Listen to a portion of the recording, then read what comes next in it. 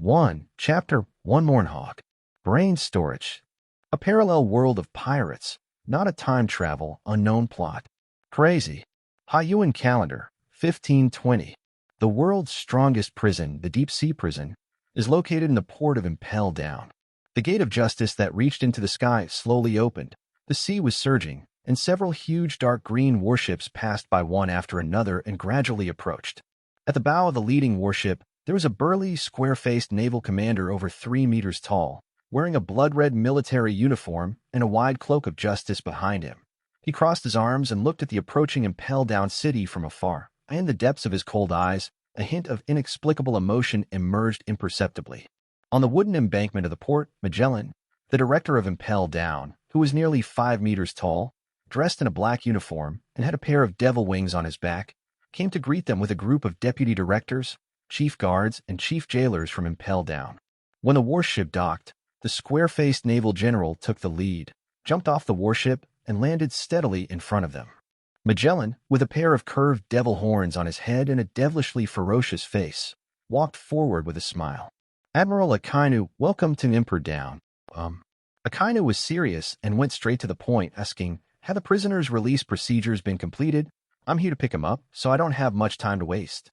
Magellan seemed to have known Akainu's character for a long time. I didn't care about his cold attitude. He just said quickly, don't worry, General Akainu, all the procedures for Lieutenant General Hogg's release have been completed. He's now on the 6th floor. You think I should send someone to bring him out, or? No need, I will go there myself. Akainu said as he strode straight towards the entrance of Impel Down. On both sides, dozens of Impel Down city jailers were lined up in an orderly manner, standing straight and making the most standard salute gesture. Everyone, including Deputy Chief Warden Domino and Chief Prisoner Little Sadie, had an expression of tension and even fear on their faces. Even Hannibal, the most talkative and playful deputy director in the entire Impel Downs, stood up straight, without any of his usual liveliness and activity, like a good boy. Nothing else. All because the man in front of me is Akainu, the current admiral of the Navy headquarters, the most brutal general in the Navy, and the supreme commander of the Navy's hawkish faction. This man's brutal treatment of criminals not only frightened rival pirates, but also made his own soldiers fear him. Even this fear is greater than respect. There were not many Navy officers coming down from the warship. There was only one Navy general, holding a brand new Lieutenant General uniform of the Navy headquarters with a heavy long sword on top of the uniform and following Akainu closely. What surprised Hannibal, Little Sadie, and others was that this naval commander turned out to be Vice Admiral Doberman of the headquarters. Moreover, Doberman's cold face covered with X scars now showed obvious excitement, and anticipation. Hannibal was baffled. He didn't understand why a Navy admiral and a headquarters vice admiral were dispatched at the same time just to release a prisoner from prison in the city. And Doberman personally held the change of clothes. Even if the criminal was once a vice admiral of the Marine headquarters, where did he get such great status? He's not Garp. While Akainu was away, Hannibal couldn't suppress his curiosity. He pulled Magellan aside and asked in a low voice, Director Magellan, who is Hogg? Why does the Navy take him so seriously? Magellan's expression was somewhat complicated as he whispered, Morn Hogg. He was the man who was supposed to replace Vice Admiral Garp and become the 3rd Admiral of the Marine headquarters during that period. He was also the highest-ranking admiral of the hawkish faction of the Marine headquarters before Admiral Akainu. He was also the common teacher of Doberman, Spider-Man, and even Admiral Akainu. What? Hannibal widened his eyes, his face full of disbelief. He couldn't understand. Then why was he imprisoned in Impel Down? Although Hannibal was the deputy director of Impel Down, there were so many prisoners held in Impel Down that even he could not know them all. Many prisoners in the 6th level of Infinite Hell had their existence erased after being imprisoned because the impact they had caused was too great. Except for the director, the highest official in Advanced City, even the chief warden and deputy director have no authority to know their past. And this Morn Hogg, a naval commander who should have become an admiral. This alone is enough to show how great his military achievements, power, and terrifying combat power this man once possessed, enough to rival that of a general. It goes without saying how precious such a super combat force is in the Navy. In many cases, the world government and the Navy's top brass have a very high tolerance for this kind of super combat power. Generally speaking, as long as they don't make any mistakes of principle, the higher-ups will turn a blind eye. just like Vice Admiral Garp now. He is a lively person by nature, and even often curses the celestial dragons as trash. The world government also knows this and knows that he hates the celestial dragons. But they didn't do anything to him. One reason is the enormous influence that Garp possesses as a naval hero. Another point is that he is strong enough. Hannibal couldn't imagine what kind of mistake this Morn Hogg had made, will be imprisoned in the advancement layer. Magellan was silent for a moment, sighed, lowered his voice, and said something that shocked Hannibal. This is a secret. Most of the Navy today doesn't know about it. Even you don't have the authority to know. I shouldn't have told you. But since Vice Admiral Hogg is about to be released, there's nothing to hide.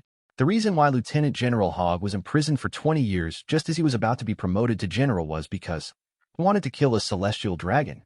And the celestial dragon he wanted to kill was a descendant of an extremely high-ranking celestial dragon. Meanwhile, on the other side, in the vast and empty underground space, hundreds of cages of various sizes are embedded in the ground, walls, and ceiling like honeycombs. Imprisoned in these cages are criminals who have committed heinous crimes, and whose names alone can cause huge shock and panic. Wisps of terrifying aura, enough to drive ordinary people crazy, permeated every corner.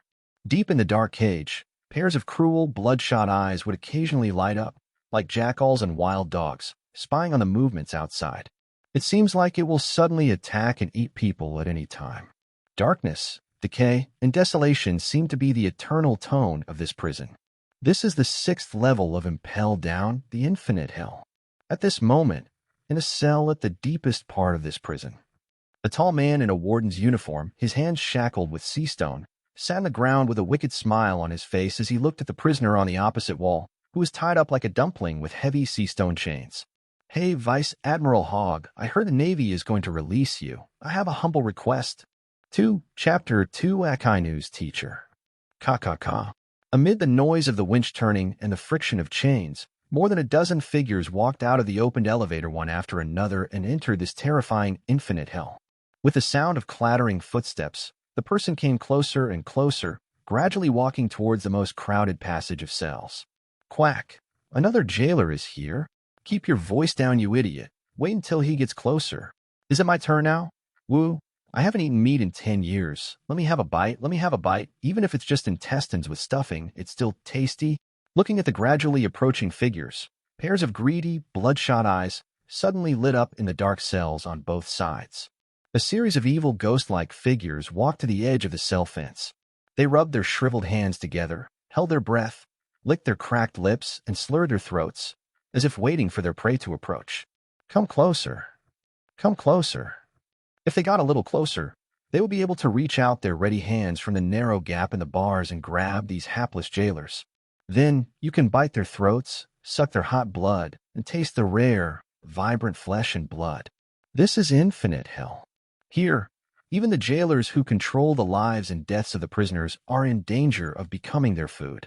These hungry beasts would reach out from the cells and pull them over whenever they relaxed, and then bite them like wild beasts and eat them alive.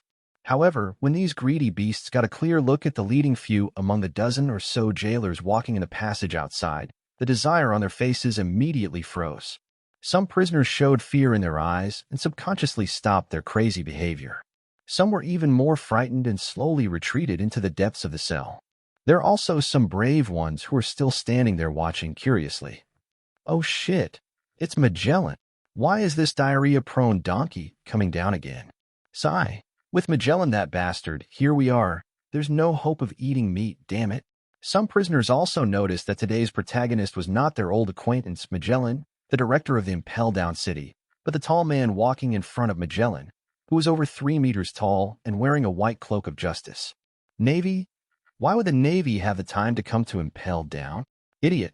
They must be coming for Fire Fist Ace. Are you here to see that brat again? Didn't that old bastard Garp just come here a few days ago? That brat is really quite impressive, worthy of being the captain of the Whitebeard Pirates 2nd Division. Hey, Navy, is Whitebeard also the father of your Navy? Why does he come to visit his beloved son every day? Haha. Some prisoners who had been locked up for too long and did not know Akainu showed hatred and contempt for the Navy on their faces. Without thinking, they laughed wildly at Akainu and Doberman, who were walking outside the corridor. Are you fucking crazy? That's Akainu. Are you gonna kill us all? Some people recognized Akainu, and their faces changed immediately, They quickly reached out, covered their companions' mouths, and pulled them back. Akainu, who's that? The prisoner was still confused, mumbling without restraint. A red dog? What kind of vulgar name is that? Whose dog is it? From the Navy or the Celestial Dragons? Ah, what a great name. The Navy is indeed the dogs of the Celestial Dragons. Laughter immediately rang out from the surrounding cells. Shut up. Magellan, who was following behind Akainu, finally couldn't help it. He turned around and glared at him fiercely with his gloomy eyes. At the same time, a sticky purple liquid immediately began to flow out from the surface of his tall body, accompanied by rising purple mist. The moment the purple liquid gushed out of his body, the accompanying jailers immediately and skillfully took out their gas masks and put them on. At the same time, a jailer brought gas masks to Akainu and Doberman. Damn it, Magellan, stop. I don't want to be poisoned to death. Seeing the angry Magellan and the purple venom gushing out of his body, the laughter in the surrounding cells immediately subsided a lot. But it was too late. Above Magellan's head, purple poison shot out like a fountain more than 10 meters high, condensing into a purple poisonous dragon with bared fangs and claws. Under the horrified gazes of the laughing prisoners, it crashed into their cell. In an instant, the poisonous dragon shattered and turned into a large amount of sticky venom, engulfing a dozen prisoners who had nowhere to hide. The horrific poison was like extremely concentrated sulfuric acid. The moment it was swallowed up, black smoke came out of the prisoners' uniforms, skin, and muscles, and a burning sound that made their scalps numb was heard. In just a dozen seconds, they fell to the ground in the venom and turned into piles of human-shaped dissolved matter. This horrifying scene immediately shocked the entire Infinite Hell. No one dared to make any noise anymore. Only then did Magellan's expression ease a little, and he apologized to Akainu. I'm sorry, Admiral Akainu, I didn't discipline him properly. No problem. Akainu's expression remained calm throughout the entire time. He wasn't wearing a gas mask and just walked straight forward. Soon, in the quiet Infinite Hell, only the sound of their footsteps could be heard, passing through dark cells one after another. Under the scrutiny of pairs of fearful eyes, Akainu's footsteps finally he paused at the door of a cell in the middle. He glanced inside. In the cell, two blood-soaked men were shackled with sea-stone chains. A fat man with indigo skin and thick, protruding fangs, he is a fishman. The other one had his hands handcuffed behind his back with chains and was tied firmly to the wall and hung there, with his head lowered and motionless, indifferent to what was happening in the outside world. Akainu didn't look at the young man hanging on the wall, but looked down at the fat fishman sitting on the ground. Jimbei, is this your choice? For Whitebeard, you even gave up your position as a Seven Warlord. Jimbei, who had lowered his eyes, raised his head upon hearing this and said in a deep voice, Akainu, did you come here specifically for this matter? Then listen carefully. This is my choice. Dad has protected Fishman Island for so many years, and I must repay this kindness. However, I failed to rescue Brother Ace, and instead you captured me and imprisoned me here. In that case, what if I die with Brother Ace? If you are here to persuade me, then please go back. As Jimbei spoke, the prisoners in the nearby cells listened attentively with different expressions. In a cell, a man in prison clothes, with his left hand replaced by an exaggerated golden hook, sat quietly, his eyes looking through the cell bars at Akainu standing in the corridor. Crocodile. Akainu seemed to notice this gaze. After glancing over here, he raised his foot again and walked deeper into the passage. I didn't come here just for you, Jimbei. Since this is your choice, then so be it. You're not here for me? Jinbei's gaze followed Akainu's back and extended into the depths of the dark passage. His brows furrowed slightly. Although he had not been imprisoned here for long, Jimbei roughly knew that the deeper one went into the cell of this infinite hell, the more dangerous the prisoners would be. Even prisoners like him and Crocodile, who are at the level of the 7 warlords of the sea, are not worthy of being imprisoned there. Those legendary pirates were said to be imprisoned in the deepest part away from most prisoners. On ordinary days, they can't be seen at all. What is Akina doing over there? The deepest part of infinite hell. There are only a few empty cells here. This dead corner seemed to be forever swallowed by endless darkness, with no one being able to see one's hand in front of one's face. On weekdays, even the jailers of Push City rarely set foot in this area. Even when delivering food and water, high-ranking prison officers such as the head jailer, warden, and cell leader would come in person. You stay here. Arriving here, Magellan ordered Hannibal and others behind him to stay where they were. He Akainu, Doberman, and the other two entered the deepest cell and personally went forward to light an oil lamp hanging on the cell door. The dim light immediately dispelled the surrounding darkness and illuminated the scene in the cell. In the cell, there was a prisoner locked on each side. The prisoner on the left was wearing the uniform of the Impel Down warden. He sat on the ground with a playful smile on his face, not treating the place he was in as a cell at all. Seeing several people walking outside the cell, the corners of his mouth curled up into a creepy smile, but he didn't say anything. Seeing his smile, Magellan frowned. "Rain Shiru," Doberman murmured softly. He recognized the prisoner who didn't look like a prisoner. This man is indeed no ordinary prisoner.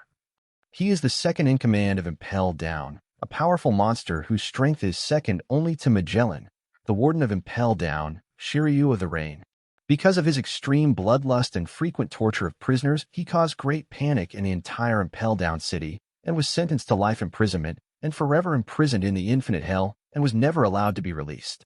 Akainu glanced at Shiru, didn't say anything to Shiru, but just shifted his gaze to another prisoner in the cell. That person was the purpose of their trip. On the right side of the cell, from the solid cast steel wall that was tens of meters thick and weighed millions of tons, extended chains of high-purity sea stone as thick as arms. Hundreds of densely packed sea stone chains, like ferocious pythons, were wrapped around a man who was just over 3 meters tall. Different from the sea stone shackles and chains that shackled other prisoners. The sea stone chain on this man looked different. It's not just a difference in quantity. The front ends of some sea stone chains are actually spike-shaped, which directly pierce the man's body and pass through his limbs, chest, and abdomen. Some chains had countless spikes protruding from them, piercing through men's flesh. Because he had been tied up for such a long time, these terrifying sea stone chains seemed to have grown together with the man's body. The man was completely naked, not even wearing a prison uniform. The tall body was skinny, and the flesh pierced by the chains had grown back, leaving scars that looked like hideous centipedes crawling all over the body. He looks quite old. The face illuminated by the light of the oil lamp was covered with wrinkles.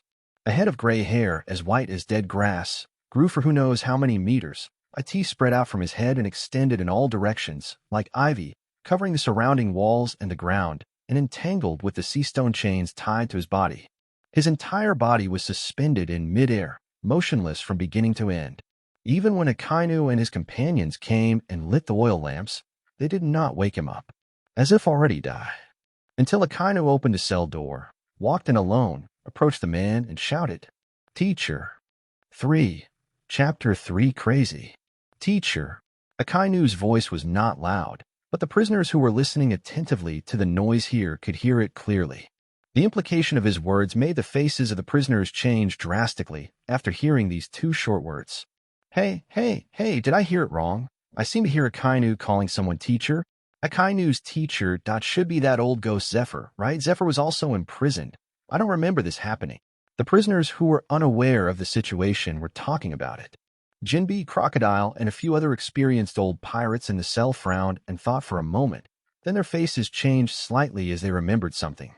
They all stared into the depths of the darkness where the light flickered, with a hint of disbelief in their eyes. Crocodile frowned. Could it be that man? Impossible. Didn't he die a long time ago? No wonder we haven't heard from him for decades. We always thought he was dead, but we didn't expect. He was imprisoned here like us. The Navy sent Akainu to find him. Why? Even if he is not dead, he must be in his 70s or 80s now, right? Jimbei couldn't help but get up from the ground, dragging his chains to the door of the cell and looking up. Hearing the noise, Ace, whose hands were hung, finally raised his head. He looked at Jimbei with a haggard face and said blankly, "Jimbei, how are you talking about?" Jimbei turned around, his expression serious. In the Navy, besides Black Arm Zephyr, there is another man who Akainu can call a teacher. Black Dragon Hogg. Black Dragon Hogg? Ace was puzzled, had never heard of this name. Jimbei let out a long breath and said, "Vice Admiral Black Dragon, Morn Hogg. He is from the same era as Garp, Sengoku, Zephyr, Dad, Roger, and others. I don't know much about him, only know that he was a vice admiral who was nominated by the Navy headquarters to replace Garp after he repeatedly refused to be promoted to admiral. He became the 3rd admiral of the Navy at that time." "A vice admiral like Grandpa?" Ace muttered. It's true that he's the same as the hero Garp, but Black Dragon Hogg is also a special existence among the vice admirals of the Navy. Jimbei glanced at Ace. If in the Navy, Garp is the benchmark for Roger, and Sengoku is the benchmark for Dad, then this Hogg is the benchmark for Golden Lion. Against Dot the Golden Lion? Ace's body trembled slightly, and he finally understood why Jinbei's expression was so solemn. And in the cell deep in the darkness, as Akainu shouted, "Teacher," the white-haired man who seemed to have been dead for a long time and was hanging in the air by countless sea stone chains trembled his eyes a few times and slowly opened his eyes. I don't know how long it has been since he opened his eyes, but the upper and lower eyelids of his eyes seemed to have stuck together. As he opened his eyelids, a teeth-grinding, tearing sound was heard. The upper and lower eyelids of both eyes were torn apart as if intact flesh and blood were torn apart. Two shocking lines of blood immediately flowed from the white-haired man's eyes and continued to meander down along the raised scars and sea stone chains on his body. Magellan, Akainu, and the others saw that the white-haired man in front of them had an extremely stiff, awkward expression on his face, as if he was neither crying nor laughing, and his mouth made an old voice like the friction of rusty iron. "Huh, Sakaski, when did you come in? The sun is shining brightly today. It's so bright that it makes me cry. Oh yes, I love you too. Come, learn from me. This move is called, what is it called? Quack Moonhead, you bastard. I'm gonna blow you to pieces today. Who's Moonhead? Hungry, hungry, hungry. Sleepy, sleepy. Kill, kill, kill, kill." The white-haired man's voice was stuttering, intermittent, and incoherent, and his words were incoherent, which made a kind of frown. Seeing the white-haired old man named Morn Hogg standing outside the cell with such a neurotic look, a strong sadness immediately appeared on Doberman's face. Holding the lieutenant general's uniform that looked snow-white but was actually many years old, he walked into the cell and came in front of Hogg. He raised his head and looked at the familiar yet unfamiliar man in front of him with a heartbroken face, his voice trembling. "Lieutenant General Hogg, how did you become so miserable?" Hogg didn't look at him and continued to talk nonsense to Akainu.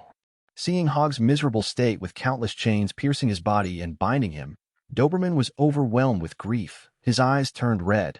He turned his head with some resentment and looked at Magellan behind him with a cold voice. "Magellan, could you explain this?" Feeling the hatred in Doberman's eyes, Magellan couldn't help but be secretly frightened. It seems that Hogg holds a very important position in Doberman's heart. He gave a bitter laugh and said, "Lieutenant General Doberman, you don't know this. In fact, when Lieutenant General Hogg was first sent in, he was not in this state." He recalled. 20 years ago, Lieutenant General Hogg had just arrived here. Although he suffered such cruel punishment, his tenacious will and strong physique completely persevered. At that time, I wasn't the director yet, but I often came down with Director Columbus to visit him.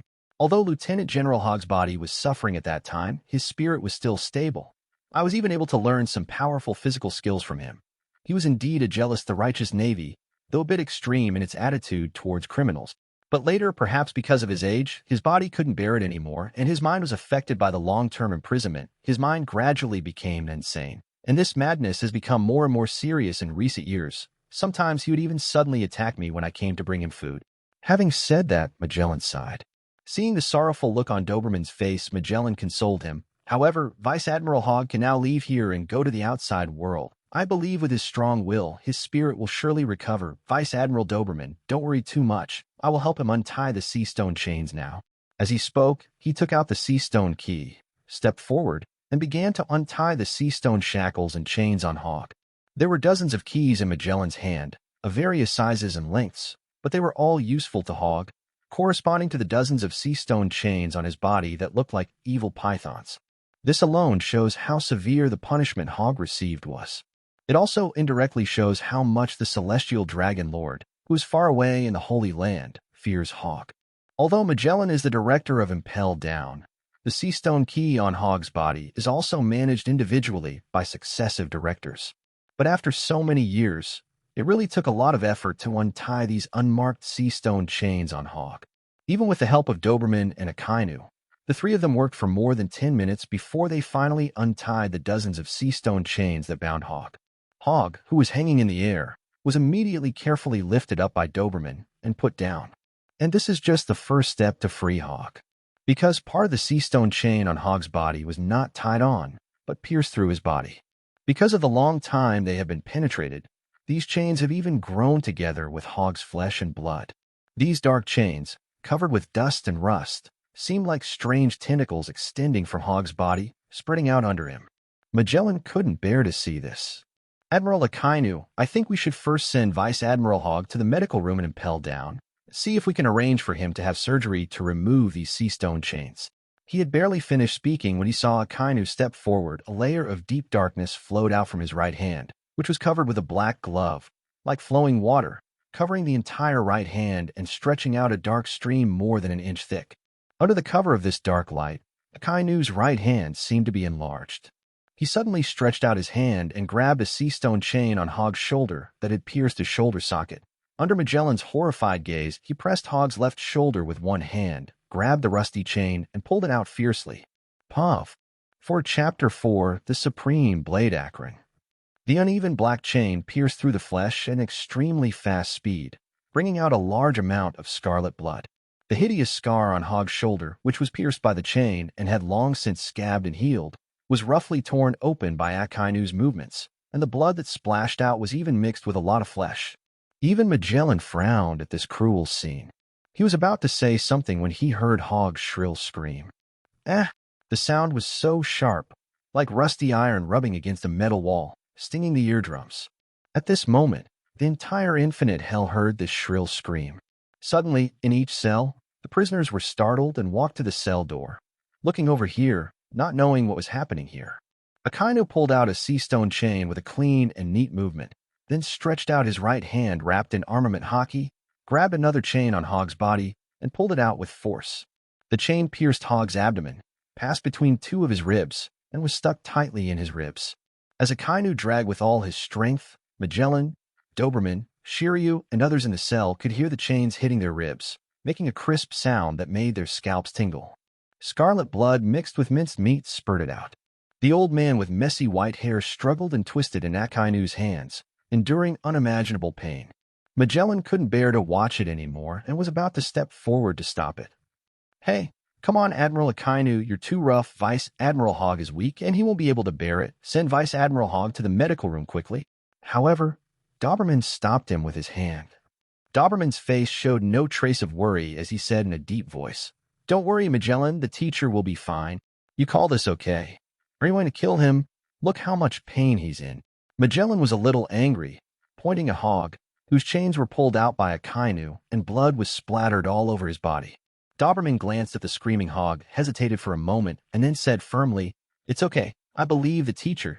He is a devil fruit user and has the strongest vitality of anyone I have ever met. It is the existence of these sea stone chains that has caused the teacher to become like this. Only by removing these restrictions immediately can a teacher recover as soon as possible." And he glanced sideways at Hogg lying on the ground. "Didn't you notice that the teacher wasn't screaming?" Not screaming. Magellan was stunned and listened carefully. His expression gradually became stunned. The corners of his mouth widened, his face twitched, and he was speechless. Yeah. This pain. It's so strong. Cool. My body reacted, and I couldn't help but pull the flag with excitement. As Akainu pulled out more and more of the sea stone chains on his body, the expression on Hogg's face became more and more excited and distorted. His hunched body gradually rose from the ground. His tall figure, more than 3 meters tall, several inches taller than Akainu, stood upright, making his skinny and shriveled figure even more conspicuous, making him look like a giant skeleton. At this moment, Hogg looked particularly ferocious and terrifying. The removal of those sea stone chains caused horrible bloody holes with skin and flesh rolled up to appear on his body. A strong smell of blood filled the entire cell. Blood gushed out from his body, flowing freely on his body and dripping onto the floor beneath his feet, quickly wetting a large area of dust. But Hogg didn't care. He had a twisted smile on his face as he looked at the indifferent Akainu, watching him grasp the sea stone chain that pierced his abdomen, and grinned, revealing a row of sharp white teeth. "Sakaski, you look more and more like your mother. It reminds me of her pitiful pleading when I saved her from the pirates, her warm." When Akainu heard these words from Hogg's mouth, a ferocious look like a vicious dog suddenly appeared on his expressionless and cold face. He grabbed the sea stone chain on Hogg's body, raised his foot suddenly, and kicked Hogg directly. The force of this kick was so great that everyone only heard a loud bang, and a howling storm spread out in the cell. The next moment, Hogg's tall body shot backwards like a cannonball, and his back hit the steel wall behind him with a loud bang. The terrifying impact force even knocked a clear dent in the solid steel wall behind him. The entire cell, the entire infinite hell, and even the entire Impel Down city seemed to be shaking under this kick. Lieutenant General Hogg, teacher, Magellan and Doberman exclaimed. Hogg's weak body was bent like a shrimp by Akainu's kick. He opened his mouth in unbearable pain, vomited a lot of stomach acid and blood, slid down the wall, fell to the ground, and didn't get up for a long time. Admiral Akainu, what's wrong with you? Magellan looked stunned, not understanding why Akainu suddenly got so angry. He looked at Akainu, but found that Akainu had turned around and walked out of the cell. A bloody sea stone chain was thrown to the ground by him, making a crisp sound. Teacher Hogg, are you okay? Doberman stepped forward, squatted down, and helped the still twitching Hogg up. Hogg raised his head, took a breath of cold air, and spat out a few loose and fallen teeth from his mouth. He looked at Akainu's tall back as he turned and walked out, and the corners of his mouth were pulled apart. Hey, this your kick is really powerful. 500,000 times more powerful than that kick back then, dear Sakaski. If you keep spewing shit, you'll stay here forever. Outside the cell, Akainu folded his hands and looked at Hogg coldly. Across the fence, illuminated by the flickering light of the oil lamp, the two looked at each other. One has an indifferent expression, the other smiles freely. But in the end, Hogg raised his hands in surrender. That's terrifying, Sakaski. You've really grown up.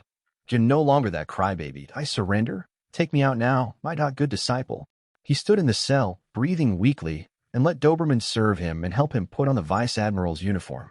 The messy white hair that had grown wildly for dozens of meters was all broken off, leaving only about 2 feet long, scattered behind the head. Teacher, this knife. Because Hogg had too many wounds on his body, Doberman temporarily helped him put on a pair of pants and then gave up. At this moment, he was holding Hogg's clothes and cloak, as well as an exaggerated long sword that was more than 1.5 meters long. This is a long sword with a broad blade, a red handle, a golden hilt, and a pitch-black scabbard. It looks like a one-handed sword. But this length is obviously not for ordinary people. Hogg stretched out his dry right hand and grabbed the golden and red long sword from Doberman's hand, a trace of reminiscence appearing in his cloudy eyes. It's you, Akran. He looked up and glanced at Akainu outside. You don't need it anymore, Sakaski. It seems you have really grown up. The knife may not look big, but it is extremely heavy, far denser than steel. In Hogg's weak hands, it feels like holding a solid steel pillar. Hogg gently drew out the blade. In an instant, a scarlet blood shadow seemed to appear in the cell of this infinite hell. The blood-red blade looked like the open scarlet vertical eye of a demon. It was clearly a dead long sword, but the moment Hogg took hold of the blood-red handle, the entire sword began to vibrate happily, emitting a clear emotion of joy, which stunned Magellan. A demon sword, it's the same as Shilio's thunderstorm. He turned his head and looked at Shilio, who was sitting behind him. Seeing him looking at him, Shilio grinned. A demon sword, I suppose so. Even if it is a demon sword, is a peerless demon sword comparable to the first generation of Kitetsu, killing millions, imprisoning souls, and reincarnating to bury them. One of the 12 supreme blades, the Styx ghost blade that devoured countless lives. Akran. He glanced at his empty waist. My thunderstorm is just a big sharp sword. It's far inferior to Lieutenant General Hogg's Akran. 5. Chapter 5 Shilio, you are too extreme. The knife in Hogg's hand is called Akran. It is the sword he used to carry with him. It was forged from a piece of blood-red metal he found in an ancient relic in his hometown, the West Sea. Magellan said it was a demon sword, which is actually true, because this sword does have the strange characteristics of a demon sword. No one knows why, but it can imprison the souls of those who were killed. Initially, this type of soul imprisonment could only imprison a single, recently killed individual. Later, as Hogg delved into the ghostly style of sword power to a certain depth, the number of souls that could be imprisoned in Akran increased. This allows the sword to carry the resentment of the undead during the slashing process, impacting the opponent's mind and spirit. Very evil. At the beginning, the old blacksmith from Shihai who forged this knife said that the red metal was from the fossilized skeleton of Yama at the bottom of the Styx in the underworld. Of course, Hogg didn't believe it. However, after successfully forging Akran, the mysterious old blacksmith actually took out his own heart to sharpen the blade. 3 days later, he personally handed the sharpened Akran to him before dying with a smile. Later, Akran followed Hogg to join the Navy. Yes, he continued to kill pirates and criminals. His notoriety grew. The cumulative bounty on criminals killed by this knife exceeds 100 billion berries. That happened decades ago. Until one day 36 years ago, Akran was publicly recognized by a very authoritative old bald man, allowing it to replace a weapon that had long disappeared in history among the 12 supreme swords, and became the new supreme sword on par with Whitebeard, Tsukumo, Kirai, and Roger's ace. The language of the sword was exactly what Shiru was muttering. Kill millions, imprison souls, and bury them in reincarnation. The ghost blade of the Styx, Akran. Later, because of his stagnant strength, Hogg sought change and gave up his sword to use his fist.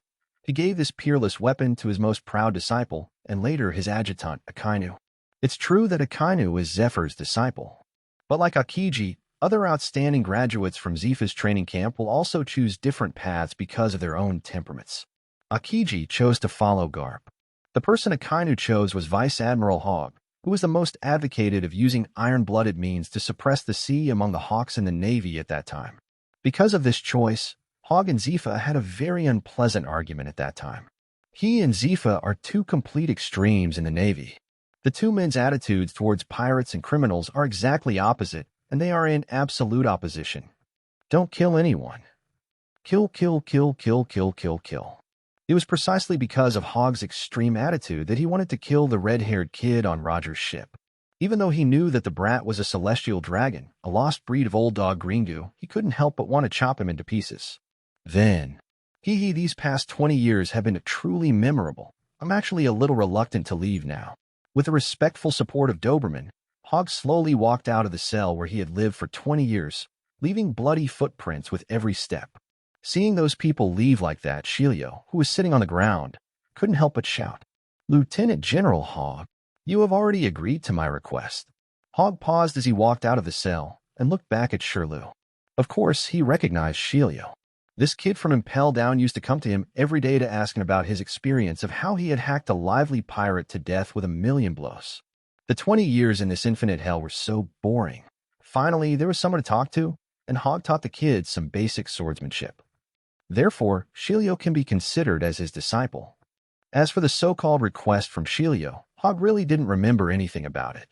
"Shiru, what do you want to do now?" Magellan frowned and stared at Shiru. Shiru didn't even bother to look at him. He just stared at Hogg and said word by word, "Lieutenant General Hogg, you promised me that you would take me out. I don't want to stay in this damn place anymore. This place makes me sick and lonely. If you want to go out and kill pirates, I can help you." "Sigh, did I promise you?" Hogg was stunned and couldn't remember it all. Shiru nodded firmly. "I promised. You said you would let me go out with you and be your deputy." "It seems that's true." Seeing that he was so sure, Hogg scratched his gray hair and looked at Magellan. "No, we can't let him out." Magellan flatly refused. "He's too bloodthirsty. If we let him go out into the sea, it will surely cause massive casualties, and it will be too late to regret it then.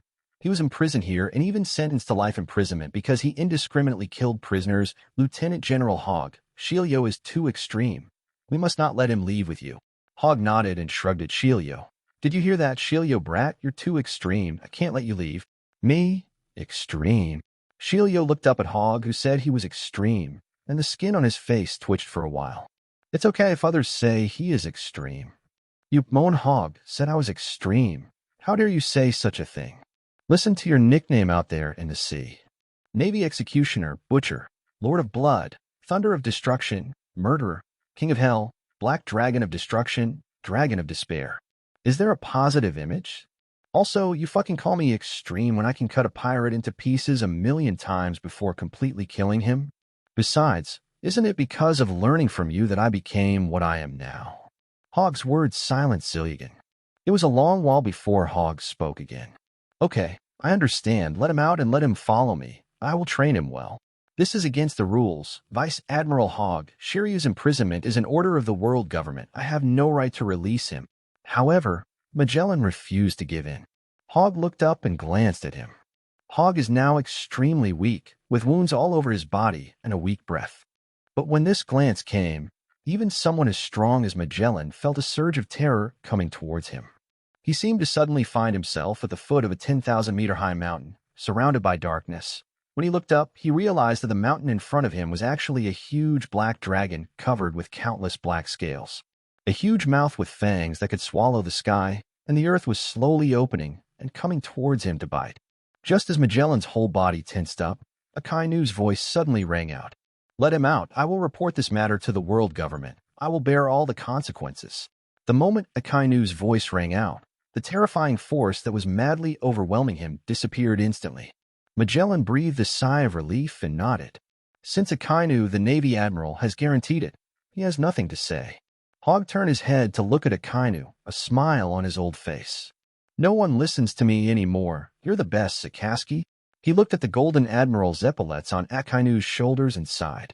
You've become a general. It's really an honor. Since you're so respectable, it shouldn't be a problem for you to help me release a few friends, right? As he spoke, he turned his head and glanced at the several dark cells next to him.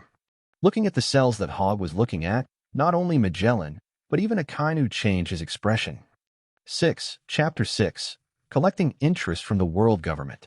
The cells that Hogg looked at were pitch black, as if they could even swallow up the light from the oil lamps.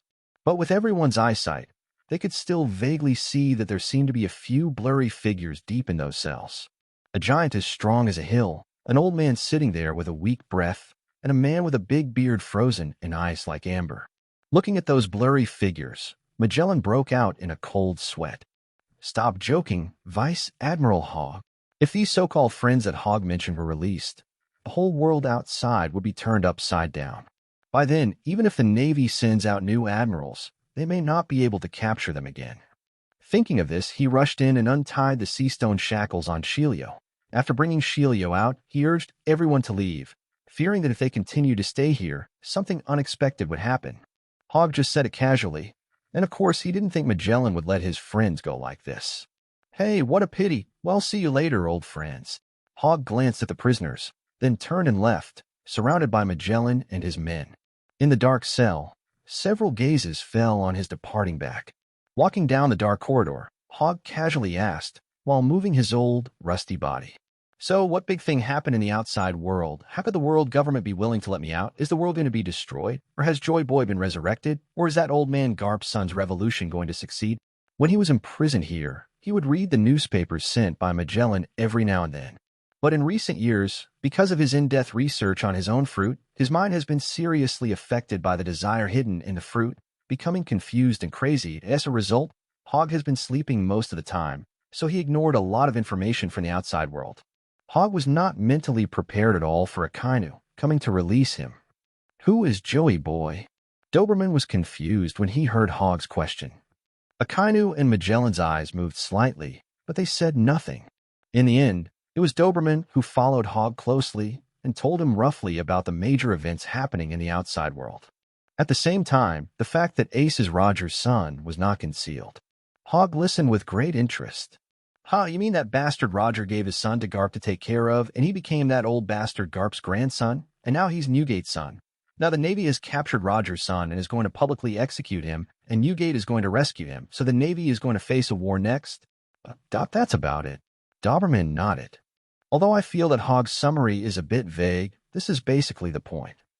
Hearing this, Hogg couldn't help but laugh wildly with his head thrown back like a nervous person. Ha. Roger's son is Cap's grandson, and Cap's grandson is Newgate's son. Then Roger and Newgate are brothers, aren't they? Roger is Cap's son. Newgate is also Cap's son. That bastard Garp is really well hidden. He actually has two big sons, Roger and Newgate. Awesome. So brave. Waves of crazy laughter echoed in the empty space of the infinite hell, making countless people change color. Hannibal, little Sadie, and others who were waiting in the passage finally saw Hogg and were immediately frightened by his old and miserable appearance, as well as Shiru, who was following behind Hogg.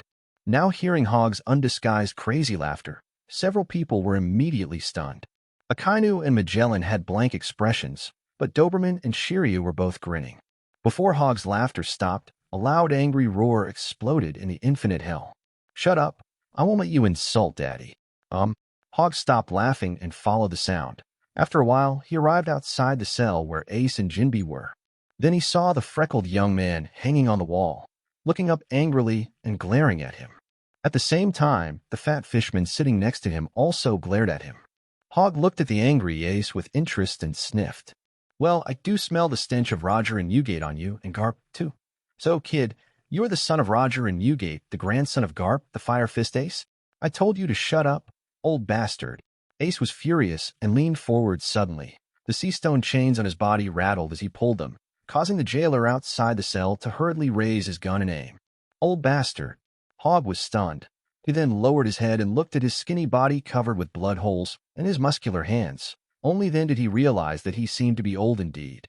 Although he is a few years younger than Garp, he is the same age as Zephyr and Ugate.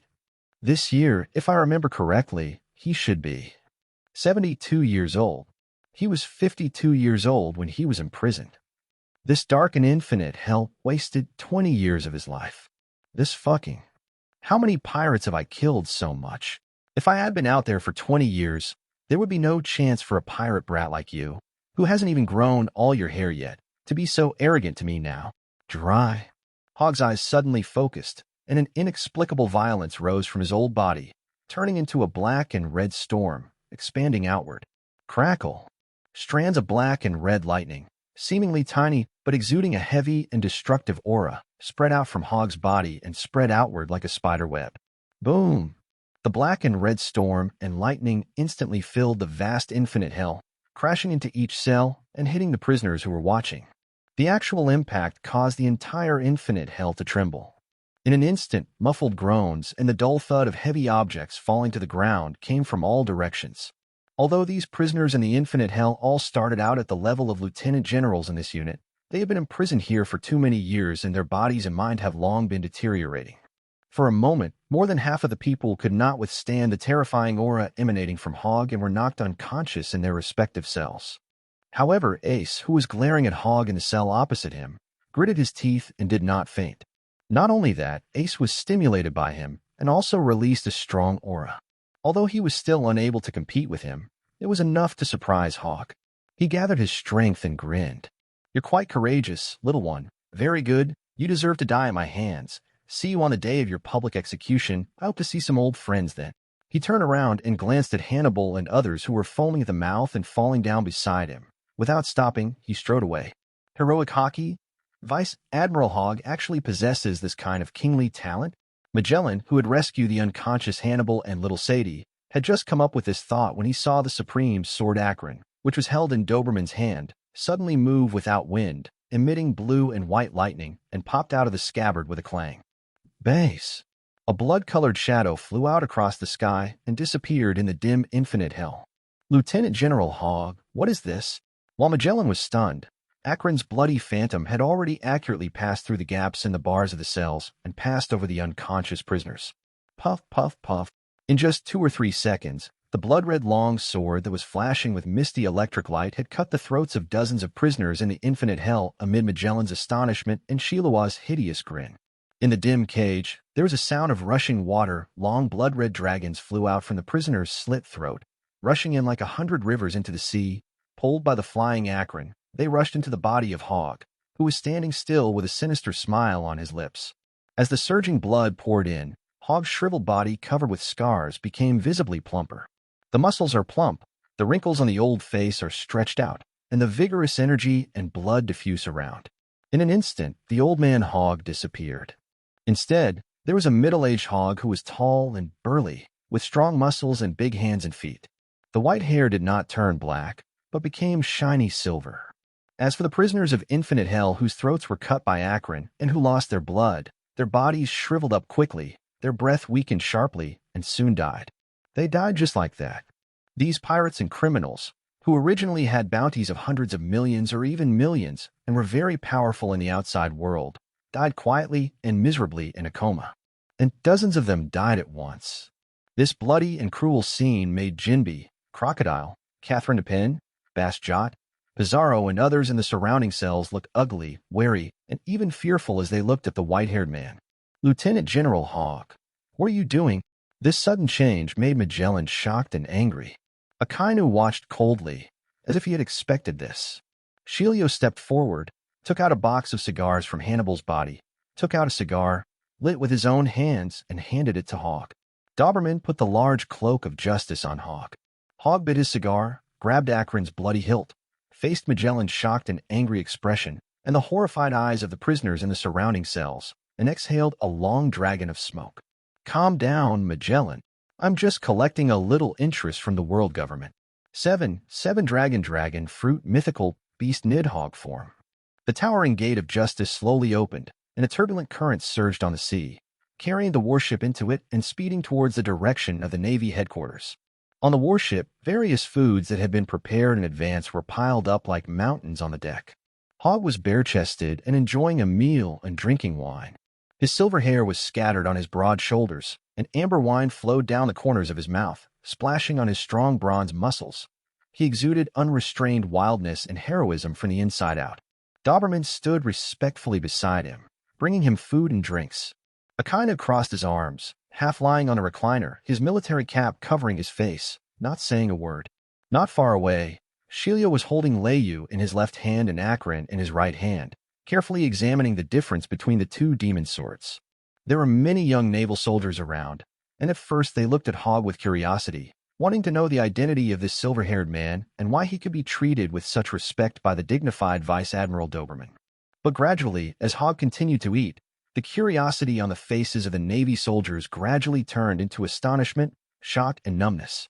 The entire deck of a large warship was filled with food, enough to feed thousands of soldiers, but it was all consumed by Hogg alone in just over 10 minutes. Moreover, even though Hogg ate such a huge amount of food, his stomach didn't even bulge at all. His stomach was like a black hole that could never be filled. This terrifying appetite alone is enough to show that this silver-haired man, whom even Lieutenant General Doberman treats with respect, must have corresponding terrifying strength. At least in terms of physique, he is absolutely extremely strong. Gudong. After Hogg finished the last bottle of sherry in 3 gulps, he threw the bottle in his hand and it turned into a shadow and disappeared on the sea. He took the napkin handed to him by Doberman and wiped his mouth casually. Then he stood up, his silver hair fluttering in the wind, his pair of black eyes as deep as the sea, looked towards the front of the warship. His pupils seemed to reflect a scene that outsiders could not see. "Teacher Hogg, how was your meal?" Doberman asked with a smile as he handed over the clothes. Hogg touched his stomach. "Just barely enough, only 3/4 full." 3/3 full? The surrounding Navy soldiers were dumbfounded when they heard this. "You ate up thousands of servings of food by yourself, and you're only half full? Are you really human?" Doberman smiled bitterly. "I knew it, it's our fault too. We were pressed for time and weren't well prepared. But don't worry, teacher, I've already notified the cafeteria at headquarters to prepare a welcoming banquet for you, Ghost Spider, and the others can't wait to meet you, teacher." "No rush." Hogg tilted his head, and Doberman immediately understood and handed him a thick gold-plated cigar and personally took out a lighter to light it for him. "This is a cigar specially supplied to the royal family of Alabasta. Please try it, teacher." Hogg bit his cigar, smiled with satisfaction, and glanced at the scars on Doberman's face and neck. "Doberman, why are there more and more scars on your face?" A trace of shame immediately appeared on Doberman's ferocious face that kept strangers away. "I'm sorry, Mr. Hogg, I'm ashamed of your teachings. After you left, I experienced several failures." The scar on Doberman's face was not given by his opponent, but carved by himself with a knife. Every time he experienced a failed mission, he would carve a hideous X scar deep on his face to remember the shame of failure, to warn himself and learn from it next time.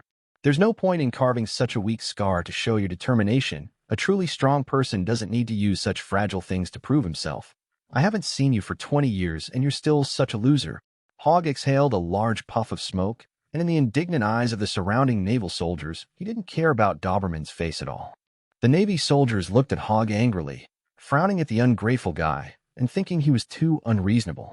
The Navy all saw the respect that Doberman showed to Hogg. Normally, even Akainu was never treated with such respect by Doberman. However, Hogg didn't give any face at all. But Doberman lowered his head like a scolded student, not daring to argue, but feeling ashamed. "I'm sorry, teacher. I'm ashamed of your teaching. It's not that you're unworthy of my teachings, it's that your talent has reached its limit. Even if you practice for another 20 years, you'll still be like this." Hogg didn't take the clothes that Doberman handed to him with both hands. He brushed past him, walked to the bow of the warship, twisted his neck, and made a crackling sound. "You haven't eaten the devil fruit yet?" Behind him, Doberman was startled. "Yes. Find a time, come with me to Mary Geos and find you a suitable one in the Celestial Dragon's treasury. It just so happens that I still have a lot of military merit left to exchange for. If I don't exchange for those old 5 elders, they're going to embezzle them all." Upon hearing this, Doberman's face was filled with shame and gratitude, but he still quickly shook his head to refuse.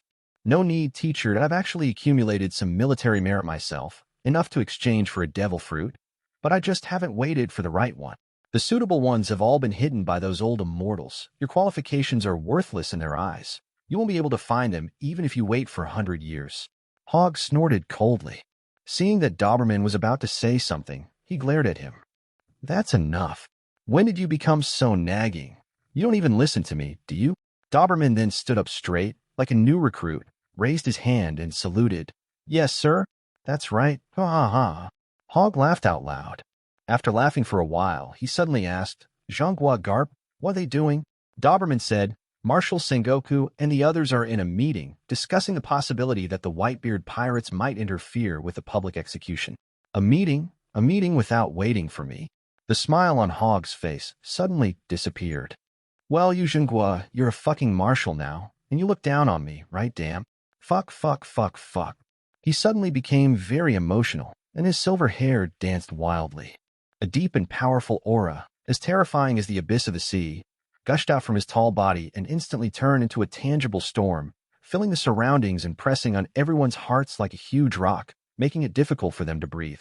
Most of the elite Marines from the headquarters turned pale instantly, and sweat broke out on their foreheads.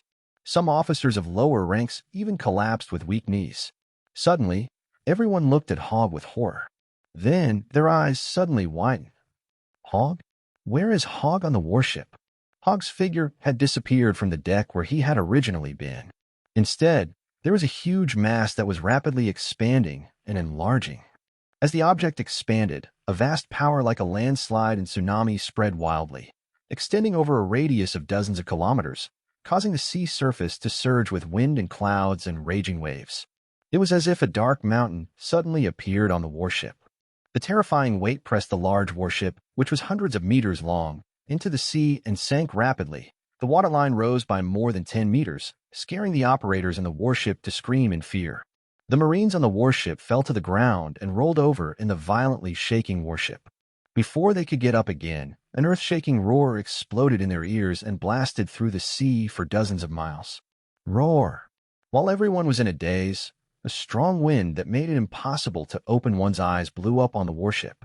Then, with a loud bang, the entire warship shook violently, and the rapidly expanding black shadow at the bow roared into the air and left, causing the warship to suddenly become lighter and bounce up from the sea. On the warship, everyone looked up at the sky in a daze and saw a hideous giant shadow that blocked out the sky and the sun, flapping its flesh wings that covered the sky for hundreds of meters, stirring up wind and thunder, and moving across the sky and quickly moving away. What is that? It's a dragon. It's a black dragon. Doberman's eyes were filled with fanatical awe, as if he was worshipping a god. The most powerful animal type ability in the Navy, more ferocious, stronger, more powerful, more domineering, the mythical beast of the animal type dragon fruit, the despairing dragon from hell, the black dragon that controls blood and thunder, Nidhogg. Chapter 8 This breath is Hogg. Marine Headquarters, Marineford. The Supreme Military Conference Hall. Garp, you bastard, it's your grandson again.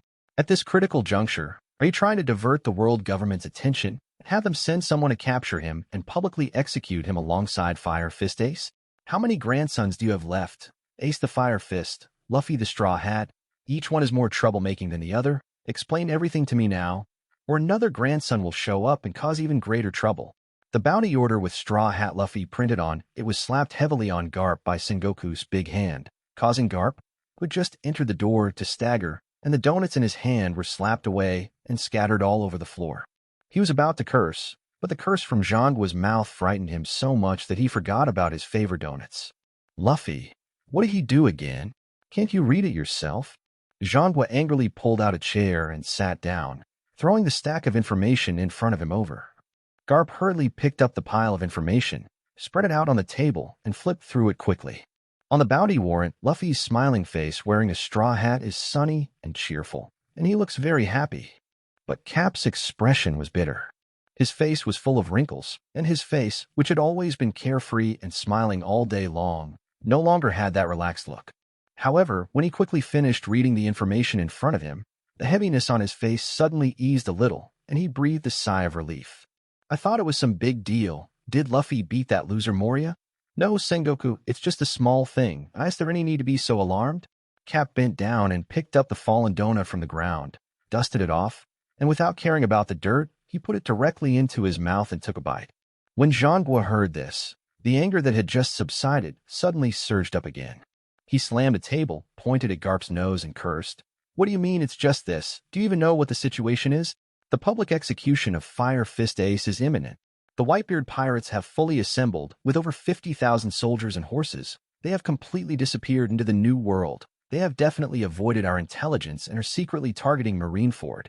We have no idea when they will appear. War may come at any time.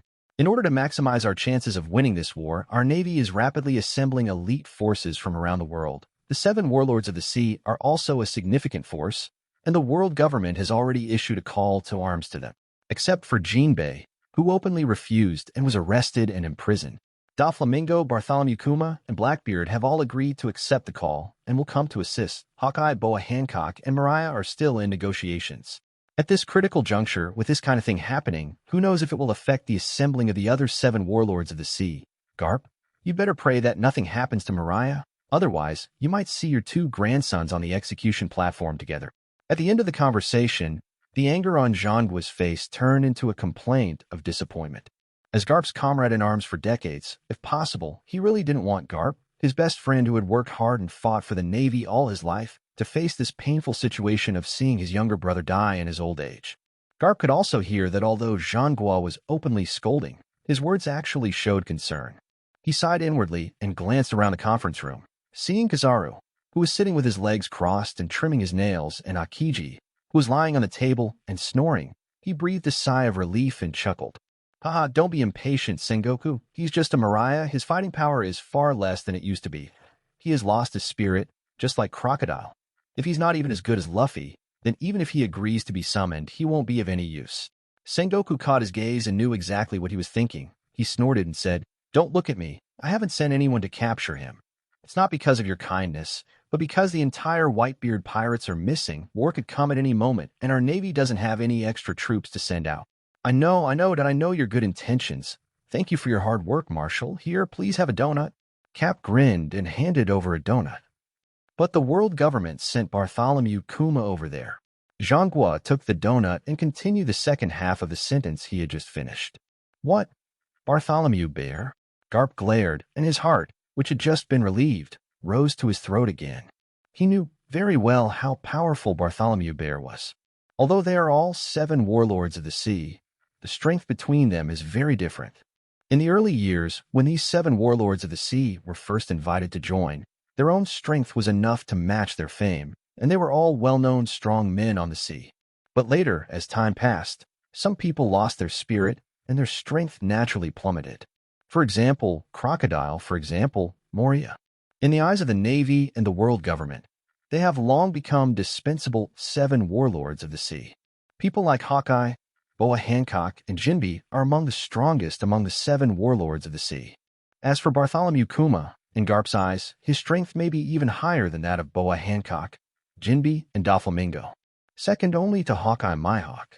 Especially recently, Bartholomew Kuma's body has undergone powerful transformation by Vegapunk. His strength is not on the same level as Moria.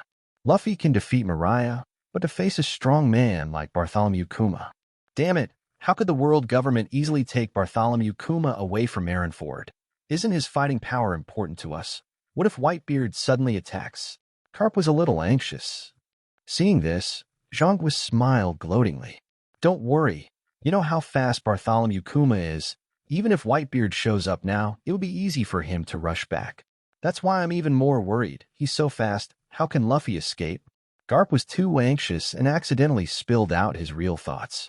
Kizaru, who was trimming his nails, pouted his lips so much that a teapot could be hung on them. Are you worried now? It's too late. Ha ha. Are you still laughing? Give me back my donut. I won't give it to you anymore. Garp snatched the donut from Sengoku's mouth. Zhangguo was so angry that he blew his beard and glared. But in his heart, he knew that Bartholomew Kuma would most likely not be able to catch Straw Hat Luffy this time. It's not because he already knows that Bartholomew Kuma is involved with the Revolutionary Army and would let the Straw Hat Pirates go because of his relationship with Dragon. But it was because he knew what was going on above.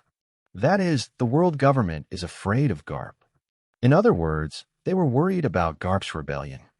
Because of the fact that Ace of the Fire Fist was going to be publicly executed, the inner struggle and pain of Garp, the person involved, was already very intense. It can be said that if he was just an ordinary navy and his position was not so firm, he would have defected long ago and jumped to Whitebeard's side to join forces to stop this execution. Although Fire Fist Ace is not his biological grandson, given Garp's personality, his attitude towards justice, and his affection for Ace, he has always been very opposed to the idea of evil bloodline that the world government believes in. The world government is also worried about this, fearing that he will defect at the last minute. Fortunately, Garp's position was firm enough. Although he was in great pain, he remained silent and did not do anything out of line. But if the world government wants to touch his other grandson at this critical moment, God knows whether Garp can remain silent.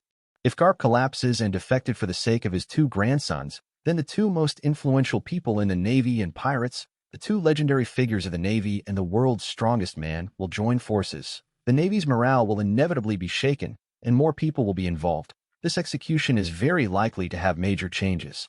Based on this consideration, the world government will definitely not go toe-to-toe with the insignificant Straw Hat Boy at this time. Eat one bite at a time. The public execution of Ace the Fire Fist is the most important thing for the world government at the moment.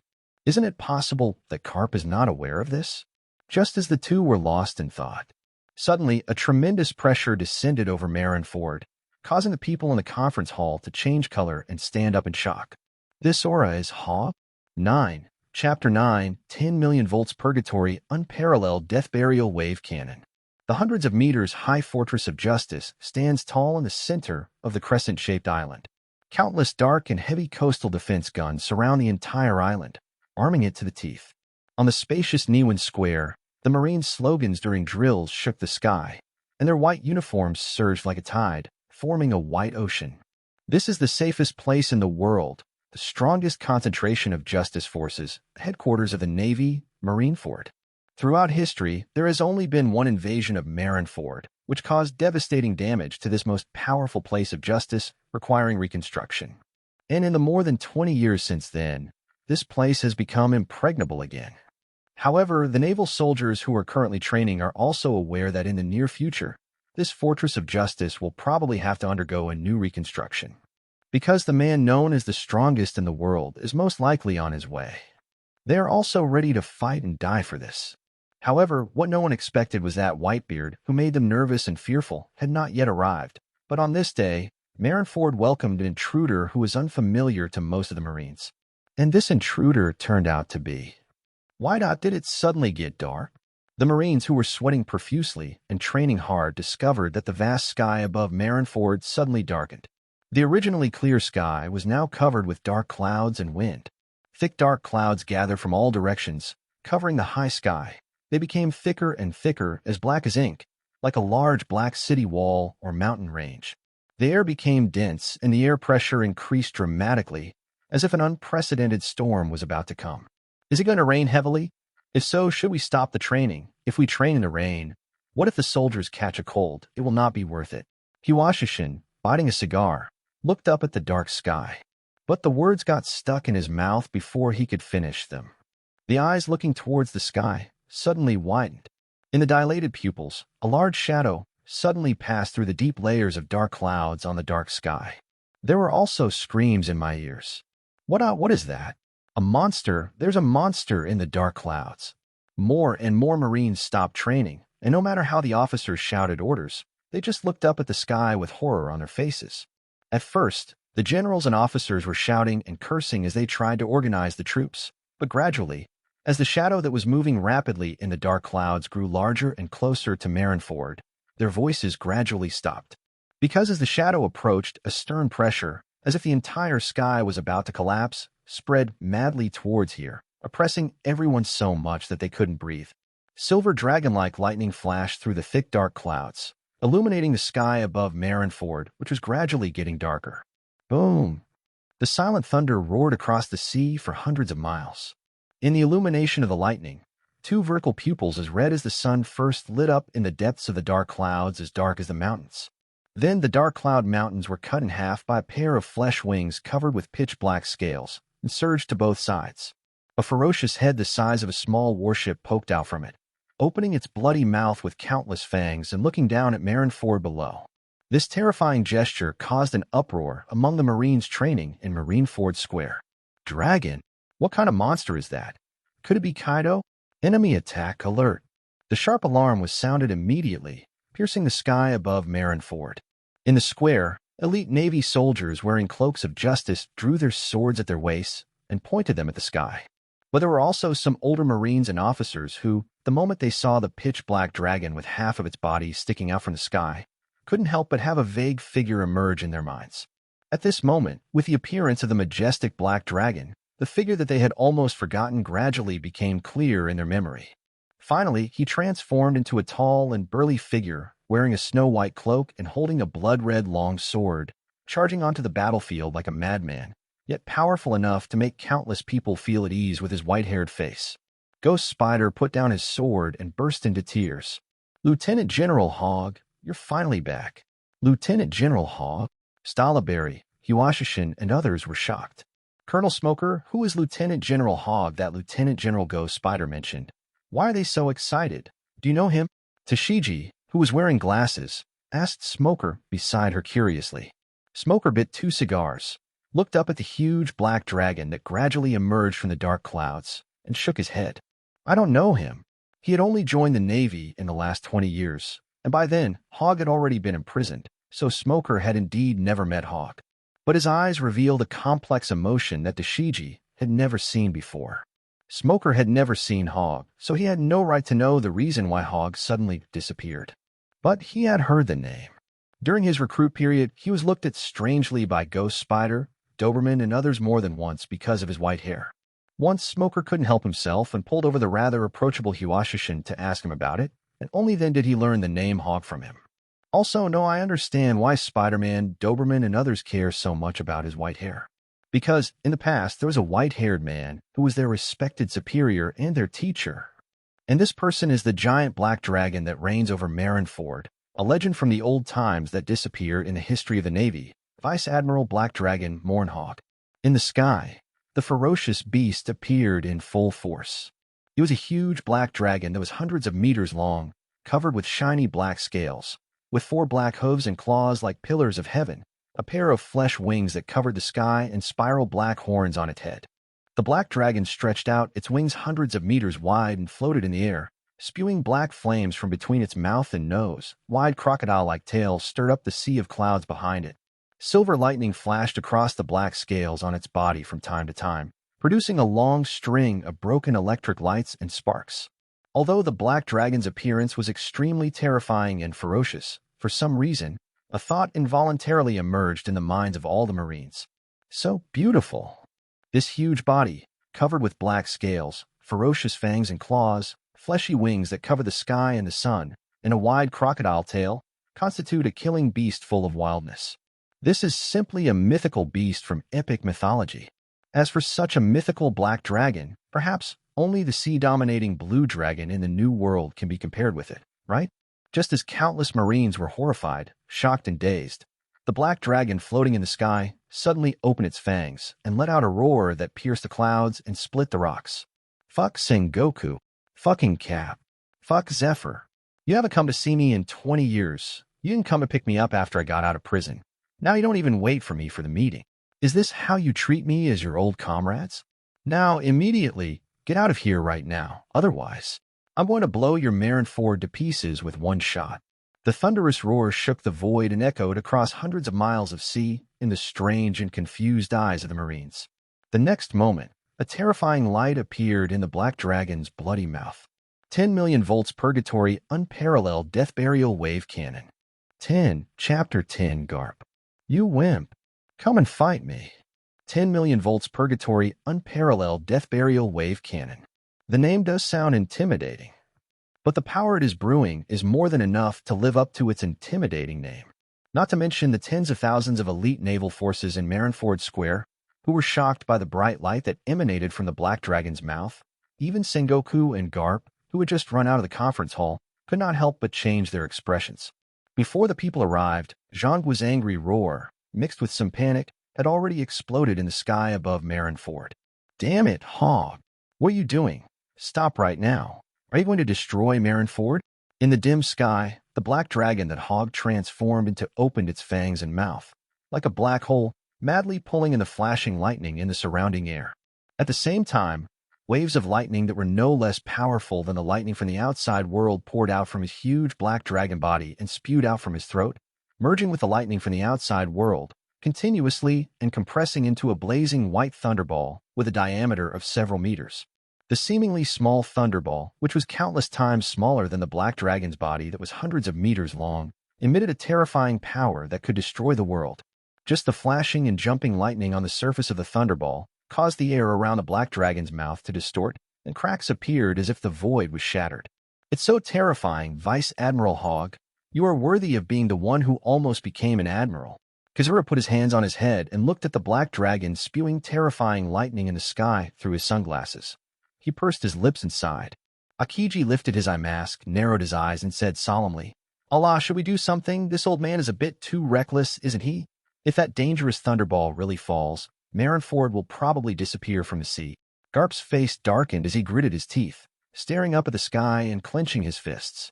That bastard Hogg, I knew he'd cause trouble the moment he came back. He shouldn't have been released. Even if he was released, he shouldn't have been allowed back into the Navy. This bastard is too lawless. He's not fit to be in the Navy at all.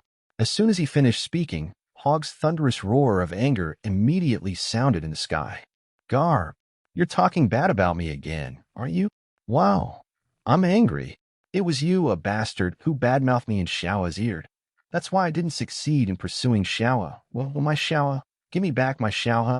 In the sky, the black dragon with a thunderball in its mouth lost control of its emotions, raised its head and howled, and hot dragon tears fell into the sky from its two sun-like eyes. The dragon head cried and shook his head, and the thunderball in his mouth immediately swayed back and forth unsteadily, as if it would fall down at any time, which made the people below terrified. Damn it! Is this guy crazy, Hogg? Calm down for me.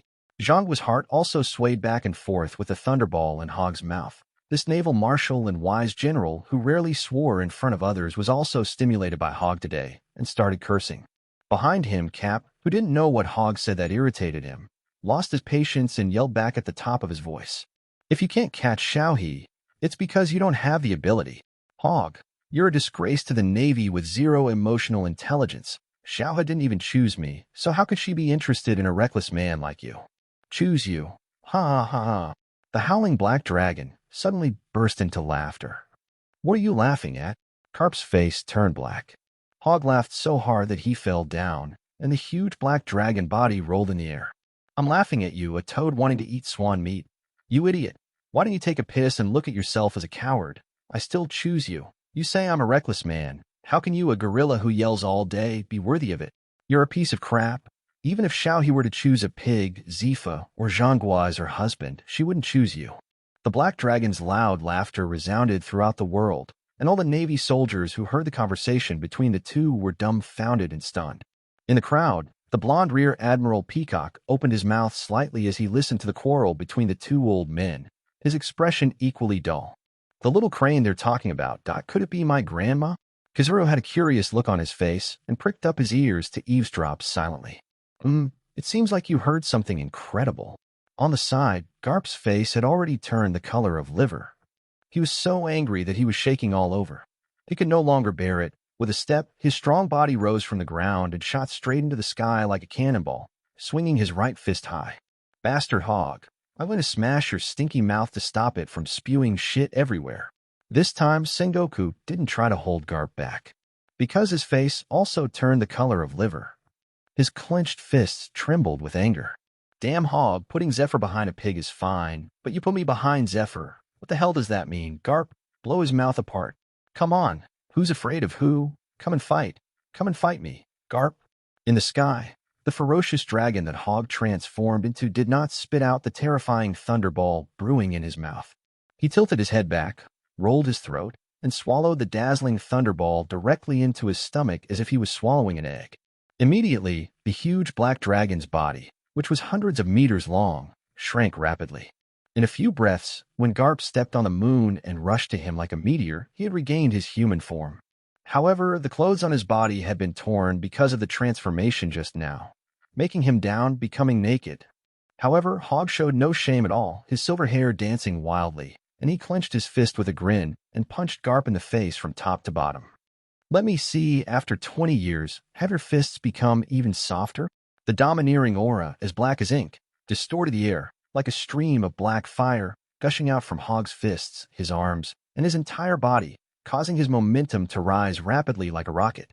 You're the wimp. You've been locked up for 20 years, and your fragile fists can't even take a single blow from me. Get out of here and stop embarrassing yourself here, you naked old pervert.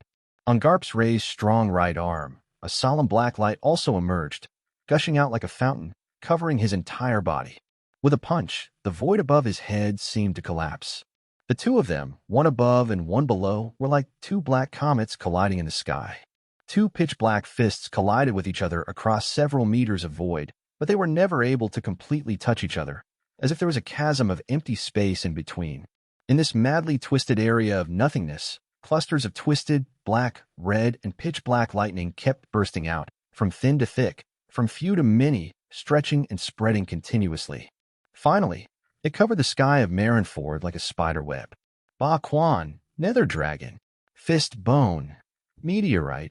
The moment the two fists collided and brilliant lightning burst out, Sengoku, Kizaru, and Akiji on the ground all changed color. They no longer cared to watch and jumped up and rushed into the sky.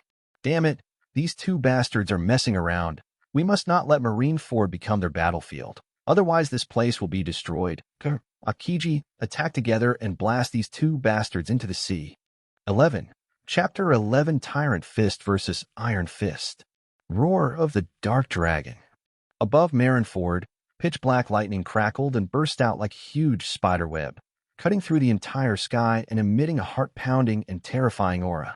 Hogg and Garp, who were fighting with their fists and simultaneously unleashing powerful Conqueror's hockey and tangling fists, were in a brief stalemate, one above and one below. Taking advantage of this gap, Sengoku, who was worried that the Marine headquarters would be affected by the fight between the two reckless men, jumped into the air with Kizaru and Akiji and attacked together. Ice Ball. Akiji folded his hands, palms facing outwards, and sprayed a waterfall of extremely cold air at Hogg and Garp. The temperature around them plummeted, and the water molecules in the air quickly condensed into ice, forming a thick ice wall that wrapped around the two of them. In an instant, the bodies of Hogg and Cap were frozen by a huge ice ball with a diameter of more than 10 meters. However, there was no sign of relaxation on Akiji's face as he froze the two of them. Because the extremely cold ice ball he cast had just solidified and formed, white cracks began to burst out inside the thick ice ball, and the crackling sound continued. In the center of the ice hockey, the domineering lightning that has been compressed to the extreme cannot be frozen at all. His freezing lasted for less than 3 seconds. The entire giant ice ball exploded under the bombardment of black and red lightning, turning into ice chips that fell all over the sky. The terrifying shock wave continued to crush and hit Akiji, who was approaching, causing cracks to appear on his body as well, and the sound of ice breaking was heard. Allah, the rest is up to you. Akiji exhaled a breath of white cold air, and his body was crushed by black and red lightning in the air. Hogg. Zhongguo roared, stomped his foot in the sky, and a large white air wave exploded from the air under his feet, pushing him to jump high. Boundless golden light suddenly shone from his body, like a sun suddenly appearing in the sky. In less than a breath, Zhongguo's body expanded more than 10 times, turning into a golden Buddha cast entirely in gold, and slapped a huge Buddha palm toward Hogg like a tidal wave. Get out of here and fight for me. Big Buddha impact. You annoying guy, don't disturb my fight, you bastard Zhongguo. At this moment, Hogg's energy was restrained by Garp in front of him. Facing the shock wave of the giant Buddha that covered the sky and the earth, he had nowhere to hide. He could only watch the giant golden palm of the Buddha cover his face firmly. Boom! The golden shock wave penetrated everywhere, making Hogg see stars and bleed from his mouth. He broke away from the stalemate with Garp in a daze and turned into a falling meteor, passing over the sky of Marineford and hitting the sea surface in the inner bay in front of the square at an angle. Seeing this, Garp laughed heartily with schadenfreude. That's it, slap him away, Warring states. Before he could finish his words, a dazzling golden light descended from the sky, and Kazuru's annoying tone rang in his ears. "My apologies, Vice Admiral Garp. I was just following orders." Immediately afterwards, a big foot condensed from brilliant golden light kicked Garp's waist and abdomen. "Speed is power, Vice Admiral Garp. Have you ever been kicked at the speed of light?" "Borsalino, you." Garp's face twisted, his body bent to the left for being kicked, his abdominal muscles sunken in, like a taut bowstring, bent to its limit. Boom! His body broke through the air, creating a sonic shock wave, and chased Hogg towards the distant sea, but was kicked out of the air by Kazuru with a volley. The golden Buddha shrank rapidly, transforming back into its original form, warring states, who fell from the sky and shouted to the people below. "Akiji, create a battlefield for them. Make them move far away, and then fight. If the sea is frozen, the army's assembly will be affected." On the ground, a human figure rose from the fallen ice. Akiji's body made of ice appeared with cold air, looking towards the sea surface of the inner bay. Over there, two majestic figures flashing with dark and domineering aura, at the moment of falling into the sea, turned around and stepped on the sea surface to stop their falling figures, and attacked each other frantically. Fists collided with each other, each punch hitting flesh. Every collision could create huge waves tens or hundreds of meters high on the vast sea surface of the inner bay. Waves of fist power pushed these huge waves, which continued to impact in all directions, with a tendency to form a tsunami. The waves hit the entire Marineford island so hard that it shook slightly. This horrific battle had already shocked tens of thousands of Marines in the square to the point of being speechless. Looking at the waves that were getting bigger and bigger, Zhongguo's voice became hoarse from shouting. "I can't worry about that now. I don't want to see Marineford drowned. Follow the order immediately. Akiji, alala, there's nothing we can do." Akiji rubbed his temples in distress, and his tall and thin figure exploded into a cloud of ice chips and disappeared on the spot. When it reappeared, it was already above the inner bay embankment. Directly in front of him, a huge shadow was looming, and the rumbling sound of raging waves exploded in his ears. In front of him was a huge wave wall hundreds of meters high. Akiji remained calm, raised his right arm, pointed his index finger forward, and a long and narrow ice spike shot out from his fingertip. Ice Age. The slender ice spikes shot out, and the moment they connected with the huge waves coming from the front, a dense and crisp sound of crackling could be heard from all directions. That is because the volume of seawater increases after it is frozen into ice at a very fast speed, squeezing each other, making noise. The next moment, under the shocked gazes of tens of thousands of Marines, the huge waves in front of Akiji were instantly frozen and turned into towering ice sculptures. The frozen ice flowed down along the waves, spreading all the way to the entire inner bay, and even to the sea off Marineford. In just a few breaths, the vast sea surface of the inner bay turned into a frozen world covered in silver. This epic and spectacular scene stunned the elite Marines behind Akiji, who were recruited from all over the world. The sea is frozen. Is this Admiral Akiji's ability? The power of the nature-type ice fruit. It's amazing. It's simply a miraculous power. Boom, boom, boom. The deafening explosion on the ice surface of the inner bay that turned into a frozen world interrupted the uproar of the Marines. "Garp, your iron fist has really become limp and has no killing power at all." Hogg, with flying silver hair and a lot of ice chips on his body, laughed wildly and rushed forward. His right fist, wrapped in armed color domineering, smashed the frozen waves in front of him with one punch. His fist was like a heavy cannon hitting Garp's chest. Bang! Garp bent his arm in front, and the dark armament domineering aura surged out, not only hardening the muscles and bones of his arm, but also stretching out the domineering armor like a shield wall outside his arm, completely absorbing Hogg's heavy punch that could split mountains and crack rocks. Then he stretched out his 5 fingers and grabbed Hogg's retracted wrist like lightning. He roared angrily, veins bulged on his arms, and muscles bulged. With a burst of force, he pulled Hogg up from the ice, lifted his wrist, and smashed him down hard. Boom! The ice surface, as hard as steel, collapsed deeply and cracked into countless cracks. Hogg was smashed into the deep ice layer by him. Cap's hair and beard stood up like an angry King Kong. Without waiting for Hogg to get up, he grabbed Hogg's wrist and swung his right hand up and down wildly again, throwing him wildly on the surrounding ice. "Your tyrant fist is even softer. Soft as hell. Sakaski's punches are 10 times stronger than your incompetent teacher's." "What did you say? Garp, you bastard. How dare you underestimate my tyranny?" Hogg's voice, like the roar of a wild beast, came from the constantly breaking ice. "What a bullshit tyranny. Do you still think you're a hot-blooded 20-year-old kid? Wake up, Hogg. We're all old ghosts from the past with 1 foot halfway into the grave. Fist bone. Fall to the bottom of the sea. Garp punched out with his left fist, and the black heavy fist swept away the splashing ice and sank deep into Hogg's abdomen. The 5 fingers of his right hand stretched out angrily, grabbing Hogg's face and exerting force with his wrist, trying to lift Hogg up and smash him deeper into the ice. An old ghost from the old days? Ha ha ha. Is this howling about your own declining strength? Garp, you disappoint me so much. Your domineering spirit has been completely worn out. You are no longer worthy of being my opponent. Amidst the splashing ice, a ferocious hand covered with pitch-black scales grabbed Garp's wrist, forcibly pried it away from Hogg's face, and held it tightly, lifting it upwards. Damn Hogg! Cap gritted his teeth and tried to pull his arm back, but he couldn't. Not only was he unable to pull his arm back, but his entire body was lifted up. The ice in front of him crackled, and a human-shaped black shadow over 10 meters tall rose from the ground. 2 spiral black horns pierced the sky, spreading circles of cold air. Sizzle, sizzle. Blue electric light suddenly flashed in Cap's constricted pupils and flashed away in his sight. The next moment, a huge black fist wrapped in lightning crushed the air and covered his face. Tyrant Fist, powered by 500 million volts. Roar the Nether Dragon. 12. Chapter 12. Sigh. Is this your idea of domination? How weak. Boom. A deafening explosion rang out on the vast ice surface of the inner bay. The ice surface within a radius of dozens of miles shook violently under the impact of a terrifying force, and countless huge cracks appeared. Amidst the roar of a giant dragon and the roar of thunder, a disheveled figure with a long string of blood shot out, whistling from a distance like a meteorite, scraping the ice surface and flying backwards, and finally with a loud bang, crashed into the concrete embankment of the inner bay port. In an instant, the steel bars broke and debris flew everywhere. It's Cap.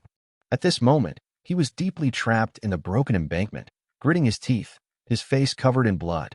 In front of him, on the ice surface where he was blown back, he had actually used his back to carve out a trench over 1,000 meters long. At the end of the trench, in the swirling icy fog, a hideous figure, completely pitch black, stood tall, with spiral horns on its head. It looked like a devil walking out of hell, unscrupulously emitting a panic-inducing aura. Tram, tram, tram. The heavy footsteps came from afar, as if stepping on everyone's hearts, making everyone's heart heavy, as if they were about to suffocate. At the edge of the square, the naval generals and soldiers who rushed over to watch all stared with wide eyes at the ferocious demonic figure that was getting closer and closer. They swallowed nervously, and sweat broke out on their foreheads. When the rolling ice fog in front of them dissipated, the blurry, tall, demonic figure finally revealed its full shape. It was a giant that was over 10 meters tall, with spiral horns on his head, his body covered with shiny black scales, and his muscles were twisted and ferocious.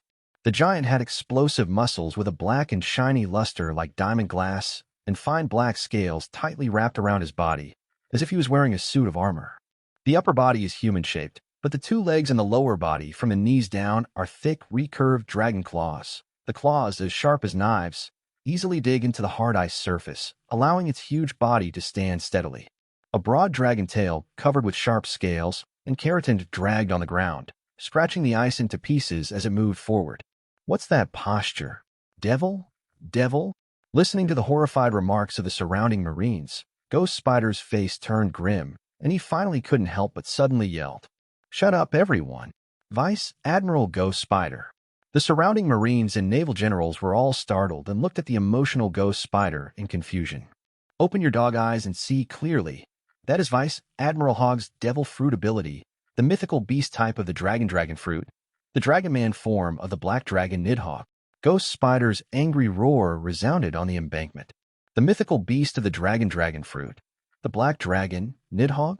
As the Marines were shocked, a blood-stained figure stepped out from the broken embankment in front of them with clenched fists and tore off his shirt, which was torn into rags. Vice Admiral Garp, Dashiji exclaimed in the crowd. Are you really not going to stop it, Mr. Sengoku? If we keep fighting like this, something might happen. Besides Sengoku, Kizuru was watching the 2 figures on the ice, approaching each other step by step. Zhangwa sighed. You don't know Hogg. Given his personality, he won't give up until he vents the depression he's been locked up for 20 years. Instead of letting him go somewhere else and cause trouble, why not let Garp fight him? Does he have a grudge against Vice Admiral Garp? No. That. Zhangguo glanced at Akiji not far away and whispered, "There's no hatred between the two of them. Don't make me guess, Borsalino, Hogg and Garp just have different ideas about justice, just like Akainu and Akiji. However, their personalities are much more direct than their disciples, so they have never gotten along." "Oh, I understand," Kizaru suddenly realized, but soon asked curiously. "However, I am still very curious. Vice Admiral Hogg is so strong. How was he captured and imprisoned in Impel Downs? Could it be that Vice Admiral Garp did it?" Zhangguo shook his head. "No, he walked in by himself. Hogg turned himself in." "Surrender?" Kizaru was stunned. 20 years. 20 years. On the ice, Nidhogg appeared in dragon form. Hogg, who looked like a devil, had a pair of fierce golden vertical pupils. He looked down at the approaching Garp, suddenly clenched his fists, and roared to the sky. The rolling sound waves turned into tangible shock waves, blasting into the sky and spreading out circles of storms. "Look at the promises you made to me. You promised to lead the Navy to victory. You promised to clean up the sea and put an end to the chaos of pirates. The result is this? Is this what I exchanged for 20 years of freedom and 20 years of humiliation? And all I got is this more chaotic and rampant sea?" Hogg in Dragon Man form took a step forward, his dragon claws tearing through the thick ice. Under Garp's feet, a giant ice block hundreds of meters long and wide suddenly tilted up and hit his back. Garp's face was as gloomy as water, and he ignored the ice surface crashing towards him from behind. He took the moon's step and rose into the air like a rocket. He clenched his right fist, and the dark overlord lightning flashed and roared, smashing towards a roaring Hogg. "For the past 20 years, our Navy has been working hard to uphold justice on this sea." Hogg's giant fist fell and hit Garp. The domineering lightning wrapped around the giant fist collided with Garp's domineering lightning and annihilated each other, barely reaching a draw. But the powerful physique in the dragon form makes his strength far greater than Overcap. With a punch, there was a sound of bone breaking from Garp's right fist. The whole person was pressed down by Hogg's fist and slammed hard on the huge ice surface behind him. Boom! This giant ice block, weighing millions of tons and as big as an iceberg, exploded into countless pieces under Hogg's punch. Garp's figure, with blood gushing from his teeth, shot out and flew back again amid the screams of the Marines, crashing deeper into the embankment. "Then would you like to explain to me how you adopted Roger's son? Don't tell me you don't know what kind of disaster Roger's bastard's great secret treasure declaration has brought to the world." Hogg's devil-like figure rushed over with a tyrannical momentum that could crush everything, scaring the surrounding Marines into scattering and retreating. Boom! The dam exploded. Large chunks of rubble flew all over the sky, and Cap's bloody figure shot out. "Of course I know Roger's crimes," he roared. His eyes were red and veins on his forehead bulged. "But it's ridiculous for a son to pay for his father's debt. Ace, it is innocent." Cap's figure was running wildly on the broken ice. He ran faster and faster, and finally jumped high. A dark overlord-colored lightning burst out from his right fist, dragging out a brilliant cross of light, like a meteor illuminating the sky, and rushed toward Hogg. Shit, innocent. He might have been innocent when he was a fucking baby, but when he grew up, he became a pirate just like his bastard dad. He's just like Roger. Even if there wasn't this public execution, I would have caught him and killed that old bastard Whitebeard together. Hogg's body tensed up, and thick beams of lightning poured out from the gaps in his pitch-black scales, converging on his huge fist, mixed with black overlord-colored lightning. He thrust his giant fist across the sky, neither dodging nor evading, and faced Garp's earth-shattering and domineering punch head-on. Fist bone. Galaxy impact. Ba Quan, powered by a billion-volt electric current. Divine punishment. The two fists, with a huge difference in size, collided violently across the void of more than 10 meters. The air and space twisted and shattered under the two fists, shining with black and white lightning, erupting with terrifying shock waves, forming a storm that roared across the sky and earth, sweeping across the surroundings. The ice beneath their feet crumbled into pieces, and they were blown into the sky by the terrible impact, bringing a hailstorm to Marineford. One by one, the Marines were blown away like ants in a storm, rolling on the ground without any resistance. Faced with such a terrifying impact, even strong lieutenant generals like Ghost Spider could not stand firm and had to retreat far away. On the embankment in front of the inner bay, only Sengoku, Kizaru, and Akiji were still standing.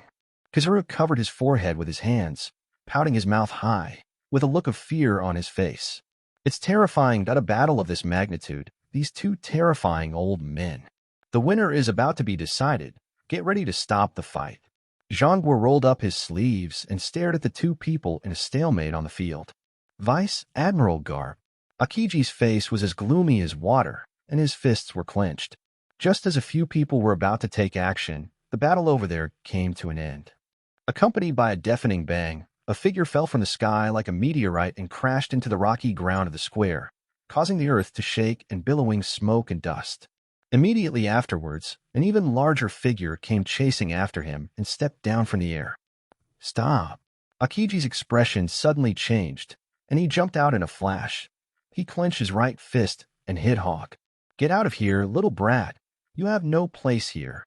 Hogg raised the corner of his mouth and swept his recurved dragon claws in the air. In Akiji's changed gaze, he kicked him in the chest and kicked him away.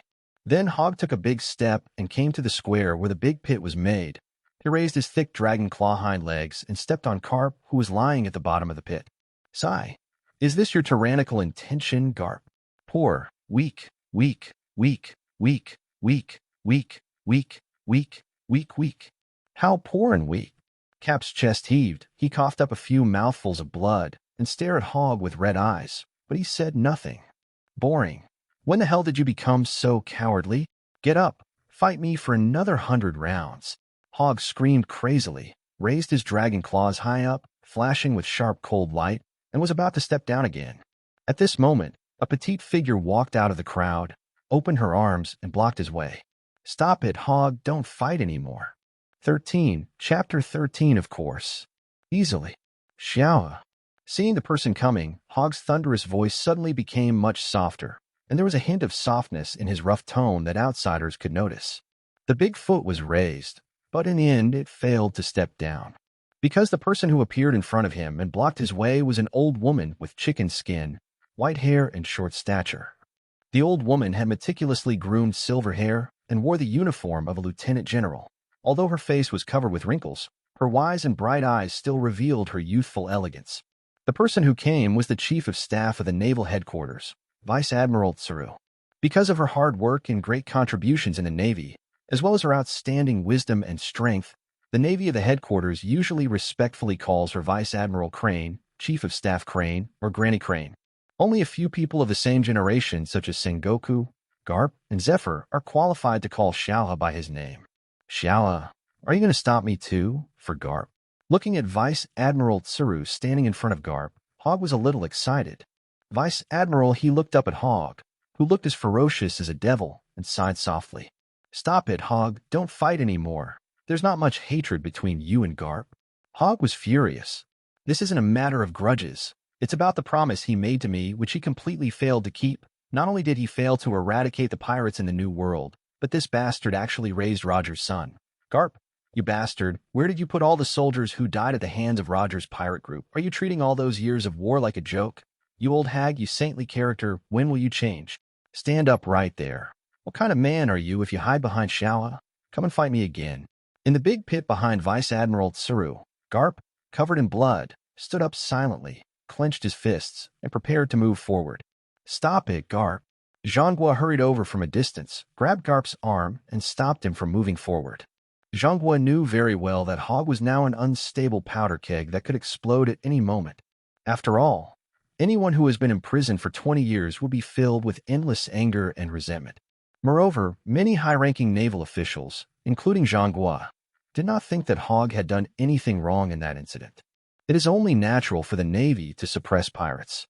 The only thing that is wrong may be that the pirate that Hogg wants to encircle and kill is secretly a celestial dragon.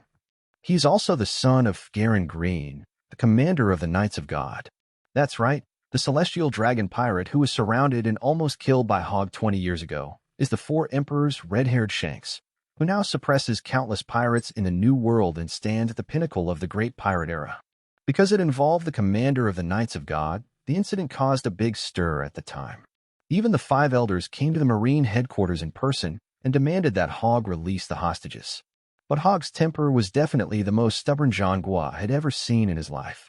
Not only did he not let him go, he also wanted to chop off Red Hair Shank's head in front of the five elders in green.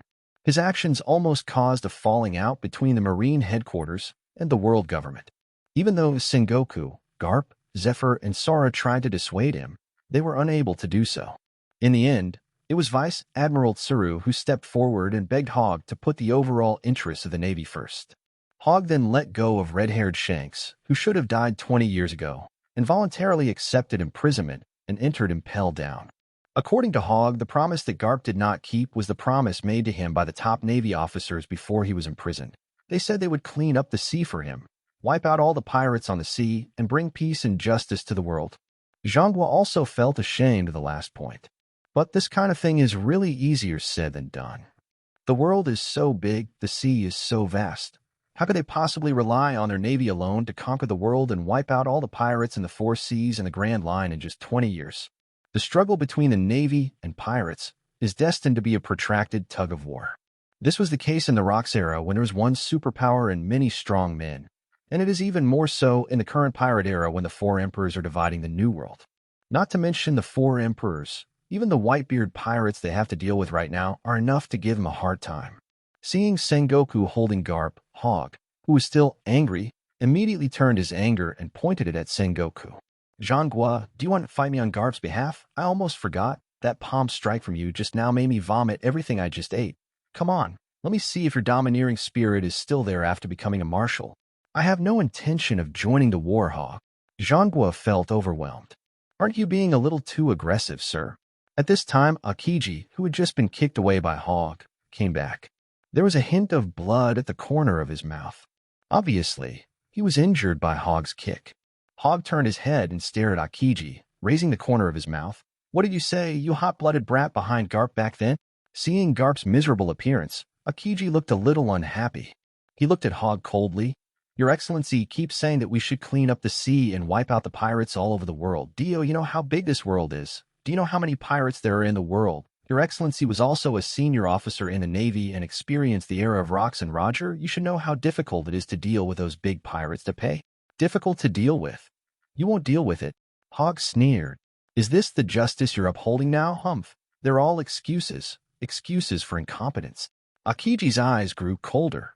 It's not that we won't deal with them, but we need to deal with them step by step. Vice Admiral Hogg, I think you're a veteran of the Navy, so please stop saying those childish things. I am the new world today. Whitebeard, Kaido, Big Mom, Red Hair, and the four emperors are all powerful rivals. Dio, you think you can defeat them? Of course. Easily. Hogg said decisively. Akiji was furious. What makes you so confident? This era is no longer the same as it was 20 years ago. Vice Admiral Hogg. His voice was a little loud, and his tone was a little harsh. An icy chill spread as his words came out, filling the surroundings and causing the temperature to plummet. The general's majesty was clearly revealed at this moment. Facing Akiji's questioning, Hogg smiled arrogantly. Ha ha ha. Because I am Morn Hogg. Because I am so strong. This is my hegemony. Whitebeard, it's not like I haven't fought him before. He didn't win, and I didn't lose either. Lingling, you're all shiny on the outside, but a bag of chaff on the inside. You're nothing but a stinky shell, not even as good as a hair from Little Crane. Kaido, while I was fighting Shiki, he was still following behind Lin Lin and sucking her breast. Red Hair, haha, if you hadn't insisted on considering the overall situation, I would have killed him 20 years ago. Akiji's face was as cold as frost. Your thinking is still stuck in the past 20 years. Vice Admiral Hogg Whitebeard is now recognized as the strongest man in the world. Kaido is the strongest creature in the world. Big Mom is the strongest pirate queen. Red Hair is Roger's successor and possesses the world's best conqueror's haki.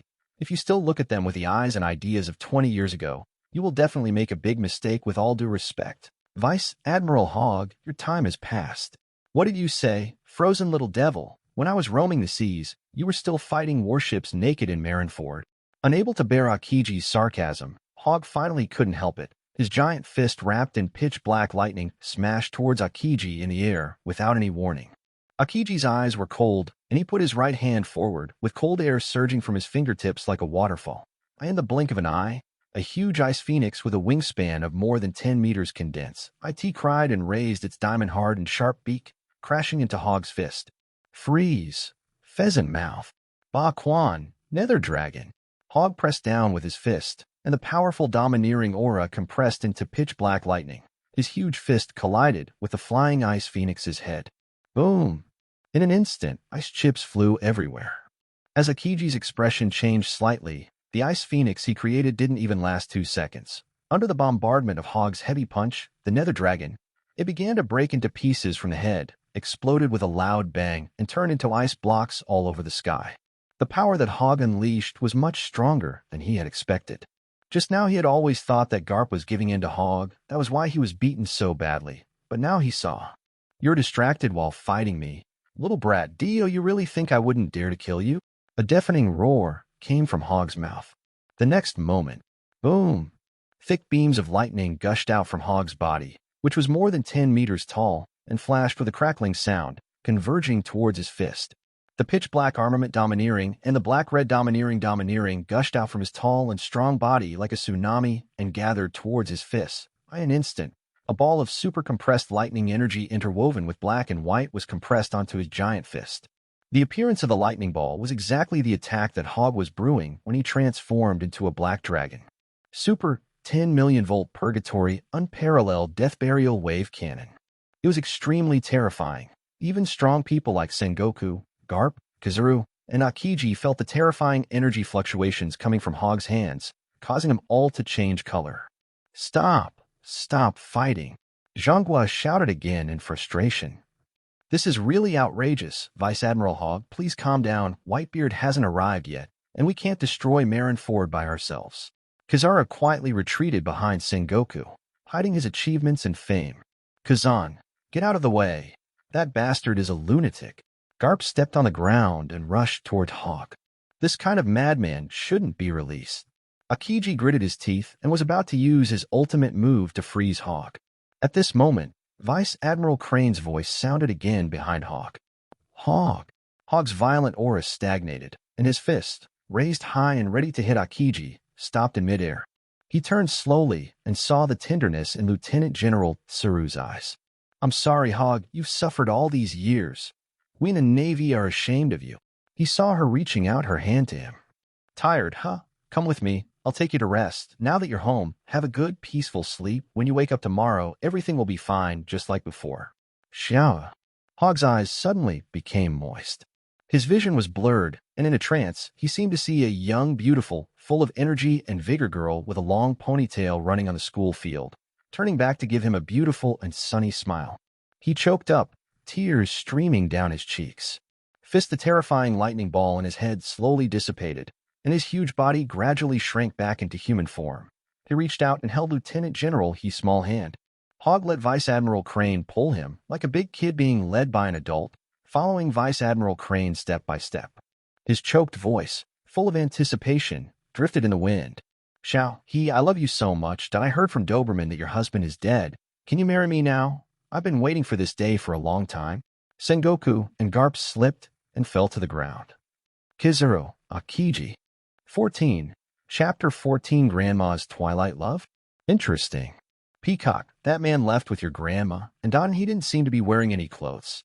In the crowd of Marines in Marineford Square, next to Peacock, an orange-haired girl whispered in her ear. When she said this, the girl's face turned red. Skylark, don't talk nonsense. Peacock was startled and quickly reached out to cover Skylark's mouth. I didn't say anything nonsense. Everyone saw it. Granny Crane even took that man home. Let me go. Yes, I'm sorry. I was wronged. I won't say anything more. Peacock let go of the hand that was tickling Skylark's armpits, turned around to look at Vice Admiral Crane and Hogg, who had disappeared in the distance, his face turning pale and blue. No matter who that perverted old man is, he can't be allowed to ruin Grandma's reputation. I have to go and see. She made up her mind and chased after him. High-ranking naval officers like Vice Admiral Tsuru had their own single-family houses in Marineford, which is a preferential treatment given by the naval headquarters to senior officers. When Peacock ran back home in a hurry and came to the outside of his own courtyard wall, he immediately heard the sound of conversation coming from the yard. Xiao, it's been 20 years, and your place still looks the same as it did back then. IT hasn't changed at all. I'm just too lazy to sort it out. The Navy is still very busy. I just love your serious and diligent attitude towards work. When you were first transferred from the combat unit to the general staff as a staff clerk, I was so worried about you that I secretly ran to the general staff to peek at you. Back then, the way you worked diligently and explained tactics was so beautiful. I know Garp Sengoku and the others also came to peek, and you were even caught and punished by Commander-in-Chief Sora. Can you please stop talking about those two bastards? They make me angry just looking at them. Now is our time alone, Xiaohe. Okay, then let's not talk about them. Outside the courtyard wall, the peacock listened to the conversation coming from inside, his little mouth slightly opened and his eyes widened.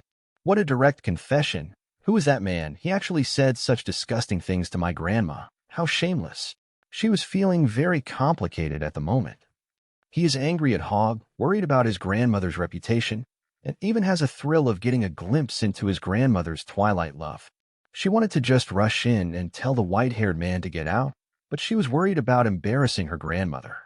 What's more crucial is the man named Hogg, who is so powerful that even Vice Admiral Garp was beaten by him until his head was covered in blood. But Peacock still didn't leave. She secretly made up her mind that if Hogg inside really became beastly and wanted to do something to her grandmother, she would rush in to stop him even if she died. This was for the sake of her grandmother's chastity and reputation. All these emotions made Peacock so nervous that his breathing became rapid. She moved closer to the courtyard wall and put her ear against it. Just as she was about to continue eavesdropping, her head hit something and she heard a scream of pain. Ooh! The peacock shuddered and looked up, only to see Skylark covering his forehead with his hands, tears streaming down his face in pain. Skylark, what are you doing here? I thought I was worried about you, so I not followed you. UK covered his forehead and stammered, but his eyes couldn't help but glance at the wall next to him. Peacock was so angry that he grabbed her ear and said, Hey, this is my family affair. Family disgrace should not be discussed outside. You know, you actually followed me here. I will kill you to silence you. Yes, I'm sorry. Don't kill me. Yuk panicked and quickly raised his hands in surrender. The two were arguing when they suddenly heard the sound of water in the yard. There was also the familiar old and gentle voice of Vice Admiral Shiru. Come, sit over here. Let me help you wash. That you're so dirty that I can't even recognize your original appearance. So direct. Shao he. Do you want to shower together? I'm getting excited. Don't be so talkative, Hogg. I'm old. Who said that? If anyone dares to say you're old, I'll kill his entire family. Shawa, you'll always be the most beautiful in my heart. Can you change your temper? You're still so stubborn. Outside the yard, the two yellow-haired girls looked at each other and saw the shock and strong gossip in each other's eyes. Have things really come to this? Are they actually going to take a bath together? No, I don't believe it. Grandma is not that kind of person. I must have heard it wrong. Peacock gritted his teeth, hesitated for a moment, and reached out to grab the top of the wall. A few seconds later, two furtive heads popped out from the wall of Lieutenant General He's house. Two pairs of thief-like eyes peered around the yard, looking for their target. The yard of Lieutenant General He's house is not small. It is everything you need, including rockery, flowing water, green potted plants, and pavilions with tatami mats. In the middle of the yard, there is a large fountain pool. At this moment, the two people Peacock was looking for were by the fountain. One is sitting and the other is standing. She saw her grandmother, a senior staff officer of the naval headquarters, standing behind the white-haired man with a towel in her hand, scrubbing his back. Even when sitting, the man looked unusually tall and strong. His broad chest and back, and his sturdy hands and feet were covered with hideous and terrifying scars. There is hardly any intact part. This made his body look nothing like a normal human body, but more like the legendary zombie, whose body was made up of various pieces of flesh. Peacock is unimaginable. This one is called Hogg. What on earth has this man been through in the past to have such a battered body? Vice Admiral Tsuru's smaller and more petite figure looked even smaller standing behind the man. She just waved her hands, and a lot of colorful soap bubbles emerged out of thin AIR'd as she scrubbed. A lot of bubbles were washed on Hogg's body. The whole yard was filled with the fragrance of soapy water. Hogg sat there obediently motionless, like a child, allowing Vice Admiral He to scrub his entire body. Under the power of Vice Admiral Tsuru's washing fruit, countless dirt was washed away from his old body, which had been imprisoned in the infinite hell and had not taken a bath for 20 years. The black water flowed down his battered body, staining the pebbles and laid on the edge of the fountain black. At this moment, the fatigue, pain, and depression that had accumulated in Hogg's body for 20 years seemed to be washed out and flushed away along with the dirty water. I felt much more relaxed, as if I had suddenly become 20 years younger and returned to the past. He turned his head and glanced behind him at the wrinkled face of Lieutenant General. He opened his mouth and was about to say something when Lieutenant General He held his head down and poured soapy water on his head. Don't move. It's time to wash your hair. Hogg closed his eyes, lowered his head, and let Vice Admiral Crane scratch his white hair. As he washed and smelled the fresh scent of soapy water, Hogg relaxed from the inside out. He felt his eyelids become heavy, and finally he fell into a deep sleep. He slept for less than 10 minutes, but it was the most sweet and restful sleep he had ever had in his life. When he woke up again, Hogg found himself sitting in front of a stone table, wearing a brand new lieutenant general's uniform. There was also a neatly folded cloak on the table. Hogg was stunned when he touched the fabric of the military uniform on his body. The feel is completely different from the standard military uniform of our headquarters. It was much softer and more comfortable than the one Doberman had given him before. There is a fresh smell of soapy water. The suit that Doberman brought to Impel Down was the one he wore 20 years ago, and Doberman kept it as a token of his appreciation. But this one on. Don't touch it. This is something my grandma sewed herself. Humph, I was wondering why something felt wrong when I saw her sew this uniform, but at tea that time, I was curious about who she was sewing this uniform for. It was so big that even my grandpa couldn't wear it. Now it seems that it must be you, right? A clear female voice came into his ears. Hogg looked up and saw two yellow-haired girls walking in from the gate of the yard. One of them put his hands on his hips and looked at him angrily. Can you tell me who you are? My grandma's lover. Grandma? You are Xiao's granddaughter. 15. Chapter 15. Women are like old wine. The older they get, the better. Hogg had seen the two yellow-haired girls in front of him when they followed him quietly and lay on the wall to peek. Of course, Vice Admiral Shiru also knew this. The two just ignored it. However, Hogg really didn't expect that Vice Admiral, his granddaughter, had grown up so much now.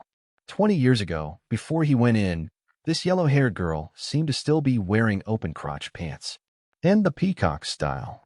Her curvy and hot body, paired with a floral mini dress and a white military coat casually draped over her shoulders, with her hands on her hips, revealing her two long snow-white legs, looks youthful, lively, and sexy.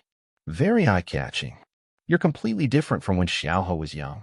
Are you really Xiaohe's granddaughter, little hottie? Hogg was quite direct, calling Peacock the hottie. Peacock didn't expect that the old man in front of her, who was suspected to be her grandmother's twilight lover, would be so direct. Moreover, those eyes were staring straight at her legs, without any intention of concealing it. What's wrong with this man? Is he really a pervert? Peacock didn't want to be polite to this old pervert. She put her hands on her hips, raised her eyebrows, and shouted, "What are you looking at, you pervert? Look at the legs." Hogg was very honest, which made Peacock so angry that his silver teeth were about to break. She stomped forward and sat down opposite Hogg. After blocking Hogg's view with the tabletop, she glared at him and asked again, "You haven't answered me yet. What is your relationship with my grandmother? Are you her old lover?" Hogg's face darkened. "What old lover? I won't allow you to insult your grandmother like that. I." Peacock was left speechless by Hogg's sudden words. After a long pause, she stammered in retort, "You old pervert, you're the one who insulted my grandma, aren't you? You're so old, yet you have no sense of shame. You ran around naked in the square, and now you've even come to my house. You get out of here, leave my house." "I insulted Xiaohe?" Hogg sat up straight, his face serious. "Even if I could insult the whole world, I would never insult Xiaohe, because I love her, because she is the eternal white moonlight in my heart." Looking at the serious Hogg, Peacock and Skylark were dumbfounded. "Shameless. She's my grandmother. She's my grandfather's wife, and she's a married woman. So what? I knew her when she was still a new recruit, before Xiaohe got married. I fell in love with her then. She was young, beautiful, full of energy every day, and full of a sense of justice. She was kind-hearted and motivated. At that time, Sengoku, Garp, Zephyr, and I all admired her. What's the big deal? The only difference is that after she got married, everyone else gave up loving her, but I, Hogg, still deeply in love with her. I don't know why she chose your grandfather's useless clerk, but I respect Xiaohe's choice. When your grandfather was alive, I respected Xiaohe's marriage because I loved her. But now, since your grandfather has passed away, Xiaohe is of course free. I can naturally pursue Xiaohe and make her happy because I love her." Hogg patted his chest and made a heroic declaration of love, which completely stunned the two yellow-haired girls in front of him. Peacock thought she was perverted enough, but unexpectedly, today her eyes were opened and she saw a guy who was even more perverted than her. You. She opened and closed her mouth for a long time but couldn't utter a complete sentence. After a long while, he finally managed to utter a sentence with a red face. "But my grandma is already 74 years old." But Hogg didn't care at all. Women are like aged wine. The older they get, the more mellow they become. What are you little brats who haven't even grown all their hair yet, no? Besides, I'm already 72 years old. It's time for me to have a passionate twilight romance. You can do whatever you want. I don't care. Peacock was completely speechless. Skylark next to him was also shocked by Hogg's words. This was the first time in her life that she had heard Hogg's blatant love-seeking remarks. This was a huge shock to her simple mind. But soon, she noticed another point in Hogg's words. You said you are 72 years old. The two yellow-haired girls looked Hogg up and down. At this moment, Hogg was wearing a snow-white military uniform with a tall and burly figure and a solemn and steady aura, giving people a sense of oppression unique to those in power. Because he was wearing clothes, the hideous scars on his body were covered up, leaving only his face visible clearly. However, no matter how Peacock and Skylark looked at it, Hogg's face did not look like what a 72-year-old man should look like. He has sharp eyebrows and bright eyes, his black eyes are as deep as the sea, his cheeks are as sharp as a knife, his nose is high, his lips are thin, and his long, neat, and smooth silver hair, which has been washed clean, is draped behind his head. Without looking at anything else, just looking at this face, I'm afraid outsiders can tell that this person is a man full of righteousness and a strong character. This look. He's so handsome. Skylark couldn't help but whisper in Peacock's ear while biting it. Humph, he's just a rotten shell, and actually he's just a pervert.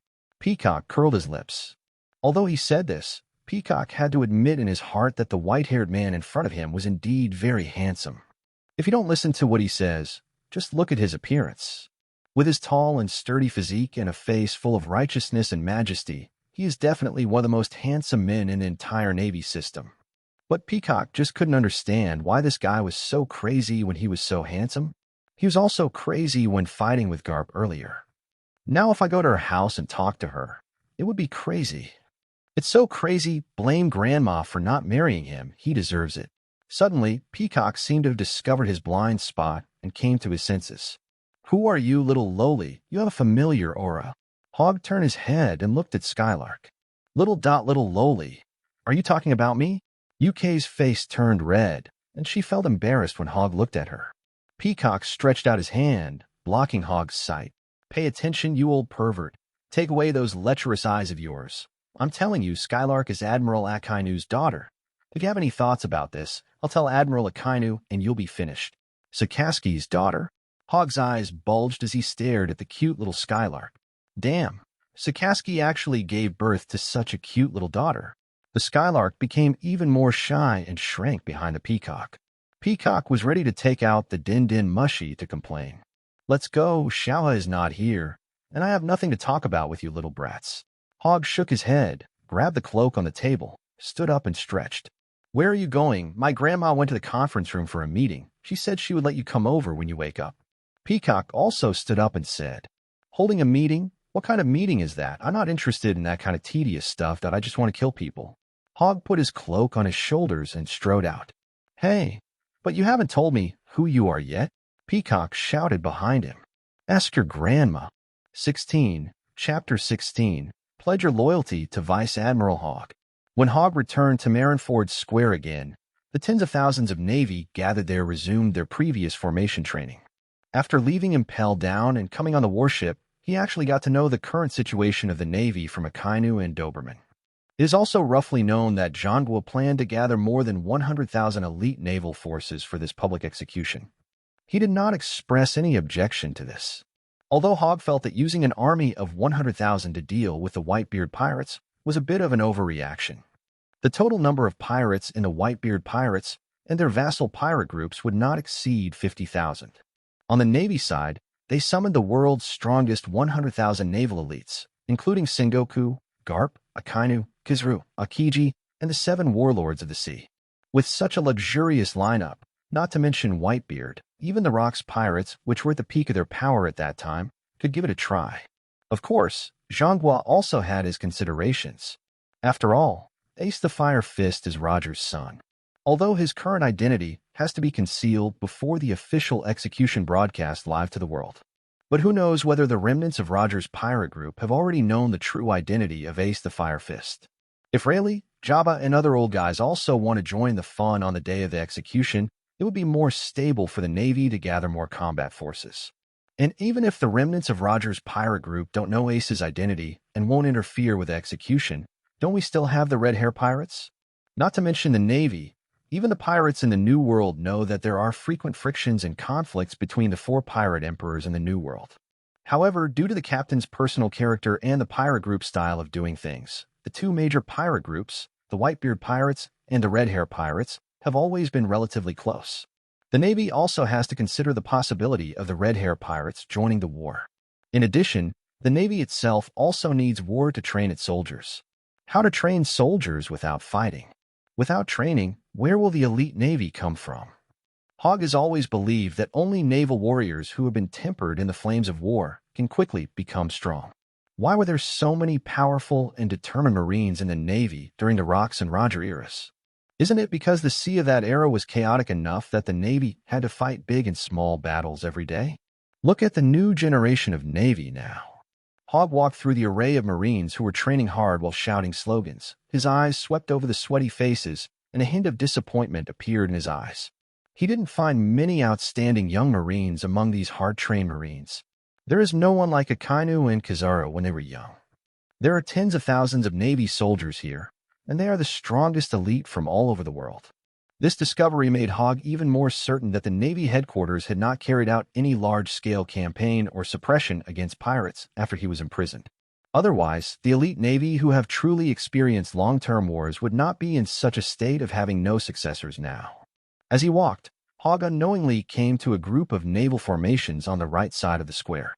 The Marines here are arranged in square formations, and under the leadership of their respective commanders, they are fighting with bare hands and fists. Dozens, hundreds of thousands of Marines roared hysterically, their faces flushed and their throats hoarse, using all kinds of physical skills to fight desperately with a pre-assumed enemy formation, until all the soldiers in one side's formation, including the commander, were completely defeated by the other side. This seemingly bloody combat exercise came to an end. In this area, the training methods of dozens or even hundreds of large and small military formations are so cruel and bloody. It is completely different from the Marine formations that are undergoing physical training and formation training in other areas. When Hogg arrived here, his tense expression finally relaxed a little. He took a deep breath of the smell of sweat and blood lingering in the air, a sick smile appearing on his face. The familiar feeling is back. That's right. This is a good man of the Navy. The area where he is at the moment is the training ground of Akainu's faction, the Navy's Hawk faction. The so-called Hawks refer to the war-loving and radical factions in the Navy. They are composed of naval generals such as Akainu, Doberman, Spider Oni, and Squirrel, who are tough and strong in style and advocate using war as a means to seek justice and peace. This is in stark contrast to the dovish generals such as Garp, Akiji, and Huashishin who advocate solving problems through peaceful means. On a daily basis, the two factions would have major disagreements and arguments on many of the Navy's decisions regarding pirates. The training methods are naturally very different. The training of the Hawkish Marines is obviously more cruel and extreme. I adhere to the training principle of train until you die, and if you die, it proves your incompetence, and I train for my life. Those who could not persist were expelled from this faction long ago. As for those who can still hold on now, even if their strength cannot make Hogg take them seriously, at least their will as soldiers is enough to gain his recognition and respect. Just as he was standing in the queue filled with shouts of killing and reminiscing about the past, the ferocious-looking ghost spider finally spotted Hogg in the training queue. His eyes were excited, and without thinking, he drew the long sword from his waist, pointing the tip of the sword to the sky. "Everyone, gather." Yes. Ghost Spider gave an order, and the Hawk warriors who were fighting madly immediately let go of the opponent and ran back to his original queue. No one wanted to fight any longer, and most of the soldiers obeyed orders and gathered quickly. Occasionally, if someone ran slowly, the commander would immediately rush over and swing the whip in his hand to whip them all over the head and face, leaving their skin and flesh torn. After everyone had gathered and formed into square formations of varying sizes in front of Ghost Spider, the thousands of Marines here only then noticed Hogg standing in front of them like a crane among chickens. Despite the previous battle, many Marines here still did not recognize Hogg. But even if they didn't recognize him as the black dragon that fought against Garp, just by looking at his majestic temperament and image, the Marines knew that the white-haired man in front of them was probably of a high status.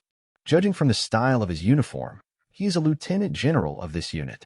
However, they seem to have never seen the unfamiliar Lieutenant General Hogg.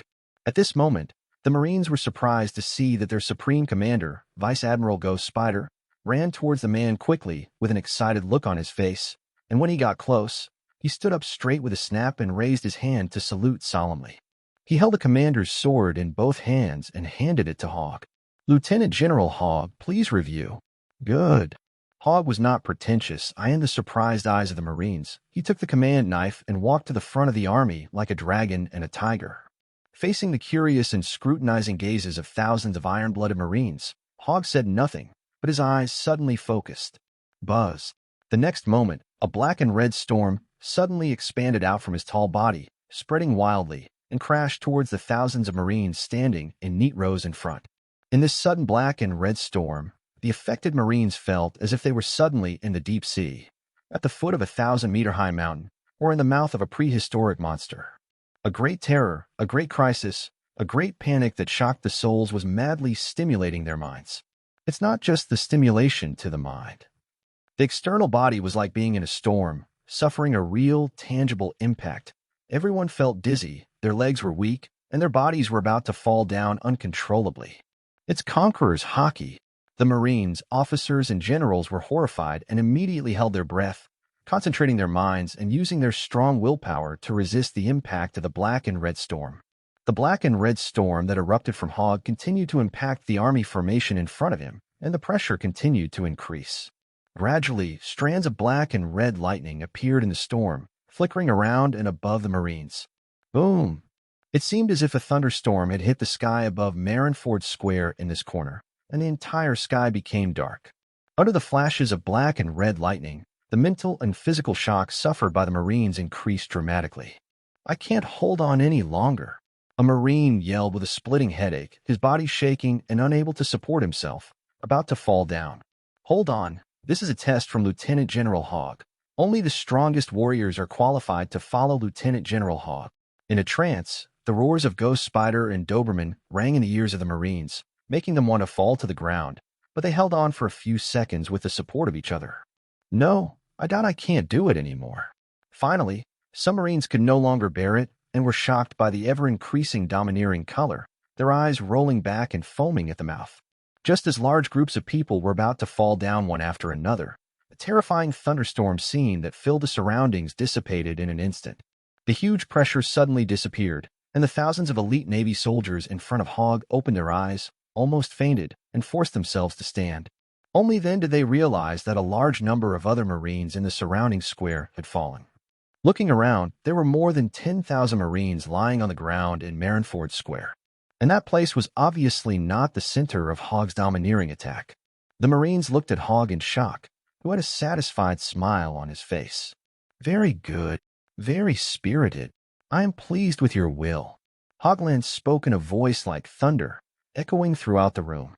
"I'm Morn Hogg, Vice Admiral of the Marine Headquarters, codenamed Black Dragon. You can call me Vice Admiral Black Dragon or Vice Admiral Hogg. From now on, you 3,781 people are my Hogg soldiers. I will lead you to victory." While the Marines were still hesitating, Ghost Spider and the returned Doberman had already raised their hands to salute again, shouting, "Salute! Pay your loyalty to Vice Admiral Hogg." Loyalty? The Marines no longer hesitated and roared loudly, their roars shaking the entire Marineford.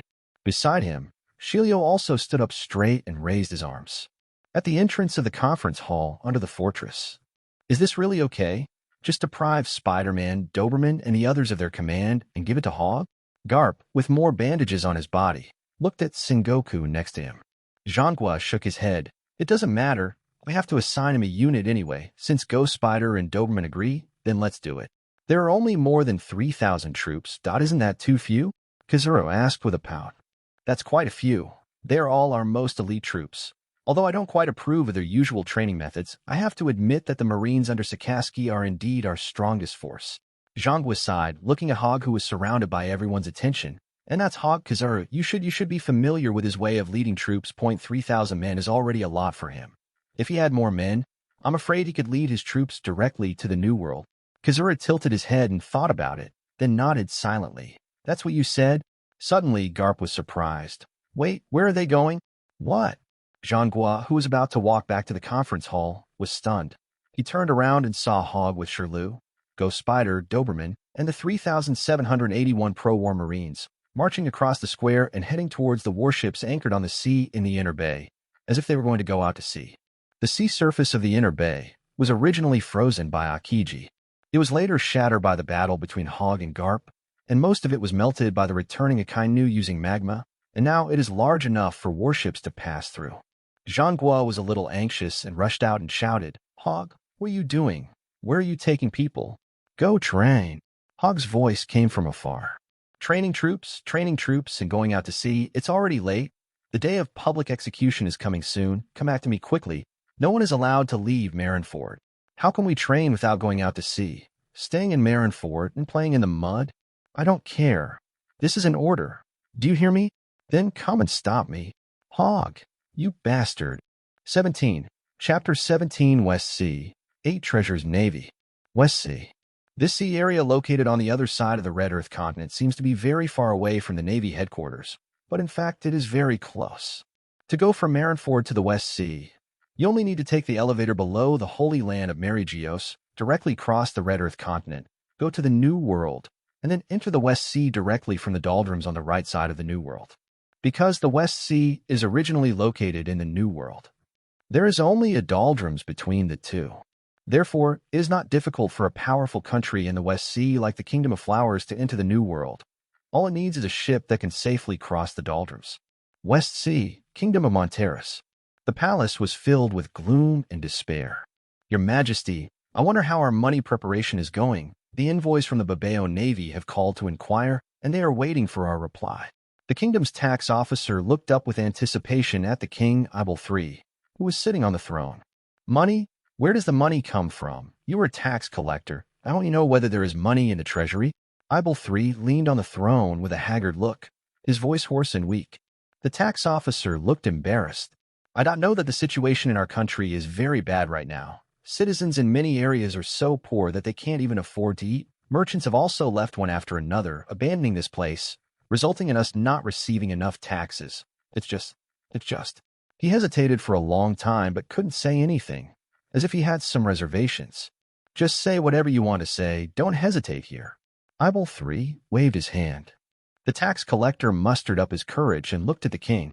It's just that your Majesty's royal family should still have some money left, right? Even if there's no cash, antiques, gold, or jewelry would be fine. How dare you? Do you know what you are saying, bastard? Do you want to be executed? The bearded general standing beside the king shouted angrily, his hand already on the hilt of the sword at his waist, ready to draw his sword and step forward. The tax collector was frightened by the bearded general's angry shout and stepped back repeatedly. Your Majesty, I have no other intentions. I simply want to know if we can still come up with the money. I don't mean to force the royal family to pay. Seeing the general walking towards him with his sword drawn, and Ibel III on the throne showing no intention of stopping him, the middle-aged tax collector completely broke down.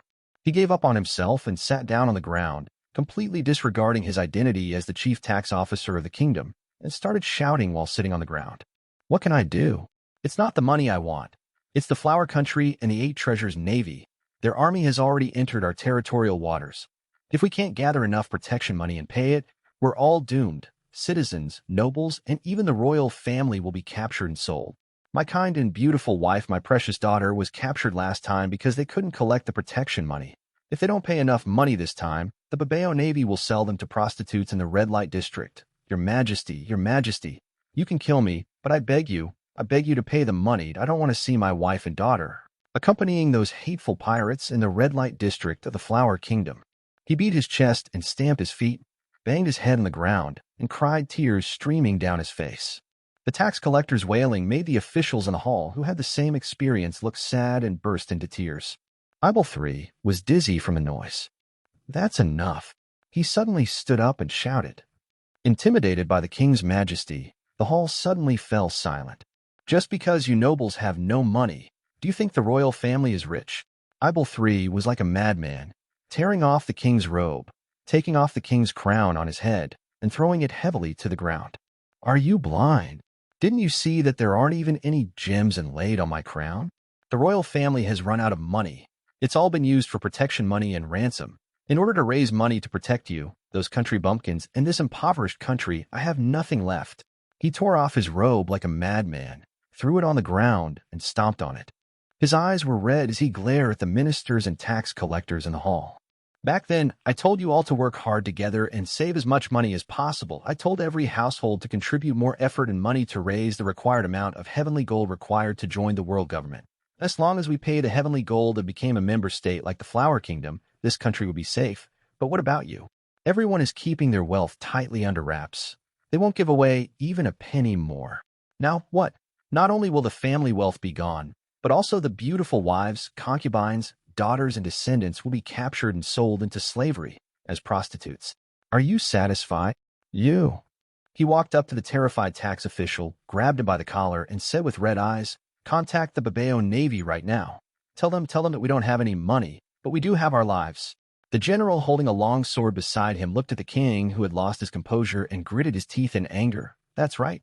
No money but my life, your majesty. Fight them. The bastard Flower Country, the bastard Eight Treasures Navy. They've destroyed this country, the Mantra's royal family, everything. Fight them. Fight them." For a moment, the palace was filled with anger, and the ministers were filled with righteous indignation, cursing the Flower Kingdom for its greed and the world government for its incompetence. With this uncontrollable anger, Ibel III, surrounded by the ministers of the kingdom of Montilas, personally led the kingdom's 300 guards to the port, ready to fight a decisive battle with the army of the Kingdom of Flowers. However, when they rushed out of the royal city cursing and rushed to the port and saw dozens of large and small pirate ships lined up horizontally on the sea in front of them, and saw the hundreds of black gun muzzles, the hatred and anger in their hearts were like being poured with a bucket of ice water and instantly cooled down. King Ibel III's legs went weak and he fell to his knees on the ground, his eyes dull and filled with fear and despair. The gap is too big. How can we fight back? Even with all the resources of their kingdom of Montilas, they were able to maintain less than 300 royal guards. The national strength of the Flower Kingdom, a pirate kingdom composed entirely of pirates, ranks among the best even among the member states in the world. The dozens of pirate ships in front of us, a pirate fleet with at least tens of thousands of soldiers, is just one of the 8 armies of the entire Flower Kingdom and a part of the 8 Treasures Navy. It's over. At this moment, Ibel III knew that he was finished. The Mantra's royal family is finished. This country is also finished, because they have no money to pay protection money. There is only one consequence of not having money to give to these robbers, and that is that the entire country will be looted and sold off. All resources within the kingdom, including the citizens, from the royal family of Monteras, ministers and nobles to ordinary civilians, could not escape the fate of being captured and sold. Oh my God, what sin have we committed? Do people who are not members of the Allied powers not deserve to live? Seeing the leading pirate ship on the sea ahead breaking away from the formation and heading towards this side, Ibel III collapsed and knelt on the ground crying. Suddenly, the bearded general standing behind him pointed to the left and exclaimed, "Your Majesty, something's happening over there. What on earth is going on?" Ibel III wiped his tears and looked in the direction the general pointed. "It looks like they are naval ships, quite a few of them, heading this way." 18. Chapter 18, Fire. The general's voice suddenly became a little excited, with a hint of hope in his eyes. He trembled and said, "Are they here to stop the 8 Treasures Navy from causing trouble? That should be the case, right? The Navy, after all, is the guardian of justice on the sea. Seeing so many pirates gather here, there's no way they wouldn't intervene." However, Ibel III was even more desperate. He said angrily, "Don't be naive. Those Navy members are not here to protect us. It's not like we haven't asked for support from the West Sea Naval Branch before. But when did we get any help? Those Navy members are just one of them. They only protect the member states. Those of us who are not member states will not be taken seriously by them at all." As the king of a non-member country, he knew very well that those naval warships were not there to eliminate the pirates in front of them or to protect them. On the contrary, it is very likely that he will stand on the side of the Flower Kingdom and protect those pirates. It's because those pirates are citizens of the member states and are legal pirates who pay enough gold to the world government every year. And the Navy's military expenditure is this gold from heaven. In other words, these people are in the same group. At the same time, on the pirate ship led by... Brother, I don't think the Kingdom of Mantras is going to pay you right away this time. Abu, the 13th generation deputy pillar of the Babao Navy, with long orange hair, bare upper body, only wearing a green cloak, armor on his right arm, a skull-like tattoo on his left arm, and several teeth missing from his mouth, stood at the bow of the ship, looking at the port with a telescope, and spoke loudly. Old Kai, the 13th generation pillar of the Babao Navy, is a sturdy man with brown skin, brown hair, and a tattoo of the number 13 on his left abdomen. He is playing with a long-handled guandao in his hand, sitting on a chair and talking to a guest. Hearing this, he was puzzled. What do you mean? Abu put down the telescope and said with a grin, because I saw that idiot Ibel 3 coming with his king's guards. Oh, you want to fight us? You really are an old man who overestimates your own abilities. Can a mere 300 guards defeat our 9,000 navy? Old Kai stood up holding his guandao and was about to order the boat to dock to see where this Ibel 3 got the courage to challenge their Babao navy. At this moment, the pirate who was watching the wind from the mast above his head issued a warning. Pillar, Deputy Pillar, an unknown naval fleet has been spotted in the sea area to the left. They are rapidly approaching. Please give instructions. Naval fleet? Lao Kai and Abu were stunned and turned around at the same time to look behind them. However, they were not looking at the warships approaching from the sea on the left, but at the guests on the ship. A burly Navy soldier with a long mustache on his lips. Colonel Ma Fu, is that your branch's warship? Colonel Ma Fu, colonel of the West Sea branch of the West Sea Navy stationed in the Kingdom of Flowers. He himself is from the Kingdom of Flowers. Warships? Ma Fu stood up and looked carefully. Sure enough, he saw 6 dark green warships forming an arrow-shaped formation and approaching this side rapidly. He took the telescope from Abu and took a closer look, and immediately saw the seagull flag flying on the top of the leading warship. Then Ma Fu quickly confirmed that those warships were not from the West Sea. At least, it was not from the Flower Kingdom Navy branch under his jurisdiction, nor from the nearby member states, because the fluttering sails of those warships were engraved with patterns of winged black dragons. That was a warship logo that Ma Fu had never seen before. He pondered for a while, seemed to have thought of something, and soon nodded in sudden realization. I see, those warships are likely the elite Navy troops summoned by headquarters to go to Marineford to participate in the public execution. The warships heading to the Navy headquarters. What are they doing here? Are they coming for us? Old Kai was a little wary. Ma Fu smiled. Don't worry. How could they possibly be coming for you? You're not pirates. You're the Flower Kingdom's army. The Flower Kingdom flags are flying on your ships. They can't be unaware of it. I guess they were just passing by and saw all these ships gather here, so they made a detour to take a look. Seeing that Lao Kai and Abu still hadn't put down their weapons, Ma Fu reluctantly stood up from the boxes of Baileys in front of him and said, Since you're worried, I'll go over and explain the situation to them.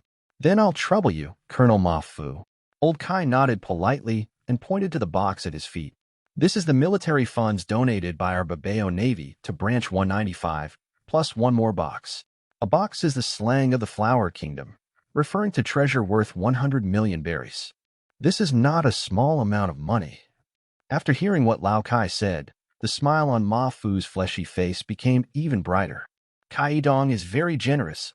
On behalf of the 195th Navy branch of the Flower Kingdom, I would like to thank the Babao Navy for their military fund donation. With this fund, we can purchase more weapons, recruit more righteous warriors, and protect the peace of this sea. Without saying a word, he stood up and took out the Navy's exclusive regional communication Din Din Mushi. This special Din Din Mushi can directly apply to connect to the Din Din Mushi of other navies in nearby waters without dialing. This is a Din Din Mushi used to call for emergency help. Just as he was about to dial out, he heard the pirate lookout in a watchtower above him shout again, urgently. Report to Dong, they're not slowing down. What do you mean? Old Kai was still confused. They're not slowing down. Not only are they not slowing down, they're speeding up, still speeding up. There was panic in the lookout's voice. Lao Kai cursed. Fuck you, what are you talking about? What acceleration? Warships. They're warships. Those 6 warships are speeding towards us. What? Lao Kai, Abu, and Ma Fu all changed their expressions and rushed to the side of the boat to look outside. Then 6 dark green warships as narrow as swords appeared, like 6 sea trains, spewing out white steam, blowing loud whistles, cutting through the clear sea, like 6 sharp arrows, directly piercing through the left line of defense of the Babao Navy. Seeing the dozens of ships of the Babao Navy blocking the sea, they not only did not slow down, but instead folded the sails, opened the steam horsepower of the warships to the fullest, roared, and charged head-on. The first warship to be hit, with its bow wrapped in a heavy iron hull, crashed directly into the nearest pirate ship. The poor pirate ship was less than 20 meters long. When it was hit by the 100-meter class ironclad ship, it exploded like foam crushed by a finger and turned into wood chips all over the sky. Hundreds of pirates on the ship screamed in terror, and before they could even jump into the sea to escape, they were hit by the iron hull that was like a city wall and turned into balls of spreading scarlet color, smearing the dark green iron hull. Then the second one, and the third one. The dark green warship, like a sea king on its prey, plunged into the center of the 8 Treasures Navy's pirate ship array, moving straight forward and smashing 5 pirate ships into pieces before it barely slowed down and stopped in the center of dozens of pirate ships. The collision was so violent that the thick iron shell wrapped around a bow of the warship was deformed and torn. The Marines standing on the warship were also knocked off their feet by the impact and thrown everywhere, with their noses and faces bruised and their heads bleeding. The commander on the warship remained indifferent to this. Hogg was lying on a rattan chair with his legs crossed, a burning cigar in his hand. He took a few gulps from a bottle of liquor, raised the corner of his mouth, and uttered 2 words. Fire. 19. Chapter 19, Annihilation. Shilio beheads Lao Kai. Oh, damn Navy. Pass the order. Fight back. Fire. I watched helplessly as the 5 pirate ships of the Babao Navy were easily crushed by warships on the sea. The shattered wreckage of the ship and the corpses of the 8 Treasures Navy pirates were mixed together and scattered messily on the sea. Old Kai was so angry that he roared. Looking at the tragic scene in front of him, cold sweat suddenly broke out on Colonel Ma Fu's forehead. But looking at the 6 warships that obviously did not belong to the West Sea, Ma Fu had to try hard to dissuade them. Calm down, Kai Dongliang. There must be some misunderstanding here. Don't be impulsive. Let me go over and check it out first. If that really is an elite naval force heading to the naval headquarters, let's not talk about whether Lao Kai and his 8 Treasures Navy can win. Even if they can win, they will definitely face the wrath of the naval headquarters. By then he, a small branch colonel, would probably be in big trouble. What Ma Fu was really worried about was the combat effectiveness of the Navy on these 6 warships. If they were stronger than the Babao Navy, and Lao Kai fought back, both sides would definitely end up in a fight to the death. Neither of these 2 consequences is what Ma Fu wants to see. But how could Lao Kai, the new pillar of the Babao Navy, remain indifferent after seeing his own ships destroyed and his men killed? At this moment, Old Kai simply refused to listen to Ma Fu's dissuasion. As the order was conveyed, the pirates of the Babao Navy, who were attacked, immediately began to counterattack. These tens of thousands of pirates from the Flower Country's 8 Treasures Navy have become quite elite after simple training, and are much stronger than ordinary guerrilla pirates. The moment Lao Kai gave the order, gunners rushed into the cabins of the pirate ships and began loading cannons. On the deck, hundreds of pirates drew their swords and guns. Those who were close to the warship turned around and rushed over, wanting to get close and engage in boarding battle with the Navy. However, they never expected what kind of army they would face today. These warriors from Doberman and Ghost Spider are iron-blooded Marines who have been tempered in the high-pressure wars of the New World for many years. Now that they have a new commander, and after learning from Ghost Spider and Doberman about the new Commander Hogg's glorious past and his terrifying combat power comparable to that of a general, their confidence and fighting spirit have already overflowed. Don't even think about coming to the West Sea to fight these pirate armies. Even if Hogg took them to the New World to fight against the 4 Emperor's pirates, they would not be afraid. As Hogg gave the order to fire, the 6 warships quickly turned their hulls like a blooming flower, connected head to tail, and aimed the densely packed double-layer gun barrels on one side at dozens of pirate ships in all directions. The Marines, who had been standing by the cannons in the cabin, immediately stuffed the shells in their hands into the barrels and lit the fuses as soon as they received the order.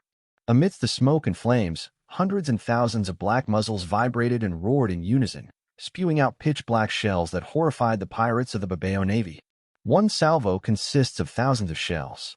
A large black mass, like a black crow of death, let out a soul-calling cry and exploded on the sea, on the pirate ship, and on the pirates' faces. Boom, boom, boom. It was not until a ship was hit by a cannonball, the hull was shattered, wood chips flew everywhere, the pirates screamed in fear, and the deafening sound of cannons was heard that they finally arrived. What wonderful music! It makes me feel so comfortable that I fall asleep. Listening to the roar of cannons and the vibration of the warship below him, Hogg drank liquor, smoked a cigar. His eyes were blurred and he yawned. Is this really okay? These pirates seem to be the army of the Flower Kingdom. Shiru, biting a cigar, holding the demon sword, and standing behind Hogg, grinned. Oh, what did you say? Hogg tilted his head, his eyes half drunken. I said. As Shilu opened his mouth, the smile on his face suddenly froze and his body subconsciously stepped back. But it was too late. The wind blew violently in his face, and a dark shadow enveloped his vision. Bang! He was slapped hard on the right cheek, and his whole body was blown into the air, fell backwards, and hit the bottom of the mast not far away. The heavy iron shell covering the mast was dented by his impact. Shilu fell on the deck, and his entire right face was swollen. Blood was flowing from his face, nose, and teeth, staining the collar of his neck red. A burning pain came from his face. Shilu's face was distorted at this moment. He raised his head and looked at Hogg. You. But he found that Hogg was still lying on the rattan chair, slowly drinking the liquor in the bottle. What are you still doing here? Everyone else is out fighting the enemy. If you don't get on, you'll be treated as a deserter. Hogg's voice came slowly. Shilu gritted his teeth, his facial expression changed several times, and finally turned into a blood-stained, smiling face, and he bowed his head respectfully. As you command, Lieutenant General Hogg. Then he drew out the blood-red demon sword, leaped out with a moon step, jumped directly above the sea, and rushed towards the Babao Navy. On the two warships nearby, Ghost Spider and Doberman saw Shilu's miserable appearance and couldn't help but sneer. Humph, you even dare to slack off on Lieutenant General Hogg's orders. You really don't know how to spell the word death. Really, is it because here or in the city, no one can deal with you, Shilu of the Rain? Boom, boom, boom. The earth-shaking sound of artillery fire continued. In one salvo from 6 warships, 6 of the more than 30 warships of the Babao Navy were lost. 2 rounds of salvos destroyed 18 ships. After 3 rounds of salvos, only 5 pirate ships were left intact on the surrounding sea. By this time, the firing had stopped. Facing this number of pirates, it would be a waste of ammunition to launch a saturation artillery attack. Ghost Spider and Doberman immediately led the fleet and pounced on the ship like wolves and tigers, engaging in boarding battle. Faced with the Black Dragon fleet that reappeared in the sea after 20 years, the pirates' fate was already determined. On the lead ship where Lao Kai was, Shilu, filled with anger and frustration, fell from the sky and cracked the deck with a bang. Kill him! The pirates on the ship roared and attacked with their swords. Shilu bit his cigar, his right cheek was swollen, and his face became more and more hideous. The right hand holding Liu swept left and right. Puff, puff, puff. In an instant, more than a dozen heads flew high into the air. Plop, plop, plop. More than a dozen headless corpses rushed towards him with all their remaining strength, only to fall to the ground one by one. Blood spurted out from the headless neck like a fountain, staining the deck under Shilu's feet and his clothes red. Asshole, die. Seeing this, Abu took out a long-handled axe from behind, stepped forward with his strong body that was more than 3 meters tall, strode forward, and jumped and chopped towards Shilu. Deputy Pillar of Bu, don't go over there. Colonel Ma Fu screamed miserably. But it was too late. Before he could finish his words, Abu's strong body, along with the huge axe in his hand, was cut in half by a bloody long knife. Puff. Blood splattered like paint, covering the head and face of Old Kai, who was following closely behind. Old Kai looked up blankly and saw Abu, who was frozen in place. Abu, what's wrong with you? He opened his mouth and asked, just in time to see Abu's upper and lower body split diagonally with a scarlet bloodline, then separated to the left and right like 2 pieces of pork, falling dully to the ground. The internal organs in the abdominal cavity were emitting heat and were scattered all over the floor with an extremely fishy smell. I told you not to go over there. He is Shilu of Rain. How could you possibly beat him? Colonel Ma Fu was almost collapsing, shouting in a hoarse voice. As early as when Shilu jumped onto the boat, his face changed with horror. He recognized Shilu. Shilu was very famous because of his brutal act of killing prisoners, which was once widely reported by the ubiquitous world news. Because of his terrible behavior, the warden of Impel Down, who had just taken office, was sent to infinite hell and imprisoned indefinitely. Ma Fu once had the honor of visiting the naval headquarters and knew that this man was a strong man recognized by all the vice admirals in the naval headquarters. How could a pirate of Abu's level defeat such a powerful man? In order to compete with him, the only way is for the previous pillar of the Babao Navy, Shuiziking Jiao, to come in person. When Ma Fu was thinking this, Lao Kai, who was stimulated by the tragic death of his brother, had already swung his knife desperately and slashed at Shilu. You beast! I'm going to kill you. 8 punches, martial heel. By the time Ma Fu reacted, a pitch-black right leg wrapped in armed color domineering had already flown high into the air and landed in front of him. When he turned around, Lao Kai's hair had been grabbed by Shilio's big hand, and his neck was cut by the bloody long knife in Shilio's hand. No, you can't kill him. He's the current pillar of the Eight Treasures Navy and a senior general in the Flower Country's regular army. If you kill him, you'll anger the Flower Country, and it will. Puff. Hot blood spurted into the air several meters high. Old Kai's eyes were wide open with anger. His head was easily taken off by Shilio and held in his hand. Ma Fu was stunned, his legs went weak, and he fell to his knees on the ground with a thud, as if he had lost his parents. It's over. 20. Chapter 20 Weakness is the original sin. Report to Lieutenant General Hogg. The combat mission is over. All enemies have been annihilated. Doberman and Ghost Spider, whose white uniforms were stained dark red by blood, jumped onto the warship, saluted Hogg, and reported loudly. Well, we'll spend 10 minutes cleaning up the battlefield and searching for useful supplies. Hogg stood with his hands behind his back, looking at the sea filled with shipwrecks and pirate corpses, his eyes remaining calm and indifferent. Yes. Doberman and Ghost Spider respectfully accepted the order and gave their instructions. At this time, Shilio came back. He walked with moon steps, holding a bloody head and a Navy man who was terrified. With a bang, the burly Navy soldier was thrown onto the deck. Then Shiru carried the head and walked in front of Hogg, standing in the position where Doberman and Ghost Spider would attack. He raised his hand to salute and reported the situation in a cold voice. Report to Vice Admiral Hogg. This pirate fleet is from the Flower Country's Eight Treasures Navy, and they are led by the new leader of the Eight Treasures Navy. He raised the head in his hand and gestured, Kai-E, the grandson of Cone Green Pepper. He pointed to the ground again at Ma Fu, who was frightened out of his wits. This man claims to be Ma Fu, the commander of the 195th Naval Branch Base in the Flower Country, Qingjiao's grandson. Hogg was somewhat surprised to hear a familiar name. He glanced at Lao Kai's head in Shilio's hand. He nodded at Shilio, confirming his attitude. Then he sat up straight and looked at Ma Fu. Tell me, what are the Flower Kingdom's Eight Treasures Navy doing here in the Kingdom of Montrose? And why are you a member of the West Sea Navy on a pirate ship? At this moment, Ma Fu was already frightened out of his wits by the scene on the warship. Who did he see? Doberman. Ghost Spider. Even if they were placed in the headquarters of the Navy, these two would be considered real high-ranking naval officials. Vice Admiral 2M Ling, whose power is greater than that of an ordinary Vice Admiral in the headquarters, actually stayed on a warship. And this is not the scariest thing. What was even more terrifying and made Ma Fu completely at a loss was that powerful Vice Admirals of the headquarters like Doberman and Spider Demon, including Shiru of Rain, could only stand and salute on this warship.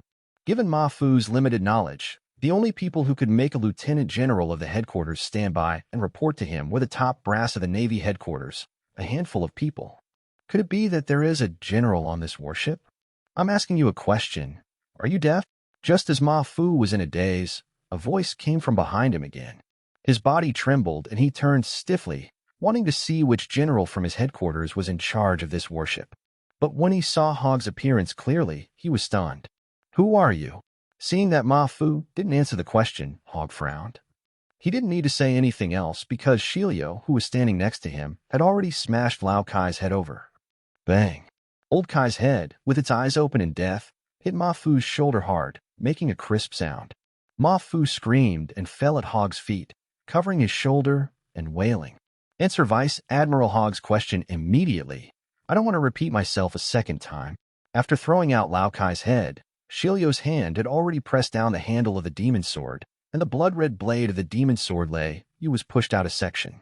A murderous intent that chilled the bones instantly enveloped Ma Fu's entire body. He shuddered, and his mind immediately cleared up, realizing how dangerous his current situation was. Without bothering to think about the background of Hogg in front of him, he endured the severe pain of his broken shoulder, turned over and got up, knelt in front of Hogg, and quickly told him everything he knew like pouring beans from a bamboo tube. My lord, it is like this. Every year at this time, the Flower Kingdom collects protection money from its neighboring nations, the Flower Kingdom's 8 navies, 1 treasure, 2 treasures, 3 treasures, 4 treasures, 5 treasures, 6 treasures, 7 treasures, and 8 treasures. Besides the 1 treasure and 2 treasures navies guarding the kingdom, all 6 navies, 3 treasures, 8 treasures, and 7 treasures will be deployed. On the side of the Kingdom of Montrose, this year it's the 8 treasures navy led by Kai Dongliang. Hogg took out a gold-plated cigar and toyed with it in his hands, looking down at the trembling Ma Fu. How much protection money do they collect? Is it only collected from non-member countries? Ma Fu swallowed nervously.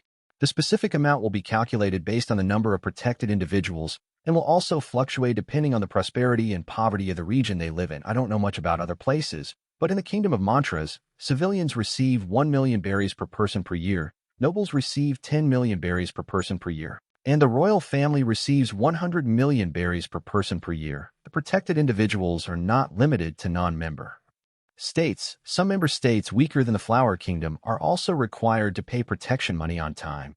What is the population of the Kingdom of Mantras? How much do they have to pay every year? Hogg asked again. Ma Fu didn't dare to hide it. There are probably more than 30,000 civilians, more than 1,000 nobles, and dozens of royal families in the Kingdom of Mantras. Are you fucking kidding me? Hogg's face suddenly turned gloomy. A huge pressure instantly fell on Ma Fu, forcing him to lie on the ground like a toad. At this moment, Ma Fu felt as if a mountain was pressing down on him, and his entire body was being crushed into a meat paste bit by bit. He begged for mercy. Sir, I have wronged you. I did not deceive you. Give me 10,000. I wouldn't dare to lie if I had the guts to do so. There are more than 30,000 civilians, more than 1,000 nobles, and dozens of royal families. At this rate, doesn't the Kingdom of Mantras have to pay 40 to 50 billion in protection money to the Flower Kingdom every year? Do you think I'm a fool? The amount of heavenly gold that the Flower Kingdom pays to the world government every year is not even this much. If the Kingdom of Mantras had so much money, wouldn't they have paid enough heavenly gold to become a member state long ago? Hogg lit his cigar and looked at Ma Fu dangerously. Ma Fu was so scared that he almost peed and shit. The Kingdom of Mantras, of course, doesn't have that much money. His Majesty Raman of the Flower Kingdom is kind-hearted and considerate of the economic conditions of neighboring countries. Therefore, the amount of protection money collected is adjusted accordingly every year. 40 or 50 billion is truly unaffordable for the Kingdom of Mantras. So the protection money collected from them over the years has only been a few billion, or even over a billion. This amount is already very small. A spark flew out from the smoking cigar in Hogg's hand and hit Ma Fu. It was clearly just a spark the size of a firefly, but when it landed on Ma Fu's chest, it burned his military uniform and the flesh underneath it to a crisp, burning his intestines and stomach, leaving him lying on the ground screaming in pain, unable to bear the pain. The small spark burned brighter and brighter on his body, and no matter how hard he slapped it, it couldn't be extinguished. Soon, the small spark turned into a small flame, and then turned into a raging fire that enveloped Ma Fu. Ma Fu's shrill screams did not last long in the fire, and he turned into a pile of human-shaped ashes, scattered on the deck. You're a fucking navy, and you still think pirates are kind-hearted? Hogg flicked the end of his cigar, put it in his mouth, and stood up. He was too lazy to continue listening to Ma Fu's nonsense. Doberman asked, Lieutenant General Hogg, do you want to go to the Kingdom of Mantras to find out the situation? No need. What's the point of knowing? Humph, in this ocean, being weak is the original sin. No one can protect them except themselves. Hogg glanced at the port of the Kingdom of Mantras. Over there, the nobles, royal family, commoners, and King Ibel III of the Kingdom of Montilas all stared blankly as if they had seen a ghost, and had not yet recovered from the fact that the Babao Navy had been wiped out. So what do we do next? Separate the fleet, Enigmo and Shiru. You lead the troops and destroy all the pirate armies sent out from the Flower Kingdom without leaving a single one alive. Confiscate all their supplies. Doberman, come with me to the Flower Kingdom. Yes. Ghost Spider, Shiru, and Doberman obeyed the order. What if headquarters asks? Doberman said softly. During the mission, all external communications, except for those within the fleet, will be cut off. I will bear any consequences. Hogg sheathed his longsword, Akran, at his waist and asked, How's the battlefield cleanup going? Ghost Spider picked up the Den Mushi and whispered a few words before saying, Except for some logistical supplies, the total amount of property confiscated was approximately 2.3 billion berries. Is that all? Hogg frowned and waved his hand unhappily. We don't want any of it. Leave it all to the Kingdom of Mantras. Let the victims clean up the battlefield themselves. Time is precious. We don't have time to waste on such trivial matters. Of course, his visit to the West Sea this time was not just for military training. Come to Shihai to train troops. What kind of soldiers can pirates like the Babao Navy train? He came to the West Sea and headed straight for the Flower Kingdom, of course, for the pirate wealth accumulated by the Flower Kingdom for thousands of years.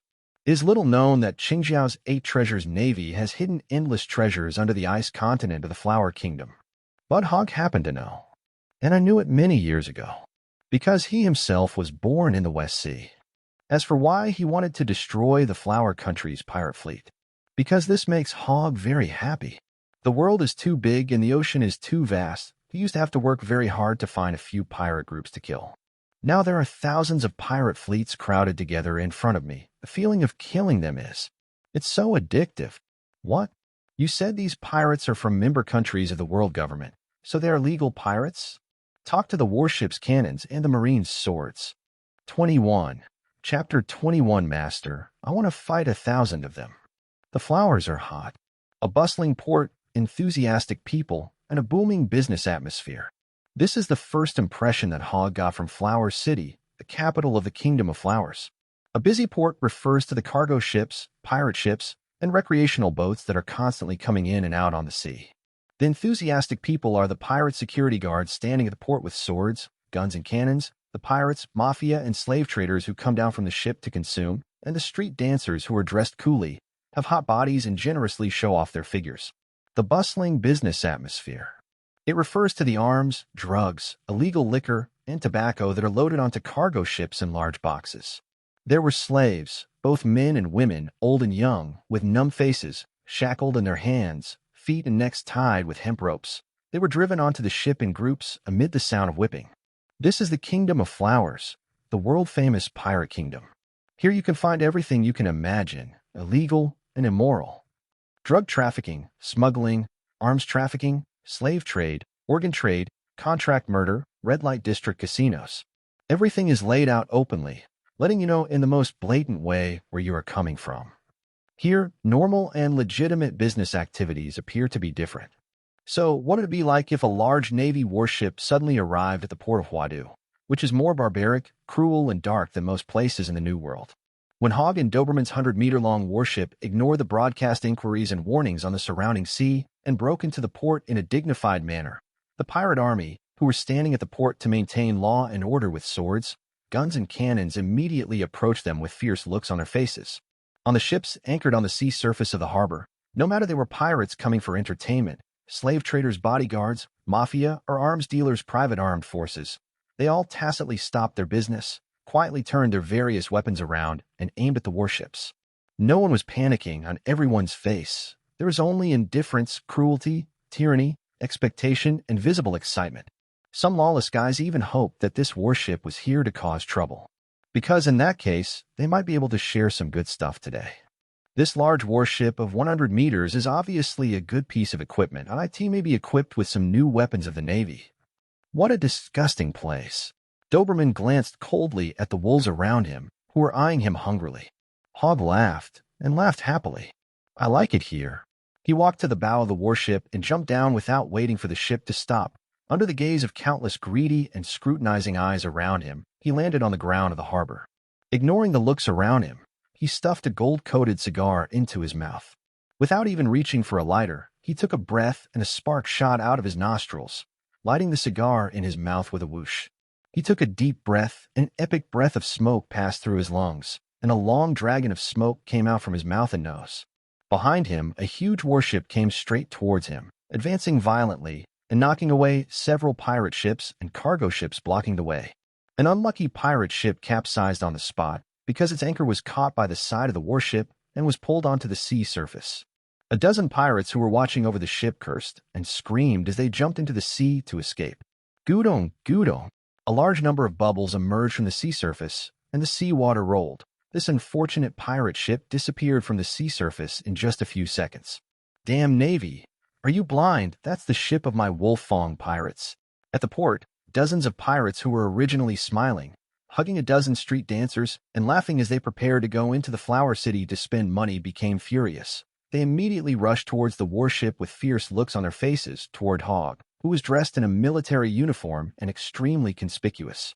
I'm a wild wolf with a bounty of 27 million berries. Boom, boom, boom, boom, boom, boom. The pirate captain hadn't even finished his harsh words when his body, rushing forward, seemed to be stuffed with dynamite and exploded on the spot, turning into a bursting watermelon and painting the harbor street blood red. The same was true for the dozens of pirates following closely behind him.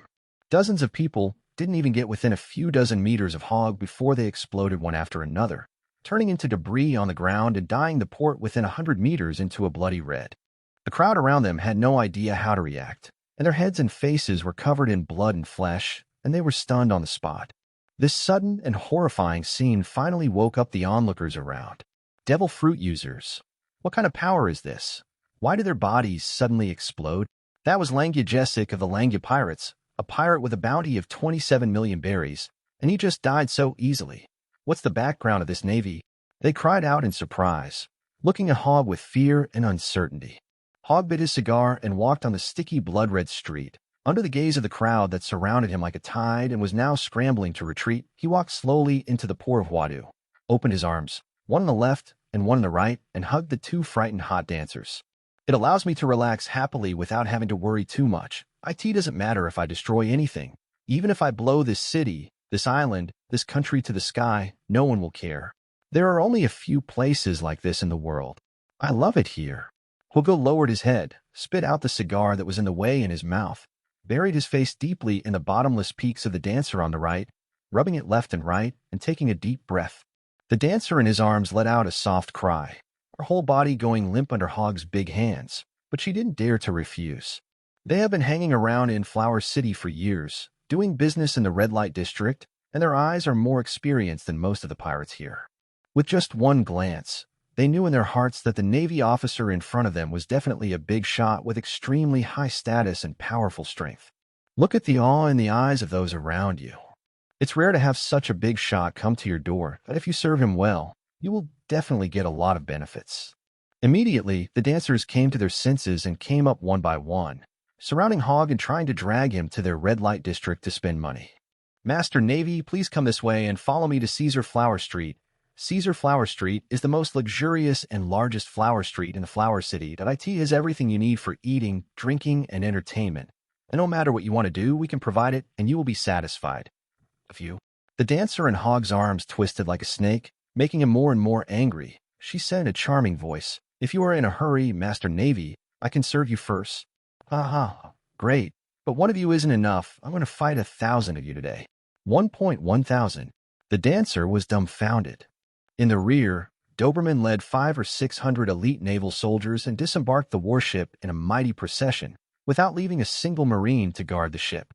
He threw a large box filled with gold and jewelry in front of the pirate security at the port and pointed at the warship and said, "Keep an eye on our ship. If we come back and find a piece of paint missing, I will bomb this port." The security captain was obviously a knowledgeable man. He recognized Doberman at a glance and dared not cause trouble. He nodded immediately.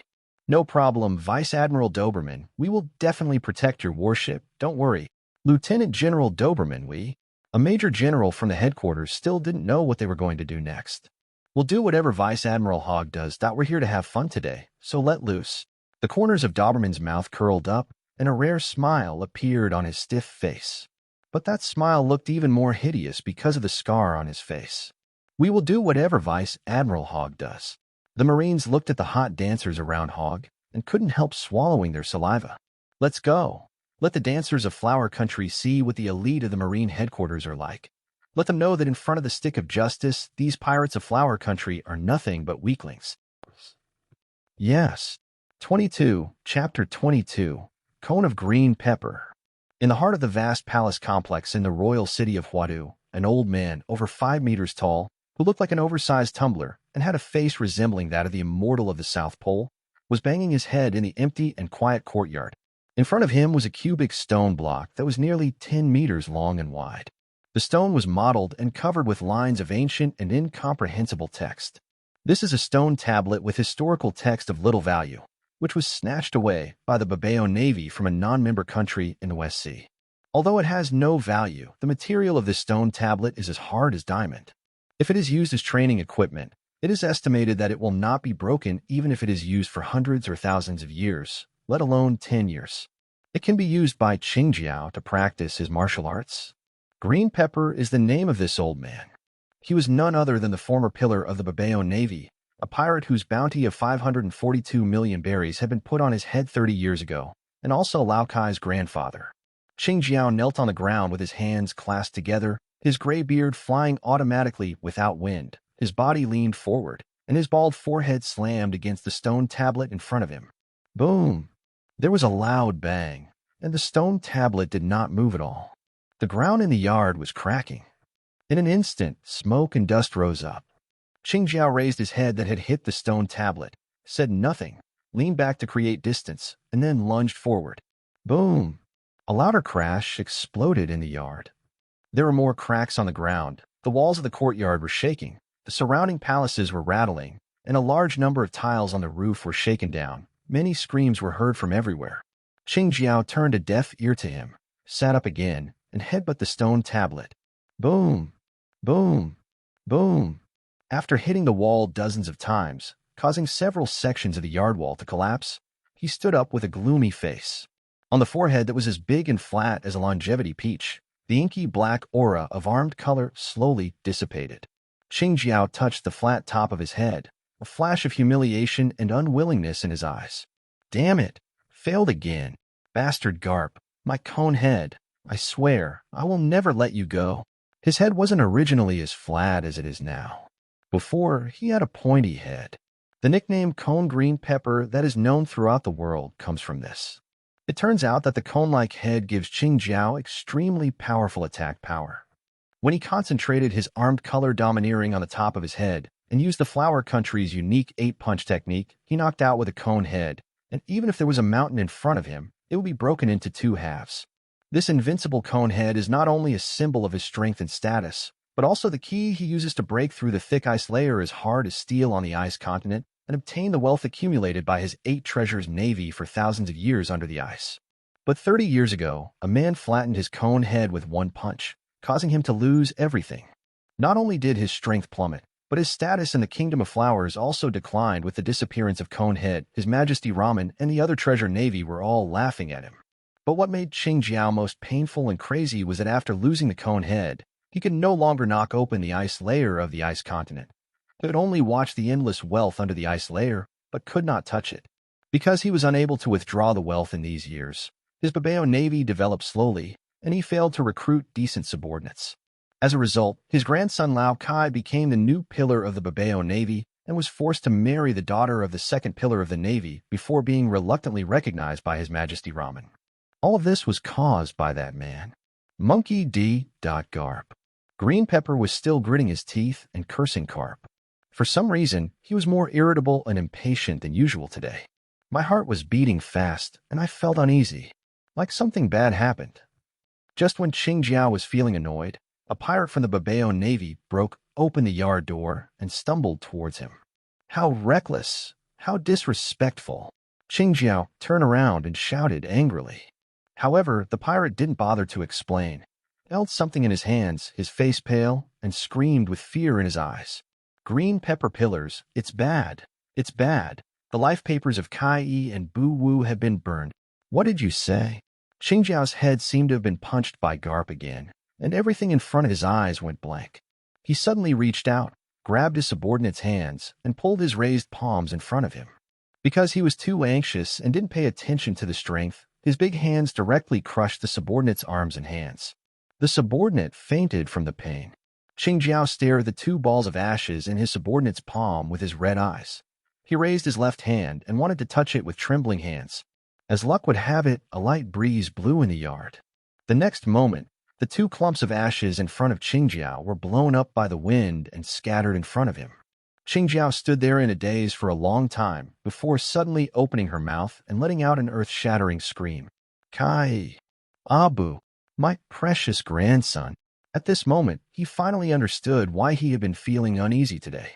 It turned out that something happened to his 2 grandsons. Lao Kai was the fruit of his life's work, the best practitioner of Ba Chong Quan in the entire Babao Navy, and even in the Kingdom of Flowers, is the most likely to surpass him, who has mastered the skills of making conehead nails and opened up the ice continent again to obtain the endless wealth inside. All his hopes in this life were placed on Lao Kai, and he always expected Lao Kai to surpass him. But now, who on earth is it? Who on earth killed my precious grandson? I'm going to kill his entire family. Green Pepper's beast-like roar spread throughout the entire flower capital city, even alarming Ramen, the king of the Flower Kingdom. Not long after, the news of the Babao navy was completely wiped out by an unknown naval warship off the coast of the Kingdom of Mantras could no longer be concealed. For a time, the entire country of flowers was in outrage. Here, the Ramen King personally called the world government and the navy to question the matter of the Babao navy being annihilated by the navy. Over there, inside Caesar Flower Street, the magnificent private room was filled with a decadent scene. The air in the room was filled with a pervasive scent of perfume. On the open-air balcony, Hogg, his naked body as strong as cast iron, sat carelessly on the leather sofa. Several fur-tried beauties with cat ears and rabbit ears were serving him. This Caesar Flower Street is indeed luxurious, with many dazzling dancers. The types of dancers are not limited to humans. There are fur tribes, long-arm tribes, long-leg tribes, long-neck tribes, ghost tribes, fish people, and everything else. Except for those extremely rare races, such as the three-eyed race. Even mermaids can be sent to you as long as you have money.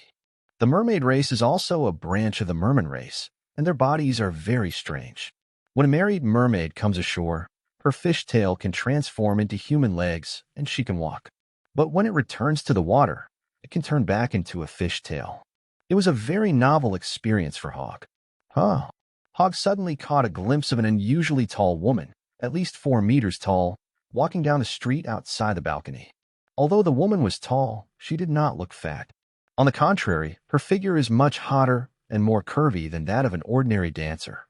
She also has a fair and charming oval face. What moved Hogg the most was that this woman had a dignified demeanor like a mother of the country.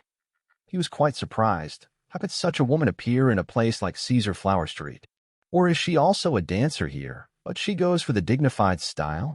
Go get her, that I want her. Immediately, Hogg patted the head of the Catwoman in front of him and pointed to the tall woman outside who was surrounded by a dozen burly men.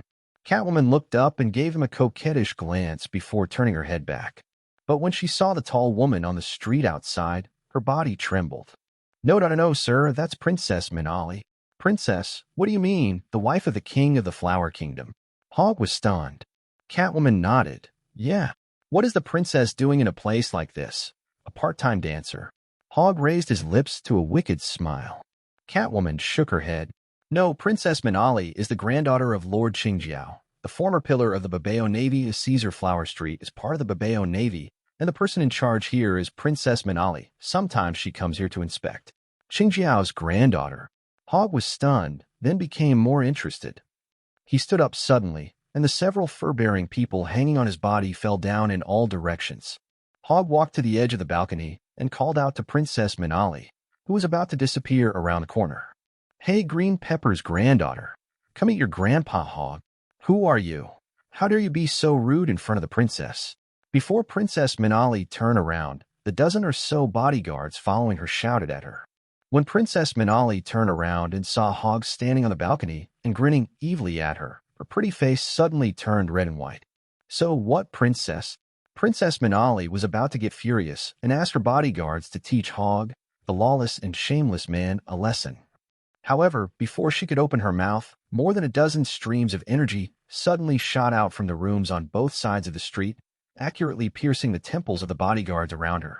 More than a dozen strong pirate bodyguards fell straight to the ground on the street. Princess Minali turned pale with fear and wanted to scream, but found that she couldn't open her mouth. What was even more terrifying was that her body was moving forward uncontrollably. The direction of progress was exactly where the shameless man was. 23. Chapter 23, Furious Satan, Confused Warring States. Holy Land Marihoa, the Hall of Supreme Power. The bearded old man with a dragon-headed crutch, one of the 5 elder stars who hold the highest authority in the world government, the god of science and defense, Saint Jagalucius Satan, after hearing the furious accusation from the king of the Flower Kingdom Ramen in the den mushy in front of him, his old face immediately turned extremely ugly. What the hell is going on? Why did something like this happen in the West Sea? Or was it the Navy's doing? They openly attacked a member state that had handed over Qinshan gold. Has the Navy gone crazy? Who gave the order? A series of questions came out of his mouth, and his old and majestic voice was full of anger. What's the point of saying all this? Why don't you just call Sengoku directly? The bald old man with glasses, the financial god of war Izambron v. Nasajuro say, who is also one of the 5 Elder Stars, touched his bald head, looking a little impatient. The anger on Satan's face froze. He glanced at his 4 colleagues who were standing or sitting in the hall, then silently picked up the Din Mushi and started dialing. The Marine headquarters, the Marshal's office at the top of the Fortress of Justice. Brand New was holding a pile of documents and reporting the situation to Zhanghua, who was sitting behind the desk. Zhanghua picked up the kettle beside him and poured boiling water into his enamel teacup while listening to Branny's report and asking questions casually. "How's the situation in Moria? What did Bartholomew Bear say?" Branny said, "Moria's thriller bark suffered heavy losses due to the Straw Hat Pirates' invasion. The buildings on that island ship were nearly completely destroyed, and the island itself was shattered. Moria's zombie army, having lost its shadow, was also essentially wiped out. He himself suffered serious injuries, but has accepted our call to arms and will soon be attending a meeting in Marineford with Bartholomew Kuma." Very good. Finally hearing the good news, a smile appeared on Zhanggua's tense old face. Because of the public execution of Fire Fist Ace, he has been extremely busy and annoyed recently. The naval forces were assembled, the 7 warlords of the sea were recruited, preparations were made for the next war, panicked people around the world were comforted, the families of the Navy were relocated from Marineford, and intelligence investigations were carried out on the New World pirates, especially the 4 emperors, Whitebeard, Red Hair, Kaido, and Big Mom. There are so many messy things going on. As a naval marshal, he is so busy every day that his nerves are almost broken. Oh, and there's Hogg, that bastard who refused to listen. I don't know where he took those thousands of elite Navy soldiers. He didn't even answer the Din Mushi calls.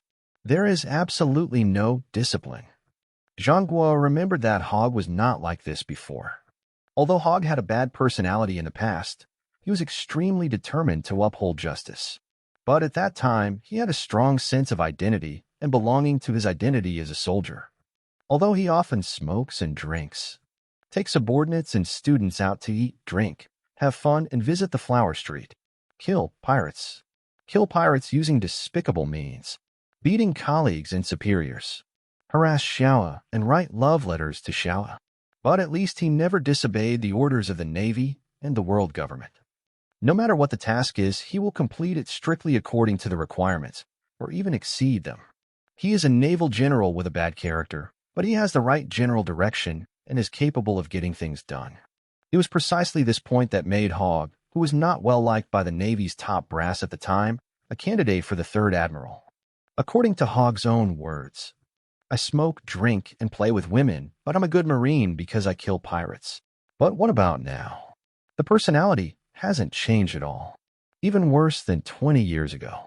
As soon as he came back, he beat up his old comrades and superiors, destroyed the headquarters base, ran naked in front of everyone in Marineford, molested Xiao, led his troops out to sea without discipline, and even cut off contact. The most important thing is that there seems to be something wrong with his brain. It's crazy no matter how you look at it. However, no matter what, Zhanghua has no time to care about Hogg now. The most urgent task is to carry out the upcoming public execution. Where are the Straw Hat Pirates?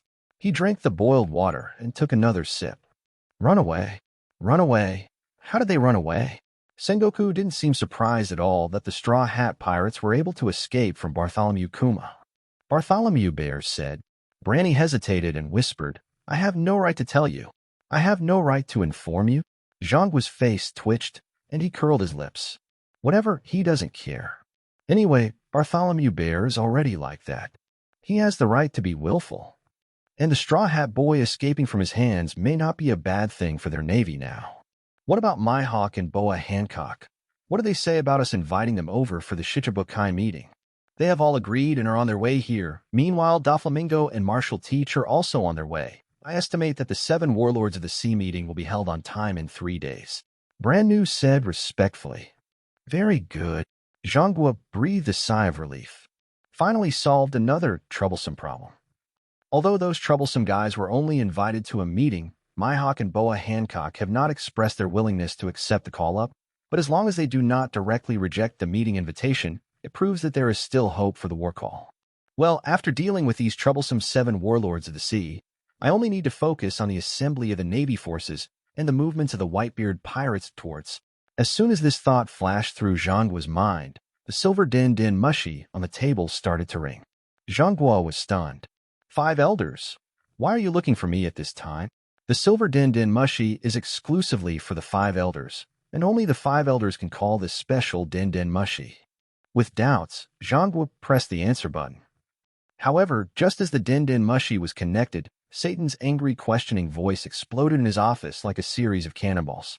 Warring states, who allowed your navy to attack the Flower Kingdom without authorization? Who gave you the courage to openly attack and annihilate tens of thousands of Flower Kingdom troops? Who gave the order? Who was carrying out the order in the West Sea? You attacked a member country without the permission of the world government. Do you know what you were doing? What? Zhangguo was completely confused. With his mouth open, he listened to Satan's repeated questions and even forgot to drink the boiled water that was brought to his mouth. He was stunned for several minutes before suddenly waking up and saying in a choked voice, Saint Satan, what did you say? Our navy attacked the Flower Kingdom and wiped out tens of thousands of their troops? No, I think there must be some misunderstanding here. I never gave such an order. The Flower Kingdom is a member of the world government. And no matter what the reason, we can't bypass the world government and go to war with them directly. 24. Chapter 24, I'm going to kill you, Hogg. Misunderstanding. Thousands of their Babeo sailors have died, and you tell me this is a misunderstanding. Zhangguo, you, the admiral of the navy, do you still want to do this? At this critical moment, you do this to me? Satan was furious, and his roar resounded throughout Zhangguo's office, scaring Brand New, who had not yet left, so much that his face turned pale. Zhangguo was filled with grievances and couldn't help but complain. This is really a misunderstanding. Saint Satan, I really didn't send anyone to lead troops to the West Sea, let alone attack the Kingdom of Flowers. If you don't believe me, you can use the video din mushi in Marineford. All the senior officers of the headquarters, except for Guion and Cake, who are still in the New World, are now on standby in Marineford. Not a single one is missing. Don't say I didn't give such an order. Even if I did, no one would carry it out. As Zhangguo spoke, his voice became lower and lower, and his eyes became wider and wider. In the end, he opened his mouth as wide as a hippopotamus. His eyes bulged out, and just as Satan was about to continue asking questions, he let out a scream from his throat. Hogg.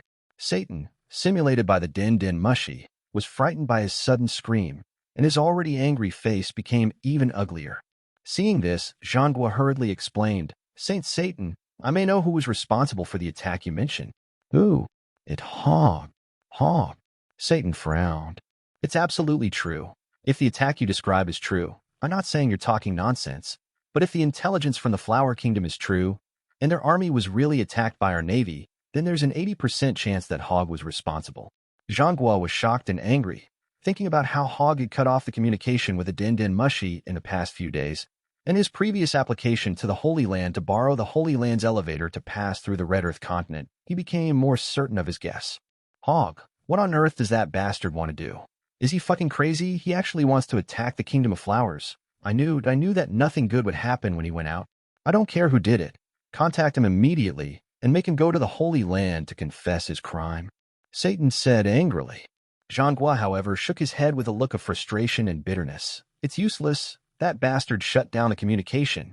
We tried a long time ago, but there's no way to get in touch. Then send someone over to bring him back. Zhangguo hesitated. Now. Nonsense. Just now, the Flower Country called again with a din mushi, saying that naval warships were attacking their other naval fleets, and there have been tens of thousands of casualties. Sengoku, send someone to stop them immediately. The saliva of Satan, simulated by the din mushi, was almost spraying onto Sengoku's face. The 5 elders, the highest authority in this world government, really lost their composure today.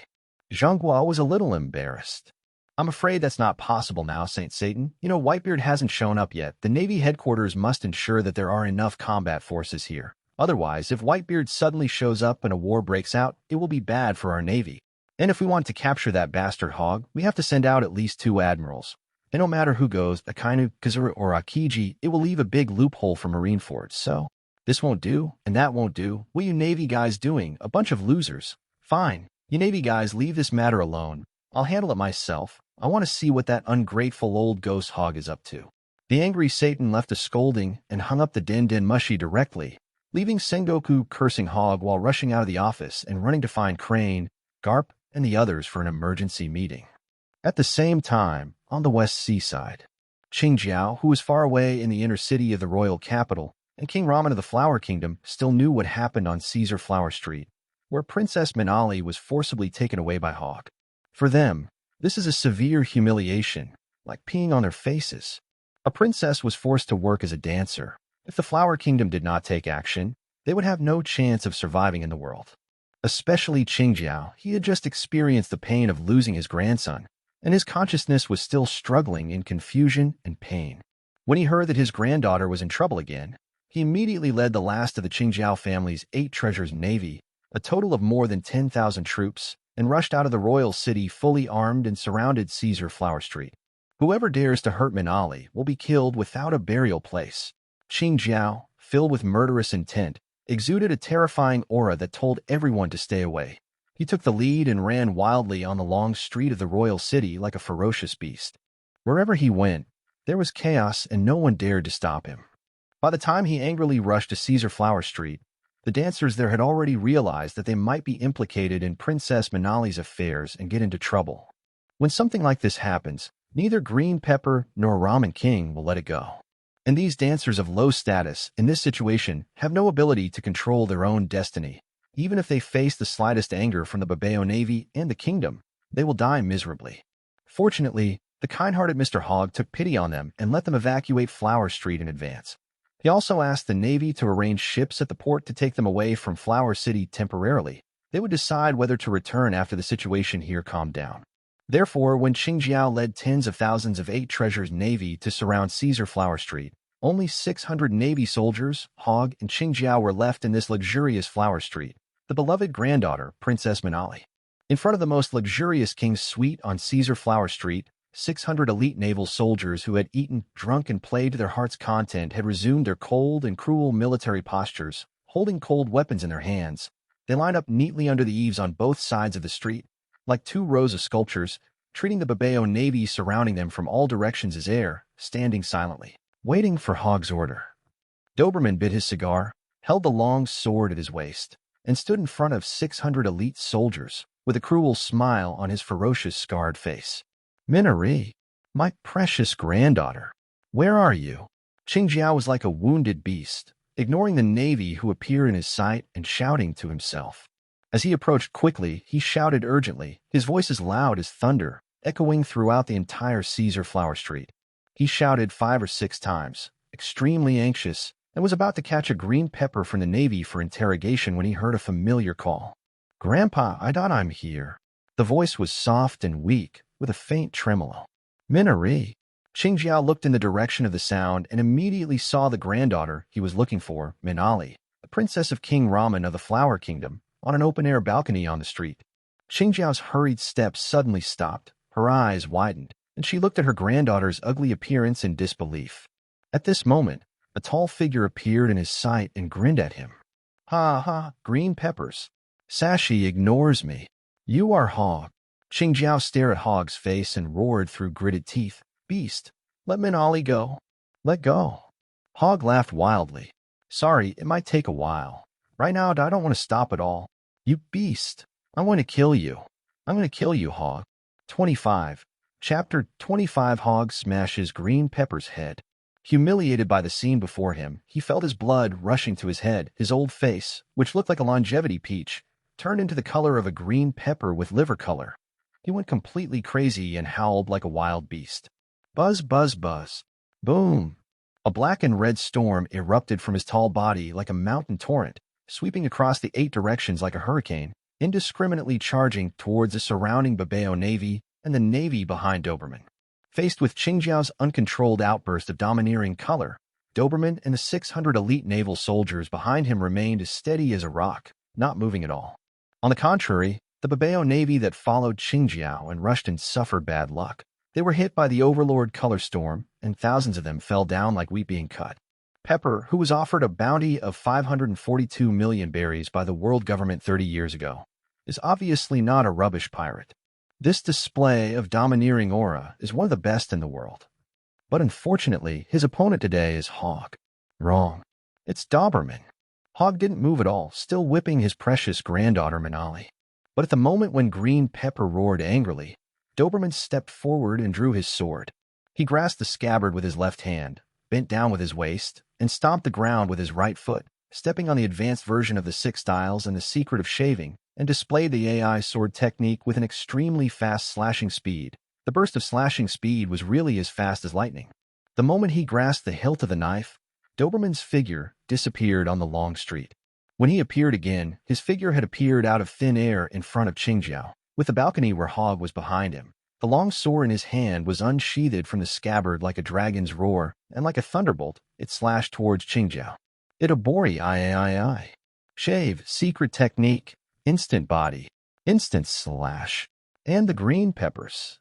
His momentum was even more powerful. The power of his outburst, under this extreme anger, was even more powerful, as if he had returned to his youth when Conehead was still there. The moment the domineering color burst out, Qingjiao's huge body was ejected from the street like a cannonball. The huge body, which is over 5 meters tall and almost as wide as its height, is like a spherical missile. On its bald forehead, the ink-black, armed color domineering appears. He actually bumped into me headfirst. Wudo, no spikes. Although the unstoppable Conehead is gone, the momentum of the great pirate who once roamed the New World is still there. This head-on collision gave Doberman the feeling that a large warship was rushing towards him. Doberman suddenly had a premonition in his heart. There is a high possibility that he will not be able to block Qingjiao's header. This force is too strong. But the knife in his hand did not slow down and slash down rapidly. The dark, armed color domineering aura surged out, wrapped around the long sword, and slashed at super high speed. Dang!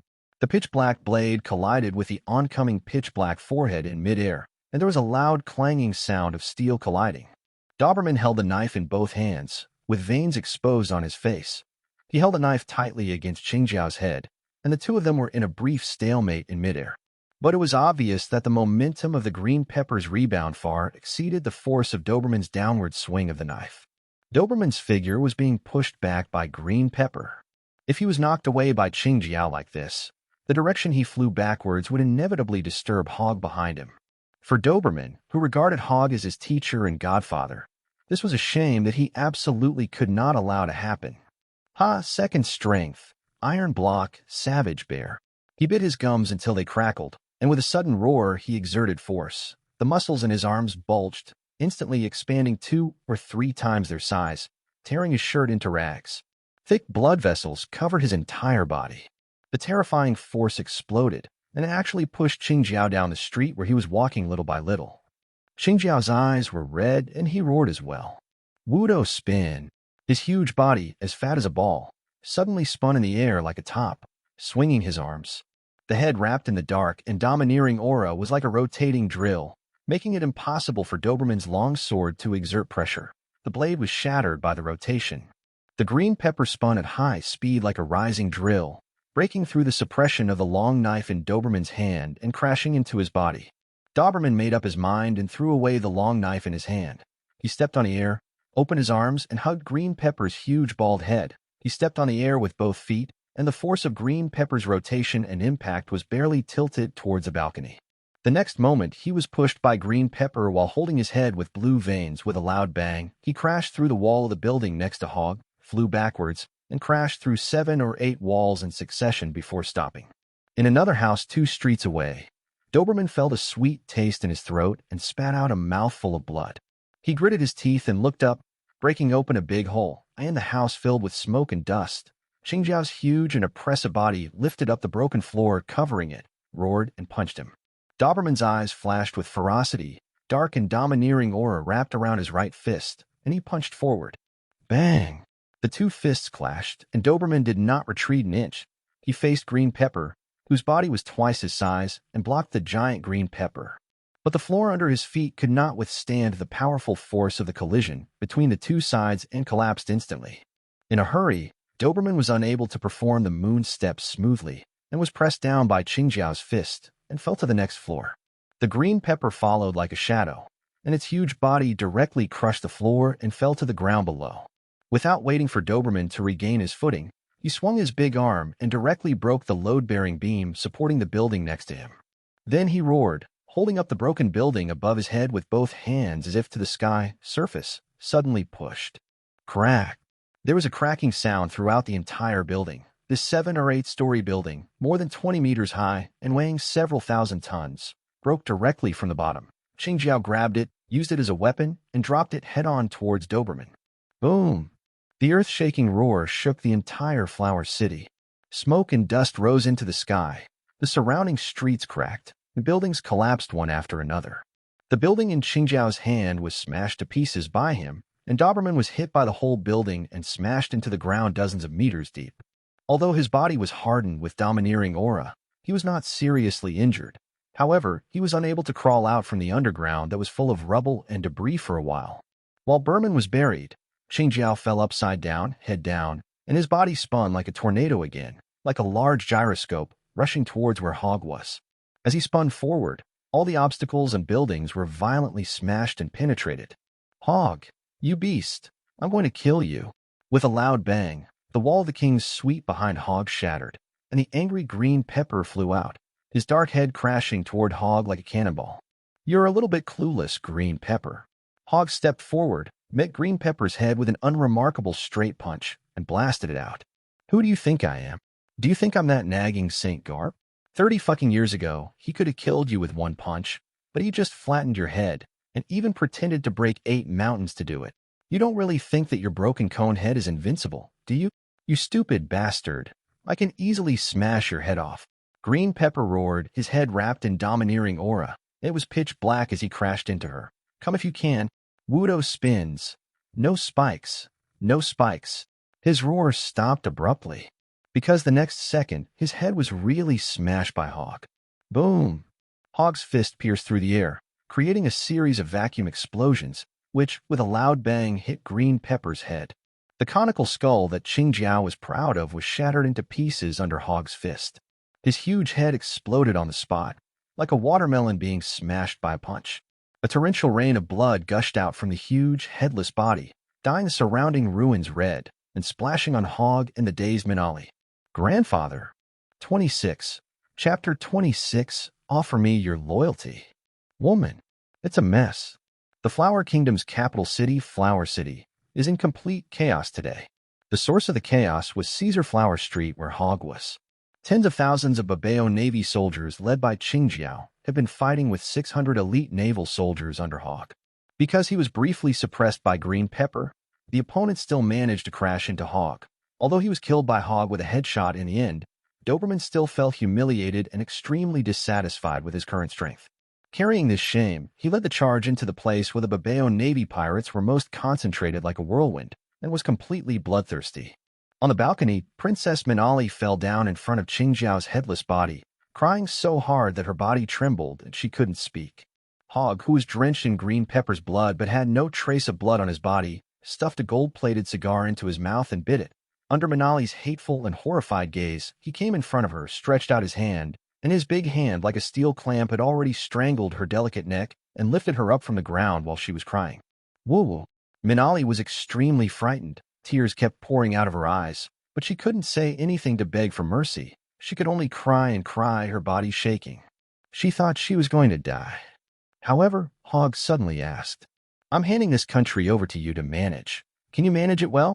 The fear in Minali's eyes froze, and she stared blankly at Hogg, who was puffing out smoke. Her brain seemed to be in a state of turmoil, and she couldn't understand what Hogg meant for a moment. However, as the big hand on her neck gradually closed, the strong feeling of suffocation and death made her brain work faster than ever before, and she quickly understood what Hogg said. Although I don't know why Hogg said that, or what basis he had for saying that. But the deep fear of death and the attachment to life made this woman, who was not a vase to begin with, start nodding desperately. I can do it. I can manage it. Don't kill me. When I say management, I don't mean inheriting this country's 1,000-year-old banditry and continuing your pirate kingdom's rule. What I need is a peaceful country filled with truth, goodness, and beauty, where no pirates or criminals can be seen. If that's the case, can you do it too? Hogg's tightened palm loosened slightly, and Minali got a chance to breathe in the fresh air in big gulps.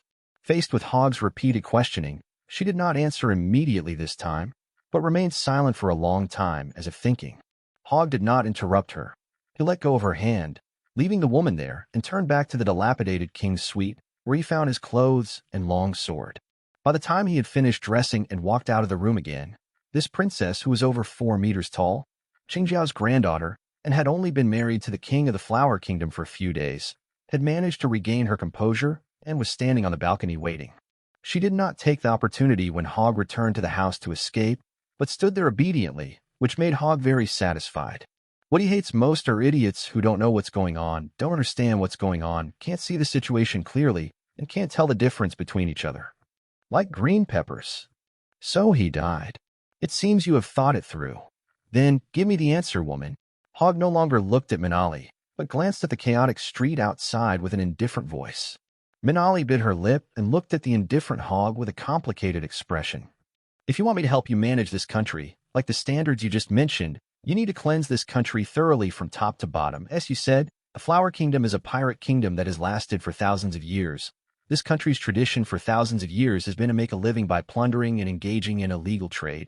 The country is just a cover. The true inner workings of the Flower Kingdom is actually a massive pirate group with over 1 million members and an army of over 100,000 pirates.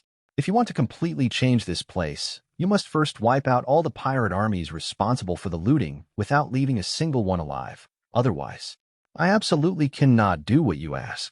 She spoke more fluently, and the tension and panic in her voice became less and less, which surprised Hogg a little. Hogg had to re-examine the plus-size beauty in front of him. Don't you hate me for killing your grandfather? Minali's grandfather, Xingjiao's headless body, was still lying at their feet. This woman was able to regain her composure in such a short time. Just this kind of mentality is extraordinary and not that of an ordinary person.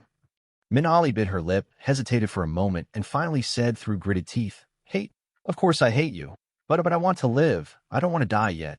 Why? Can you betray your grandfather and your country just to survive? To tell you the truth, I was the one who had your Babao Navy troops destroyed.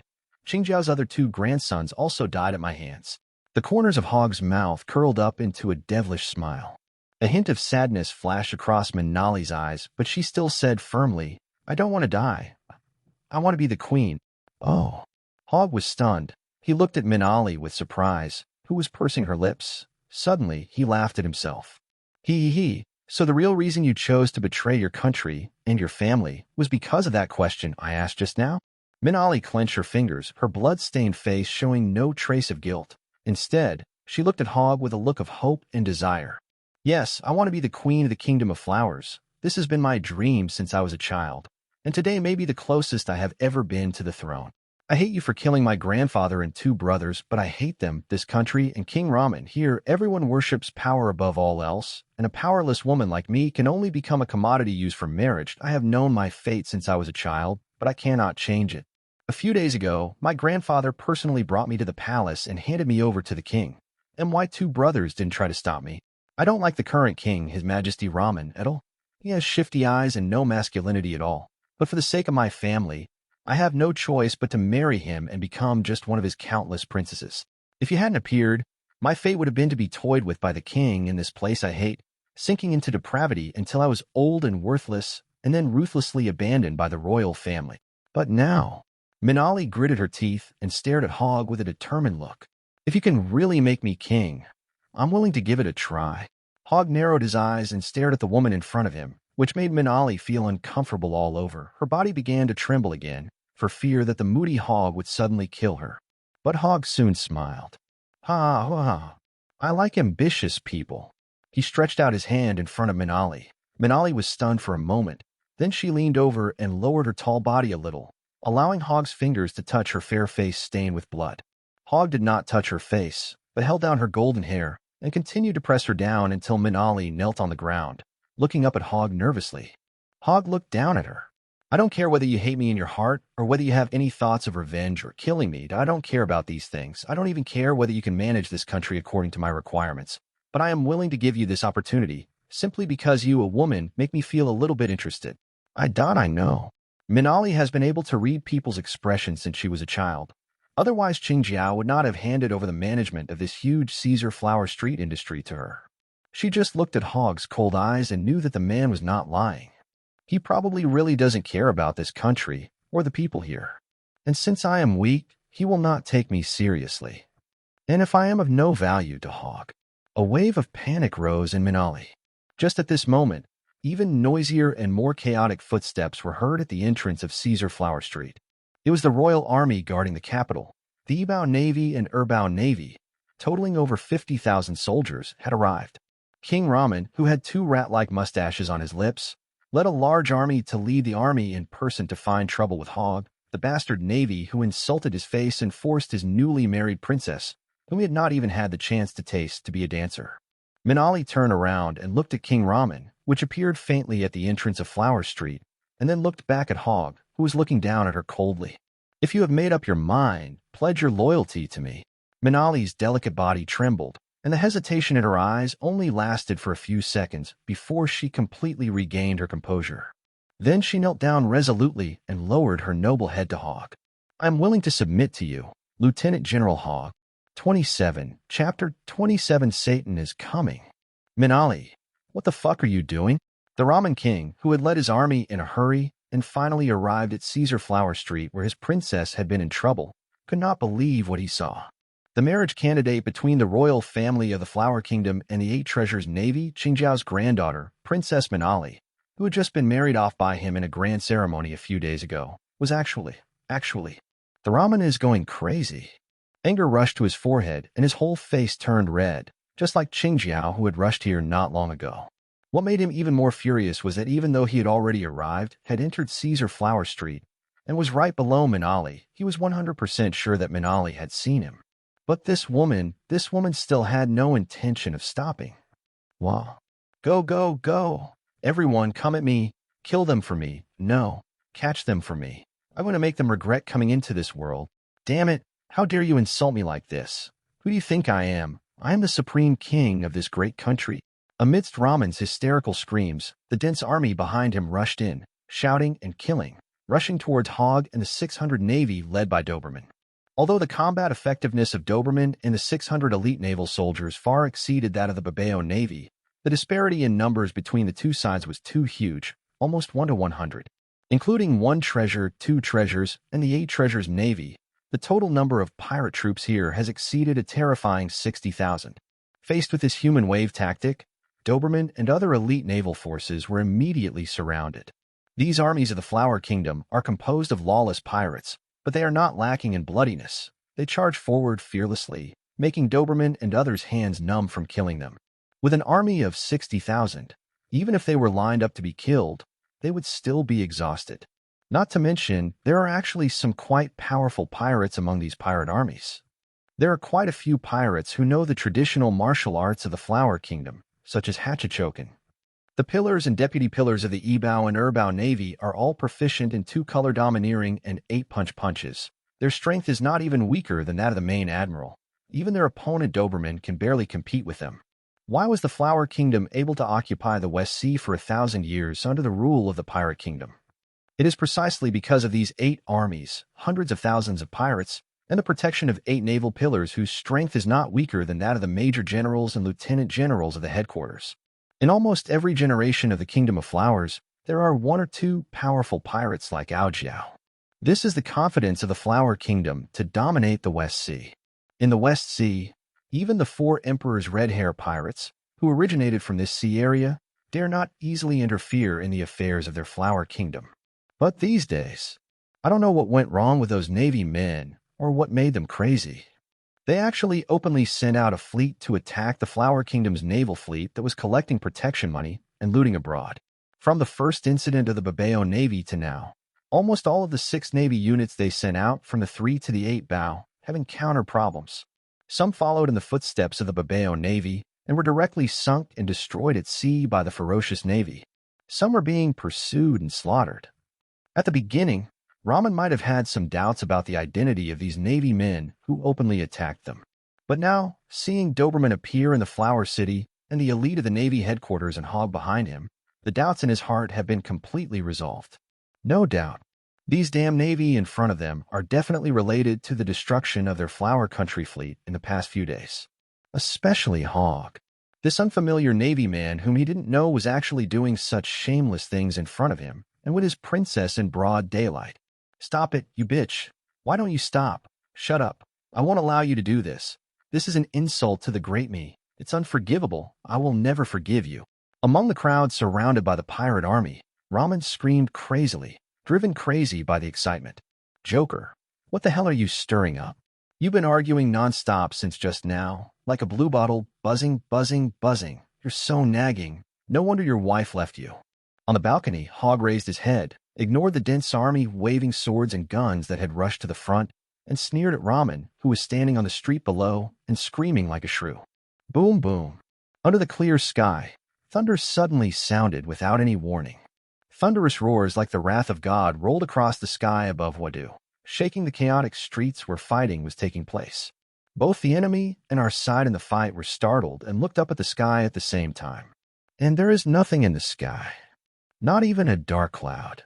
But at this moment, cold sweat broke out on the face of Ramen, the king of the Flower Kingdom, and his eyes no longer had the previous anger, but revealed an intense fear. Because in his eyes, Hogg, who was standing on the balcony, seemed to have become the god of thunder who controlled lightning and thunderstorms. Sizzle. Boom. Dazzling and thick beams of lightning are constantly ejected from Hogg's tall body, spreading with a sizzling sound and quickly spreading to the entire Kaiflower Street, the entire port, the entire Flower City, and even the sky above the entire Flower Kingdom. So I don't even know what the Navy is doing right now. Amidst the roar of thunder, Hogger's voice, louder than thunder, boomed over the entire Flower Kingdom. It's obvious that we only need to send out one top-tier fighter to easily destroy a pirate kingdom that has been plundering for 1,000 years, destroy hundreds of thousands of pirates, save countless people in a vast sea area, and bring long-term peace to dozens of islands, regions, and other kind-hearted countries. But after all these years, this place is still in this horrible state. If this is the fairness and justice that the Navy needs to uphold in this era, then I don't approve. Amid the earth-shaking thunderstorm, Hogg's body swelled up in the wind, rising to a height of 10 meters in an instant. With a hissing sound, a pair of large, scaly dragon wings opened in both directions on his broad back, like devil's wings, blocking the sunlight above Ramen's head. It was extremely terrifying and solemn, like the mighty power of heaven, blooming suddenly and overwhelming the vast territory of the Kingdom of Flowers. The black and red domineering aura compressed into countless lightning bolts, covering the sky like a black and red thunderstorm. In this terrifying thunderstorm of black and white, beams of lightning fell from the sky like countless vine roots, hitting the entire Flower City, the entire territory of the Flower Kingdom, and the heads of pirates everywhere with incredible precision. Under the bombardment of countless lightning bolts, no one can escape even if they are hundreds of miles away. In just a moment, tens of thousands, hundreds of thousands of pirate soldiers were blasted into charcoal on the spot. The slave traders who came to the Flower City to buy and sell slaves, the warmongers who came to buy arms, the criminal mafia, the pirates who came to have fun, and even the West Sea Navy who hid in some dark corners and colluded with the pirates, were all without exception, and none of them were spared. They were drowned and electrocuted by the lightning that filled the sky. The slaves who saw the criminal group around them being killed by the thunder from the sky were stunned for a moment, and then they all cried for joy, knelt on the ground as if worshipping gods, and prayed to the sky. It's God. God has heard our cries and our sincere prayers. God has come to save his lambs. Great Thunder God, we respect and love you. Minali knelt under his ferocious dragon claws, staring at Hogg with eyes filled with Ramen, the king of the Flower Kingdom, sat on the ground with a pale face, looking at Hogg in horror. He opened his mouth in despair, his mouth trembling, as if he wanted to say something. But at this moment, Hogg didn't want to hear a word he said. Call. The pitch-black and wide dragon wings flapped, and Hogg's tall body moved in an instant and was already above Ramen's head. His right foot turned into a ferocious dragon claw and stomped down with a bang. If nothing unexpected happens, the king of the Flower Kingdom, who has the bloodline of the 1,000-year-old pirate kingdom, will be crushed into a pulp by Hogg in the next second. Hogg thought so too. But just as he raised his big foot and was about to step down, a red light flashed in his eyes, and a corner of the future scene seemed to appear before his eyes.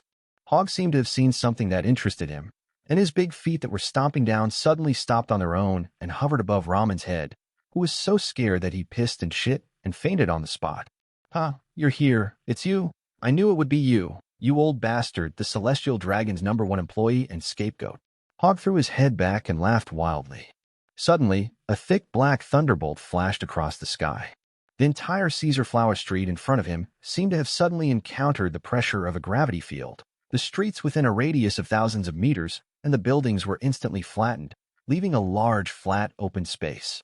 On this flat land, a pitch-black pentagram array with a diameter of hundreds of meters rapidly emerged. The pentagram magic circle lit up, and along with billowing black smoke rising into the sky, A blurry figure leaning on a dragon-headed crutch appeared and stepped out of the black smoke. In an instant, an overwhelming aura of majesty swept across the entire Huadu from the visitor, causing countless people to foam at the mouth and faint. Doberman and the 600 elite Marines behind him all turned pale, groaned as if they had been hit hard, and their knees softened as they fell to the ground. Doberman looked horrified, with sweat on his forehead, as he watched the bearded old man walk out of the black smoke. Saw Satan saying. Satan stepped out of the magic circle and looked at Hogg with a gloomy expression. You're truly rebellious. I was so kind as to let a kinder release you, and this is how you repay the world government's kindness? Answer me. Hogg. 28. Chapter 28, The Devil Ox Ghost. A gift. Ha. Hogg was amused by Satan's serious questioning. Facing Satan, one of the 5 elder stars who exuded a devilish aura, he advanced instead of retreating. Facing Satan's gloomy face, he stepped on the ground with his thick dragon claws and approached step by step. Do you think imprisoning me in infinite hell for 20 years, piercing my flesh with sea stone chains, is a gift from you? Boom. The ground trembled, and Hogg's heavy body stood in front of Satan, looking down at Satan condescendingly, with the corners of his mouth stretched to the sides, revealing a mouthful of sharp dragon fangs after being transformed into a beast. Black sparks spewed out from between the mouth and nose. If these can be called gifts, then can I also give you a small gift? Honorable Saint Satan, how dare you? Satan narrowed his eyes, his pupils dilated like the abyss, and glared at Hogg. In an instant, an invisible shockwave came crashing down. Satan's glance was like firing an invisible cannonball at Hogg, aiming at Hogg's head. Boom! The air above Hogg's face suddenly twisted, and the air was blown apart by an invisible shockwave. The airflow rolled and blew away the wild white hair behind Hogg's head. Hogg, on the other hand, still stood there motionless, without even a sign of his head tilting back. Looking at Satan's increasingly gloomy face, Hogg was still fearlessly stroking his tiger whiskers, imitating Kazara's tone and saying sarcastically, Evil eyes. That's so scary, Saint Satan, you almost made my head explode with your glare. But who did you learn to wink from? I always feel like something is missing. I suggest you go learn how to flirt from a transvestite named Ivankov. Once you learn it, I believe the power of your evil eyes will increase at least 50 times. After all, I really can't imagine who in this world can withstand the seductive gaze of the esteemed 5 elders. If there really is one, then he is this one. Hogg gave a thumbs up. Hogg, you arrogant bastard, you will pay the price for your arrogance and rudeness. Satan couldn't stand Hogg's arrogant attitude. He stood opposite Hogg, and suddenly thick black smoke emerged from under his feet, wrapping him up completely. As the black smoke spread, an extremely ferocious aura rose wildly. Satan's body, which was covered by black smoke, soon underwent strange and inexplicable changes. Like the elements of nature, or like deformed plasticine, or a blown-up balloon, his old body hidden in the black smoke kept twisting and deforming, and expanding like being blown up. In just a few breaths, Satan's expanded body became larger than the 10-meter-tall Hogg. The huge black shadow cast a large shadow in sunlight, covering Hogg. Finally, the billowing black smoke gradually dispersed and condensed into black flame-like ribbons, floating and lingering on Satan's new posture. In front of Hogg, Satan's old body had long disappeared. Instead, it was a huge monster with a body length of more than 100 meters, shaped like a giant spider, but with a Satan's head, black horns extending outwards from both sides of the head, and black flame ribbons swirling around its huge body. The 10-meter-tall Hogg looked very small in front of the 100-meter-tall monster that appeared. However, Hogg's expression made Satan, who revealed his true form as a bull ghost, even more annoyed.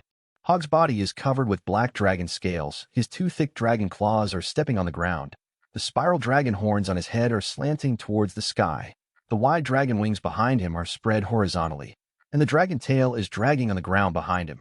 He crossed his arms over his chest, raised his chin, turned his nostrils to the sky, and looked at the hellish beast in front of him that exuded a terrifying aura with undisguised contempt in his eyes. What? Honorable Saint Satan, are you going to fight me? I will give you, a lowly bastard, a little punishment from God. Otherwise you, a lowly insect like an ant, will always think you can defy the majesty of God. Satan opened his mouth, and an ancient and vicissitudes of life tone came out of his mouth, echoing over the entire Huadu, giving people a huge sense of oppression. Are you serious, Satan? Hogg's eyes changed. The mockery and contempt on his face suddenly disappeared. leaving only cruel coldness. An icy aura that was even more terrifying than the ferocity emanating from Satan emanated from Hogg, whose face had turned cold. It seemed as if the air temperature around the two of them had plummeted by dozens of degrees at this moment. If it could be said that Satan exuded the purest malice. At this moment, what emanated from Hogg was a brutal, murderous intent as deep as the sea and the abyss. Stimulated by this cold, murderous intent, Satan, whose confidence was overinflated after transforming into a bull ghost, couldn't help but calm down for a moment. In his mind, the scene suddenly appeared decades ago when Hogg fought on the battlefield with his Dragon Man body and slaughtered countless pirates. However, this memory only lasted for less than a second. His eyes became empty again, like two black holes. Satan said nothing and directly raised a huge spider leg like a pillar of heaven and stabbed it fiercely at Hogg in front of him. One of his spider legs is tens of meters long. Just the front spike on one of its legs is as big as Hogg's entire body. Moreover, a purple-black poison comparable to Magellan's was constantly gushing out of it, and its surface was covered with strange spiral patterns, dragging black flames. The flaming ribbon came straight towards Hogg's face with great momentum. "You're a little bit confused, Satan." Facing Satan's fierce stab, Hogg stood still, opened his right hand suddenly, spread out his 5 fingers, and grabbed the huge spider leg that was stabbing at him. The purple-black venom immediately stained the surface of his big hand. Even the top-level armed color domineering armor wrapped around Hogg's hand made a hissing sound under the burning of the purple-black venom, and the domineering aura began to be consumed at an accelerated rate. But Hogg turned a blind eye. He just grabbed Satan's stabbing spider leg and swung his right arm. The huge body of Satan, which was as big as a mountain, rose from the ground and was thrown away by Hogg. Like a huge black cloud, Satan was thrown into the air by Hogg. He pouted and opened his mouth, puffed up his cheeks, and spit out balls of compressed purple-black venom toward Hogg like a pufferfish. "Is this your fighting technique?" Hogg looked like he was looking at a mentally retarded person. There was a loud bang that shocked the world. Under his feet, the street surface within a radius of hundreds of meters collapsed with a loud bang, leaving countless cracks. Hogg's tall figure standing there instantly disappeared from Satan's sight. None of the venom balls he spat out hit Hogg, and all of them hit the ground in Huadu. The venom balls that were compressed to the extreme exploded one after another, like highly concentrated explosives, making the Flower City rumble and shake, and large pits with a diameter of more than 10 meters soon appeared on the ground. In the sky, Satan was thrown hundreds of meters away and was about to land. Suddenly, as if he had foreseen something, he turned his head abruptly and looked at the sky, his dark eyes like the abyss widening. The terrifying evil eyes of the bull ghost burst out, and an invisible shock wave blasted straight towards the void. The void fluctuated, and a tall figure emerged from thin air, flapping the broad dragon wings behind him, and punched down. The huge fist flashed with black lightning, violently shattered the shock wave of the evil eye, and punched Satan in the indifferent face. "Ba Quan, Nether Dragon!" Boom! Countless black and red lightning exploded under Hogg's fist and slammed into Satan's face like a devastating blow. Satan's big face was instantly smashed to pieces by the impact of the domineering color. Next came his bloated and huge body. The mighty shockwave penetrated all the way and blasted out from behind his spiders, but the residual force opened up a huge ravine hundreds of meters long in the vast land of Huadu behind him. "Fight me? Satan, do you have the strength to do it?" 29. Chapter 29. Immortal? Sandbag Body. Lieutenant General Hogg that he's fighting with Saint Satan, Lieutenant General Doberman. What should we do? Seeing Hogg and Satan fighting and destroying the flowers in front of them, many Navy officers behind Doberman lost their composure. A little overwhelmed. Hogg is their current chief officer, but Satan is the ruler of the world government above the entire Navy. It seems they shouldn't just stand there and watch under the current circumstances. "What do you mean? What do you want to do?" Doberman glanced at the uneasy naval officers with a cold face and snorted. "What can you do? Interfere in the fight between adults. Do you have the strength and qualifications to do so? With our limited strength, we don't even have the qualifications to survive the aftermath of the battle between the Vice Admiral and Saint Satan. If you don't want to die, stay here." The officers were so scolded by him that they lowered their heads and dared not say anything. On the balcony not far away, Minali, who had dressed neatly and regained her dignified princess appearance, still did not take the opportunity to leave here. Instead, she stood silently at the edge of the battlefield, looking in the direction of Hogg, waiting quietly. She is gambling, taking her life and future, making a huge gamble of fate. If she wins the bet, she will realize her lifelong dream and become the future queen of the New Flower Kingdom. If she loses the bet, she will lose everything. In the field, the deafening roar stopped temporarily. Hogg landed on the shattered ruins. In front of him, a huge pit with a diameter of hundreds of meters was smashed out. Satan, who had transformed into a bull ghost, had a huge body of hundreds of meters long and was in a state of fragments. His entire face and head were smashed to pieces by Hogg's punch just now. The bloated and obese body was also pierced through. Logically speaking, even an animal-type mythical beast, known for its strong vitality, would surely die if it suffered such a degree of injury. However, Satan's broken body in front of Hogg was being smashed to pieces by Hogg, and at the same time, it was healing rapidly at an extremely fast speed, just like the elementalization of nature. But it seems different. Because when a normal natural element is transformed, it will show obvious signs of natural elements. But at this moment, although Satan's body was constantly condensing and reorganizing, it was actually in the form of flesh and blood. If I had to say, the way he looked at this moment was as if time had gone back, and the injuries on his body instantly returned to their intact state. It turned into a 100-meter-long spider bull ghost, still as huge as a mountain and still as ferocious as ever. Roar! After recovering his body, Satan roared suddenly, and his terrifying domineering aura swept in all directions like a doomsday storm. Hogg picked his earwax and felt very unhappy. It's so noisy. As soon as the words came out of his mouth, Satan's forelimb, a huge spider leg, rose up again and stabbed towards him. At the same time, Satan's abyss-like eyes suddenly glared, and an invisible shock wave rushed towards him. The broad dragon wings behind Hogg flapped, stirring up a gust of wind, and his tall body rushed forward wildly. He leaned sideways to avoid the stabbing spider legs, then flipped in the air to dodge the shockwave from the fierce eyes, and kicked out again from top to bottom, like a giant axe that split the sky, straight at Satan's forehead. Powered by 800 million volts, Thunder Axe. Zzzz boom. Just as Satan was about to open his mouth to spit out the compressed ball of venom, the bald spot between his two horns was hit by Hogg's dragon clawfoot. Amidst the roaring thunderstorm, black and red overlord lightning splashed everywhere, distorting the void, compressing the air layer by layer, and setting off a huge storm. Satan's huge body began to break and shatter from the head again. His aura seemed very strong, and his vitality was many times greater than Hogg's, but the hardness of this devilish body was extremely poor. Hogg didn't even use half of his strength to easily smash Satan's body. Hogg was not surprised by this. It seemed as if he had known for a long time that doing so would not kill Satan. Yes, of course he knew. Satan. In other words, the bodies of the five elders all have a common characteristic, which is immortality. As early as 36 years ago, when the Battle of God Valley took place in the West Sea, Hogg saw with his own eyes that Satan transformed into a bull demon and fought against Whitebeard. Satan at that time was just like this. No matter how Whitebeard shattered or chopped him into pieces, 10, 100, or 1,000 times, he could still recover as before. That kind of bizarre physical recovery is simply not something that ordinary devil fruit abilities can achieve. Because even when Satan was thrown into the sea by Whitebeard, he did not show any signs of weakness, let alone death. It is precisely because of this cheating infinite recovery ability that Satan, a semi-civilian ruler who sits in Merigios all day and is not good at fighting, can show combat resilience comparable to the 4 emperors and admirals. Fighting with such an invincible and tireless monster will exhaust you to death. As expected. When Satan's body was shattered by Hogg for the second time, black smoke billowed from his body and flames surged, and his broken body quickly recovered to its original point. Then, kick, stare, spit, Hogg dot.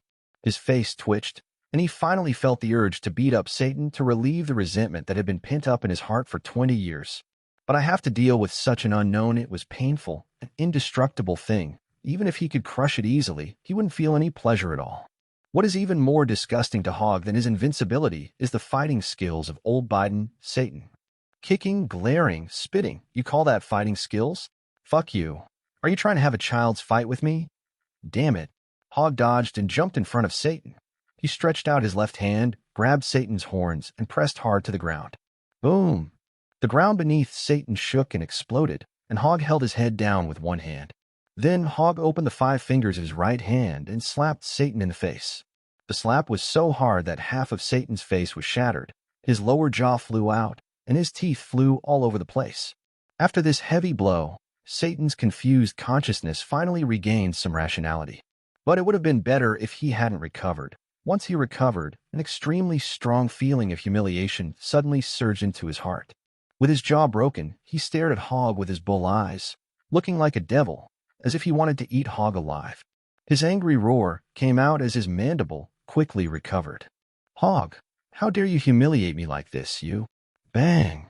Hogg slapped him again with his backhand. The roar in Satan's mouth stopped abruptly. This time the left side of his face was hit, and the entire left side of his face was deformed and broken, and his lower jaw and a mouthful of teeth flew out again. A few seconds later, "Hogg, you bastard, this old man." Bang!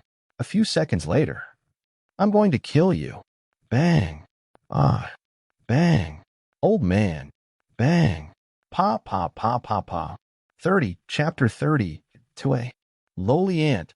"Bastard, I'm so pissed off." Roar! With his head held down and his face slapped dozens of times by Hogg, Satan, whose body was broken and restored dozens of times, went completely crazy. The black flames all over his body grew wildly, as if they were out of control. The 100-meter-long body expanded and enlarged again as the flames and black smoke surged. As the size of the bull ghost grows, Satan's power also increases. In the end, it became so big that even Hogg couldn't hold it down. Satan's 8 huge spider legs struggled frantically under his body, and finally he managed to free his head from Hogg's big hand and knocked Hogg away. In just a few seconds, his 100-meter-long body expanded 2 or 3 times again, reaching more than 200 meters, nearly 300 meters.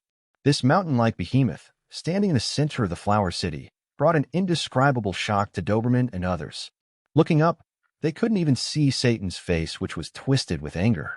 And Hogg seemed increasingly insignificant in front of Satan. "Get bigger. Ha, you're such a kid, Satan, with your shitty fighting skills and your immortal body that can only serve as an infinite punching bag. Even if you were to increase your size 1,000 or 10,000 times and become a second elephant lord, I could still easily crush you with my own hammer." Hogg's dragon wings vibrated, and it flew into the sky, flying towards Satan's head, and was about to smash Satan's body again. At this moment, a red light flashed in his eyes, and he let out a light exclamation. This attack is quite interesting." As soon as he finished muttering, Satan's mouth suddenly opened wide with such force that he even tore the skin on both sides of his face. From the depths of his wide-open throat, a thick purple-black beam of light shot out, instantly hitting the flying Hogg. Boom! Hogg was hit by the purple light column with a diameter of more than 10 meters. He flew straight backwards and was pushed by the purple light column. He slanted into the ground and used his back to plow a trench several thousand meters long on the ground of Huadu, splitting the entire Huadu. At the end of the trench, the purple beam exploded and swallowed Hogg.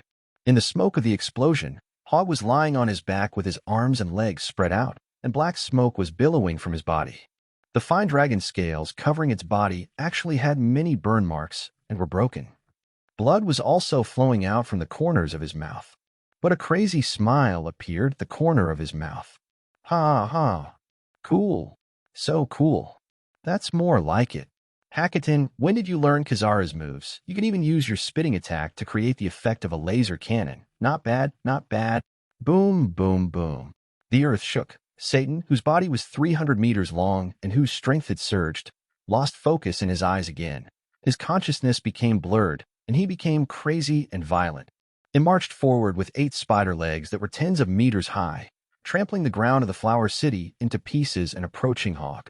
At the same time, his big mouth tore his cheek again, like a cracked abyss, and a dazzling purple light emerged. Hogg lay on the ground for a few seconds before getting up.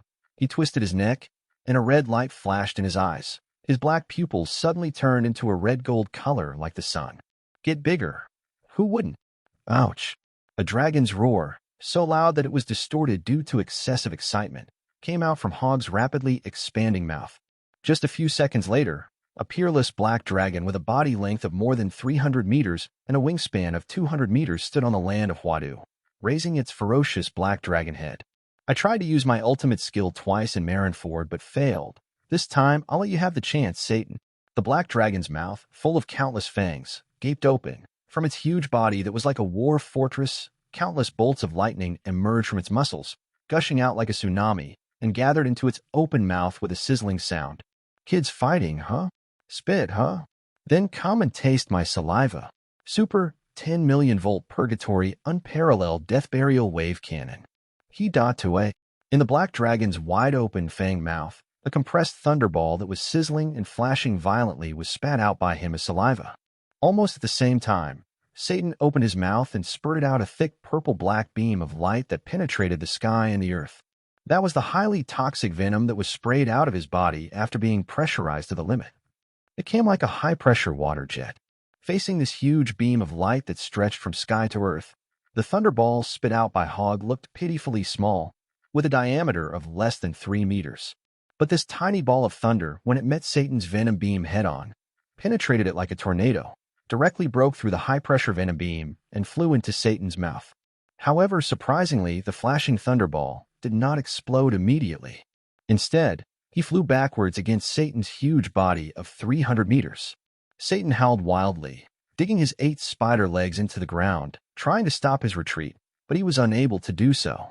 Driven by the thunderball in his mouth, his huge body, as big as a mountain, was actually lifted up from the ground, stuck to the ground, and flew backwards with a bang. Boom, boom. At this moment, it seemed as if a magnitude 10 earthquake was occurring on the land of the Flower Kingdom. Not only the Flower City, but also the huge island where the Flower Kingdom is located is connected to the ice continent. Thousands of square kilometers of land were shaking. Satan's huge body was pushed across the vast land, creating a gully that was dozens of kilometers long and almost cut through the entire central territory of the Kingdom of Flowers. He was unexpectedly blown to the extreme north of the Kingdom of Flowers, to the thick ice continent. By the time he stopped, half of his body had been lost due to friction, and the thunderball in his mouth finally stopped flying.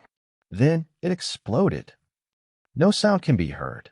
Between heaven and earth, only a ball of bright light like the sun lit up, expanding infinitely and illuminating the entire West Sea.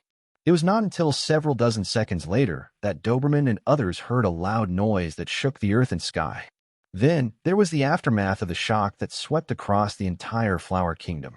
When all the noise died down, a piece of glacier land with a radius of more than 10 kilometers on the ice continent in the extreme north of the Flower Kingdom had disappeared from this world. Half of the territory of the Flower Kingdom was wiped out on the West Sea, and Satan's body, at the center of the explosion, turned into the smallest particles and wisps of black smoke. The black dragon had transformed by Hogg flapped its wings and came from the Flower City. It landed on top of the endless mountain of treasures that was exposed after the ice was blown apart and waited quietly. This time, he waited for more than 10 minutes before Satan's body was reborn again and condensed from the black smoke floating in the air. Looking at the giant demon Satan, who had returned to his original state and was only 100 meters tall, Hogg raised his huge black dragon head and shot out a few lightning bolts from his nostrils without waiting for him to rush up to fight.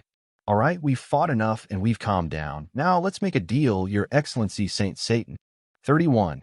Chapter 31. Satan, the celestial dragon's top employee and scapegoat. "Have you had enough? Have you calmed down?" Hearing Hogg's peacemaker-like tone, Satan's mouth was twisted with anger. How can this bastard have the nerve to say such a thing? From the moment he appeared in the Kingdom of Flowers, he was first scolded by Hogg, then beaten so hard that his body was broken dozens of times. This bastard even slapped him. Who is he? He is the highest authority in the world government. Scientific defense god. One of the 20 kings of the celestial dragons who ruled the world 800 years ago. The patriarch of the Jago-Lucia family. The supreme Jago-Lucia Satan saint. I was slapped today, dozens of times. If he didn't have the immortality bestowed by Lord Yim, and his face could be reassembled and restored to its original state after being smashed, even if he didn't die now, he would still have a pig's face, right? The thought of that possibility made Satan's lungs explode with anger. Not really.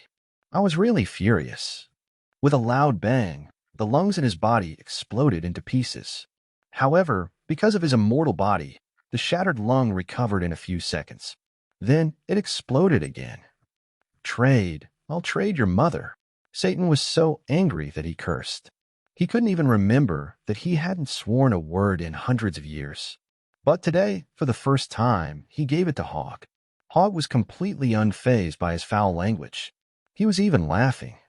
But the black dragon's smile looked ferocious and terrifying no matter how you looked at it. You want to make a deal with my mother? I don't mind Satan, but my mother died decades ago. Oh, you want to go look for her? But you are immortal and can't die. So let me do it instead. We can sit down and talk it over.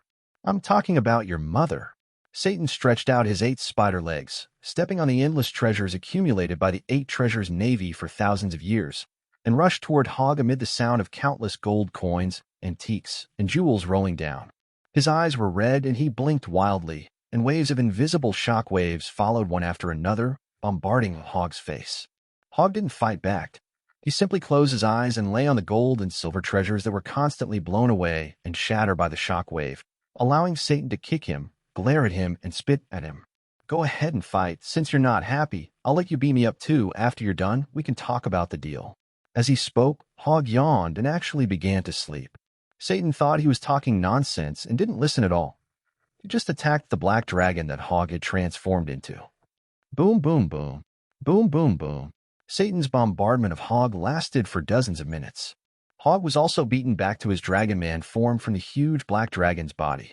He was like a piece of iron under Satan, being hammered wildly by him. The purple-black poisonous venom had already soaked Hogg's entire body. But he is still sleeping. He was snoring loudly, smacking his lips, and talking in his sleep from time to time.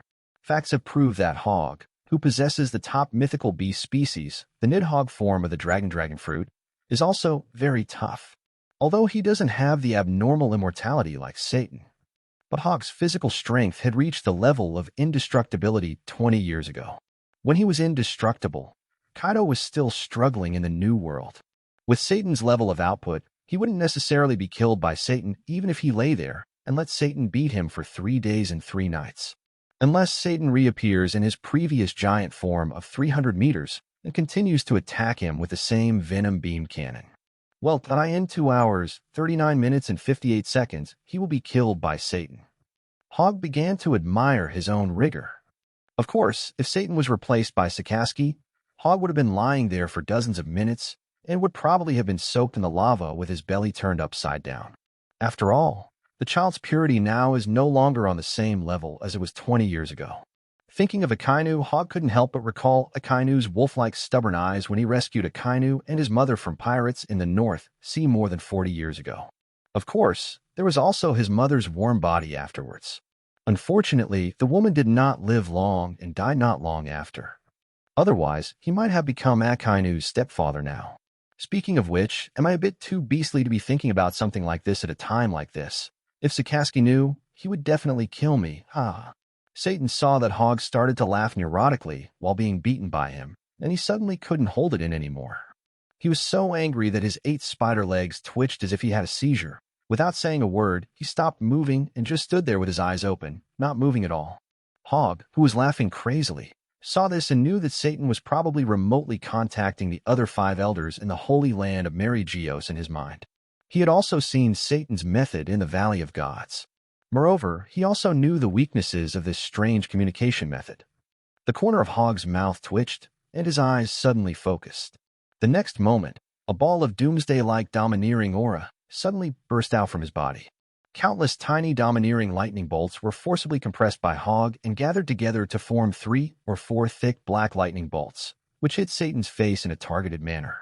Boom! Strict and domineering high-compression overlord color domineering explosion suddenly. A black and red thunderstorm enveloped Satan's head, shaking and bursting wildly. Satan was so shocked that his head was dizzy, and the special power of the Holy Land that was in his mind was immediately interrupted.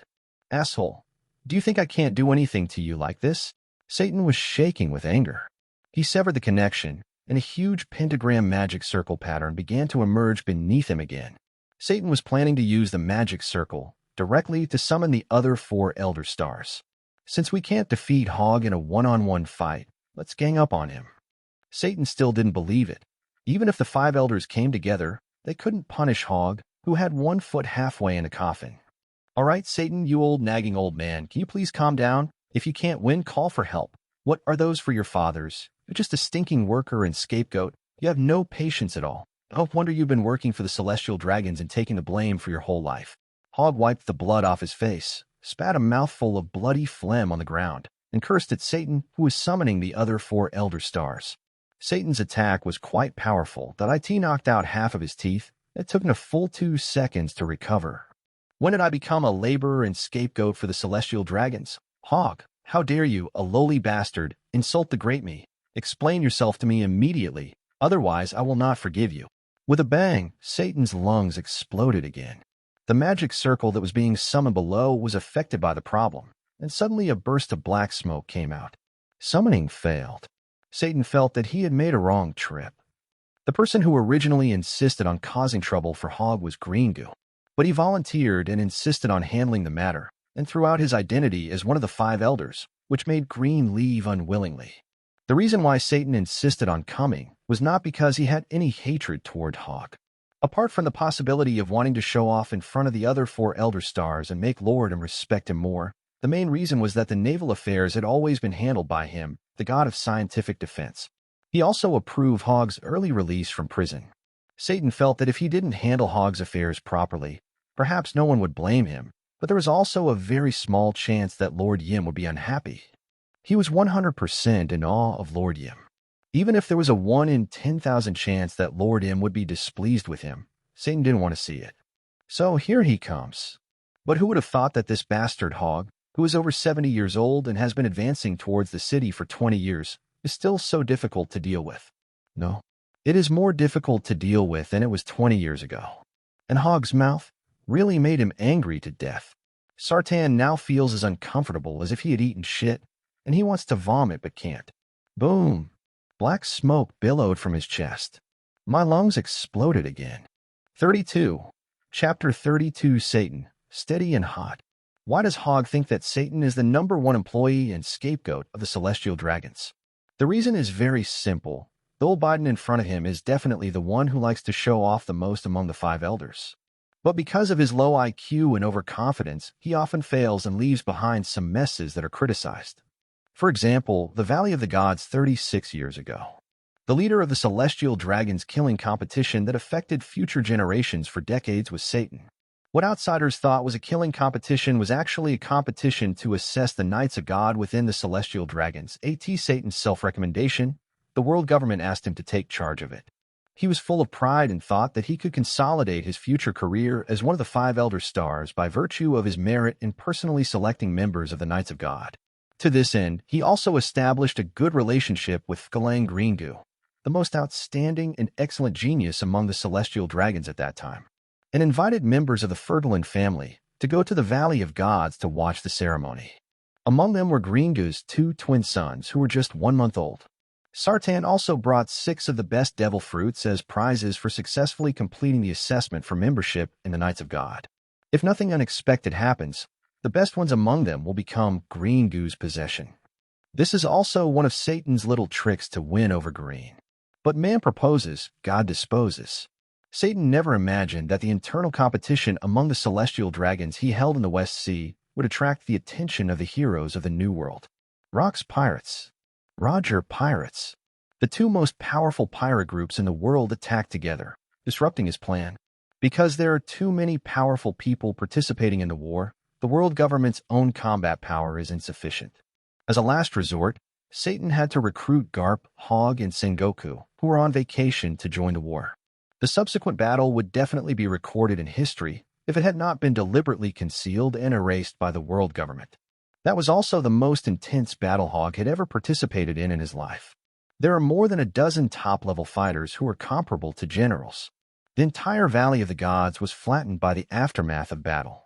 The final outcome of the Battle of God Valley seemed to be Rock's defeat. The Rock's pirates fell apart. Garp defeated Rocks, won the title of Navy Hero, and returned with a great victory. In fact, it was Satan's complete failure.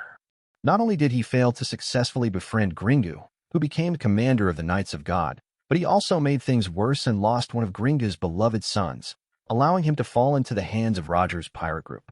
The Fugelin family also suffered many casualties in the Valley of Gods. The 6 top-level devil fruits that he brought as prizes were all given to others. Of course, one of them is here in Hogg. That's right, the dragon fruit on Hogg's body was obtained from a treasure chest in the Valley of Gods. The black dragon fruit on his body corresponds to the blue dragon fruit that was later eaten by Kaido. So this time, Satan is completely shooting himself in the foot. Now, Green Goo and his Fergalin family have become his complete enemies.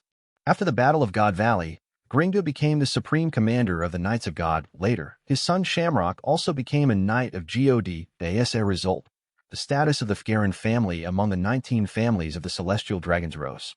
This also caused Satan's seat in the Five Elders to become somewhat unstable. As an old navy from the old times, Hogg, who often follows Cyborg Sora, knows something about the world government and the activities of the Celestial Dragons.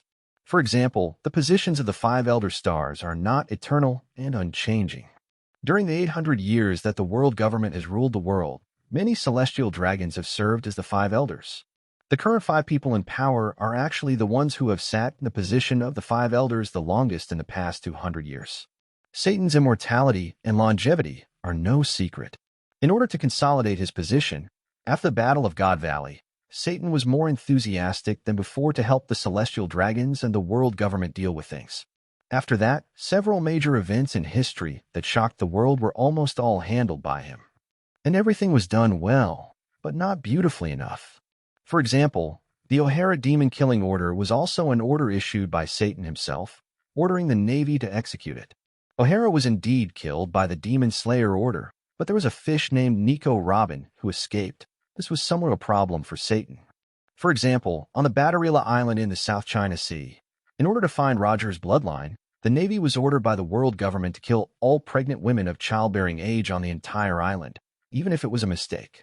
That bloody and brutal act is still remembered by the world today, and the one who gave the order was undoubtedly Satan. Although the method was a bit bloody and cruel, as long as Roger's evil bloodline was really eliminated, the world would be able to accept it to some extent. However, a few years ago, after Ace, the Fire Fist who became famous on the sea, caught the attention of the Navy and the world government, they discovered Ace's true identity, that he was actually Roger's son. As a result, the final outcome of the Batterila Island incident was overturned. Roger's son did not die in that brutal massacre, and so many innocent pregnant women died in vain. Although to the Five Elders, those pregnant women were just a group of ants, lowly and inferior humans. But no matter what, now because of the execution of Roger's bloodline, a war between the Navy and the Whitebeard Pirates will be triggered. This is the result of Satan not taking things seriously. Handle it well. In addition, there are many major events, which Hogg is too lazy to list one by one. After listening to Hogg's sarcastic explanation, Satan was completely silent. He wanted to retort, to rebuke, to curse Hogg. But he also felt that what Hogg said seemed to make some sense. Over the years, because he was anxious to stabilize his position, he did a lot of things that started well but ended badly. But, so what? When he makes the upcoming public execution of Roger's son more beautiful, and Lord Yim is pleased, his status will be nothing more than a word. Stable. Thinking of this, Satan's mouth corners couldn't help but curl up. Hogg's mouth twitched as he watched. Sartan's facial expression management is just like his fighting skills. Both are shit. You think you're safe again, right? He exposed Satan's complacency without giving him any face. Satan snorted coldly and didn't bother to explain to Hogg. But Hogg had to say it. Because the deal he wants to negotiate requires the cooperation of the old immortal Satan. He only said one sentence, and the smugness on Satan's face disappeared. Red-haired Shanks is Roger's successor. You think that if you were to publicly execute his son like you did Roger, would Roger's successor get involved? Sartan's expression immediately changed. What do you mean? I can help you deal with him and kill him for you. Hogg went straight to the point with a ferocious smile on his lips, which made Satan feel a little cold in his heart. You want to be locked up for another 20 years. I don't think you can live that long. Satan's face turned cold. Hogg laughed. Why, you're going to stop me again this time. Satan, let me tell you, it's fine if you try to stop me 20 years ago. But if you still want to stop me from killing that bastard now, then you're truly an incurable idiot. 33, Chapter 33, I also want to be a noble Tianlong. Keep going. Although Hogg insulted him in person this time, Satan did not get angry. Instead, he looked at Hogg with a gloomy face, waiting for his explanation. Hogg was very satisfied with his attitude at the moment. If Satan continues to make a fuss without seeing the situation clearly, Hogg will use his trump card and keep this ungrateful old man here. Immortality? There are so many weird things in this world that cannot be killed. Even if they are immortal, they are not completely impossible to deal with. For example, the The legend of the Demon King of Song in the East China Sea is also an immortal thing. But wasn't it sealed later? Of course, if he really did that to Satan, he would definitely have no place in the Navy. This is not what Hogg wants. The Navy has a ready-made military system that is more mature than any other force in the world. Even the world government itself, compared with the Revolutionary Army and those dog-basket pirate groups, is countless times better. If he wants to realize his ambitions, he must never abandon the Navy's position. Otherwise, even if you have extraordinary strength, you will not be able to build your own complete military system in a short period of time. Hogg said, "Red Hair is Gringa's son. Although he's a pirate now, he's still a descendant of the Fergalin family. Even if he doesn't return to the Holy Land and become a celestial dragon again, his influence as one of the 4 emperors who now dominates the New World is enough to elevate his father Gringa's status within the Holy Land. This is what they call a father's status depends on his son. Although he is a pirate, don't forget that what he insists on is exactly what your world government wants to see most right now, balance." Sartan interrupted. "That's why we can't allow you to do anything wrong to him. Are you an idiot? Do you know what it means to raise a tiger to bring harm to yourself? This is such a common sense. Do you think you need me to teach you?" Hogg looked at Satan as if he were an idiot, and his lungs began to ache again. Just imagine if one day Red Hair successfully dominates the New World and becomes the second Roger. He will rule all the pirates in the world. Don't argue with me that it's impossible. Even though I hate him and his bastard dad, I have to admit that he's really capable. In this day and age, Whitebeard is old and emaciated, like a withered bone in a grave, ready to die at any moment. Ling Ling is a glutton, a dead pig. Kaido is brave but not wise. He is hiding in the remote country of Wano and playing with his big stick. It is difficult for him to achieve great things. The 7 warlords of the sea are all trash, disgusting. Only red-haired Shanks had such an idea 20 years ago. I watched his actions on the sea over the past 20 years, from being unknown to rising like a comet, on par with Whitebeard and Kaido. It took him less than 10 years. He knew exactly what he wanted to do, and everything he did seemed to be planned. In this respect, he is very similar to Roger. If anyone in this era can become the so-called Pirate King, then I'm optimistic about this kid. If he's determined to do it, he can definitely succeed, and it can be done easily. Looking at the silent Satan, Hogg knew the time was ripe and immediately added the last bit of firewood. Just think about it. Red-haired Shanks really became the second Roger and ruled the pirates of the New World. And his father, Gring, replaced you and became the new 5 elders. Shut up. Satan's face suddenly changed, and a terrifying aura emanated from his body, pressing toward Hogg. Hogg remained indifferent and looked at Satan jokingly. "Are you anxious already?" Sartan stared at Hogg with a cold face. "What qualifications does he have to replace me? I am loyal to the world government, and 2, during my time as a member of the 5 elders, I never slacked off and worked diligently for hundreds of years. Green Goo is less than 100 years old. How could he replace me? Really? Then please, His Excellency Saint Satan, the venerable 5 elders, help me clear this up." Hogg grinned wickedly. "Excuse me, which position is higher, the Supreme Commander of the Knights of God or the 5 elders? Of course, it's us. The 5 elders are the highest authority in the world government." Before Satan finished speaking, Hogg applauded. "That's right. It's the 5 elders, none other than you, the Supreme One, the Honorable Saint Satan." Hogg laughed, throwing his head back and laughing wildly. Sartan was baffled by his laughter. But he was not a fool after all. After thinking for a moment, his face became even gloomier. He understood what Hogg meant. He is one of the 5 elders, the supreme ruler, and there is no one above him. Hogg didn't know that Lordom actually existed above them, so it was understandable that he thought so. But Gringu is different. Although the status of the Supreme Commander of the Knights of God is also very high, he is the most noble celestial dragon king who can control the life and death of ordinary celestial dragons. But no matter what, in terms of status, he is still one level lower than the 5 elders. So, does Green have the idea of going one step further and becoming one of the 5 elders? The answer is yes. It's impossible not to have one. Becoming one of the 5 elders is the dream of all Tianlong people. This is the best way to face the great Lord M, receive God's grace, and gain eternal life and immortality. What makes Satan feel even more threatened is that Green's strength and influence in the celestial dragon community are no weaker than his. No, saying that is a bit too self-serving. In fact, to put it bluntly, the strength and influence of Green's son Shamrock are higher than that of the 5 elders among the younger generation of celestial dragons. Not to mention Green Gill. The father and son are both good-looking and talented. How can others play with them? What the hell? Oh no. It's a father and his two sons. Thinking of red-haired Shanks, the more he thought about his comet-like rise in the new world over the years, the more Sartan felt that he really might become the second Roger. To put it another way, even if it wasn't Roger, he would probably be the second Whitebeard, right? That guy is less than 40 years old now, and is the youngest among the 4 pirate emperors. If he really became the next Roger or Whitebeard, with the balance he insisted on, combined with Greengud, who wanted to become one of the 5 elders, and Shamrock, who was very likely to inherit his position as commander of the Knights of God after Greengud abdicated. Satan's expression changed completely. Damn it. Doesn't this mean that the whole world belongs to the 3 of them, father and son? How can this be? Even if there was a 1 in 10,000 chance, Satan didn't want to see this happen. He swore that he had this idea not because his position might be replaced by Greengu. Instead, they were worried that the great Lord Im's position might be replaced by the ambitious Greengu father and son. Lord Im usually doesn't take care of things. If Greengu and his son work together to seize the national treasure of the celestial dragons and hold the power to rule the world in their hands, then wouldn't Lord Im's rule be in jeopardy? The thought of that possibility magnified the crisis in Satan's heart infinitely. He stood there in silence for 10 minutes before looking at Hogg. What kind of deal are you talking about? I tell you the truth, even if I don't stop you from dealing with red hair, the others, including Gringo, will come out to stop you. You alone can't stop them.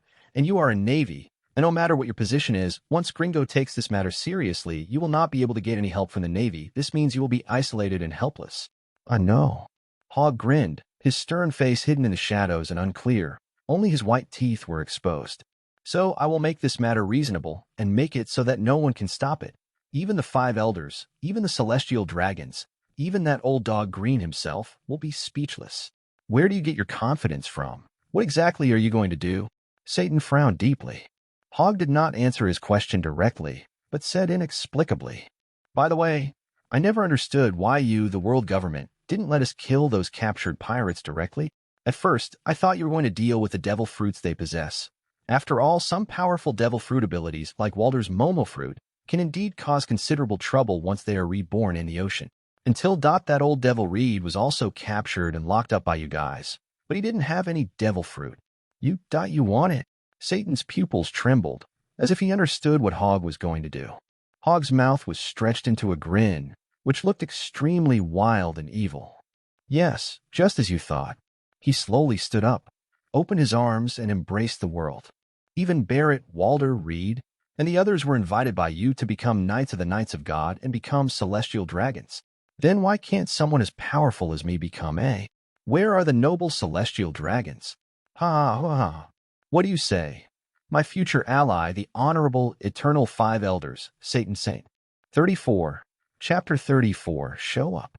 My master. At the top of the mountain of treasure, Hogg stood alone. In the open space below, a huge pentagram magic circle slowly dissipated, leaving behind a few wisps of black smoke floating in the air. Sartan left. The deal between them was almost reached. In other words, Hogg can now be considered half celestial dragon and half Knight of God. With this identity, he can attack celestial dragon pirates like Redhair and Tenyasha without any scruples. With this identity and Satan's support behind him, he could easily gain greater power in the Navy.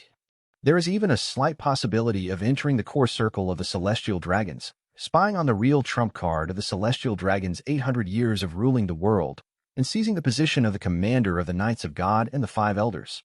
So, what is the cost? Although Satan said that he would go back to discuss with the other 5 elders, he would only formally reach the deal with Hogg after the others agreed. But how could Hogg, who was old and experienced, not guess what the so-called price was? Cost. It's nothing more than being a dog for the celestial dragons. This Hogg doesn't care at all. Because the Navy is the loyal dog of the celestial dragons. Hogg has a clear understanding of the Navy's role in the world government. They are just a violent agency in the hands of the celestial dragons to rule the world. Justice? That's just the naive fantasy of some naive guys. Just like some religions use gimmicks like salvation and hope to make their followers believe and follow them wholeheartedly. If the Navy doesn't shout slogans about upholding justice and protecting peace, how can it make those young Marines so passionate that they risk their lives fighting pirates all over the world? Hogg had seen through this kind of thing a long time ago. In fact, which of the senior generals of the headquarters, Sengoku, Garp, Kazuko, Akainu, Kizaru, and Akiji, didn't see through it? It's just that they don't want to show it. Because once he said it, the belief he had held on to all his life would most likely collapse in an instant, and he would no longer be able to gain a foothold in the Navy. As for Hogg, he doesn't care at all. If he didn't need the power of the Navy, the most powerful and violent institution in existence, to realize his ultimate ambition, he could leave the Navy now. Become a pirate, a revolutionary, a lone ranger, or a bounty hunter, no one can stop you. Being a dog for the Celestial Dragons is also divided into different levels. If the Navy and CP agents are low-level loyal dogs who can be called upon and dismissed by the world government, even the admirals have to be mobilized at any time because of the affairs of the Celestial Dragons. Then the Knights of God and the Five Elders, who have higher status and position, are more advanced loyal dogs. That's right, in Hogg's eyes, even Satan, even the so-called Five Elder Stars with the highest power, are dogs of the Celestial Dragons. Why would he, who is not a time traveler and is a native of a parallel world who doesn't know that there is him behind the Five Elder Stars, have such thoughts? That's because Hogg always believed that there can only be one seat at the top of power. In a pirate group, the captain is the boss. In a country, the king is supreme and holds the fate of the entire country in his hands. In the Navy, the marshal holds the greatest military power. Even within the Revolutionary Army, which claims to bring absolute equality to the world, there is a leader who makes the highest decisions. And how can such a huge world government, the Celestial Dragons who have ruled the world for 800 years, always maintain a supreme power composed of 5 immortal elders? What the fuck is this? If the Celestial Dragons had this kind of self-control and self-discipline, no one would be able to overthrow them, let alone rule the world for another 800 years, even if they ruled the world for another 8,000 years. Therefore, Hogg has always believed that there is definitely a mysterious supreme guy among the Celestial Dragons, whose status is even higher than that of the Five Elders. He didn't know who it was, nor had he ever seen that person, but she definitely existed. One of the important reasons why he took the initiative to join the game and make a deal with Satan in order to become a Celestial Dragon and a Knight of God was to see if he could find this person who seemed to not exist at all, but must exist. Thinking of this, Hogg began to look forward to what means Satan would use to control him in the future. How can you be a dog without a collar? Especially for vicious dogs that may bite their owner's back or even kill them, it is even more important to use collars and chains that the dogs cannot resist and lock the dogs up completely. Could the guy who's going to put the collar on me be that non-existent guy? Oh no, I'm getting excited. Come on, show yourself, my master. Ha ha ha. On the deserted ice continent, Hogg's crazy laughter echoed far away. 3 days later, the capital of the Kingdom of Flowers, still mostly in ruins, had its streets filled with colorful flowers. A large number of poorly dressed lower-class people from the Flower Kingdom walked out of their homes with mixed feelings and gathered towards the Imperial Palace in the center of the royal city. There are naval soldiers in white uniforms, maintaining order with righteousness, and behind them are snow-white cloaks with justice tattooed on them, fluttering in the wind. There were beautiful girls dressed up in their best clothes, singing and dancing in the city, smiling and singing. There were roaring cannons above the royal city, creating a lively and peaceful scene. In the palace hall, there are also members from neighboring countries, non-member kings, the Chamber of Deputies, members of the nobility, and representatives from some neutral regions and islands were invited to watch the ceremony. Today, the entire country of Flower Kingdom is celebrating the ascension of the new king and queen, Mon Minali. In front of the towering golden throne, Queen Minali, dressed in a white robe with gold edges, a golden crown on her head, and gold high heels, was exceptionally tall, dignified, and graceful. Amid the impassioned speech of the former King Ramen and Ramen's tears of relief, she walked slowly up the 9 steps that symbolized power and responsibility, stepped onto the throne step by step, and successfully completed the change of throne. Below the stage, representatives from the many member states and non-member states of the West Sea looked at each other with different expressions, but everyone maintained a graceful smile on their face, spoke words of congratulations, and presented gifts to the queen one by one. After all the steps were completed, the noble Queen Minali stepped down from the throne, walked before the representatives, smiled, and extended her hand, extending an invitation. Please follow me to the port and witness the beginning of this country's brand new future. No, please, your majesty. Although they didn't know what the new future Minali meant, the many representatives didn't dare to refuse. There was a carriage waiting outside the palace, Many representatives from the West Sea countries and regions, including King Montrez, soon got on the carriage and followed Minali to the Flower City port. When the carriage curtain was lifted and the representatives saw the scene at the port clearly, everyone was terrified and turned pale. 35. Chapter 35. Wang Ji will not let you go. This largest port in the West Sea, which was once filled with various illegal transactions, now has a strong smell of blood, like a large slaughterhouse. The ground was covered with thick blood plasma. Carts of haphazardly piled corpses, pulled by horse-drawn carriages, came continuously from all directions and lined up in the open space of the port. Then, heads were chopped off by the indifferent warriors, and the bodies were thrown into the sea. The sea outside the port was covered in blood as far as the eye could see. Countless headless corpses floated in the sea, attracting countless carnivorous sharks, which bit them madly. This horrifying scene was like arriving in the legendary Avicii hell.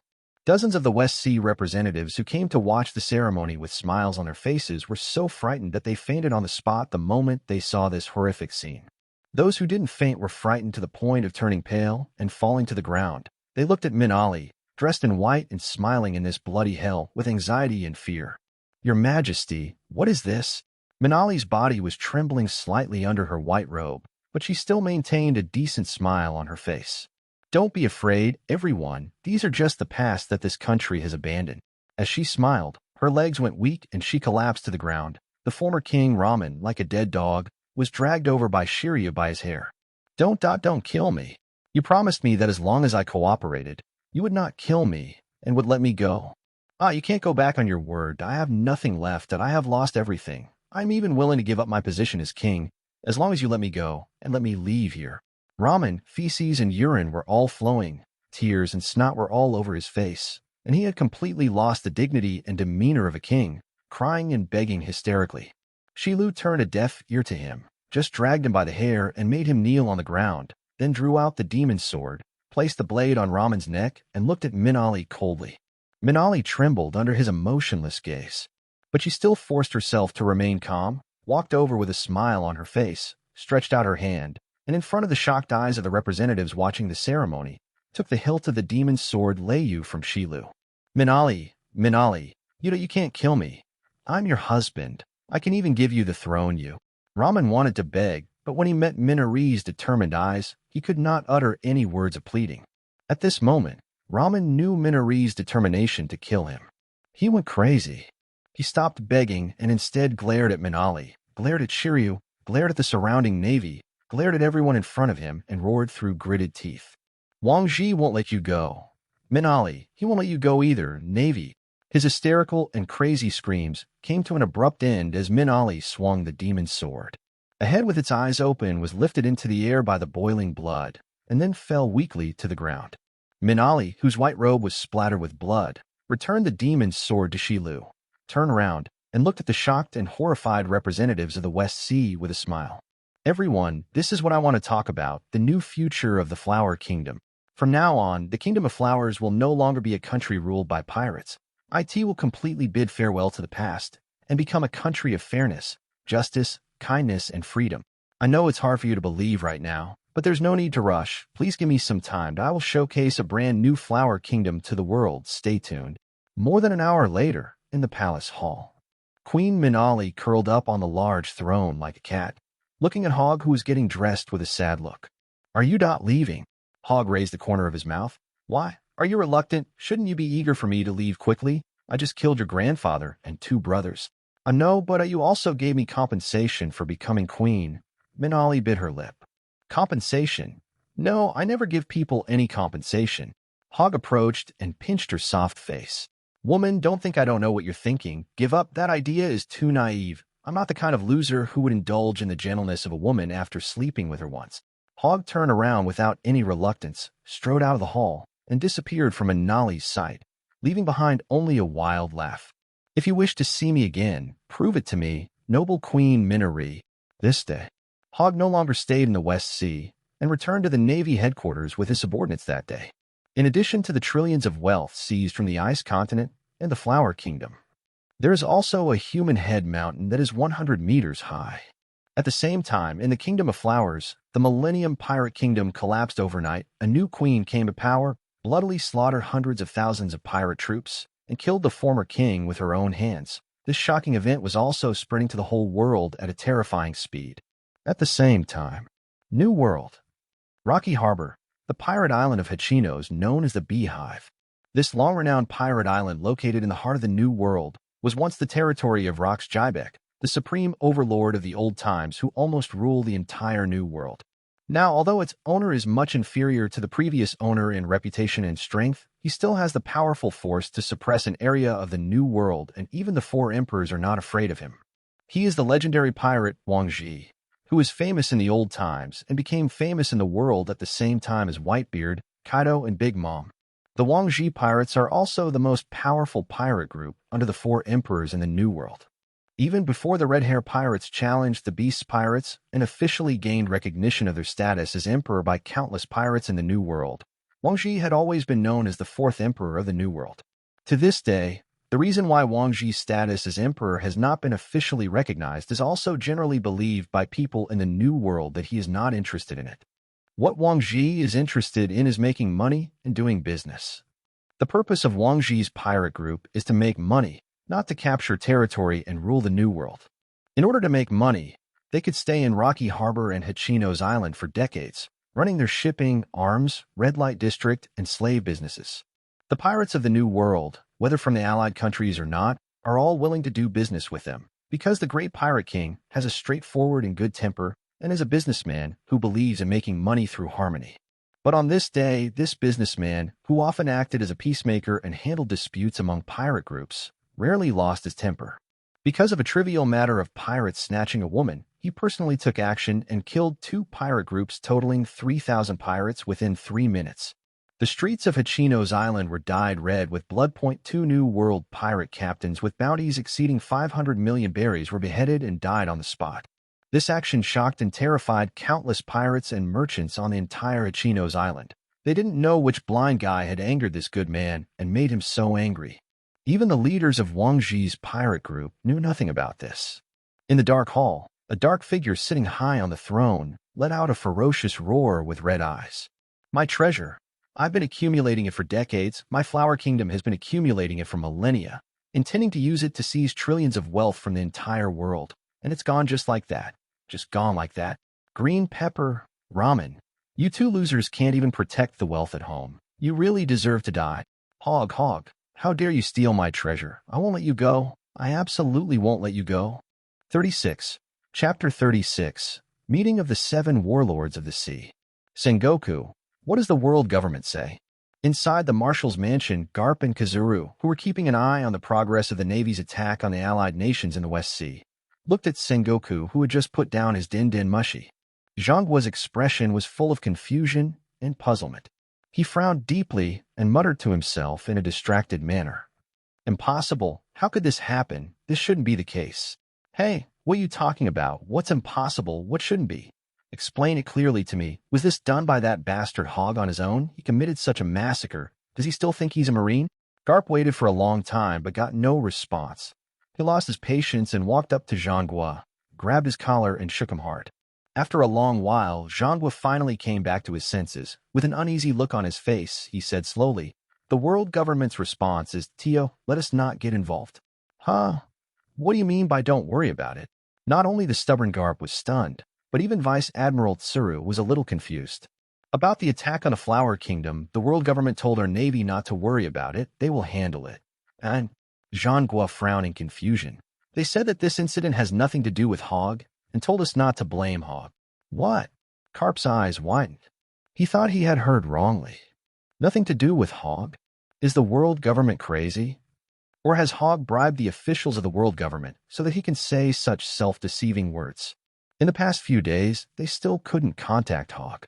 However, the Navy's intelligence system in the West Sea was able to detect the large-scale exchanges of fire between the Navy and the Flower Country Pirate Army in several waters of the West Sea, and discovered the Navy's leaders, Spider Demon and Shiru. In other words, the mastermind behind the blatant attack on the Flower Kingdom army must be Hog. But what does this notice from the world government mean? How much money did Hog give them? This was the first thing that came to Garp's mind. He looked at Zhangguo suspiciously. "Who gave you the order? Could it be that bad guy Spandai?" "No, it's Saint Satan." Zhangguo sighed. He couldn't understand why the world government would cover up this matter so easily. This is no small matter. The emergency intelligence reported by the intelligence personnel stationed by the Navy in the West Sea in the past few days alone showed that the Navy fleet under Hogg destroyed and annihilated the 6 naval forces of the Flower Kingdom. The total number of warships destroyed exceeded 300, and the number of pirates annihilated exceeded 50,000. If this exaggerated record were placed in a normal war against pirates, this naval fleet would definitely be called an unparalleled fleet.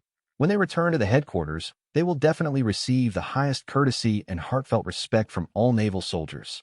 But the targets of this war, although still pirates on the surface, are actually the army of the Flower Kingdom.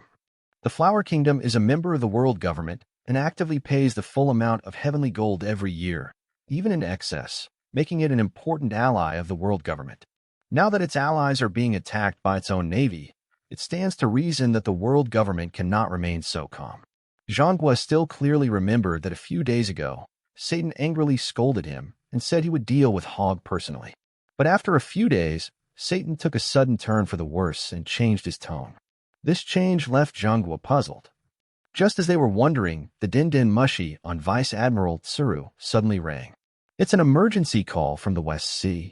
Vice Admiral Shiru took out the din-din mushi, answered the call directly after speaking, and turned on the hands-free modem.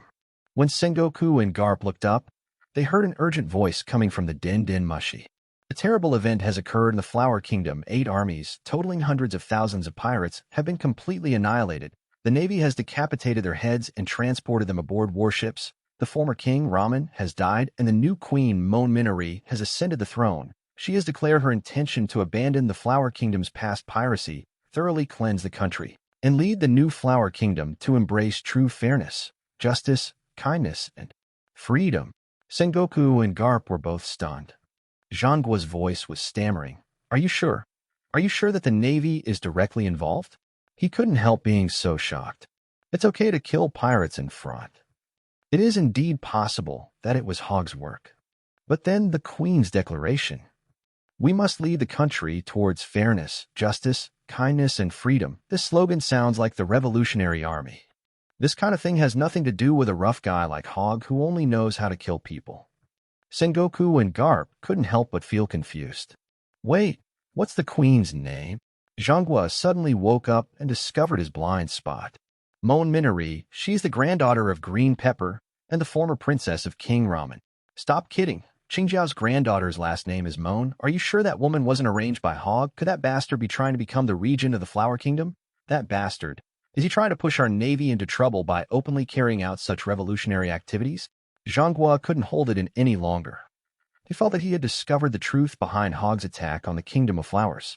Lieutenant General, he gave him a soothing look and said softly, No, if the new king is indeed Minali, then she is indeed Qingjiao's granddaughter, her biological granddaughter.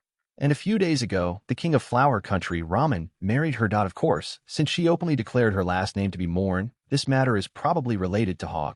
Seeing that Zhangguo wanted to complain, Lieutenant General, he waved his hand and said, Okay, let's leave it at that. Since the world government has tacitly approved the development of this matter, let's not be distracted by it. Everything will be settled after Hogg comes back. I'll find him and ask him the specific reason. Right now, we have more important things to deal with. Garp nodded silently and said in a deep voice, Zhangguo, those troublesome guys have been arriving one after another in the past few days. I heard they are very dishonest and arrogant. Some of their actions have already caused considerable trouble in Marineford. As the Marshal, it's time for you to go and suppress their arrogance. If you continue to let them act recklessly, I'm afraid we'll start fighting among ourselves before Whitebeard even arrives. Hearing this, Zhangguo sighed in annoyance again and kept rubbing his eyebrows. The 7 warlords of the sea meeting. Really? None of those guys are worry-free. Before he could finish his complaint, Branny pushed the door open and hurriedly said, Marshal Sengoku, please hurry over there. Doflamingo is causing trouble on the training ground again, and the others are waiting to see our navy make a fool of themselves. Doflamingo. That bastard. 37. Chapter 37. The Evil Doflamingo. Marineford. In the square in front of the fortress. Elite Marines gathered from naval branches around the world are continuing their daily training as usual. However, the atmosphere on the training ground today is somewhat different from the past. The Marines who were undergoing high-intensity training seemed to have their attention drawn by something, and from time to time they turned their heads and looked in a certain direction of the square.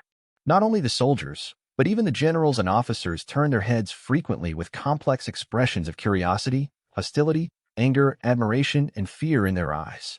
The focus of the Marines' attention was on several figures who seemed out of place in this fortress that symbolized justice and righteousness. This is truly spectacular. It's worthy of being Marineford, worthy of being the center of justice in the world. They easily produce tens of thousands of such powerful warriors. It's truly enviable. If I could bring these forces under my command, I would definitely become the new pirate emperor. Hey, Navy, is there anyone who's considering quitting the Navy and becoming a pirate? Join me. I can give you a much better deal than being a Navy thief. Ahem, Blackbeard, are you telling a bad joke? If you say something like that here, be careful to be shot dead by the admiral on the spot. Hiya, powerful. I don't see how powerful he is. I wonder if the 50,000 people here can withstand Whitebeard's shockwave. Hiya. Put away your lustful eyes, Marines. Be careful, or I'll petrify it and kick it to pieces. Is Kazara here? If so, please let me know. I'd like to spar with him on swordplay. The 6 people who are speaking are the 6-7 warlords of the sea, 6 world-famous pirates whose legal rights to plunder the ocean are recognized by the world government. A filthy black man with missing teeth. He was the man who captured Fire Fist Ace and handed him over to the Navy, and the culprit who facilitated this public execution, the newly crowned 7 warlords of the sea, a defector from the Whitebeard Pirates, Blackbeard, Marshal D. Teach. A big fat man with a bandage on his head, looking like a tumbler. It was Gecko Mariah who stumbled a while ago and was defeated by the newcomer Straw Hat Luffy because of carelessness. Now there is a bandage on his forehead. His body shape is exactly the opposite of the one above. He is like an inverted tumbler, a strong and huge man holding a Bible and saying nothing. He is Bartholomew the Bear, who is known as a tyrant, taciturn, and always holds the Bible in his arms. A blond man wearing a pink flamingo feather cloak, a white shirt and beach pants, pointed leather shoes, sunglasses, and a creepy smile. He is the king of the Dressrosa Kingdom in the New World, the head of the Don Quixote family, the biggest middleman in the underground world, and Don Quixote Doflamingo, nicknamed Tinyaksha. She was wearing a high-slit cheongsam and was extremely beautiful, but she had an arrogant look and looked down on everyone. There was a big snake following her. She is the most beautiful woman in the world, the queen of Amazon Lily in the kingdom of women, the captain of the 9 Snakes Pirates, the pirate empress, Boa Hancock. The last one was a man dressed in a cowboy suit, with a long black knife on his back and eyes as sharp as an eagle. It is the world's greatest swordsman, Hawkeye Jurikamiya, who possesses the world's strongest swordsmanship. Today, 6 lawless pirates gathered at the Marine headquarters because they received an invitation from Sengoku to discuss whether to accept the call to war. Although they are all world-famous pirates, because of their status as the 7 warlords of the sea and their confidence in their own strength, they can still be at ease and maintain the proud attitude of great pirates even when they are in the headquarters of the Navy where the forces of justice are most concentrated. People like Hawkeye, Pirate Empress, and Tyrant Bear are all okay with their indifferent personalities. Although they are arrogant, they rarely take the initiative to cause trouble. But Gecko Mariah, Tinyasha Doflamingo, and Blackbeard all have restless personalities. During the few days since arriving in Marineford, he either wandered around or deliberately teased the Navy at headquarters for fun. Because the Navy needed help from others, Zhanghua and others could only turn a blind eye to this. As long as it's not too excessive, let them do whatever they want. Of course, this is the headquarters of the Navy after all. Even Doflamingo, the most arrogant of the few, would not really have fun here and cause deaths. However, he was still happy to see the Navy lose face. For example, right now, in the training ground in front of them, 2 young Marines were fighting desperately, punching and kicking each other with such force that the blows made a dull sound. In just a few minutes, the 2 men were left with bruises and wounds all over their bodies. However, the fight between the 2 at this moment was obviously not a normal combat sparring, because their faces were filled with panic, confusion, and fear. Kobe, stop it. Stop fighting. I really can't take it anymore. If you keep fighting, I will really die. I admit, I am indeed not as strong as you. Stop it now. I admit defeat. Bellameber, whose face looked like a shoehorn, was hit by another straight punch from Kobe, who had pink hair. He was knocked back and knelt on the ground, retching. The pain all over his body made him cry, and his nose flow. Bellameber, are you okay? After giving his friend a heavy blow, Kobe was also frightened when he saw the miserable state of Bellemember and hurried to come up to check his injuries. But when he rushed forward and wanted to reach out to help, the moment he was about to get close, he suddenly changed his stance and kicked straight at Bellemember's face. This kick was even harder. Everyone only heard a crisp sound, and Bellumibo, who was kneeling on the ground and retching, flew out on his back. In midair, there was already a large amount of blood flew out of his mouth and nose, causing the surrounding sailors to exclaim in surprise. The culprit, Kobe, was so frightened by his own actions that he stood there at a loss. Hiya, hiya, hiya, you're such a sinister little Navy brat. To win, you're even willing to kill your incapacitated comrades. With a sinister personality like yours, shouldn't you be a pirate? Doflamingo's shrill laughter echoed in the room.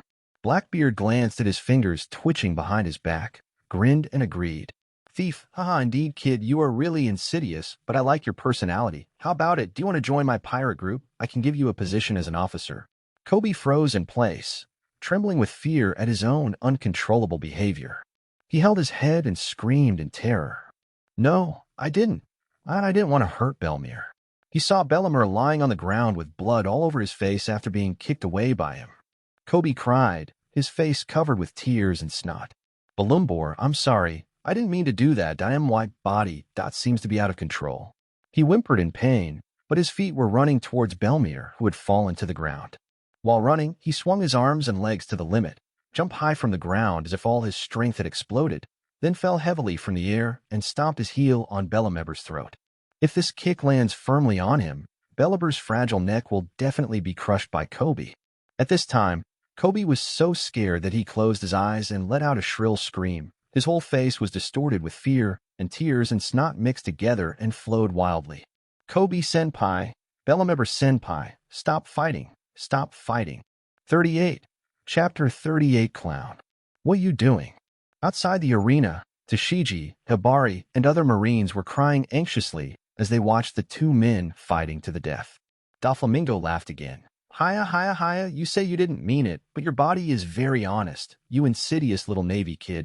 No, it's you who's behind us, Doflamingo.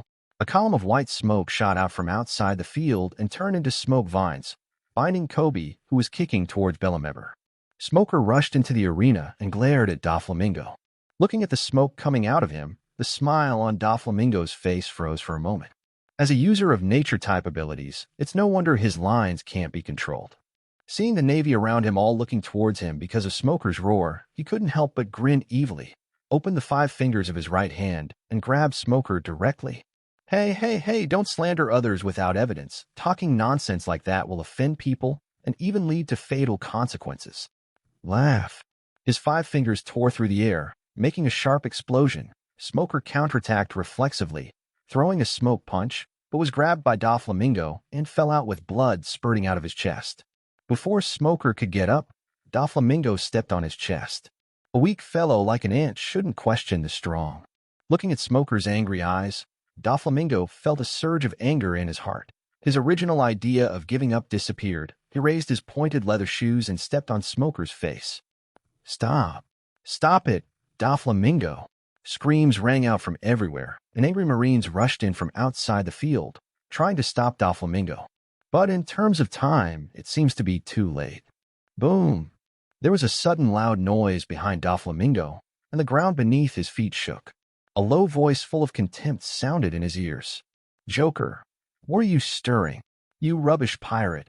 I heard your barking from 50 kilometers away. You're still so arrogant even in Marineford. Are you ready to hang yourself? Who is it? Doflamingo stepped on Smoker's right foot, but it was stuck in the air and unable to fall. The person behind him blocked out the sunlight, casting a large shadow that covered him. An extremely powerful aura locked onto him, causing Doflamingo's body to freeze. For a moment, he dared not move at all. He had a premonition that if he made the slightest movement at this moment, he would definitely be struck by lightning by the person behind him. The terrifying aura of the person behind him made Doflamingo not even dare to look back at this moment. Cold sweat broke out on his forehead, and his face twitched. Who's behind me? This aura was a bit strange, and it didn't seem to be from the high-ranking naval officers he knew. But in his perception, the power of this aura was almost as strong as that of the admiral of the Navy headquarters. This kind of brutal momentum, could it be that the people who came? Is that a Kainu? A few seconds later, Doflamingo's frozen body was still forced to move by him, because he really couldn't stand the strange looks from the Navy and several Shichibukai around him. This feeling made him feel like a ridiculous clown at the moment. He jumped up and rushed forward, but before he had gone far, he turned around like lightning and looked behind him, trying to see who was behind him. But just as he rushed forward and turned around, a sharp sound of breaking air was heard behind him. A big hand followed him like a shadow, with 5 fingers spread out, grabbing towards his face. Arrogant, he seemed to be able to feel the visitor's undisguised contempt for him from the big hand that grabbed him. A surge of rage rose in Doflamingo's heart. He subconsciously wanted to fight back. But before he could fully swing his right hand, the big hand that was grabbing him in front of him suddenly accelerated. Boom! A huge hand slammed across, exploding the air in front of him. The broad palm collapsed like the sky, blocking all of Doflamingo's vision. The next moment, a strong wind blew in my face. Bang!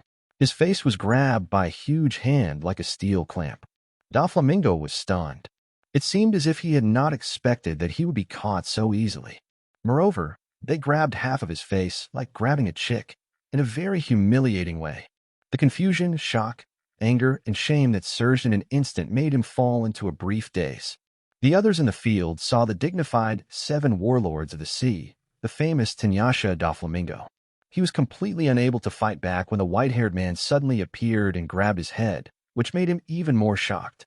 But when they saw the appearance of the person coming, some of the sailors present immediately let out excited exclamations. Lieutenant General Hogg! It's Lieutenant General Hogg! Oh my God! Vice Admiral Hogg is so strong. He caught Tanyasha so easily. The sudden change made Mariah and Blackbeard change color. They involuntarily took a few steps back, kept their distance, and looked at Hogg in surprise and confusion as he grabbed Doflamingo's head. Who is this guy? Lieutenant General Hogg? I've never heard of this name. Wait, Lieutenant General Hogg?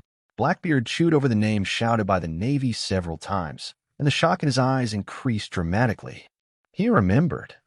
He recalled a day more than 20 years ago when their Whitebeard Pirates encountered a powerful monster in the New World. Their father fought with that man on the deserted island for 3 days and 3 nights, and the entire island sank into the sea during the battle. But the invincible Whitebeard was unable to completely defeat that man until the very end. The appearance of that monstrous and terrifying man gradually overlapped with the tall man in front of him, and they were exactly the same. It's Lieutenant General Black Dragon. Didn't he die a long time ago? It's been more than 20 years. Didn't show up? Blackbeard was not the only one who thought of Hogg. Moria next to him seemed to have thought of it as well.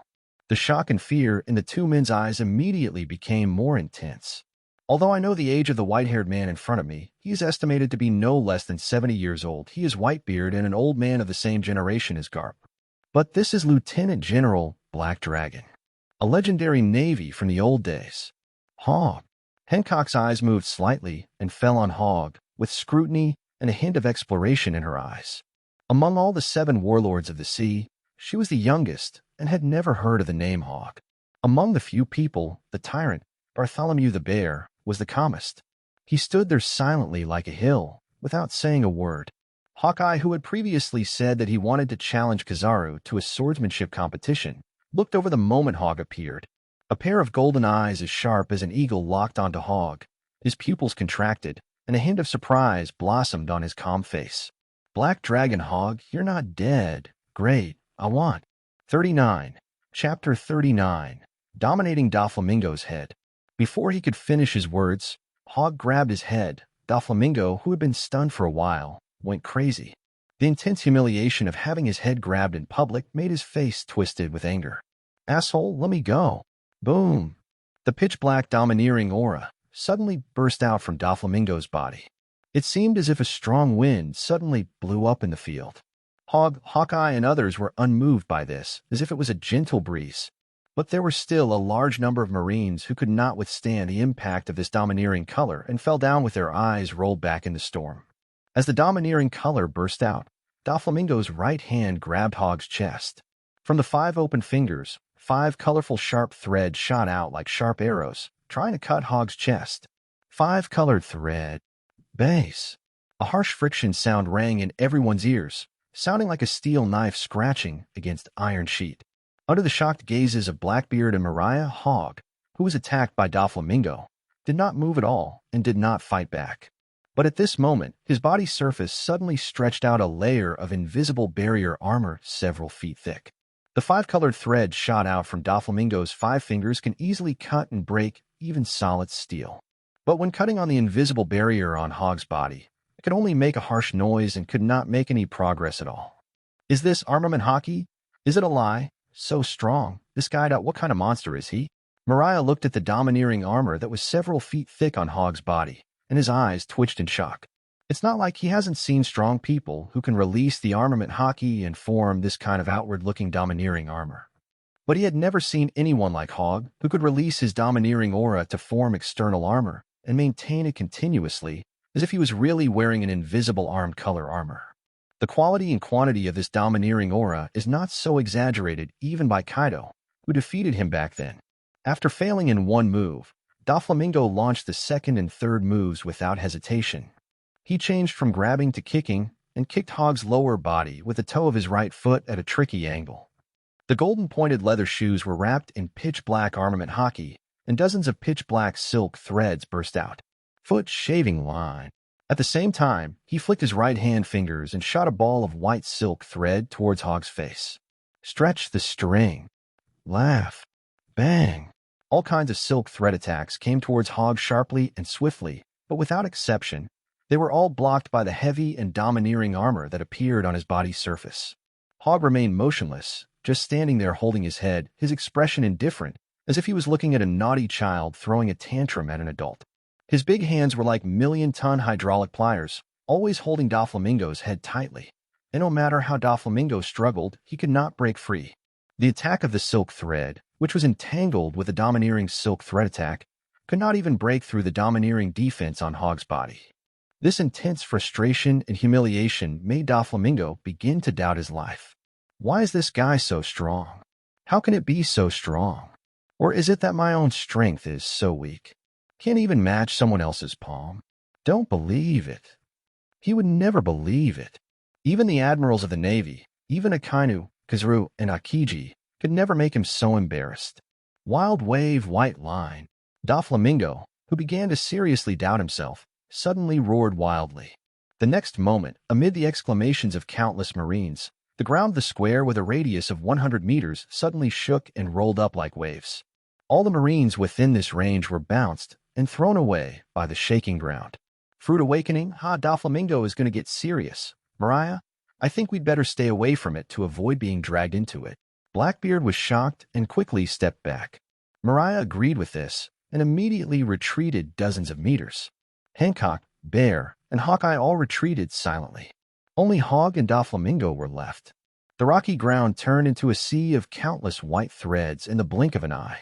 The silk threads transformed from these rocks rolled like waves, ignoring the Marines above, and surged into the sky like a tsunami, extending huge silk tentacles and rolling towards Hogg alone. Faced with the awakening of Doflamingo's thread fruit and the tremendous power of assimilating 100 meters of land, Hogg simply grabbed Doflamingo's head and used his body as a weapon, smashing the silk tentacles that were rolling over. Boom! There was no domineering aura, it was just pure physical strength. The turbulent sea of silk threads in front of him, along with the dozens of silk tentacles rolled up on it, were smashed to pieces and turned into broken threads all over the sky. The mighty aftermath rushed out 100 meters, and its remaining force was still undiminished, affecting Moria, who had retreated 100 meters away. Amid his screams, his fat body was smashed into a sky full of black bats. I don't believe it. Doflamingo couldn't accept the fact that he was defeated so easily. He roared again and moved his hands as fast as playing the piano, as if he was conducting a symphony concert. As he moved, the countless threads that were broken by his own body merged into the earth again and reorganized into tougher, longer, more dense black spikes. Densely packed wings roared, rising from the rolling silk waves, like spread angel wings, whistling towards Hogg. 1,000 arrows pierce the heart, feather strikes the line. What a silly trick. Are you performing a sideshow, clown? Let me teach you what true power is. Hogg grinned and suddenly raised the big hand that was grabbing Doflamingo's head. Then, in the astonished eyes of Blackbeard, Mariah, Hawkeye, Hancock, Sengoku, Garp, Vice Admiral Tsuru, and others who were rushing towards the side, beams of black and red lightning burst out from his hands, entwining around Doflamingo's head and body, As he waved his hands, they once again smashed towards the countless silk spikes that were shooting towards him. Conqueror's hockey entangled. That guy actually wrapped Doflamingo's hockey around his body? Blackbeard's eyes bulged out, and he was dumbfounded by Hogg's madness. Hogg, stop it. Doflamingo won't be able to bear it if you do that. Zhonghua was going crazy, and his voice came like a broken gong. But it seems it's too late. At the moment when Doflamingo's head was entangled by Hogg's domineering color, making him dizzy and his mind blank, his head was grabbed by Hogg and smashed in front of countless silk spikes. Boom! There was no direct contact, but there was still 2 or 3 meters of void between them, and the burst of black and red lightning. A clear depression was blasted out in the void. Hundreds of feather strike lines shot at it were solidified in midair and crushed into slag with ease. And Doflamingo's head, in front of everyone's horrified gaze. Boom! Exploded. 40, Chapter 40, I will chop him down 1,000,000 times. Dude, Doflamingo is dead? Looking at Doflamingo's head in Hogg's hand, which had exploded due to being unable to withstand the entanglement, everyone around was stunned. Mariah and Blackbeard were both horrified, and the look they gave Hogg was more than just fear. That's fear. Fear of Hogg's powerful strength that can easily toy with Doflamingo and kill him. Among them, the most shocked person was undoubtedly Zhonghua, who came in a hurry. Looking at Doflamingo, who had lost his head and was left with only a headless corpse, falling to the ground in vain, Zhonghua's mind went blank and he only felt a buzzing in his ears. It took him a long while to recover from the intense shock. He looked at Hogg, who seemed calm and nonchalant, in shock and anger. He suddenly rushed over and grabbed Hogg's collar. Do you know what you did, Hogg? Why are you so excited? What, he's your adopted son too? Hogg sneered indifferently. Seeing his indifferent attitude, Zhonghua, who was already very dissatisfied with Hogg's style of doing things because of the Flower Kingdom incident, could no longer tolerate it.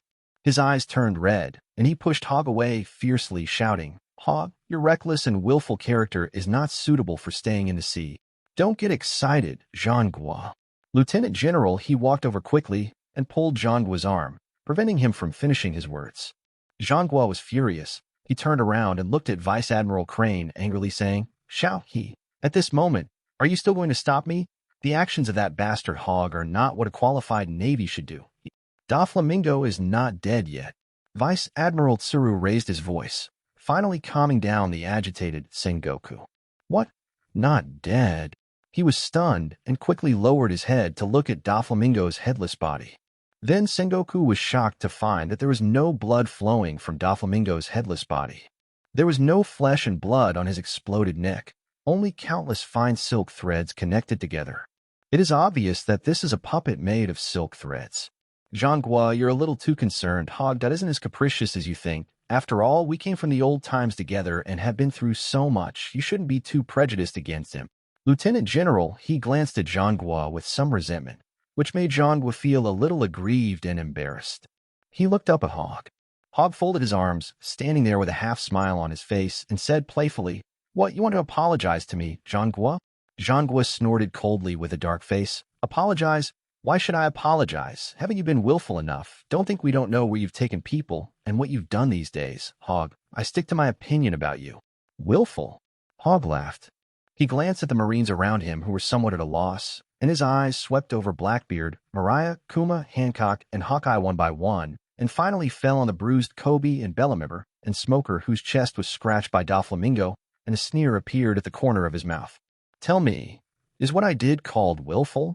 Then let me ask you, on this island, watching these Marines, willing to risk their lives for justice and answer the call to war, being insulted by pirates, while they sit in their offices drinking tea and holding meetings, what do you call this? And you, the Navy, you call yourselves the strongest elite in the Navy, the cream of the crop in the world's Navy, yet you watch your comrades, subordinates, and superiors being humiliated by pirates right before your noses. What kind of elite are you? Elite? A bunch of spineless cowards, trash. He looked around, his cold gaze making the surrounding Navy dare not look directly at him, and they all lowered their heads in shame. Enough. Seeing the morale of Marines falling due to Hogg's few words, Zhonghua couldn't help but shout. Not enough. Absolutely not enough. Let me tell you what it means to be willful. However, Hogg did not give in at all, and his voice was full of severity and coldness. Swish. The sound of cloth being torn came from behind him. A pair of broad dragon wings covered with black scales opened behind him and flapped violently. Call! Amid the howling wind, Hogg's tall figure rose from the ground and, in full view of everyone, shot into the distant sky like a sharp arrow. Jean Gua was stunned. What are you going to do? Soon, he knew what Hogg was going to do. In the distant sky, a pink figure rose into the sky from behind the Marineford fortress, like a soaring flamingo flapping its wings, rising into the air quickly and flying away from Marineford. Is that Doflamingo's true form? It turns out the one who's been talking to us these past few days has been his puppet. Has his real body been staying in the reception room this whole time? Mariah was surprised. Blackbeard laughed strangely. Haha, what a sinister guy, worthy of being the biggest middleman in the new world. Joker, looking at him like this, is he going to leave here? The meeting hasn't even started yet. If he leaves like this, wouldn't it be a waste of time?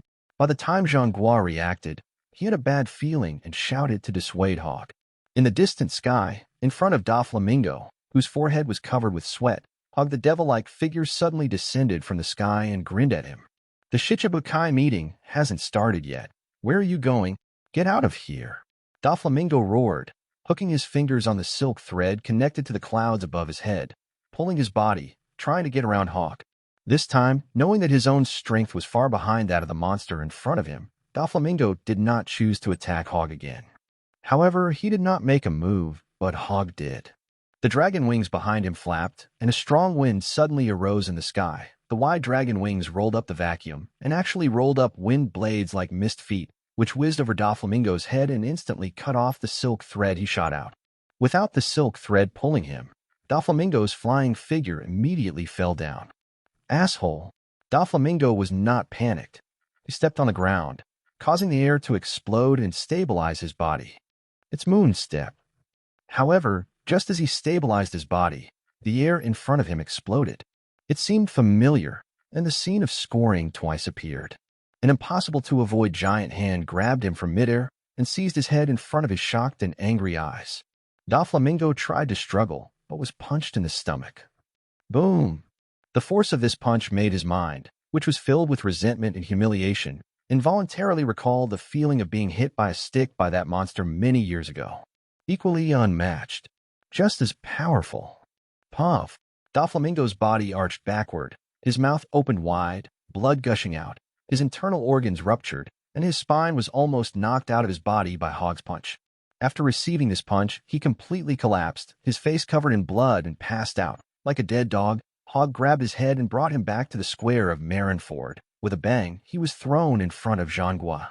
Jean Gua, you are the marshal, and I am the lieutenant general. I will not disobey your orders. I will not kill him today. This punch is just to teach him a lesson later. When he wakes up, you tell him. Hogg raised his foot, stepped on the unconscious Doflamingo's face, and pressed his head into the ground.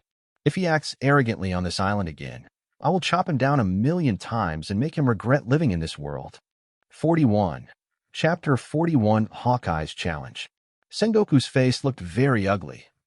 He didn't know how he would talk to Doflamingo about the war call after he had suffered such humiliation. Originally, he didn't have to worry about Doflamingo at all, because long before the invitation to this meeting began, Doflamingo agreed and said he would accept the call. It is precisely for this reason that Sengoku and the others turn a blind eye to Doflamingo's arrogance and domineering behavior at the headquarters. But they can tolerate it, but Hogg can't.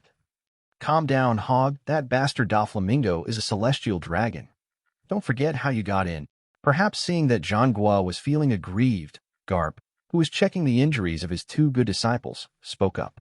It would have been better if he didn't mention it. As soon as he mentioned it, the coldness in Hogg's eyes became even stronger. Celestial dragon? What, he's just like that red-haired brat? He also has a dead dad who's the commander of the Knights of God. Since he's a pirate now, don't mention his past identity to me, a celestial dragon. So what if he's a celestial dragon? Even if a celestial dragon becomes a pirate, I'll still kill him. Hogg's voice was so loud that tens of thousands of people in the entire Marineford square could hear it. The information contained in his words stunned the tens of thousands of sailors here, who stood frozen in place, not daring to breathe. Hogg, shut up, stop talking. Jean Gua was frightened and thought that Hogg was really crazy. He dared to say anything in front of so many people. There are fucking pirates here.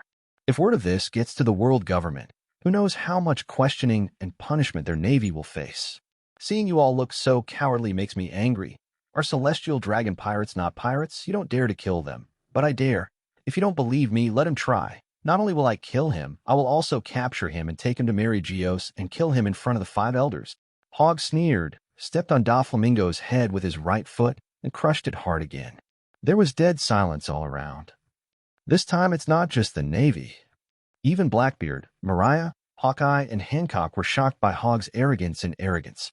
Smoker, whose chest was scratched by Doflamingo, stared blankly at the crazy Hogg among the crowd of Marines. He finally understood why Spider-Man and Doberman admired this man so much.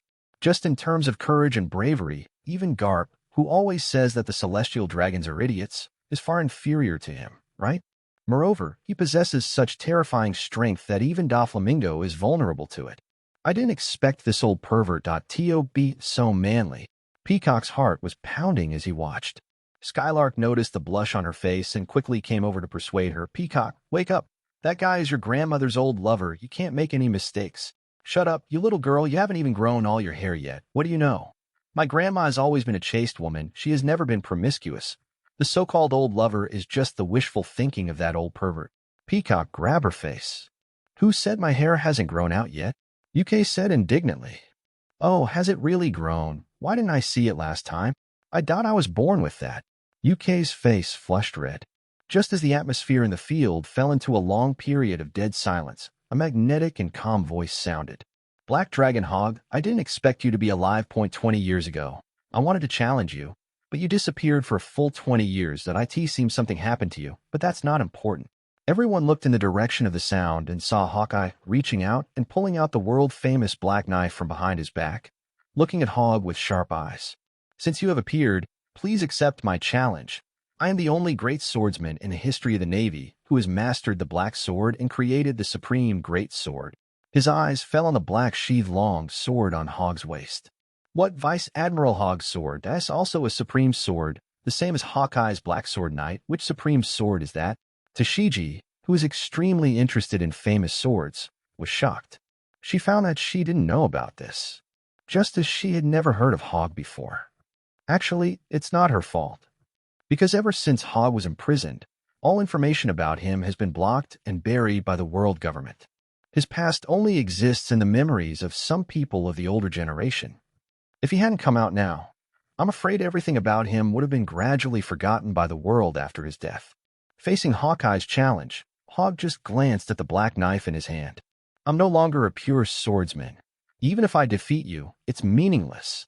As a swordsman himself, Hogg knew very well how valuable it was to be a swordsman who could wield a supreme sword. Not to mention, this supreme sword was made by Hawkeye himself. These days, he has been cramming some of the things that happened in the outside world and the deeds of some key figures during the 20 years he was in prison. Of course, he had also read the information about Hawkeye, the most powerful swordsman in the world. Hogg will give due respect to those who are capable, even if they are his enemies. That's why he said that there was no point in defeating Hawkeye, because in his opinion, he is indeed no longer a pure swordsman. A pure swordsman is one who only believes in the sword in his hand, is obsessed with the sword all his life, and devotes his life's energy to it.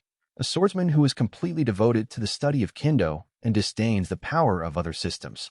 For example, Hawkeye is such an extreme swordsman. He doesn't eat devil fruits, doesn't practice boxing, and only practices the black knife in his hand. As one of the 7 warlords of the sea, he has no subordinates and does not form his own forces. He is devoted to studying kendo. Of course, domineering power still needs to be practiced, as it is the basic strength that the body possesses. Perhaps it is precisely because of this purity that he was able to achieve the title of the strongest swordsman. The title of the strongest swordsman and the world's greatest swordsman is truly valuable. You know, even Roger, who had also mastered the supreme sword ace, was not known as the world's greatest swordsman. It's all right. I just want to see how magnificent and gorgeous the hell of the strongest swordsman of the ghostly style is. Hawkeye was very persistent, staring at Hogg with burning eyes and holding the black knife tightly in his right hand, as if he would force Hogg to fight even if he disagreed. This almost made Jean Gua, who was standing next to him, angry. He didn't understand what was wrong with these 7 warlords of the sea. He had already seen how crazy Hogg was, so why did he rush over to seek death? If this madman Hogg goes crazy, he might really kill Hawkeye. Even if they can't kill him, if the 2 of them fight here, Marineford will be in trouble. Just when Jean Guo wanted to stop this meaningless confrontation, a cold voice came from the distant sea surface of the inner bay. I've also dabbled in Vice Admiral Hogg's ghostly hell, Hawkeye. Let me fight you. 42. Chapter 42, The Beginning of the Breakup. There are actually people who are not afraid of the reputation of the strongest swordsman and want to challenge Hawkeye, who is so brave. The surprised crowd looked in the direction of the sound. Then everyone was shocked by what they saw. On the vast sea surface of the inner bay, a group of 6 warships were seen approaching quickly, slowing down and stopping near the port. If it was just an ordinary warship, it would naturally be impossible to shock and astonish everyone, including the 7 warlords of the sea. What made everyone near the port open their eyes wide and breathe rapidly was the items carried on the 6 warships. There are a total of 6 large warships of 100 meters in length, and the decks of 5 of them are piled with countless gold, silver, and treasures. Treasure chests, some gorgeous and some ancient in appearance, are piled up randomly like garbage everywhere. Countless gold, silver, antiques, and jewels are piled up into mountains, reflecting a mesmerizing light in the sun. Had the Marines present ever seen so much money? He was immediately shocked and lost his voice, falling into a daze. Mariah screamed in shock. That's a lot of money. Navy, did you find Captain John's treasure? Or did you get the Pirate King's secret treasure? Where did you get all this money? Looking at the 5 mountains of treasure piled up on the warship, Blackbeard's breathing became rapid. His wide eyes were filled with greed and disbelief, and his saliva was about to flow out. Am I dreaming? When did the Navy become so rich? Is this just gold from the sky? How much is the treasure here worth? 10 billion berries, or 100 billion berries? This is crazy. This is absolutely crazy. I can't help but rob it. Jean Guo was also stunned and looked at Hogg fiercely. Hogg, where did all this money come from? It can't be. The treasure of the 8 treasures Navy, the wealth of the Flower Kingdom. Hogg, so this is your purpose of attacking the Flower Kingdom. What's the difference between your behavior and that of a pirate? Garp vaguely guessed the origin of the huge treasure in front of him. Difference? Of course, there is a difference. The biggest difference is I robbed the pirates' money, killed the pirates, and used the money I robbed from them to reward the Navy, who were risking their lives to kill the pirates, and used this to encourage them to kill more pirates. Hogg's voice was loud and clear, echoing in everyone's ears. As the last warship entered the port, the people who were originally shocked by the mountains of treasure, their desire for the treasure, greed, and envy in their eyes quickly turned into horror, fear, and nausea. There were also piles of things on the deck of the last warship.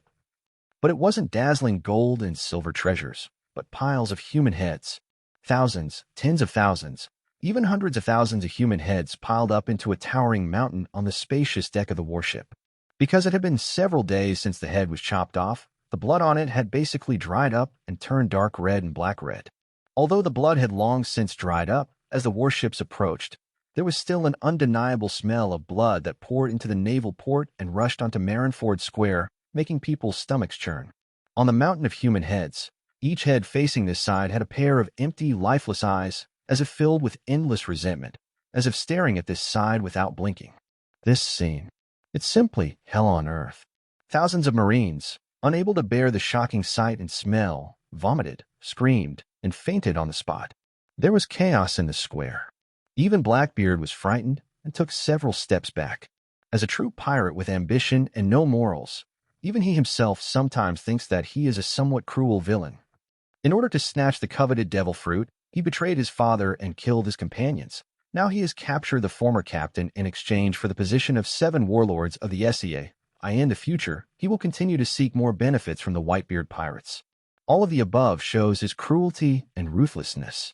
But at this moment, after seeing this hellish and bloody scene before him, Blackbeard realized that compared with the cruelty and ruthlessness of the Black Dragon Hog, he was simply a saint.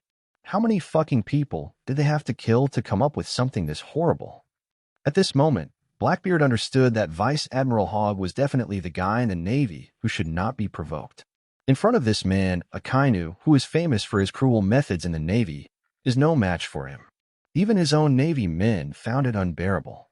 At the top of the fortress, on the balcony outside the offices of the 3 generals, 3 tall figures walked out at the same time and looked towards the inner bay. It's so scary, Vice Admiral Hogg. Kizaru and Akainu stood side by side with frightened expressions on their faces. Akiji frowned, his expression as hard and ugly as ice. No matter what the purpose is, Carrying out such an extreme massacre is completely contrary to justice. Akainu crossed his arms and sneered, "They're just some trash pirates. The more dead, the better. It would be best if all of them died. Then this world would be at peace." Akiji turned around and looked at Akainu coldly. "There is no end to the number of pirates. As long as there is oppression and suffering, pirates will continue to appear. This kind of killing is just drinking poison to quench thirst. In the end, the only ones who will be killed are yourself." Akainu refused to give in and responded tit for tat. "Then keep killing. Kill until no one dares to go out to sea, until no one dares to fly the pirate flag. It is better to drink poison to quench thirst than to die of thirst directly. Rather than dying of thirst without doing anything, it is better to drink poison and taste the taste of poison." "Akainu, you're just like your teacher, completely possessed by the devil." "Thank you for the compliment." Just as the daily quarrel between Akainu and Akiji began, Garp could no longer bear it. He rushed to Hogg with his fists clenched and shouted angrily, "Hogg, you devil! What the hell did you do?" Hogg remained calm. "What did I do? I'm just out to sea to destroy some pirates. Why are you so excited? Is that what you call it? How inhuman of a devil are you? You executioner, butcher, murderer." Garp pointed at the pile of countless heads, his eyes almost spitting fire. "I'm inhumane." Hogg sneered. "You're the only one with humanity, you Navy hero. You've been chasing the Roger pirates for decades, and aside from that stubborn wretch Barrett, you haven't even managed to take down a single cadre worth mentioning. Is this your humanity? As a naval hero, you refuse to tell the truth, even if you were beaten to death in order to preserve Roger's bloodline, causing the tragic deaths of innocent pregnant women and children on Battle Island. Is this your humanity? You could have eliminated the pirate threat once and for all and killed Qingjiao. But instead you pretended to smash his head, letting him return home filled with resentment and anger, and then even more severely harm the innocent people in the surrounding waters. Is this your humanity? You knew that Crocus, the doctor of Roger's pirate group, was staying at Upside Down Mountain, and you knew that Rayleigh was just a stone's throw away in Shampoo Land. You have been chasing them all your life, so why didn't you arrest them?" Hogg stood face to face with cold eyes, staring at the speechless Garp. "Is this also your human nature? Answer me, Kapu." "Don't be unreasonable, Hogg. Crocus is just a weak doctor. He poses no threat to the people. On the contrary, he often saves people in Upside Down Mountain, so we didn't arrest him. As for Rayleigh, he has retired now and is living in Shampoo Land. There is no need for us to make a big fuss and suffer heavy losses just to catch a retired pirate." Zhangguo stood up to explain for Garp, but was retorted by Hogg with even harsher rebuke. "Far. After being a pirate all my life, doing so many bad things, killing so many Navy men, and decimating the army of an entire country, the mere mention of a great secret treasure has thrown the entire world into chaos. Now, just saying I'm old, I'm retired, and I can live out my days like nothing happened, enjoying a happy and healthy life? Where did you put those victims in the Navy who died because of them? The doctor is innocent.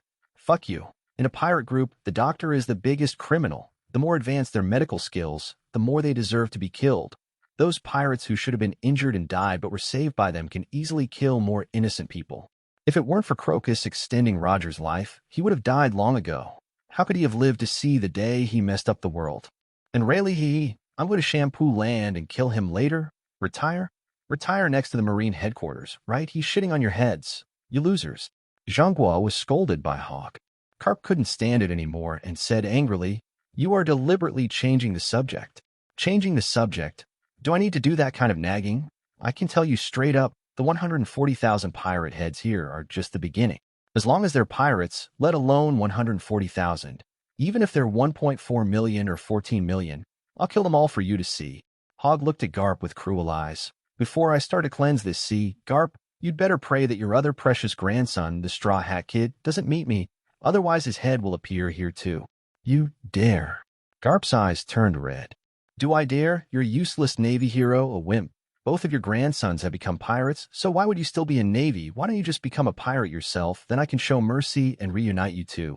"Asshole. What? You want to kill me? Come on. Come on." Seeing both Garp and Hogg bursting out with terrifying momentum, domineering lightning exploded on their fists. A big battle was about to begin. Zhangguo was exhausted and roared in despair.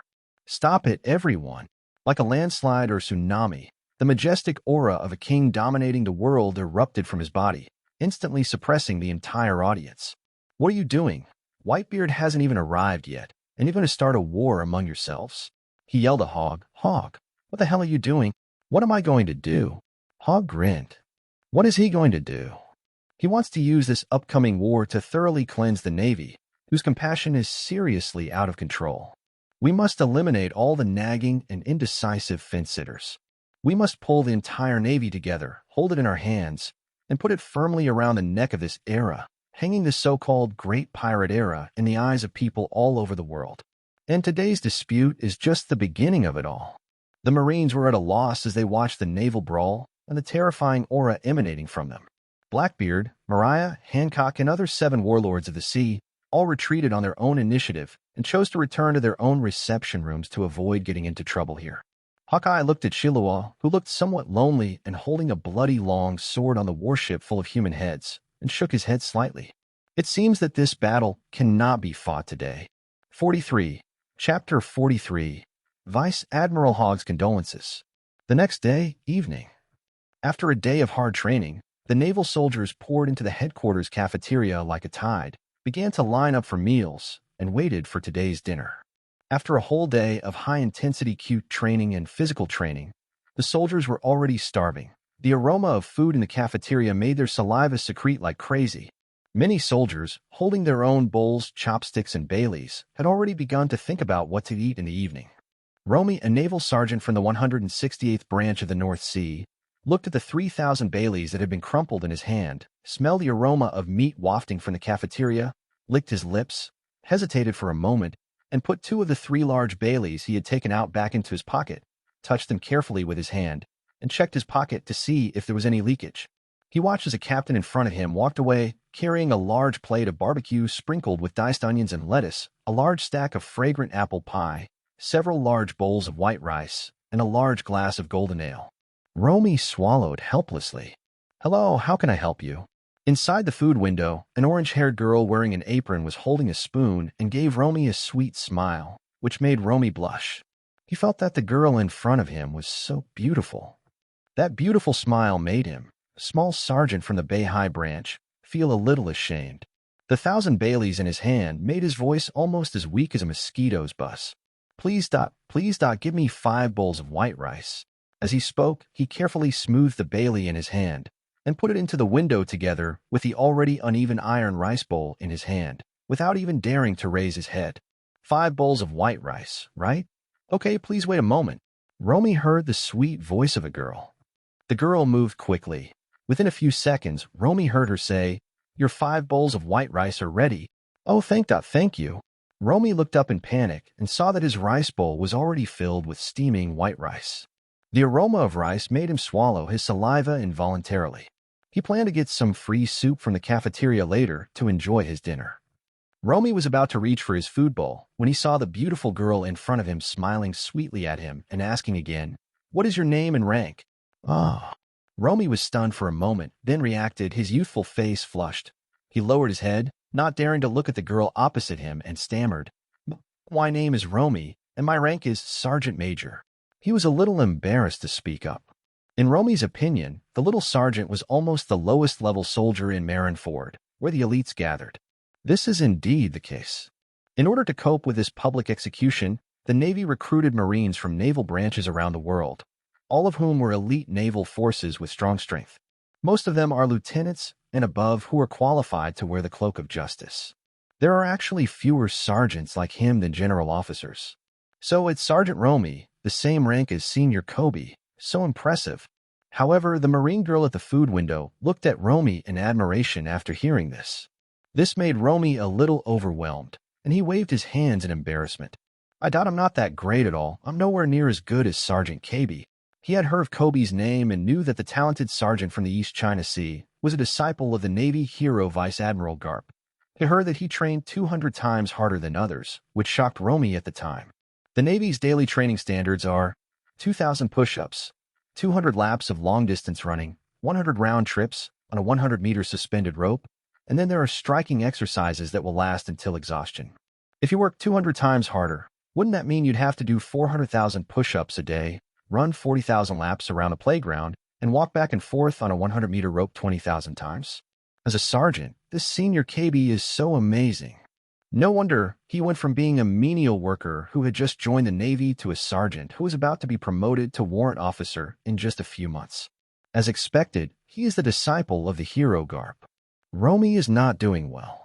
It took him 3 years to be promoted from a menial soldier to the position of sergeant. Even this is considered relatively excellent in the Bay High branch. Seeing Romy's blushing face, Yun Kei, who was working part-time at the window, quickly comforted her. Don't lose heart, Sergeant Romy, that you're quite capable. You should know that this headquarters call-up for war isn't based on rank, but on strength. That's why, like Senior Kobe, a sergeant like you, whose strength rivals that of an ordinary lieutenant, was exceptionally called up to fight. Perhaps because he was worried that the conversation would take too long and affect the soldiers queuing behind him to get their meals. Yunk smiled and hurriedly pushed Romy's rice bowl and a large plate of greasy, brown barbecued meat in front of him. Luo Mi was a little surprised. This barbecue is not mine. I didn't order it. I don't have that much money. He felt a little inferior as he pressed the remaining 2,000 Baileys in his pocket. Seeing his embarrassment, Yun Kei smiled and said, "Don't worry, eat it. It's okay, it's free." "No, don't want money." Romy was stunned, staring blankly at the plate of barbecued meat that was roasted until golden brown and greasy. Although he had never eaten it, Romy recognized it. This plate of barbecue should be some kind of sea king meat. The meat of sea kings is a very rare ingredient. Because fishing is very risky and the nutritional value of the ingredients is extremely high, they are sold at a very high price that I heard that 1 kilogram costs 10,000 Baileys. This is the discounted price offered to Marines in the headquarters cafeteria. Romy had never eaten such expensive food. This plate of Sea King barbecue in front of me is estimated to be at least 5 kilograms. Doesn't it cost more than 50,000 Baileys? Although the headquarters cafeteria offers discounts to Marines, it does not provide food for free. After all, the daily food consumption of tens of thousands of Navy personnel is an astronomical figure. If all of it were free, it would be too heavy a burden for the Navy's military budget, which already has little surplus. But now this girl with a bright smile in front of me told me that this barbecue is free. Romy couldn't help but have some wild thoughts. Could it be that this female soldier is feeling sorry for him? Or does the other party have a good impression of him? But soon, Yun Kei's words made him give up these messy thoughts.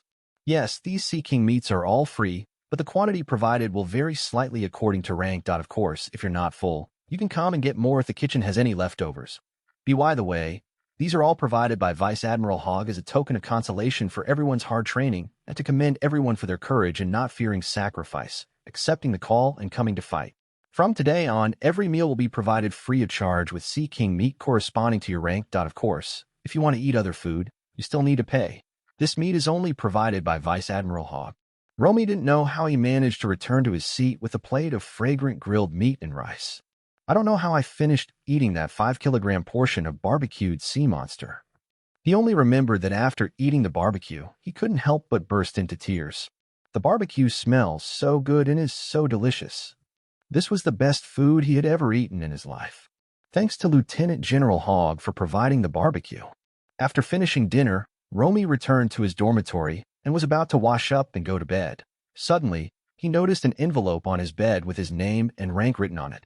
Romy scratched his head, picked up the envelope in confusion, and asked the other sergeants living in the dormitory, "What is this? Who put it here with me?" The sergeant, who was also holding an envelope, opened it and pulled out a stack of banknotes. He turned around and waved them at him, saying excitedly, "It's Baileys, Romy, a full 50,000 Baileys. 50,000 Baileys." Romy was startled and looked down at the envelope in his hand. The envelope was not sealed. When it was opened slightly, a stack of brand new Baileys with the scent of ink immediately appeared, all in denominations of 1,000 yuan. Romy's hands were shaking and his voice was trembling. Where did this money come from? A touch of emotion appeared on the roommate's face, and he unfolded the stack of Baileys in his hands.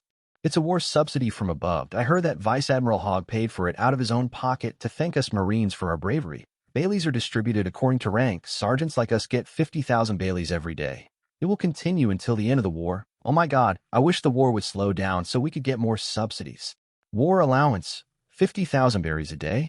Romy leaned softly on the bed behind him, tightly grasping the envelope in his hands. His hands were shaking, as if the envelope was as heavy as 1,000 pounds. "That's great. With this money, I can send it back home to help my mom get medical treatment. That's great." Few people know that during the years he served in the Navy, he was actually struggling in his heart and had considered many times whether to quit the Navy. The reason for his withdrawal was not because he had lost faith in the justice of the Navy.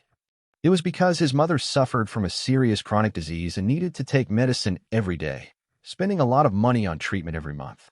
Because of this, his family has long been unable to make ends meet. My father goes out to sea to fish every day, in wind and rain, and his health is getting worse and worse. Romy saw it all and was extremely worried, but he was unable to help his family. Being in the Navy is actually not profitable. Except for the top officers and lieutenants who receive salary and military merit rewards, the new recruits at the bottom of the Navy branch basically have no salary and only have food provided.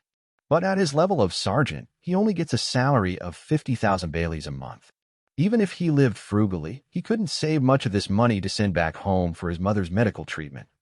If you want to earn more money, you have to keep going on missions and carry out dangerous missions. But even so, the bulk of the military merit rewards are awarded to the commander who leads the team. Romy wasn't jealous at all about this, because the danger that the superiors bear is indeed greater. The danger of pirates in the North Sea is well known. The officers in the Navy are more capable and should work harder to face greater dangers. Correspondingly, they should naturally get more military merits. However, even though he knew it, Romy felt heartbroken as he watched his mother's condition getting worse. He considered quitting the Navy and looking for more lucrative work. But he was struggling. Becoming a righteous sailor has been his dream since childhood, and also his mother's expectation for him. He can give up his dream for his mother, but he cannot let her down, expectations for him. So he has been living in pain and struggle over the years. He worked hard and trained desperately, but his limits seem to be limited to this. Compared with Sergeant KB, who was promoted to sergeant in just a few months, I am simply a waste. This time, I heard that the war call-up will give a considerable salary bonus, and if you are killed, injured, or disabled on the battlefield, the headquarters will provide corresponding compensation. Romy applied without hesitation because of this good opportunity that would allow him to stick to his dream, live up to his mother's expectations, and earn money to treat his mother's illness. On the day his application was approved, he called his mother and happily told her that his talents were valued by the headquarters and that he would go to the headquarters to receive better training, and ask his mother not to worry about him. He didn't cry when he called. He was really happy. Unlike other people who were afraid of war, Romy even looked forward to the war coming soon, because in that way he might be able to uphold justice and earn enough money to treat his mother's illness at the same time. He had even considered the possibility that he might die in the war. Romy is not afraid of death, because he felt that even if he died, the headquarters would hand over the war pension to his mother. The only pity is that he was still a sergeant and had not been promoted to warrant officer before the war broke out. Otherwise, the amount of pension after death in battle would have been increased by 1 level. But now, it seemed that he didn't need to rush to die. Holding the envelope containing 50,000 berries tightly in his hand, Romy's eyes once again appeared the tall, white-haired Vice Admiral. Lieutenant General Hogg. He knew Hogg, and his impression of Lieutenant General Hogg was actually more fear than respect. Because yesterday, he saw with his own eyes the brutal way Hogg defeated Doflamingo, his aggressiveness when confronting Garp and scolding Marshal Sengoku, and the mountain of human heads that filled the warships. He felt that this Vice Admiral Hogg was probably a tough soldier like Admiral Akainu. In Romy's impression, although he did not dislike the iron-blooded Navy like Hogg and Akainu, these generals seemed to have no warmth. But now he actually got what he needed from this iron-blooded general. Thank you, Lieutenant General Hogg. He silently remembered this kindness in his heart. Although he knew that he would probably never be able to repay this favor in his lifetime, and that the powerful Lieutenant General Hogg did not need the gratitude of a tiny person like him, Romy still expressed his gratitude from the bottom of his heart. He carefully took out a stack of Baileys from the envelope and was about to put it in his pocket to hide it, but after he took out the Baileys, a piece of paper fell out of the envelope. Romy was stunned. He picked up the note that fell on the bed and looked at it. His eyes widened instantly. This is a check from the World Government Bank. There is a string of numbers on it. 1 million. The check was signed with the name Morn Hogg in bold. There's also a small white note stuck on the check with a line of words written on it. Cure Your Mother by Morn Hogg. Romy's vision blurred instantly. 44, Chapter 44. Do your best to make me happy. Report to Marshal Jean Gua. The war allowance allocated by Vice Admiral Hogg has been distributed to the Marines under the supervision of the Logistics Department. The money for purchasing food has also arrived. According to the Ministry of Internal Affairs investigation, the morale of the Marines has been significantly boosted by these two compensations, and the military is ready. After listening to Branyu's report, Zhonghua waved his hand and let him leave. In the huge marshal's mansion, there were only him, Garp, and Akiji. Are we just going to watch him win over the hearts of the people in the headquarters with great fanfare? Marshal Sengoku. Akiji took out an envelope and pulled out a check from it. Looking at the huge figure of 10 billion berries written on it, even a calm and collected man like him couldn't help feeling depressed at this moment.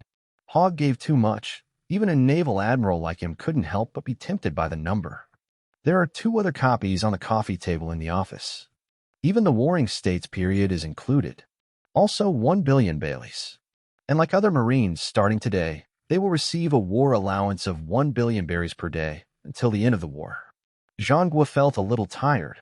He looked at the check in front of him with a frown, feeling both excited and worried. Hearing Akiji's words, he smiled bitterly. What else can we do? The money has been distributed. We can't go and collect it now, right? But this money is not clean. Can we really take it? Akiji threw the check on the coffee table. What kind of money is clean? The military budget we receive from the world government every year is nothing more than the gold they plunder from the member states. Well, if you think about it from another perspective, at least Hogg's money was stolen from pirates, which is much cleaner than the gold obtained by exploiting others. To be honest, sometimes I think that some of that bastard's extreme remarks do make sense, even though he killed so many people. If we can completely change the Flower Kingdom and put them on the right path. Zhonghua sighed again. It felt that he had sighed all the sighs he should have sighed in his life today. He's just quibbling. It's sophistry. Those are the lives of hundreds of thousands of people, Marshal Sengoku. Akiji's voice became a little excited. He looked deeply at the exhausted Zhonghua and said word by word. Besides, this guy Hogg is clearly plotting something. Whether it's the incident in the West Sea Flower Country, or the confrontation with Vice Admiral Garp in front of everyone yesterday, or the distribution of money today, he's carrying out his plan step by step. Marshal Sengoku, he's trying to undermine you. I know. Zhonghua put down the check and leaned back on the sofa. But this is an open conspiracy, Akiji. You know, there's no way I can stop him from giving these 2 benefits to the soldiers. Even justice needs to be served. Speaking of which, for so many years, due to insufficient military funding, we haven't had the extra money to provide the soldiers with more benefits. Most of the time, we use spiritual encouragement to boost morale, but Hogg, I think there's nothing wrong with spiritual encouragement. At least it can make everyone understand that they are fighting for true justice, not for money. Cap muttered and stuffed a donut into his mouth. Can you eat donuts all the time without money? Soldiers also need to eat, live, and even enjoy life. Being a Marine is a dangerous job. We can't just shout slogans and let these young people charge into battle and risk their lives fighting pirates. Zhonghua's tone suddenly became a little stiff. He froze there, not knowing whether to eat the donut in Garp's mouth or not. The atmosphere in the office froze for a moment. Zhonghua picked up the check with 1 billion berries written on it again and frowned. Rather than what you're worried about, I'm actually more curious about how much money Hogg brought back from Wano country. Distributing war subsidies and food supplies to nearly 100,000 soldiers on a daily basis is no small sum. The wealth on that warship alone is probably worth hundreds of billions of berries. And now there's all this cash and checks. Is the Flower Kingdom really that rich? When it came to the last sentence, Zhonghua was a little moved. If he had known that the Flower Kingdom was so rich, Noticing the strange looks from Akiji and Garp, Sengoku coughed twice. Ahem, I was just saying it casually. What do you think? Am I that kind of person? Garp rolled his eyes at him, swallowed the donut in his mouth, and said seriously, honestly, shouldn't we take precautions against Hogg's situation? I always feel like he's ready to seize power from you, that bastard. I'm afraid he's serious this time. Moreover, he's most likely already informed the higher-ups. Otherwise, the Flower Kingdom wouldn't have let him go so easily. I don't know who he contacted. Could it be Satan? That doesn't make sense. Satan shouldn't agree to it. Now is not the time to think about this kind of thing. Whitebeard's matter is the top priority. Before Whitebeard's matter is resolved, everything else can be put aside. In the end, Zhonghua made the final decision, put an end to the matter, and stopped Akiji from continuing. What about this money? Garp looked at the check in front of him. Zhonghua waved his hand and said, shall he use it as military expenses? We are old and weak. Why do we need so much money? Take my share too, and I'm not used to this kind of money. Akiji threw down the check and left with his hands in his pockets. Looking at his desolate back as he left shadow, Zhonghua sighed again. I really don't know whether releasing that guy hog is right or wrong for the future of the Navy and the world. Just as he was feeling overwhelmed with emotion, at the seaside on the other side of the headquarters town behind the Marineford fortress, a duel between top swordsmen has come to an end quietly. Several severed and abandoned warships were scattered around, and the coast was cut into several huge crisscrossing gaps. On a messy beach, Shiru knelt on one knee, his face full of unwillingness and humiliation, and the thunderstorm in his hand was slanted into the wreckage of an abandoned warship in the distance. There were no obvious sword wounds on his body. But the more he did this, the stronger the humiliation that welled up in his heart became. He raised his head and looked across at the man who was wearing spotless clothes and holding a knife in one hand, pointing it at the ground. He gritted his teeth so hard that his gums were bleeding. Just now, he privately challenged Hawkeye to a fight, and thus this sudden confrontation took place. Originally, Shiru was full of confidence, thinking that even if he couldn't defeat Hawkeye, he would never be defeated easily. With his swordsmanship, he would be able to fight Hawkeye fiercely for hundreds of rounds, and then both of them would retreat, ending this inconclusive duel. However, imagination is full, but reality is skinny. When Mihawk's black sword struck with all its strength, Shiru realized how wrong he was. 3 knives. Hawkeye only took 3 strikes to completely defeat him. He was beaten to his knees in humiliation and couldn't even hold his weapon. Is the gap between me and this guy, Hawkeye Mihawk, really that big? Is this the strength of Hawkeye? Is this the strength of the world's greatest swordsman? Shiru knelt on the ground for a long time, clenching his fists tightly, his nails piercing his palms and bleeding. He is unwilling to accept it. Are you giving up so easily? Shiru, if this is you, then get out of here. I don't need such a spineless loser as my subordinate. At this moment, a domineering voice full of contempt rang out in the room. Lieutenant General Hogg. Shiru's body trembled, and he looked back. Hogg, dressed in military uniform, was seen walking step by step through the streets of Marineford, holding a drawn blood-red long sword in his hand. Seeing the person coming, Hawkeye's calm eyes suddenly became extremely sharp.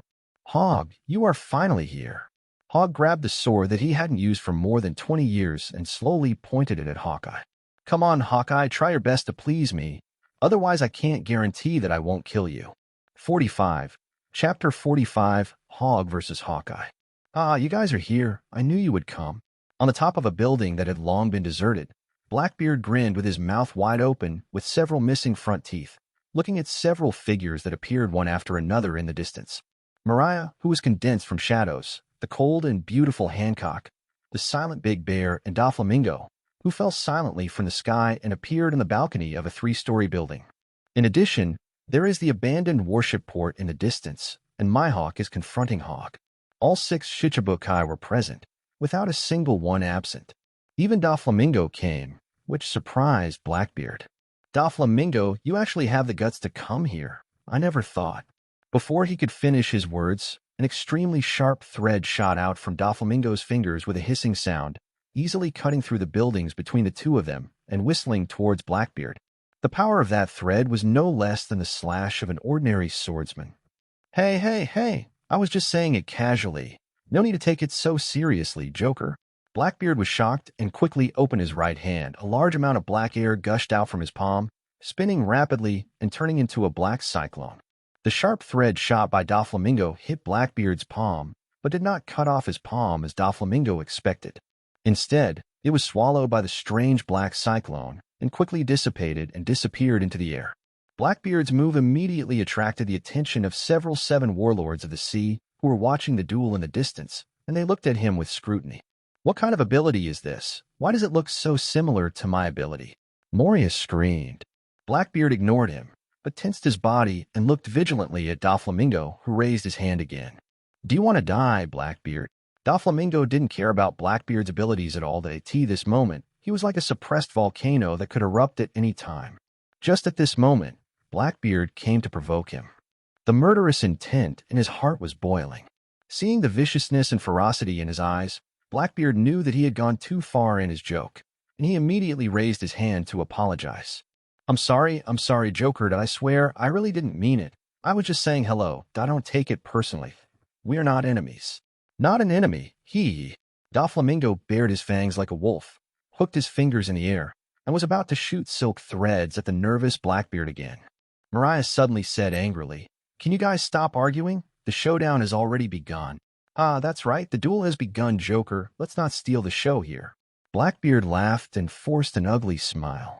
Doflamingo put down his hand after hearing this. Haha, who do you think will be the winner of this duel, Hawkeye or that old freak in the Navy? Everyone, do you want to make a bet? I'll be the banker, and you can just bet a few 100 million berries. Blackbeard lowered his voice and continued. But seeing that no one paid any attention to him, he finally gave up in disappointment. Even as he was speaking, in the seaside naval port where dozens of abandoned warships were moored, two terrifying auras rose wildly like two erupting volcanoes.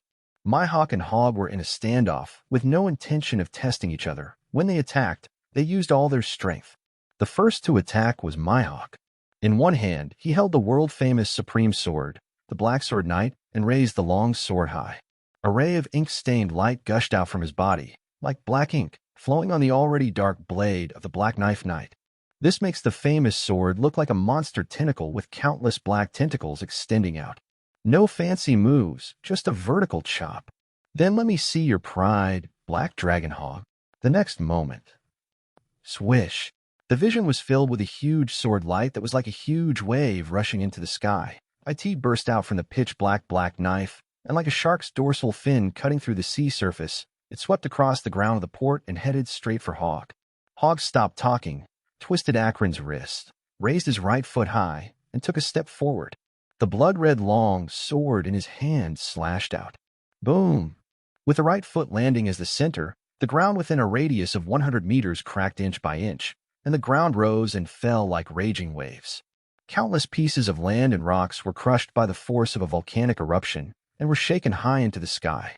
At this moment, the entire abandoned military region, the entire town behind Marineford, and even the entire Marineford Island began to rumble and tremble as if a major earthquake was occurring. And from the blood-red long sword that slashed out, a blood-red crescent moon shot out, cutting through the sky, cutting the earth in front, the abandoned warships, the air, and all visible and invisible things. One white and one red, two earth-shattering slashes, in this port where a large number of abandoned warships are docked. Like two sharks hunting for prey, they collided with each other with a loud bang. Boom! The explosion that resounded through the heavens and the earth was released instantly, and a destructive impact, like a nuclear bomb explosion, rushed in all directions and vented. In an instant, with Myhawk and Hogg as the center, the land within a radius of hundreds, thousands, and even thousands of meters was engulfed by the dazzling impact light. The shock wave descended like a Force 18 storm, letting out a terrifying roar, and in the horrified gazes of Blackbeard, Mariah, and others, it crushed the buildings one by one without any hindrance and swept towards them. Hey, isn't this too exaggerated? This kind of power. Blackbeard's scalp tingled, and like everyone else, he quickly retreated without thinking, trying to stay as far away from where Hogg and the other man were fighting. In fact, the place where they were standing before was already far away from Hogg and the others, more than 1,000 meters away. But the duel between Hogg and Myhawk was just a single slash, and the shockwaves from the slashes and collisions almost destroyed half of the town of Marineford and reached them.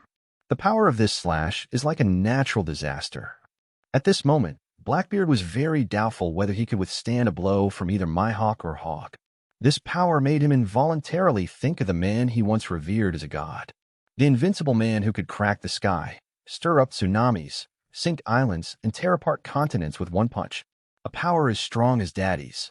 This is what true strength is. This is the true power that can rule this world.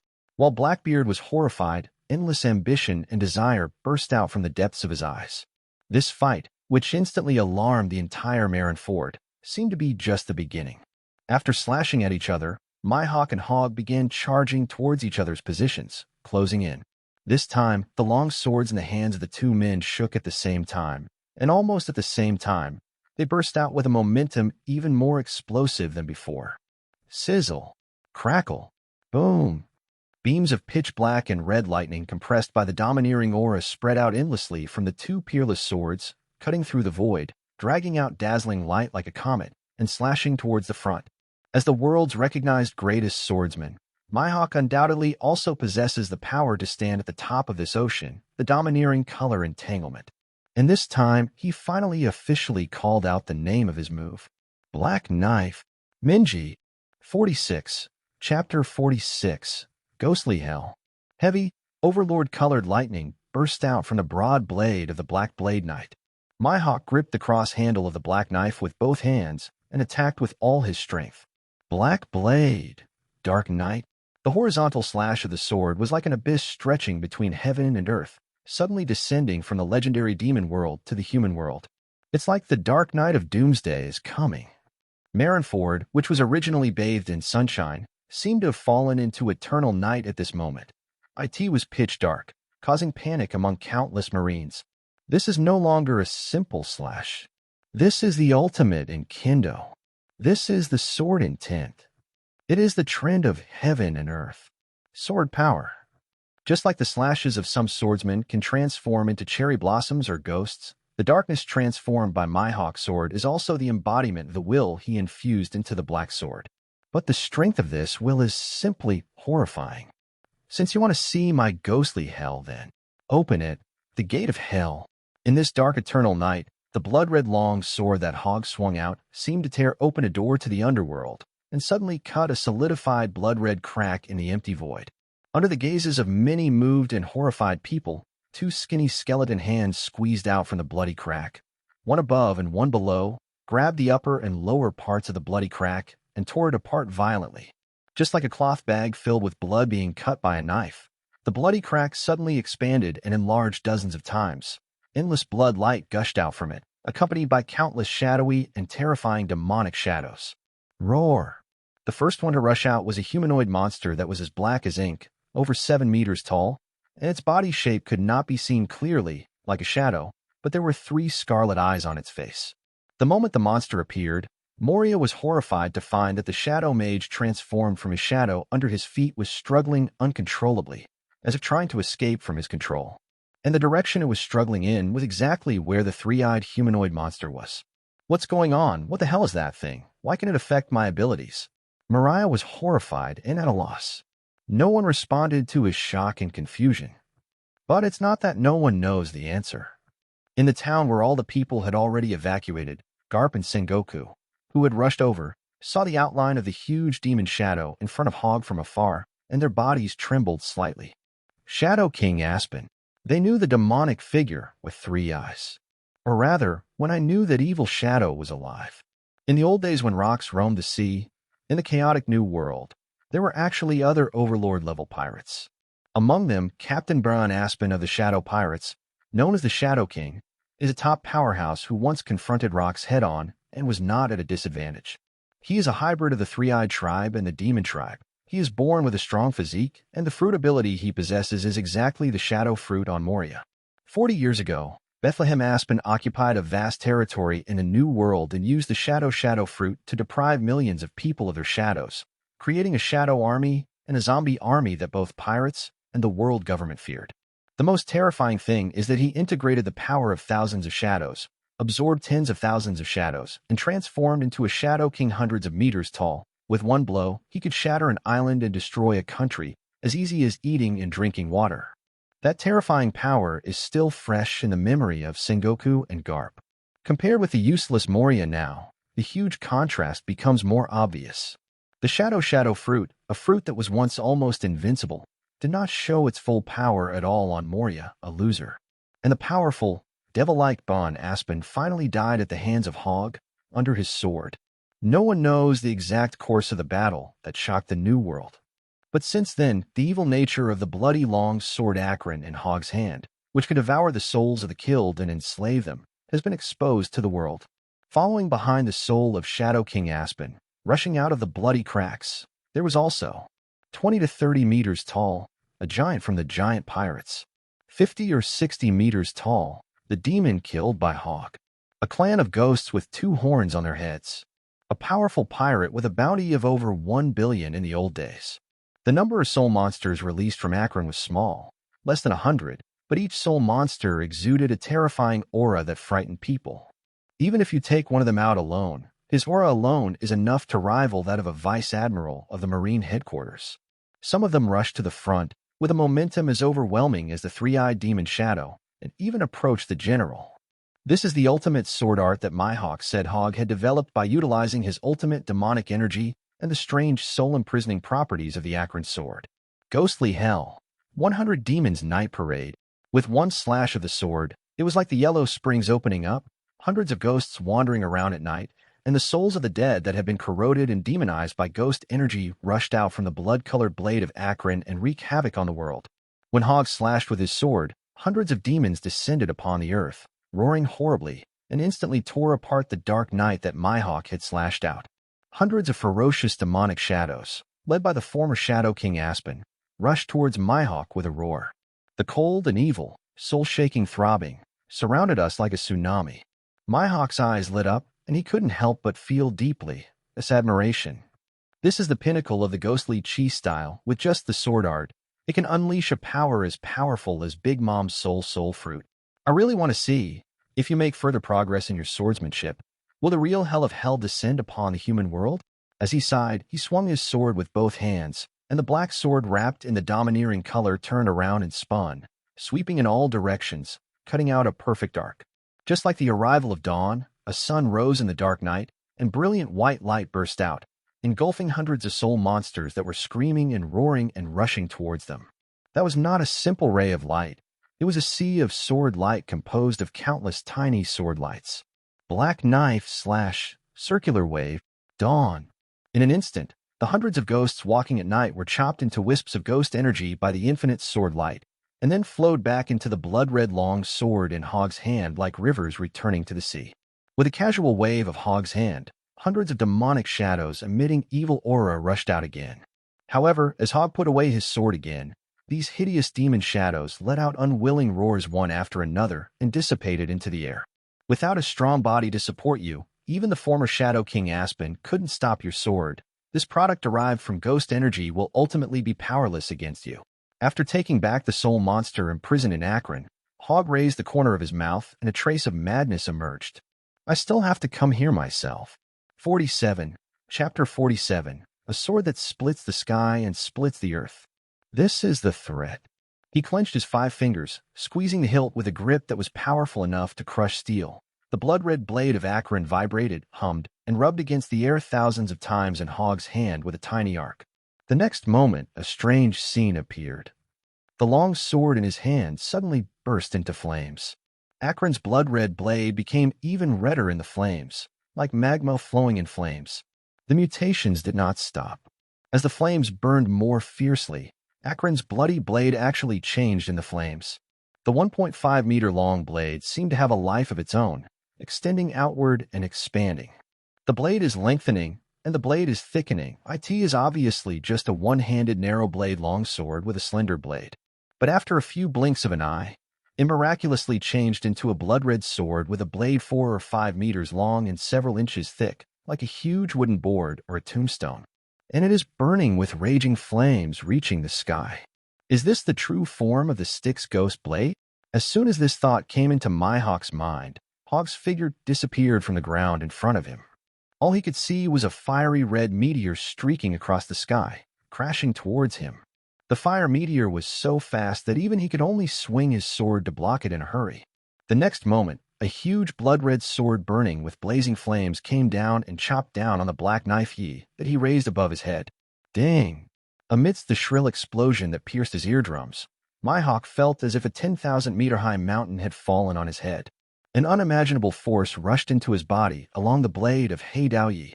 The violent and majestic domineering lightning tore apart the domineering armor covering his body.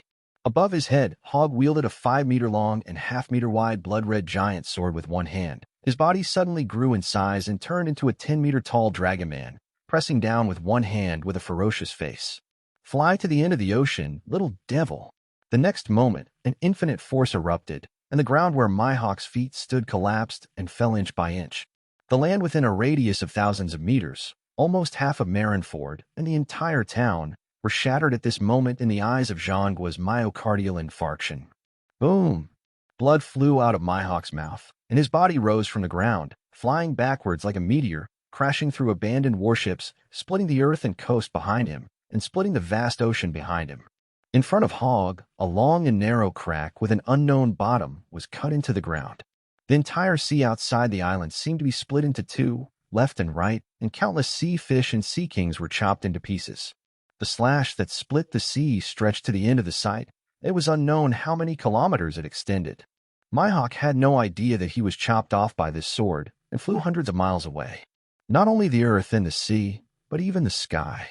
Blackbeard, Mariah, Doflamingo, and Hancock, who were covered in gray by the shock wave, didn't care about the dirt on their bodies at this moment. Their eyes were trembling, and they looked up at the sky with dull expressions. In the Warring States period, Garp's face twitched, and Akiji looked indifferent. Akainu took a glance and turned away. Kizuru pouted and exclaimed, "It's really terrible. This time it's really terrible, Lieutenant General Hogg." The sky .is chopped open. Above everyone's head, the thick clouds 10,000 meters above were suddenly split into two. Under the shocked gaze of the tens of thousands of Marines in Marineford, the sky above their heads seemed to be cut in half by Hogg's knife. With this strike, before Whitebeard even arrived, half of Marineford was destroyed. That is the destroyed town behind the Fortress of Justice. Otherwise, the Navy would be completely embarrassed in front of the world during the live broadcast in a few days. After making this terrifying and shocking slash, Hogg held a more than 5-meter-long blood-red giant sword Akran in one hand, flapped the dragon wings behind him, and his tall figure flashed, as if he had teleported, and slammed in front of Blackbeard and his men. In his hand, the blood-red giant sword was burning with raging flames, burning the air and distorting it. He held it horizontally with one hand, like an iron chain across a river, pointing directly at Blackbeard, Mariah, Hancock, Doflamingo, and Kuma, whose faces changed drastically. 10 meters tall, with a ferocious body covered with countless black dragon scales, it stands on the earth like a demon cast from steel and iron. The broad dragon wings behind him blocked the sun, and above the two black dragon horns spiraling into the sky was cut in two. At this moment, Hogg was like a demon god, looking down at the ants in front of him. That ruthless, cold-blooded, contemptuous aura, like a storm, unscrupulously vented towards Blackbeard and his companions. Except for Big Kuma, who stood silently, and Hancock with a cold face, Blackbeard, Mariah, and Doflamingo all had sweat on their foreheads and their bodies were trembling slightly. "Lieutenant General Hogg, what are you doing?" Mariah's voice was trembling, and he looked in horror at Hogg in front of him, who looked like Kaido. His fat body was ready to transform into a shadow and escape at any time. Hogg's majestic golden and red vertical pupils scanned the 5 people present. "You must all be present at the public execution in a few days." Under the enormous pressure, Blackbeard, Mariah, and Doflamingo remained silent. However, Hancock, with a frosty face, looked at Hogg with an unhappy expression and spoke. "Why, I didn't agree. Just rely on this sword in my hand." The wind howled, the flames surged, and the huge blood-red sword came pressing down, oppressing Hancock so much that she was terrified and had to retreat in embarrassment. But even so, under the impact of the raging flames, some of the ends of her long, smooth hair were still burnt. This made her icy expression even uglier. A dark aura surged out, wrapped around her 2 long white legs, and she was about to jump up and kick Hogg. But at the moment before she bounced up, she gritted her teeth and suppressed the urge to attack Hogg. Because she saw Hogg's emotionless golden red vertical pupils, she didn't dare to doubt at all that if she took action, this monster navy in front of her would definitely kill her with all his strength without hesitation. What's even more terrifying is that she may not be able to defeat this monster with such terrifying strength. In anger, Hancock's chest heaved and her face turned red. After forcing Hancock back with his sword, Hogg looked at the others. His gaze swept across Mariah, Kuma, Doflamingo, and finally landed on Blackbeard, which made Blackbeard feel uneasy. "Do you have any other opinions, Blackbeard?" Blackbeard's forehead was sweating, and he forced a laugh and said, Lieutenant General Hogg, is this a threat?" "That's right. This is a threat. If you don't come, unless you can escape to the ends of the earth, otherwise, you will all be hit by my sword."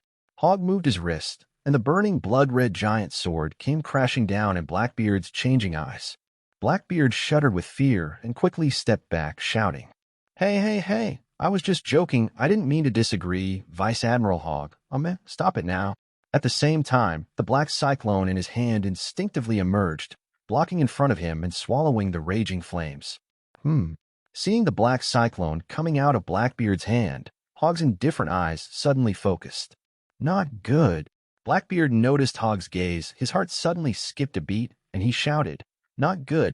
Could it be that this old monster saw through his abilities? While thinking this, Hogg had already put away the bloody giant sword Akran that was pointing at him and gave him a ferocious smile. Very good, very good.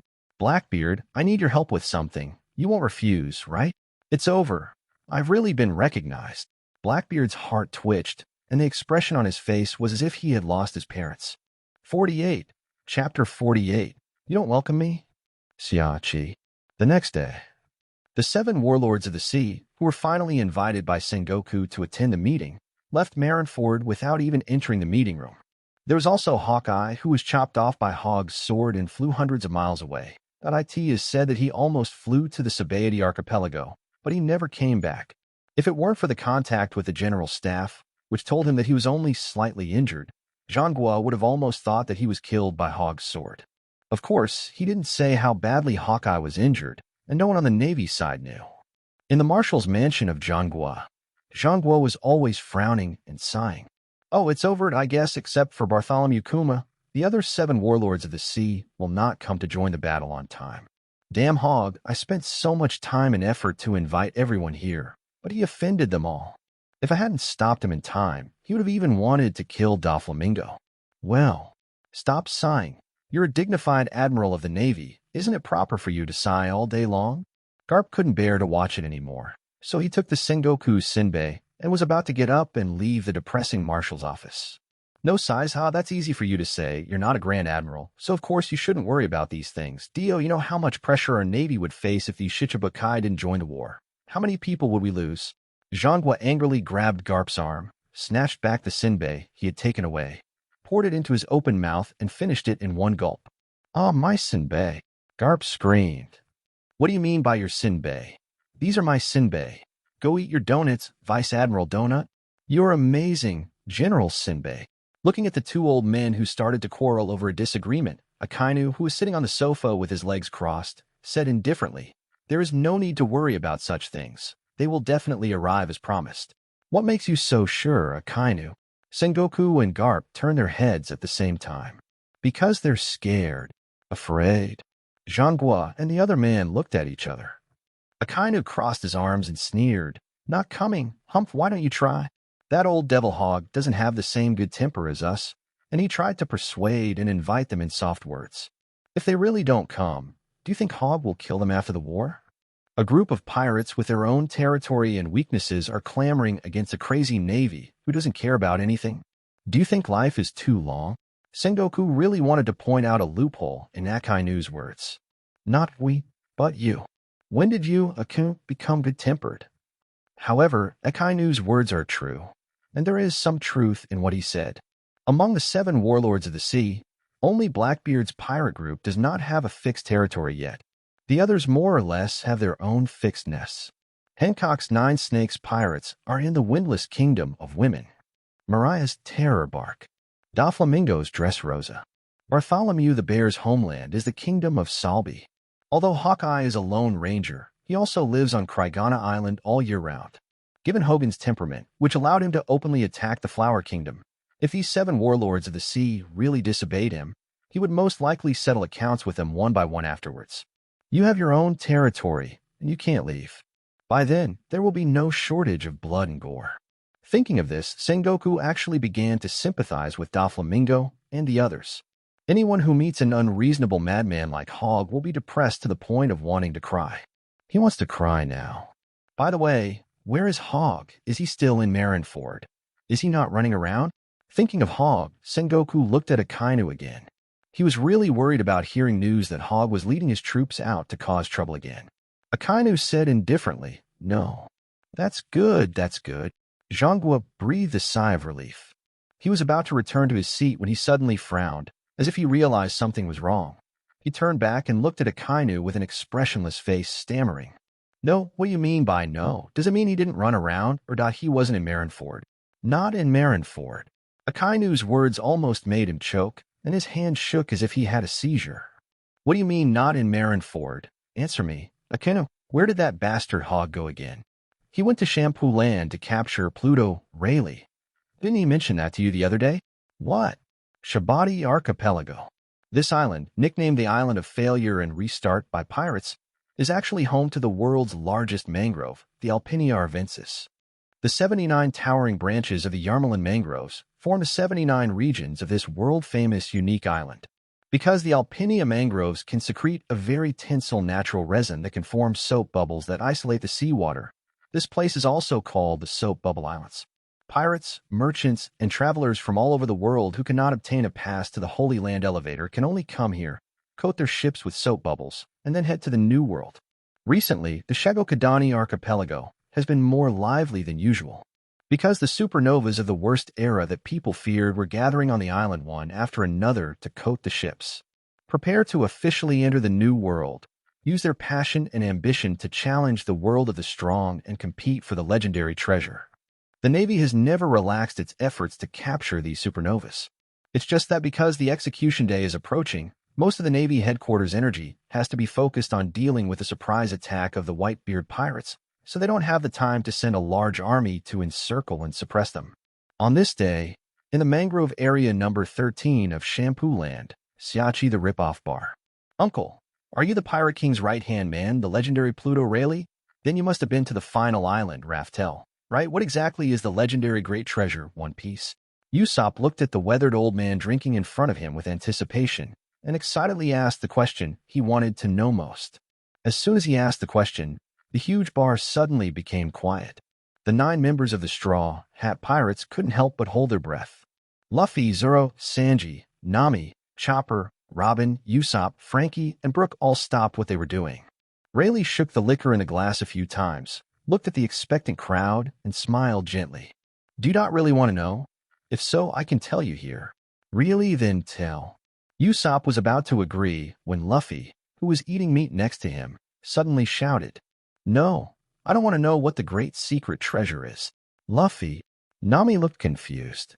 This is a once-in-a-lifetime opportunity. It is rare to see the Pirate King's right hand, the legendary Pluto Rayleigh here. This man who has personally been to the final island definitely knows what the great secret treasure that One Piece mentioned is. If they could learn the truth from him, or even the way to get there, wouldn't they be able to get there faster and obtain the great treasure? However, Luffy firmly refused. Oh, why? Rayleigh still smiled, looking at the excited Luffy and the straw hat on his head. I don't want a boring adventure. Is that so? Ha! A few minutes later, Luffy and his crew excitedly went to the amusement park. Riley also went to the human traffickers to sell himself in exchange for alcohol under the pretext of making money to buy alcohol. In the rip-off bar located on the hillside, there was only Siachi, smoking a cigarette and wiping the table with a smile on her face. Rayleigh, who had been here with her for more than 20 years, was so happy today that he drank a little more. Seeing Rayleigh so happy, Siachi was also in a good mood. The sound of footsteps approached from afar and soon reached the door of the bar. Siachi thought it was Rayleigh who had returned, so she subconsciously looked up and smiled. Did you forget to take anything, Lawless? Give me a whiskey. At the door of the bar, a tall and burly figure blocked the sunlight from the doorway. His face could not be seen clearly in the shadow, but his white hair and military uniform were extremely eye-catching. And this voice. As if she was thinking of something bad in the past, Siachi's hand trembled as she wiped the table. The smile on her face froze, and a hint of fear slowly emerged in her eyes. You are. Don't you want to welcome an old friend? Hogg walked into the bar and sat on the stool where Rayleigh had sat before. He smiled as if he had seen an old friend, looking at the woman in front of him who was beginning to tremble. What? You don't welcome me, Siachi. 49. Chapter 49, Blackbeard was ruined by Hogg. Inside the bar. If Pluto Rayleigh knew what happened here, he would be furious, right? If this is really his woman. Blackbeard was holding a bottle of blood-stained whiskey, drinking it while picking up the uneaten peanuts on the table and throwing them into his mouth. He had a smile on his face, but sweat was coming out of his forehead. My hands are shaking a little. At the bar behind him, Shiru was mixing drinks with a cigar in his mouth. His movements were very professional, and the whiskey was poured back and forth between several glasses, making a gurgling sound. The strong smell of alcohol mixed with a bloody smell spreading on the floor behind him made people feel uncomfortable. Hogg, who was sitting on a stool in front of the bar, took the cocktail prepared by Shilio from his hand, put it in a highball glass, added a slice of lemon, and gently placed it in front of Siachi, who was silent. Here, don't say I don't remember our friendship, Siachi. This cocktail is on me. Siachi didn't say anything, just looked at him with empty eyes. The smile on Hogg's face froze, his face twitched, and he seemed to be about to get angry. But in the end, I endured it. He picked up the cocktail placed in front of Xiaoqi, poured it into his mouth, drank it all, and said in a bored tone, "If you don't drink it, I'll drink it. It won't waste such good wine. But don't worry, I will pay. I never dine for free." As he spoke, Hogg took out a crumpled $1,000 Bailey from his pocket and pressed it down with a goblet. The corner of Blackbeard's eye twitched as he looked at the head in the bar in front of Hogg and the headless corpse at Shiria's feet inside the bar. Cold sweat broke out on his back. If possible, he really wanted to escape from here like Mariah and Doflamingo. The most important thing is to stay away from this crazy navy. However, as soon as this thought came to his mind, Hogg's eyes swept over him, as if he knew what he was thinking. "You want to leave?" Blackbeard shuddered, and the smile on his face was uglier than crying. No, Vice Admiral Hogg, since I promised you something, I won't go back on my word. I may be a pirate, but I am Marshal D. Teach, and the most trustworthy person in the New World. I always keep my word. Well, that's good. Hogg nodded and started drinking again. Blackbeard breathed a sigh of relief, but cursed in his heart. He is not trustworthy at all. If I wasn't afraid that you would kill me to silence me, I would have run away long ago. Just as he finished thinking this, Hogg turned his head again and stared at him coldly. "Are you scolding me?" "Ah." Blackbeard was startled. He opened his mouth and stammered, "No, I didn't. I didn't even say a word, Vice Admiral Hogg." He was really a little scared. I almost thought that this crazy sailor in front of me had some ability to read minds. He didn't say anything, but just muttered a few words in his heart. Why was he chosen by this living devil again? And Hogg's next words almost choked him to death. Hogg said, "You are cursing me in your heart?" Just when Blackbeard thought Hogg really had the ability to read minds and was at a loss, racking his brains to think of how to defend himself, Hogg said again, "But it doesn't matter. As long as you don't say it out loud, I won't care. But if I hear you scold me, I will cut out your tongue, remember?" "Yes, I remember." Blackbeard began to wipe the sweat off his face. At this moment, he finally understood what it meant to live with the Emperor like living with a tiger. Compared with the Navy in front of him, the former Whitebeard was simply a saint. If possible, he would rather face the angry Whitebeard than stay with Hogg. This is so scary. As soon as this thought came to his mind, Hogg turned around and looked at him indifferently, and suddenly a smile appeared on the corner of his mouth that made Blackbeard feel uneasy. "No wonder you risked offending Whitebeard and killed your companions that IT turned out to be for the dark fruit. That makes sense. And if it's this fruit, it's definitely worth it." He poured himself a drink and said something that made Blackbeard extremely nervous, but also aroused his curiosity. The dark fruit, known as the most ferocious nature-type fruit, is the nemesis of all devil fruit abilities. Although it cannot transform the user into an element, it can grant the user the ability to seize the fruit abilities of others at will. Back then, Rox used this very trick to bring together those lawless guys, the King of Darkness, the King of the World. Ha. Blackbeard, you have great ambitions, D. You want to become another Rox? Blackbeard's expression changed completely. In order to cover up his gaffe, he quickly lowered his head and pretended to drink. Shiru, who was mixing drinks, asked curiously, "Isn't the reason for the Rox pirates to gather together for profit? Do they want to get rich together? Benefits? Getting rich?" Hogg sneered. "Is it difficult for Whitebeard, Golden Lion, Lin, Rox, and the others to get rich? Money is shit. It's just a vassal of power. As long as you have power, the whole world is yours, and the powerful devil fruit ability is power. If it weren't for Rox's help, why do you think Kaido's subordinates are all animal-type ability users, and Lin's subordinates are all food-type parahumans?" Shilio thought about it and couldn't refute it. "Well, mainly because I don't dare." Blackbeard was trembling with fear as he listened, fearing that Hogg would suddenly attack and kill him. Hogg knew too much. In front of this terrible man, he felt that he had no secrets. Fortunately, Hogg didn't know the real purpose of becoming a Shichibukai. You traded Ace the Fire Fist for one of the 7 warlords of the sea, and you actively participated in the battle. Was it to seize Whitebeard's Tremor fruit ability? Bang! Blackbeard's hand trembled, and the whiskey in his hand fell to the ground. Shilua, who was mixing a cocktail, glanced at him with his head tilted, as if he was considering whether to draw his sword next. Facing the gazes of the two men, Blackbeard could only pretend to be stupid, his expression as honest as that of a mentally retarded person. "Thief, Dada." "Lieutenant General Hogg, what are you talking about? I don't understand." Hogg raised his eyebrows and said in surprise, You don't want Whitebeard's trimmer fruit ability, is that true? If it's true, then I'd like to make a deal with you. Yes, I want it. And I want Whitebeard's fruit power. Blackbeard stood up quickly and spoke loudly in a nervous voice. He looked as if he was afraid that if he spoke too slowly, Whitebeard's fruit ability would be taken away by Hogg. Seeing him tense up and ready to run away, Hogg smiled. That's right. Under Blackbeard's nervous gaze, Hogg stood up, walked to Blackbeard, and patted his face. If you have any ideas, just say it directly. What I hate most is ambitious people. You already have the dark fruit that can take away abilities, and you betrayed Whitebeard, but you say you don't want to take away Whitebeard's abilities. Are you kidding me? Yes, then I'm sorry. I'm petty. Please forgive me, Vice Admiral Hogg. Blackbeard could only smile apologetically, a dry smile, a bitter smile. Humph.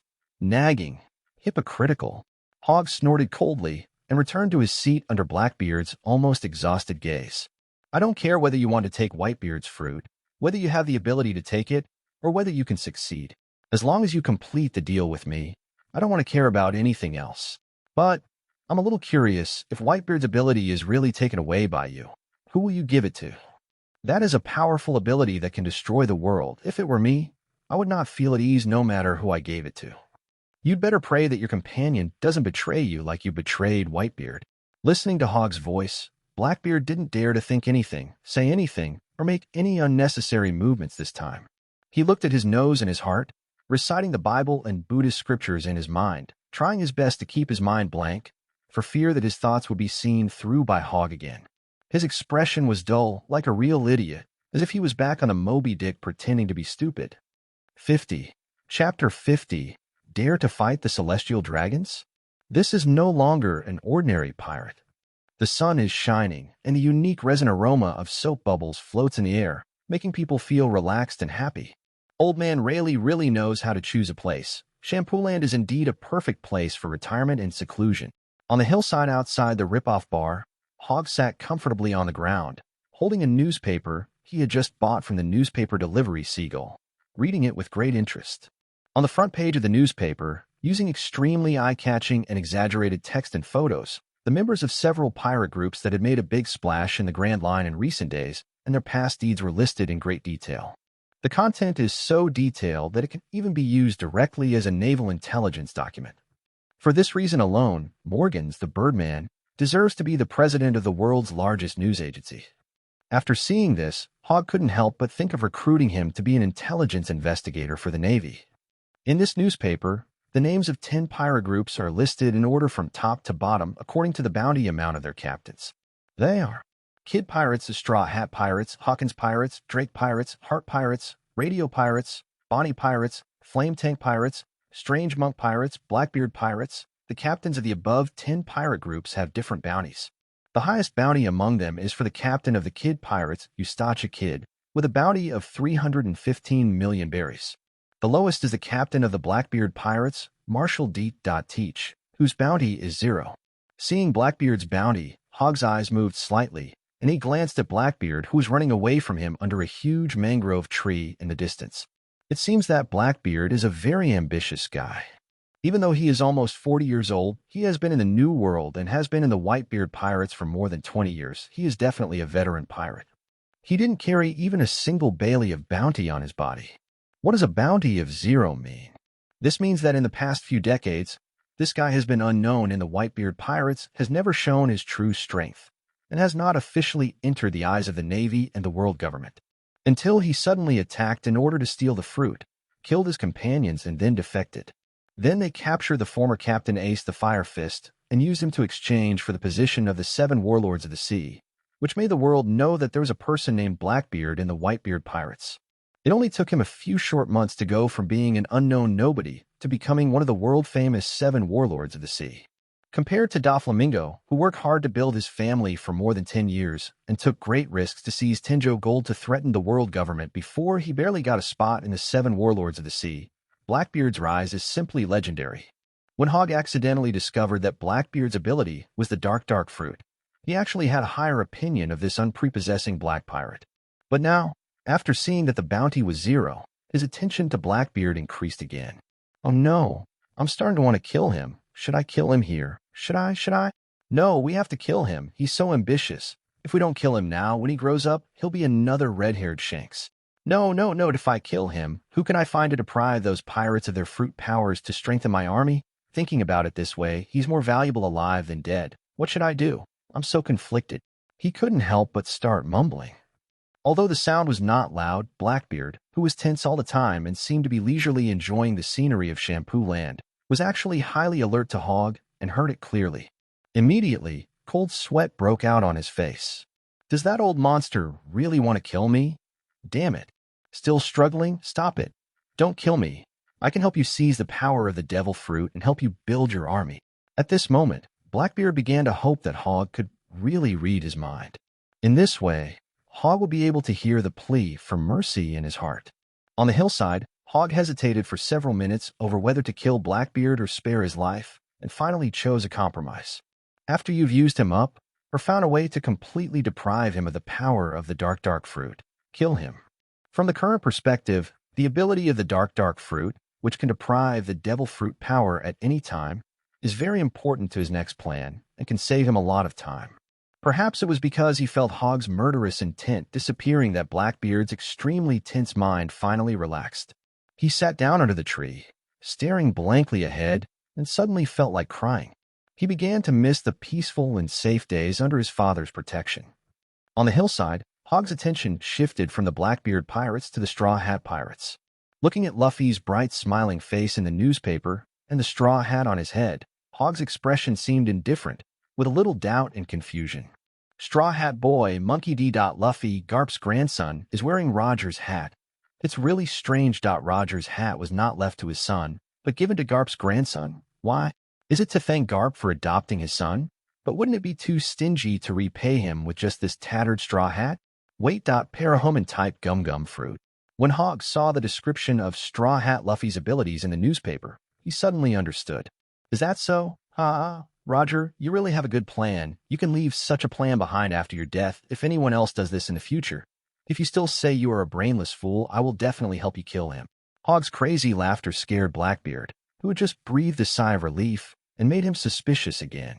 Fortunately, he didn't have to worry for long, because Doberman came hurriedly and brought news about Pluto Rayleigh, as well as a bombshell. Report to Vice Admiral Hogg, Pluto Rayleigh should be at Auction House number 1 right now.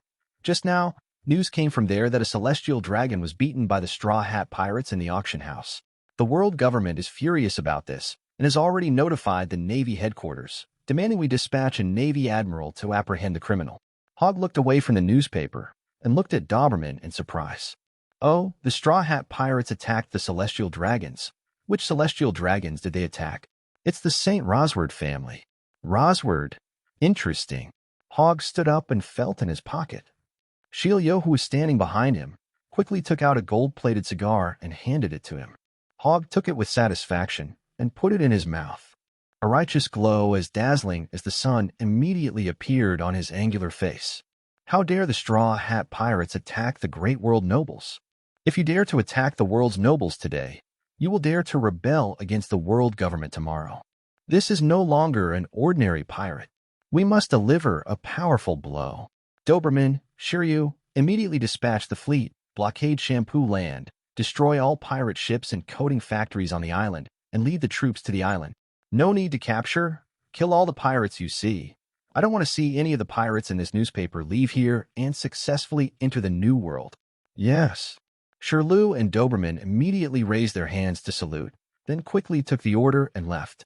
Looking at the two people leaving, Hogg moved his wrists a few times, and the corners of his mouth gradually rose.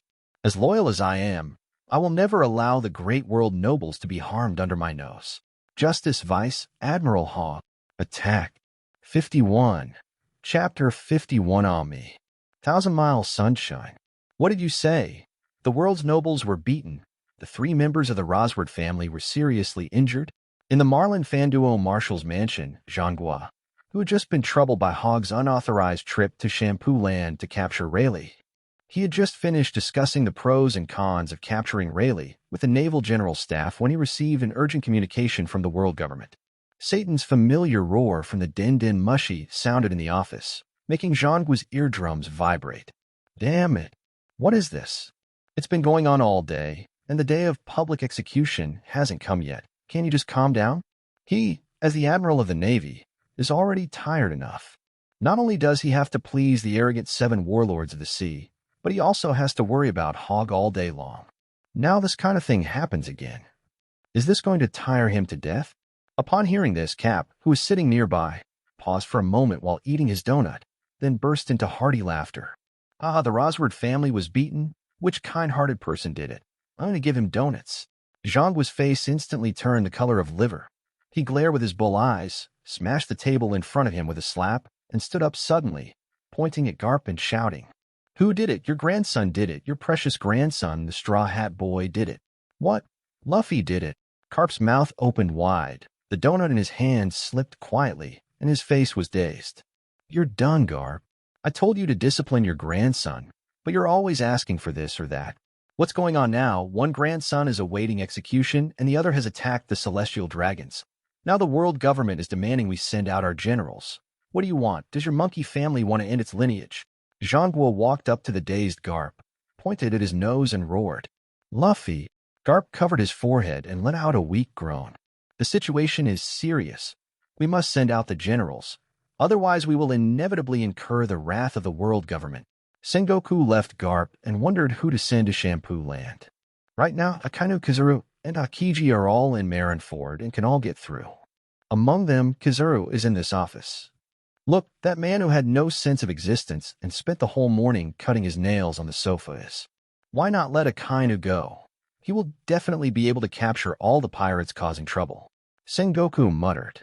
Garp's groaning stopped instantly, and he stared at Zhangguo with resentment on his face. Zhangguo pretended not to see anything and continued to talk. "Forget it. I'm afraid if Akainu goes, he'll burn Shampoo Land to ashes. How about let Akiji go?" Garp's face lit up with joy. But Zhangguo shook his head again. "No, Akiji can't do that either. His strategic position is too important.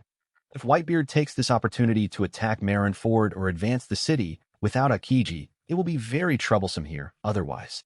He looked at Kizaru, who was sitting on the sofa. Without waiting for him to ask, Kizaru stood up on his own initiative in front of the surprised gazes of Sengoku and Garp. "Attacking the world's nobles is a serious crime, Mr. Zhangguo. Please let me go there myself." Sengoku and Garp exchanged a glance before slowly nodding. "Then I'll trouble you, Borsalino. You're the fastest and indeed more suitable for this operation." Just as Kizaru was about to walk out of the office, Dinden Mushi from the world government called again. Zhangguo thought that their superiors were urging them to send a general as soon as possible. However, when he answered the Dinden Mushi and heard the words of the world government official on the line, his expression immediately changed. He nodded in surprise at first, then after looking at Garp next to him, the joy on his face froze again. Garp's expression changed suddenly. Even Kizaru, who was about to leave, paused. The golden light flashed behind his sunglasses. It was unknown what he was thinking. "Marshal Sengoku, Vice Admiral Hogg of your Navy, is on Sabaody Island. After learning that the world's nobles were attacked by the Straw Hat Pirates, he felt deeply guilty and remorseful and contacted us immediately. Right now, he and his fleet are helping us blockade Shampoo Land, kill the pirates on the island, and head to the auction house where the pirates are causing trouble to rescue the St. Rosward family. With the help of Vice Admirals Hogg, Doberman, Enigmo, Shiryu, Lons, and Flying Squirrel, I don't think we need to send a general to support us. With so many powerful Vice Admirals, we can definitely wipe out all the pirates on the island." The more Zhangguo listened, the more confused he became. "Wait, what did you say? Why are there so many Vice Admirals in Shampoo Land? It's okay if there's Hogg, but why are there Doberman, Ghost Spider, and Shiryu? It's okay if there's Doberman, Ghost Spider, and Shiryu, but why are there Lonzi and Flying Squirrel? When did they go to Shampoo Land? Who allowed them to go?" The official on the other end of the Dinden Mushi was also confused. "You are the Admiral of the Navy, and you ask me?" He added something as he thought of something. "Oh, by the way, the newly promoted Shichibukai, Blackbeard, is also on the island. He volunteered to assist us in rescuing the St. Roswald family and apprehending the lawless pirates on the island. Blackbeard is here too? When did he become so kind as a pirate? He even offered to help. Are you kidding me?" Zhangguo felt that the world was a little crazy. This feeling has become stronger and stronger since Hogg came back. "Mr. Zhangguo, do I still need the pass now?" Kizaru scratched his cheek and turned back to ask. Go right away. The sooner the better." Zhangguo gritted his teeth, looked deeply at Kizaru, and said word by word, Try your best to resolve the situation and prevent it from getting worse. I understand. Kizaru nodded, no longer hesitated, and turned to leave open. I'm going too.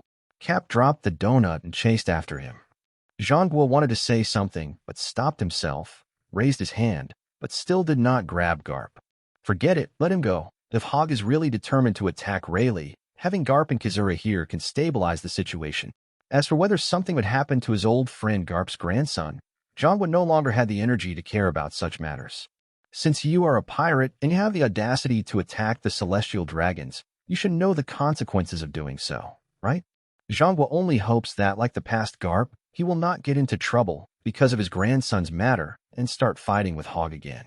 On the other side, on Shabadi Island, in the number 1 mangrove area, at the entrance of the auction house, there was chaos. The guests who participated in the auction, the freed slaves, the guards who maintained order in the auction house, the CP agents and guards who protected the celestial dragons, the navy who came to support, and the pirates who started to make trouble, all became a mess. Leave these navy to me, the straw hat boss, the boss kid. Law held the long sword, with the 5 fingers of his right hand with letters tattooed on it spread out, and a cyclone emerged in the palm of his hand, whirling and spinning. Huh? Do you want to die? These trash are my prey. Get out of here, both of you. Don't get in the way here. Kid also spread out his 5 fingers, and electric arcs flickered in his palms, quickly absorbing the surrounding iron products. I'm the one who defeated the celestial dragons. Of course, I have to take care of this. I'm the man who's going to be the pirate king. Luffy stood between the 2 men, bumped his fists together, grinned, and was about to bite his right hand, letting Kid and Law see his 3rd gear. Just as the 3 were competing with each other, a shadow suddenly appeared above their heads and quickly expanded. What is that? Kid and Luo couldn't help but stop what they were doing and looked up at the sky. Luffy also looked up. When he saw clearly the mass of things roaring down from the sky, the bright smile on his face suddenly froze. It was a dilapidated pirate ship. The hull was full of holes, the bow was missing, the deck was dented and broken, the mast was broken, the keel was broken, and the cabin was shattered. The entire ship looked horrible, with only a skull and crossbones flag still intact, fluttering in the air as the pirate ship fell. The skull on the flag is wearing a striking straw hat.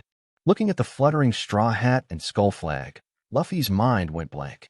Behind him, Zoro, Sanji, Frankie, Nami, Usopp, and others who were fighting with the navy and guards soon noticed the miserable pirate ship crashing above their heads. When they saw the familiar outline of the ship and the fluttering straw hat and skull flag, everyone's expression was the same as Luffy's, stunned on the spot. Until the tattered pirate ship fell from the sky and slammed heavily on the open space in front of them, causing wood chips to fly, the hull to explode, and the flying skull flag to shatter in midair. Everyone finally came to their senses, with expressions of disbelief, collapse, and pain. No, Thousand Sunny. 52, Chapter 52, a mere vice admiral. In the eyes of most pirates, a pirate ship is just a tool for navigation. If tools are broken, they must be replaced. If a ship cannot continue to sail, it must be abandoned. There's nothing to be sad about. But in the eyes of Luffy and the other crew members of the Straw Hat Pirates, the significance of the pirate ship is more than just that.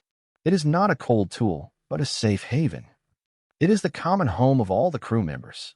They are partners who witness the adventure journey together and go through life and death together. They are their closest family members.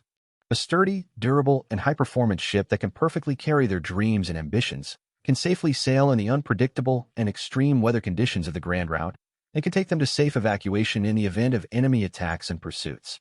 In today's world, any pirate group with a little fame has its own main ship. For example, the Whitebeard Pirates' main ship, the Moby Dick. The Red Hair Pirates' Redforth. The Oro Jackson of the Roger Pirates. The 1,000-Mile Sunshine, which was built by Frankie, Iceberg, and others with great effort using the Adams Treasure Tree, is the Oro Jackson in their eyes. This ship is the newly born Mary. IT is a dream ship that inherits Mary's wish to protect everyone, continues to sail, and continues to set out towards dreams. Everyone on board firmly believes that this dream ship will follow them and become a legend that travels around the world. But now, looking at the 1,000-Mile Sunshine falling from the sky, smashing the hull into pieces and splashing everywhere, he watched as the bow of the 1,000 Sunshine broke off, spun towards him, and stuck in the grass in front of him in the shape of a sunflower. Luffy stood there in a daze, his eyes wide open. The smiling face on the sunflower, which looked like the Mary, was now stained with splashed mud and disdain, and looked like it was crying. It was like a silent question to him, asking why they didn't protect themselves. In a trance, I seemed to be back to the day when I said goodbye to the Mary at sea and saw the Mary crying in flames. At this moment, Luffy seemed to be in a nightmare and didn't want to wake up. Tell me that this can't be true. How could the Thousand Sunny, how could it become like this? Isn't it parked safely over at Uncle Rayleigh's bar? Boss Yachi promised to take good care of it, so why? Why did it become like this? My Thousand Sunny. The most devastated person is undoubtedly Frankie. He was invited on board as a boatman and was the builder of the 1,000-Mile Sunshine. For him, the meaning of this ship is not just to follow Luffy and pursue his dream of becoming the Pirate King. This is also his proof of commemorating Mr. Tom, maintaining the friendship with his brother Iceberg, and commemorating the Water City. Seeing the smashed Thousand Sunshine at this moment, he felt as if the sky had fallen. His dream, the dream of traveling around the world on this ship, was shattered. Hot tears burst out of Frankie's eyes. He even forgot to resist the attack from behind. He staggered towards the wreckage of the 1,000-Mile Sunshine, threw himself on his knees in front of the wreckage, and cried loudly while holding the wooden boards that he had hammered one by one. Behind him, Nami, Chopper, Usopp, and Brook all ran over crying in grief. Among all the people, only Zoro, Sanji, and Robin remained calm and were still trying to stop the pursuers behind them. But the faces of the three of them also showed deep pain, confusion, and anger. Damn it! What the hell happened? Who destroyed the Thousand Sunny? Sanji was so angry that he kicked the iron can on one of the pursuers and flattened it, sending him flying. Did something happen at the bar? Will something happen to Boss Yachi? Robin thought deeply and thought more. Zoro swung his sword 3 times at once, knocking down the pursuers one after another. His brows were furrowed, and he had a vague, ominous premonition in his heart. No matter what happened, I think the most urgent thing is to leave here as soon as possible and meet up with Uncle Rayleigh. I have a bad feeling. Is this the Straw Hat pirate ship? It must have been destroyed by someone, right? Seeing the grief-stricken expressions of Luffy and the others, Law and Kid realized that the smashed pirate ship in front of them was probably the ship of the Straw Hat Pirates. For pirates, destroying their ships is tantamount to killing their companions, which is equivalent to declaring war on them directly, and the two sides will inevitably fight to the death. 1,000-Mile Sunshine. Looking at the Thousand Sunny, whose smiling face was gradually overlapping with Mary's and which was also crying silently, Luffy finally broke down in tears. He walked forward with sob, stretched out his trembling hands, and wanted to touch the last intact part of his companion. However, at this moment, a sharp whistle sounded again in everyone's ears. There was another strong sound of wind overhead, and something heavy was falling at high speed. What is it this time? Everyone looked up reflexively as if under pressure. In the sight, a blurry figure smashed through the crown of the Yarmulin mangrove and fell straight down amid a flurry of soap bubbles and branches and leaves. The direction it fell was exactly the open space in front of Luffy, Kid, and Law. Be careful, Luffy. Zoro's uneasiness grew stronger and stronger, and he couldn't help but remind loudly. But the figure fell too fast. Luffy and the other two had no time to react before a deafening explosion was heard in their ears. Amidst the howling wind, Luffy clearly saw that the bow of the Weeping Thousand Sunny in front of him was being crushed into pieces by a black military boot that fell from the sky. The crying, smiling face of the 1,000-Mile Sunshine quickly twisted and deformed, exploded, and turned into countless pieces of wood, pouring down like a torrential rain hitting on him. The sharp wooden thorns left many wounds on his body, but Luffy did not dodge or cry out in pain. His eyes were wide open, and the sadness in his heart turned into endless rage at this moment. His right fist was clenched to the extreme. Who is it? Kid and Law next to them covered their faces with their hands to block the dirt and wood chips that were blowing in their faces, and suddenly felt the same uneasiness as Zoro. In the rolling smoke and dust, a tall figure gradually became clear and was revealed to the eyes of the three people. As the figures gradually became clearer, the sense of unease they felt grew stronger. When the smoke and dust completely dissipated, revealing the man's snow-white military uniform, black combat boots, and a white cape fluttering behind him, the feeling of uneasiness reached its peak. Kid and Luo's hearts were pounding. They couldn't help but take 2 steps back and looked cautiously at the tall and burly white-haired man in front of them. Navy. With the appearance of the white-haired man in front of them, a huge pressure spread in the scene, making them feel blocked in their hearts. The air around seemed to become sticky, making it difficult to breathe. Kid's forehead was covered with sweat, and he licked his lips. This guy looks very strong. Could he be the admiral who is coming? Luo shook his head. No, he is not an admiral. The three admirals of the Navy, Akainu, Kazuru, and Akiji, don't look like this. Then this guy is. He looks like a lieutenant general. Luo noticed the lieutenant general's epaulets on Hogg's shoulders. Lieutenant general. Hearing that Hogg was only a lieutenant general, Kid's tense mind suddenly relaxed. At the same time, a feeling of anger rose in his heart. Instead of retreating, he took a step forward and looked at Hogg unhappily. I was almost scared by you, a mere vice admiral. Before he could finish his words, Luffy, who had been clenching his fists beside him, suddenly rushed out, raised his right fist, and hit the white-haired marine opposite him. Who are you? Why? Do you want to destroy the Thousand Sunny? Asshole. 53. Chapter 53. Blood-boiling combination skills. Are you Garp's wimpy grandson, Monkey D. Luffy? Looking at Luffy with red eyes, roaring and punching at him, Hogg's mouth corners raised slightly. Nice tyrant mind. No wonder he dared to punch the celestial dragons. Nice to meet you. I'm your grandpa, Hogg. Hogg stood still, and the angry Luffy flew into the air. Driven by anger, he clenched his right fist and punched out with all his strength, hitting Hogg's face hard. Bang! The dull sound of a fist hitting flesh exploded under Luffy's fist. But Hogg, who was hit in the face by him, did not move at all. Instead, Luffy himself, who was swinging the punch, was bounced back by the force of his own punch, fell back and hit the ground. Hogg touched his face, frowned slightly, and the smile that had just appeared on his face slowly disappeared. Is this a fist worth 300 million berries? I haven't been out for 20 years. IS inflation is serious now. A reward of 300 million berries, and there's not even any domineering spirit? Sigh, am I feeling it wrong? Straw Hat Boy, your fists are just like your grandfather's, soft as a slug, and are not worthy of your tyranny at all. Luffy, are you okay?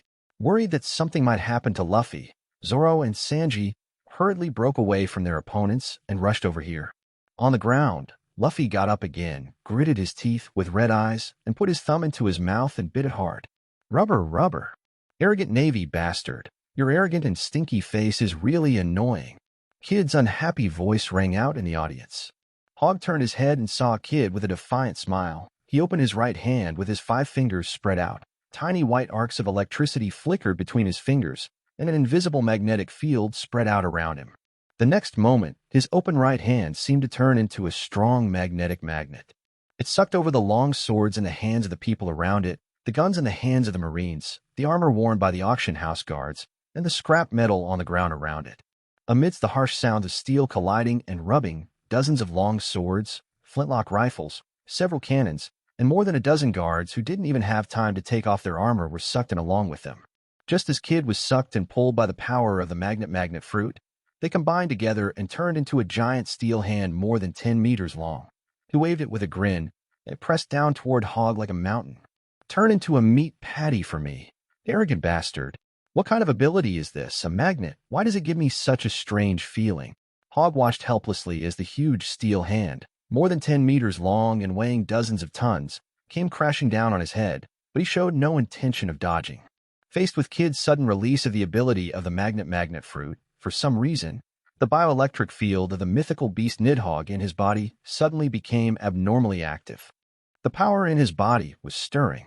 This strange feeling of restlessness and activity reminded Hogg of the time when his mythical beast fruit awakened more than 30 years ago. Hogg, who was lost in thought, was hit hard by Kid's big iron hand. Boom! The ground shook violently, smoke and dust rose up, and the terrifying weight of the steel hand fell on Hogg's head. Huh, you useless piece of shit. Let's see how arrogant you can be. Huh, what?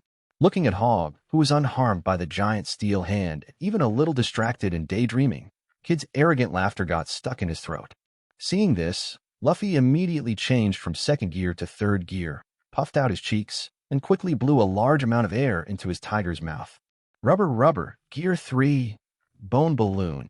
His right hand expanded rapidly as if blowing air, and in an instant expanded into a huge arm more than 10 meters long, comparable to the body of a giant, sweeping across and hitting Hogg from the side. Giant spear. Bang! Hogg, who was distracted, was hit in the side by Luffy's huge fist. He remained motionless.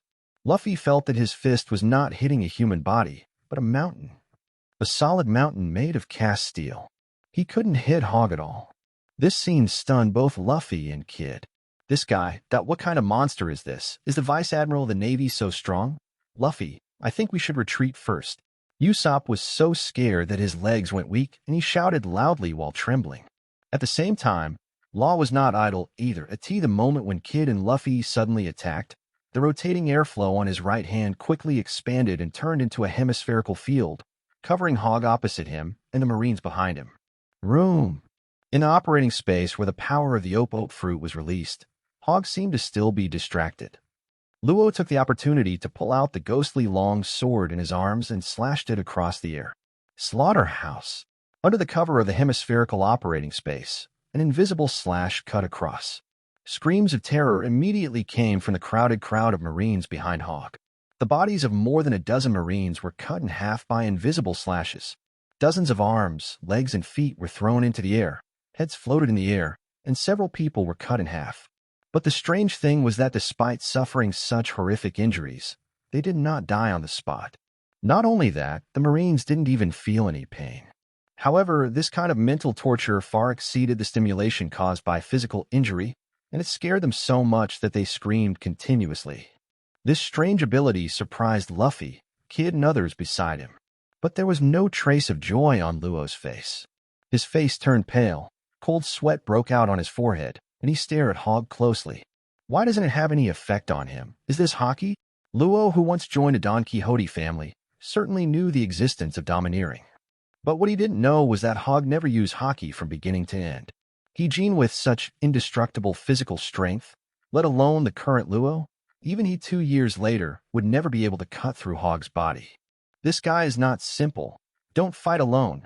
Come together, Straw Hat leader, Kid leader.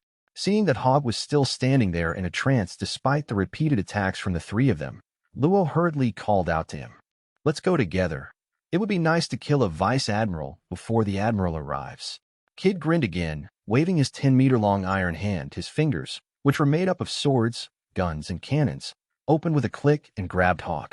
The sharp swords immediately turned their blades under the control of magnetism and stabbed at Hogg's neck, face, eyes, and other vulnerable parts.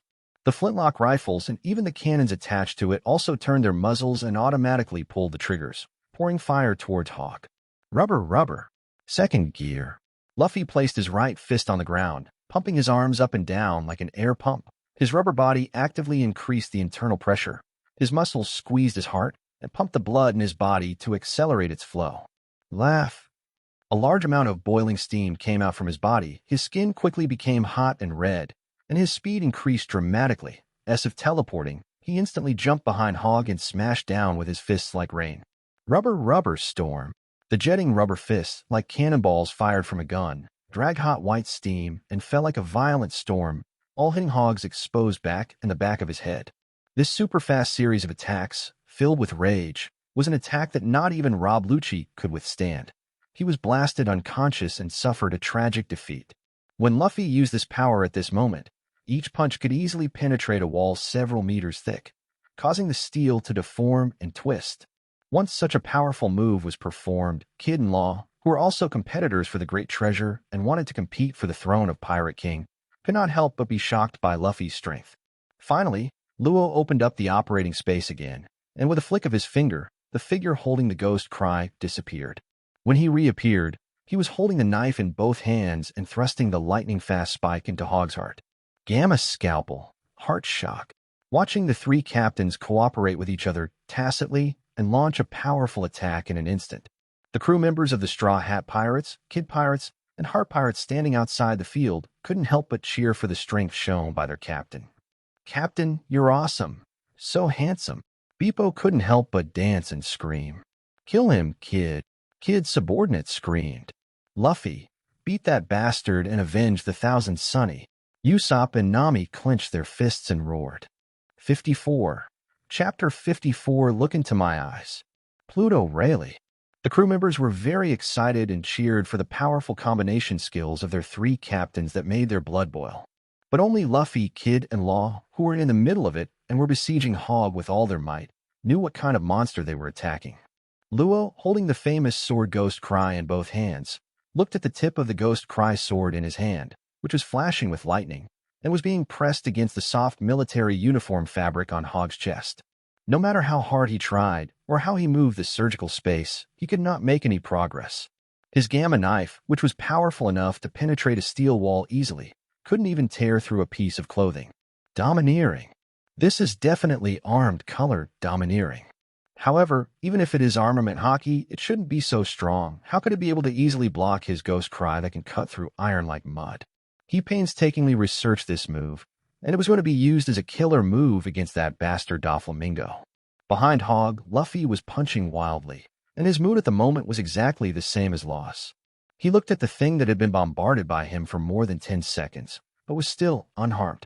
Even Hogg seemed unaware of the repeated hits to the back of his head, a vulnerable part of his body. In Luffy's heart, a sense of uneasiness, the same as Zoro's, quickly and uncontrollably emerged. At this moment, he finally woke up from the anger of the Thousand Sunny being destroyed by Hogg. Realizing the strength of the Navy in front of them, they were probably not able to deal with it at the moment. Usopp is right. They must evacuate as soon as possible. Kid was even more shocked. Under the squeeze of his hydraulic clamp-like steel hands and the bombardment of artillery fire, Hogg's clothes were not even damaged. The sharp knives that he controlled using magnetism and stab into the vulnerable parts of Hogg's body were also blocked by Hogg's skin.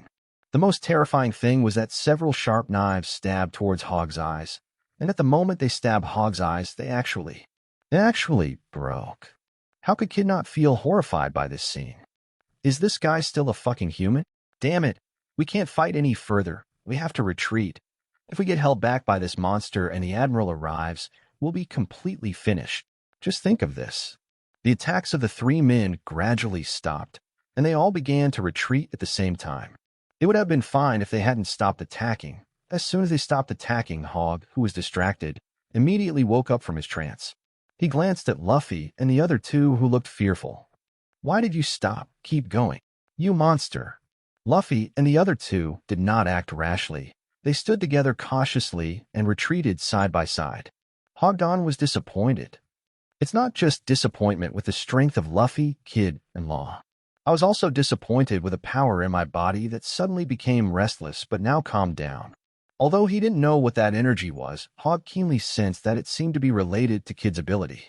The bioelectric field in his body seemed to be stimulated by this red-haired pirate, and was about to transform into some unknown powerful force that he had never seen before. This power was not brought by Kid, but existed in his body. However, he may not have known how to develop it, and it was triggered by Kid's ability at this moment. So, what exactly is that power? Hogg felt a little irritated. Kid's power is too weak. It was so weak that it couldn't compete with a bioelectric field of over 1 billion volts in his body, making it impossible for the strange power hidden deep within his body to be forced out. This feeling. It's like holding your urine until your bladder explodes, but you can't release it freely, but you're forced to hold it in until you get internal injuries. Dry. This is the worst generation that Birdman Morgan's boasted about. That's it? Hogg was furious. Such a weak fist, such a feeble sword. Is it worthy of being called the worst? A bunch of rubbish. Killing you will only dirty my fists and my knife. Rayleigh, if you don't get over here, you lingering old ghost, I'm going to kill the pirate savior that your Roger pirates have been waiting for. He roared to the sky. Although he did not release the domineering hockey, the sound waves caused by the roar alone set off a huge sonic storm in the #1 mangrove area. It was like a giant bomb, exploding right next to everyone's ears. Luffy, Kid, Law, and the crew members standing not far behind them, who were nearby, groaned in pain from the rolling sound waves and covered their ears with their hands due to splitting headaches. Some even had their eardrums ruptured, with shocking amounts of blood flowing out of their ears. This huge roar, like thunder, exploded over the entire Sabaody archipelago, echoing loudly. On the other side, the #8 mangrove area. Riley, who was carrying the injured Xiao Ba on his back and was about to rush back to the extortion bar, was also stopped. Shilio, biting a cigar, held a knife in one hand and a head in the other, blocking his way. Seeing Rayleigh coming, Shilio raised a cruel smile at the corner of his mouth while biting the cigar. The legendary Pluto Rayleigh is actually here. What a surprise. Range Shiryu? Seeing Shirlu blocking the way, Rayleigh frowned at first, wondering how Shiru, the warden of Impel Down City, came to Shampoo Land. But when he saw clearly the head of a short-haired woman with blood already coagulated in Shilio's hand, Rayleigh's pupils contracted instantly, and his eyeballs trembled violently. Xia-xia-chi. Disbelief, pain, sadness, anger, guilt. The extremely intense and chaotic emotions that appeared in an instant made him stunned on the spot. Until Shilio grinned and threw the head in his hand over. Rayleigh subconsciously reached out to catch it. Unexpectedly, Shilio raised a cruel smile at the corner of his mouth, pulled out his right hand that was holding the handle of the thunderstorm knife, held the knife with both hands, stepped on the ground, and his tall body suddenly rushed forward, waving the knife and jumping, chop and hack wildly. Ghostly hell, funeral in the sticks. A thunderstorm resembling Akran's blood-red blade cut through the sky. Suddenly, a scarlet blood-red slash burst out from the long sword, like a stick suddenly rushing out, catching up with the thrown head in front, and slashing down at Rayleigh, who stretched out his hand. Rayleigh, be careful. Xiaoba, who was lying on Rayleigh's back, was frightened and reminded him. However, in Rayleigh's eyes, there was no trace of Shilio's brutal and bloodthirsty knife. All that was left was Xiaqi's pale head with empty eyes and blood-stained face. He was extremely determined and did not dodge. He reached out steadily to catch Xiaqi's flying head, allowing Shilio's slash to hit his body. When Shilio saw this, his eyes instantly became extremely vicious. It's okay for Hawkeye to look down on me, but he's just an old ghost from the past, an old dog with weak vitality. How dare you ignore me? Look into my eyes. Pluto Rayleigh. The scarlet slash that should have smoothly hit Rayleigh's body was forcibly twisted by Shiru, changed into a sweep, and slashed horizontally towards the pale head held in Rayleigh's hand. You dare. Shilio's knife seemed to have touched Rayleigh's reverse scale. His usually gentle and smiling face twisted in an instant. An extremely terrifying murderous aura burst out from his old body. The long sword with a white sheath stuck in his waist exploded with a sound, and the sheath shattered into pieces. A flash of sword light like lightning flashed in Shilio's eyes. The next moment, Shilio looked at his chest cut by the blade in disbelief, and blood spurted out of his mouth. How did I ask that possible? I was the one who struck first. Boom! The towering Yarmalin mangrove was pierced by his back, and a transparent hole was knocked out in the trunk that was dozens of meters thick. Shilio's body was still flying backwards, blood spurting out of his mouth and from his cut chest. At this time, Hogg's thunderous roar came from the sky. Riley held Xiaqi's head in his hands, his old body shaking uncontrollably. He suddenly turned his head, looked towards the direction of Auction House Number 1, and let out a sad and angry roar. It's you, Hogg. 55, Chapter 55, Captain Kira. Why did you kill me? Run, get out of Shabati. The celestial dragons have been defeated, and the admirals are coming soon. If we don't leave now, it will be too late. Damn the Straw Hat Pirates. They're the ones who caused all this trouble. That green-haired swordsman was trying to draw his sword against the celestial dragons. I can see now that the Straw Hat Pirates are all desperate scoundrels who don't care about their lives. They dare to fight against the celestial dragons. But my ship hasn't finished coding yet. Where can I go? Damn Straw Hat. Don't let me see him, or I will definitely kill him. Robbery. Let's take advantage of the chaos and make a quick buck. Just rob those shops and restaurants, and then we'll leave. Everything on Shabati Island was in complete chaos. The sudden attack on the celestial dragons caused panic throughout the island. Everyone in the world knows what the consequences will be if the celestial dragons are angered. Navy Admiral. The Navy will send a Navy headquarters' most powerful admiral to arrest the criminals who offended the celestial dragons with lightning speed. Their fate was either to be executed on the spot or to be imprisoned indefinitely and impelled down. However, if you offend the celestial dragons in the Sabaody archipelago, the consequences will be far more serious than anywhere else, because the Navy headquarters and the holy land of Marihoa are nearby. If anything major happens, the Navy's warships will arrive in a very short time. Under such high pressure, pirates with insufficient psychological quality would either flee in panic or give up on themselves and stay on the island waiting to die. Some bad people are taking advantage of the situation to loot shops on the island. The most unfortunate ones are the civilians who have no weapons and can only be swept up in the chaos. They either die in the robbery and violence of pirates or die in the crossfire. The innocent children who were lost from their parents had fear on their faces and cried helplessly. The sounds of gunfire, screams, cries, and roars were endless. Mangrove Area Number 1, outside the auction house. Luffy, let's go. There are more and more Navy troops. If we don't leave now, we won't be able to get away. Zoro shouted loudly. Here I come. Luffy surprisingly did not act rashly.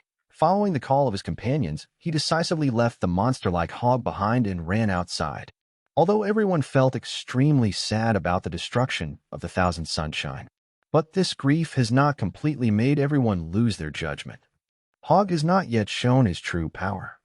But the strong defense that could not be broken even by the simultaneous attacks of the three captains undoubtedly showed his strength. Faced with such a dangerous enemy like a naval admiral, they forced themselves to suppress their grief and anger and chose to retreat temporarily. But can you really get away? Kill. Don't let even a single pirate escape. A series of solemn shouts of killing came from all directions. Hundreds and thousands of naval soldiers, armed with swords and guns, rushed over like a white tsunami. Led by Ghost Spider and Fire Mountain, they attacked like a tiger among a flock of sheep.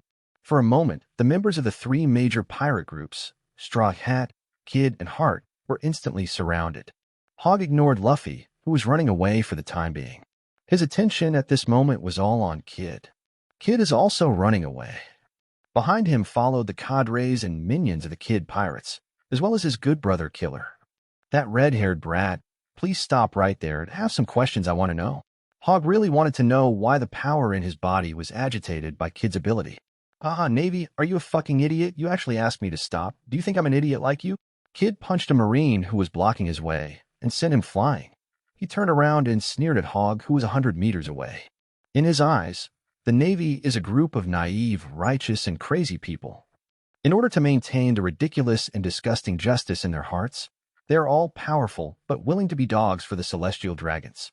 Although he was wary of a seemingly powerful naval commander like Hogg, he actually did not feel much fear in his heart. Because in Kid's view, the Navy's weaknesses were too obvious. Innocent. Holy Mother. Foolishly. Cowardly.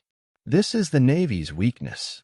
In the past, when they were being chased by the Navy, they often only needed to capture a few rubbish civilians or Marines to easily stop the Navy's warships from pursuing them, allowing them to escape unscathed. Those naval fleets that were obviously powerful enough to easily destroy them, but because they were worried about the lives of a few meaningless civilians and Marines, they let them leave so easily. If this isn't innocence and virginity, then what is?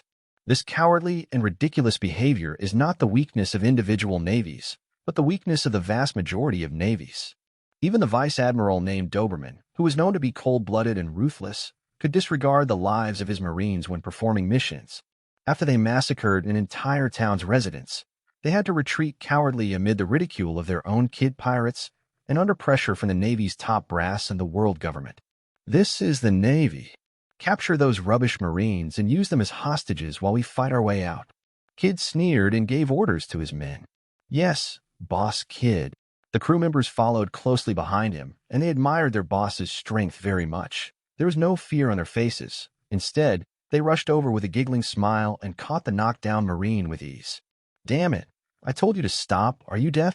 With a loud bang, Hogg, with a dark face, crashed in front of the Kid Pirates, looking down at them. Without waiting for Kid's order, several pirates had already put their swords on the necks of several captured Marines, pushed them in front of Hogg and sneered. Navy, get out of here. No, otherwise I will. Before the pirates from the Kid Pirates could finish their harsh words, they were stabbed several times in the back, causing blood to splatter everywhere and causing them to scream in pain. Damn it, how did you manage to guard it? How could you let the Navy attack us from behind? The pirates were extremely angry and turned around quickly, glaring at their companions behind them. However, when they saw the blonde masked figure behind them waving a scimitar and slashing at them again, the pirates were all stunned in disbelief. Combat Captain Kira, why is it you? Why are you killing me? I got off.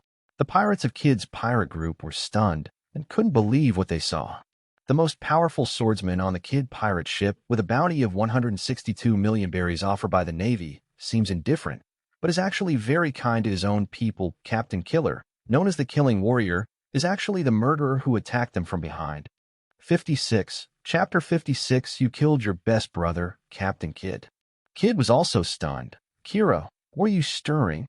Kira moved his feet, put on the strange sickle blades on his wrists and spun rapidly, sweeping left and right, and cut off the heads of 2 crew members from their necks again. Then his panicked voice came from under the iron mask covering his entire face. "It's not me, kid. My body is out of control. Get out of the way." Killer screamed, rushed forward, and the sickle in his hand spun as he rushed into his own pirate group, instantly setting off a bloody storm. At this moment, in Kira's flesh and blood that no one can see, the blood in his body was being drawn by an invisible force, controlling his body, and he couldn't help but kill his companions. "What's going on, Kira?" Kid's eyes were bloodshot. He quickly controlled the magnetic force, gathered the surrounding metal, and turned it into chains to bind Kira's body. He moved closer, wanting to check on Kira's condition, but Kira suddenly shook his wrist, and the sickle in his hand spun rapidly, bursting out with a slash that broke through the air and hit his arm directly. Puff! In an instant, blood flashed, Kid groaned, and a large piece of muscle on his left shoulder was cut off. "Kid!" Kira screamed in pain. "Boss, Kid!" The pirates from the Kid Pirates rushed over screaming. However, Kid, who was holding his bloody left arm, suddenly had a look of horror in his eyes. He raised his head abruptly and shouted to his men who were running around, "Don't come over here." "Oh, why?" Hit, a senior officer of the pirate group who was at the front and looked like a scarecrow, was still confused when he suddenly felt a sharp pain in his chest. When he lowered his head, he saw that the dagger held in his boss Kid's right hand had completely sunk into his heart. "Boss Kid, why?"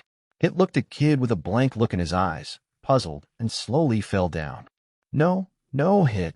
Kid stared with wide eyes, looking at his right hand that was suddenly sent out, and a crew member Hit who died with his heart pierced, and his eyes open in confusion. His mind went blank.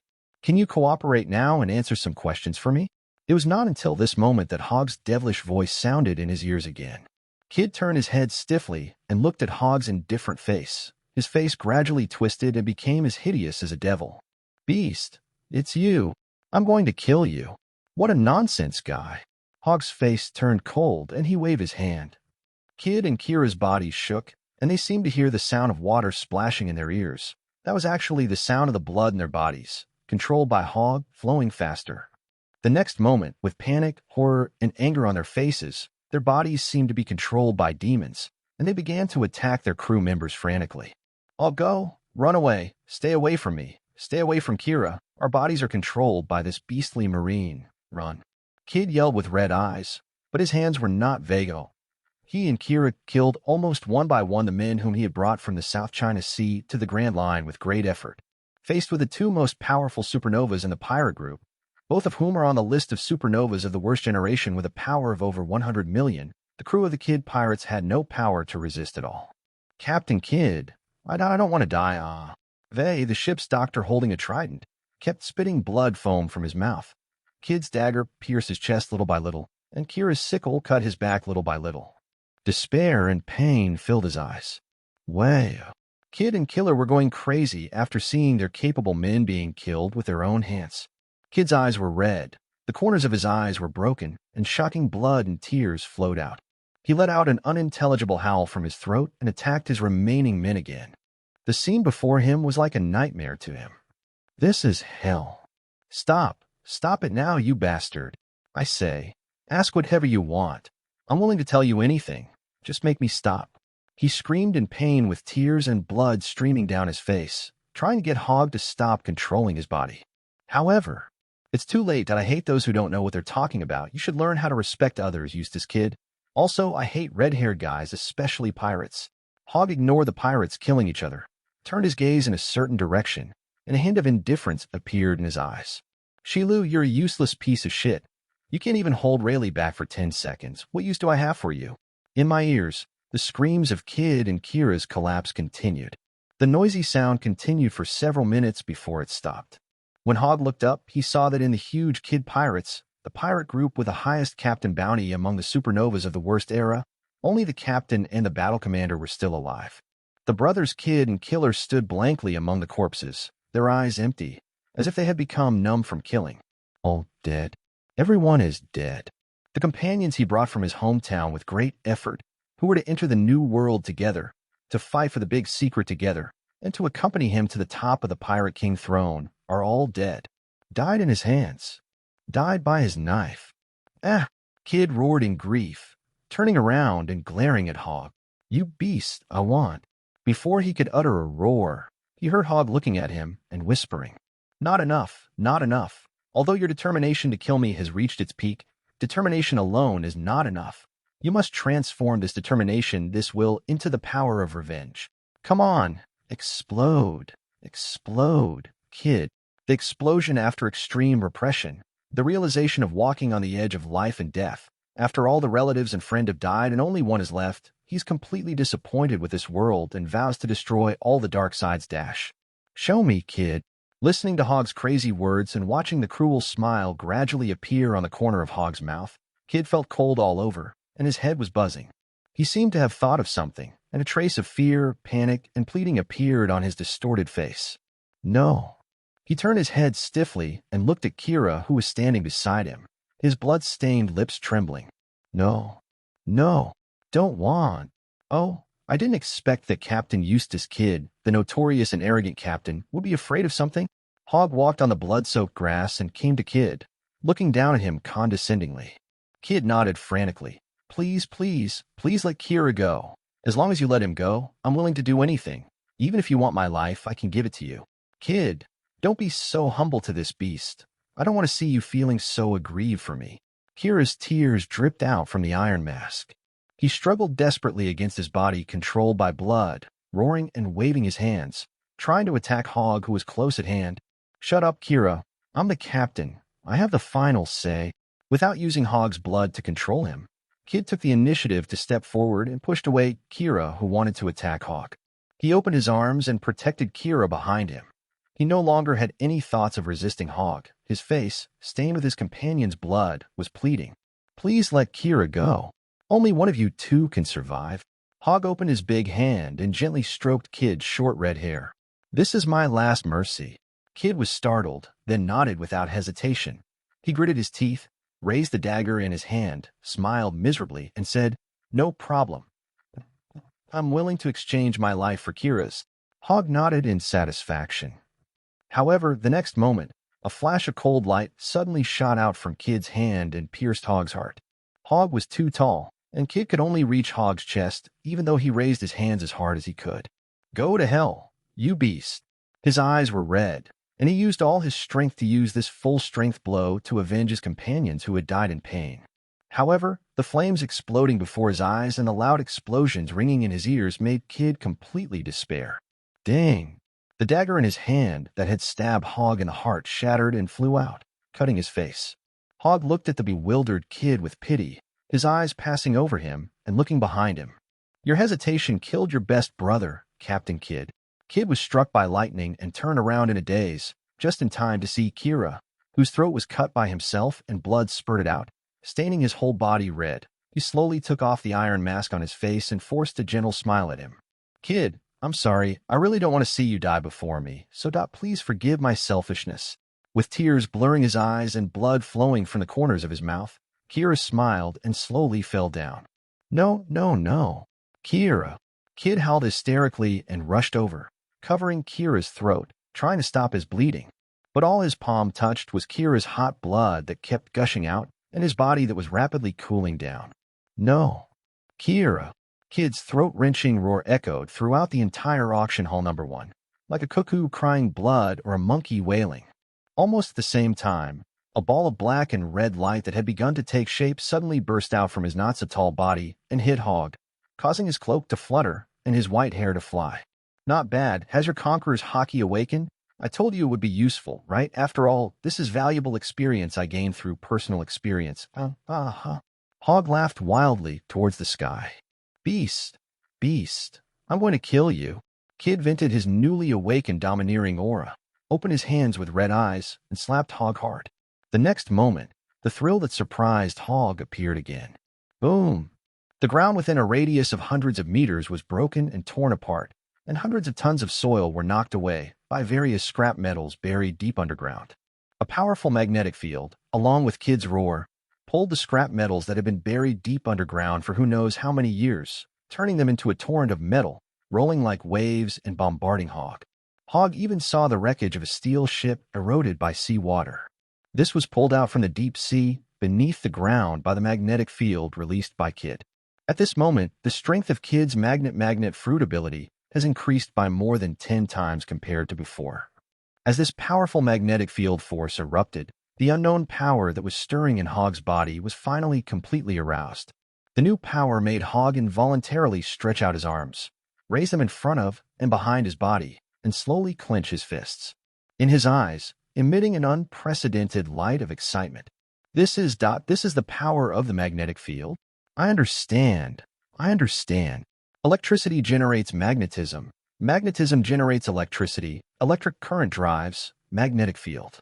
Move your teeth. 57, Chapter 57, Hogg, the Magnetic Field Master. About 30 years ago, Hogg successfully developed the ability of the mythical beast Nidhogg to its peak and completed the awakening of the devil fruit. He was just thinking, is the ultimate goal of developing devil fruit abilities the fruit awakening that everyone has always believed? This question remained unanswered until he was imprisoned and impelled down. Until this moment, until the emergence of this strange power and powerful force derived from the power of thunder and lightning that was born after Nidhogg's ability awakened, Hogg seemed to finally have the answer. The answer is no. Not only is it not the end, on the contrary, the so-called devil fruit awakening may be the real starting point for the development of devil fruit abilities. Only by developing the devil fruit ability to the awakening level can the powerful potential of this devil fruit be truly tapped. Only then can you take a step further and develop a powerful force comparable to mythical creatures of fantasy beasts, natural disasters, rules, demons, and gods. At the beginning, after Hogg's black dragon fruit awakened, he successfully mastered the powerful power to control blood and thunder. The former is derived from flesh and blood and is similar to the control ability of superhumans. The latter is comparable to the natural thunder fruit, but the lightning does not come from nature, but is born from flesh and blood. This is where the mythical beast species is more powerful than the ancient species. Ancient species can only increase the physique of the ability user more strongly than ordinary animal type ones.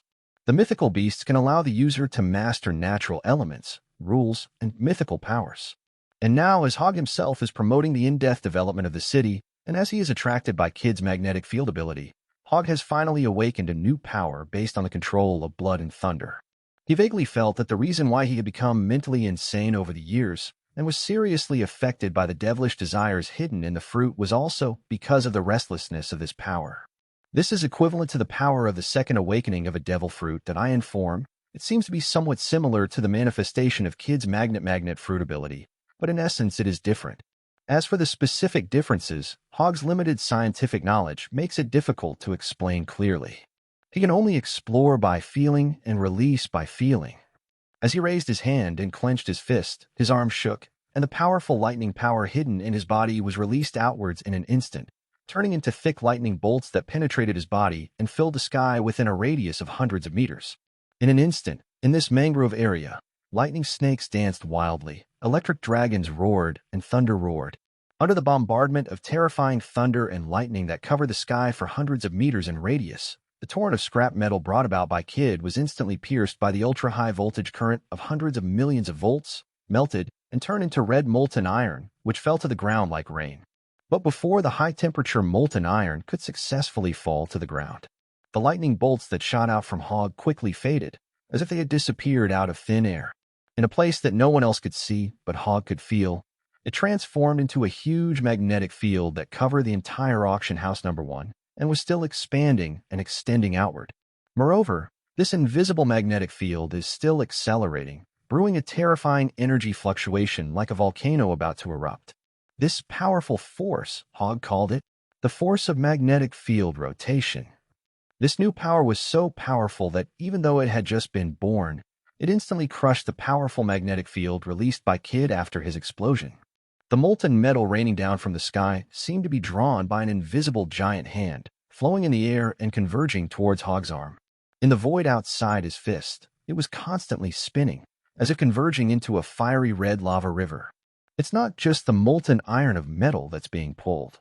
On the ground, non-metallic soil, rocks, and even the bodies of the dead pirates of the Kid Pirates were lifted into the air by this invisible magnetic field and converged toward Hogg. They were crushed. This is no longer a simple magnetic attraction. This is the power of field, the power of magnetic field. Once this power is released, it will continuously pull in everything around it like a black hole, absorbing everything. As Hogg stopped absorbing this energy, he couldn't help but want to release this surging power.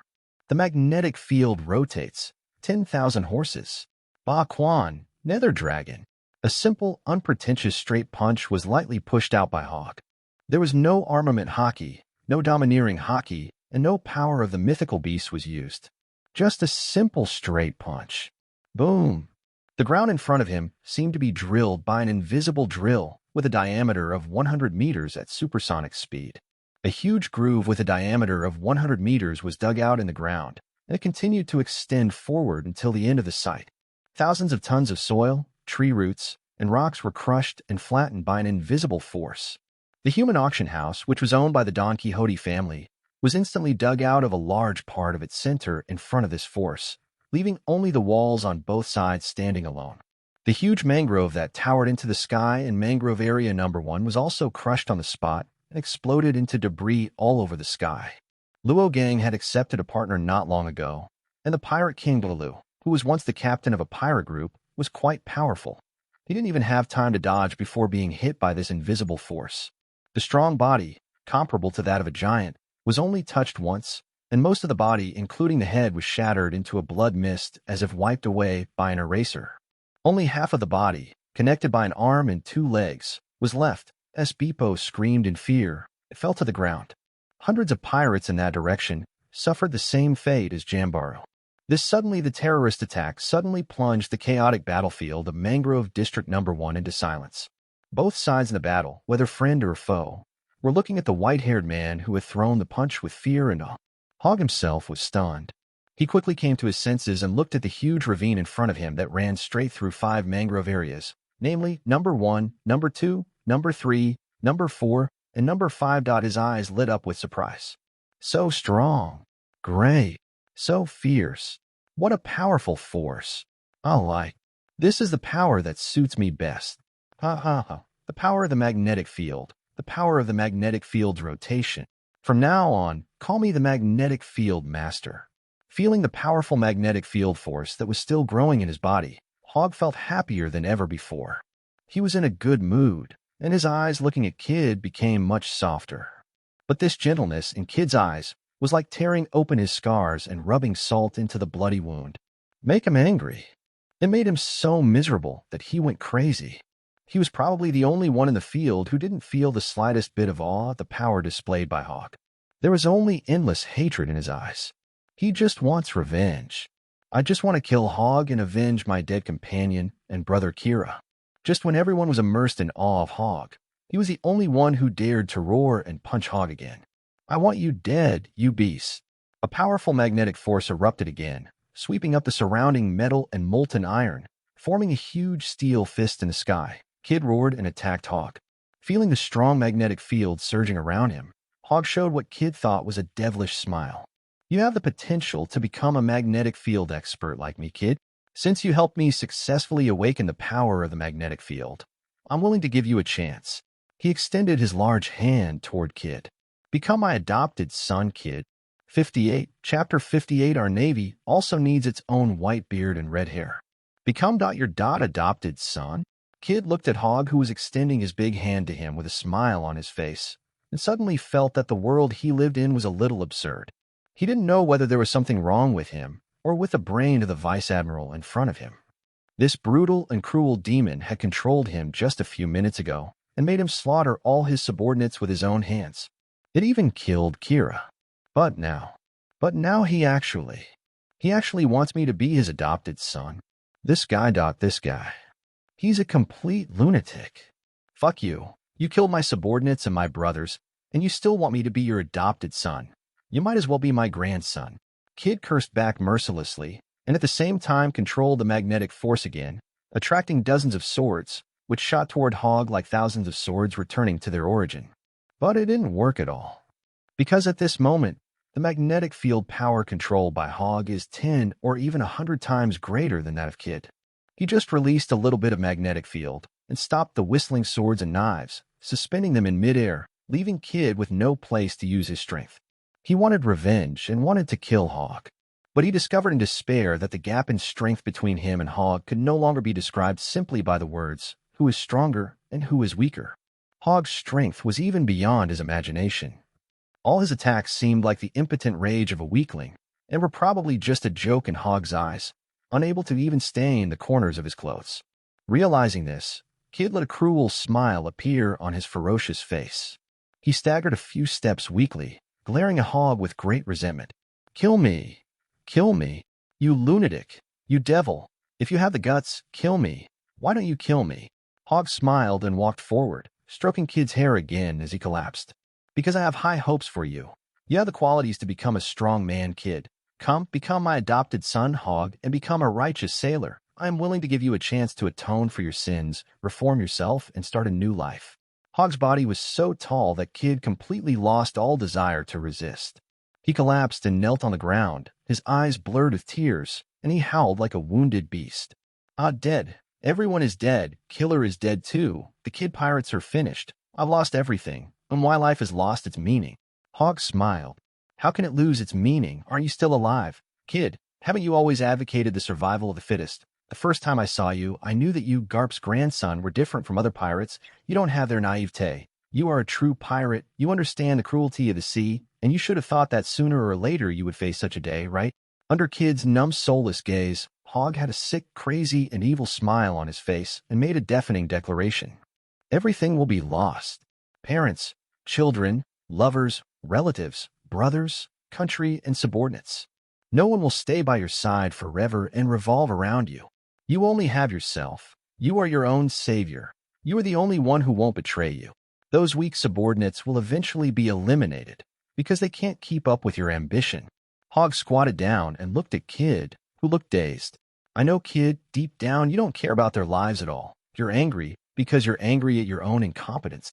However, your brother still means a lot to you. I can see that your feelings for him are very deep, and you are both willing to die for each other. What a touching brotherly love. It moved me to tears." Kid turned a deaf ear to what Hogg said. He just knelt there like an idiot, neither attacking, nor running away, nor defending. He just knelt on the ground, as if waiting for his own end, until Hogg's slow words floated into his ears. "Okay, that's the end of my mother-in-law's psychology lesson. Let's make a deal. I'll help you revive your brother, and you'll be my adopted son. How about that?" Kid's dull expression changed in an instant. His head suddenly raised up, and an extremely excited light bloomed in his empty eyes. His expression was like a drowning man grabbing the last straw. What did you say? You can revive Kira?" "Of course. Easily."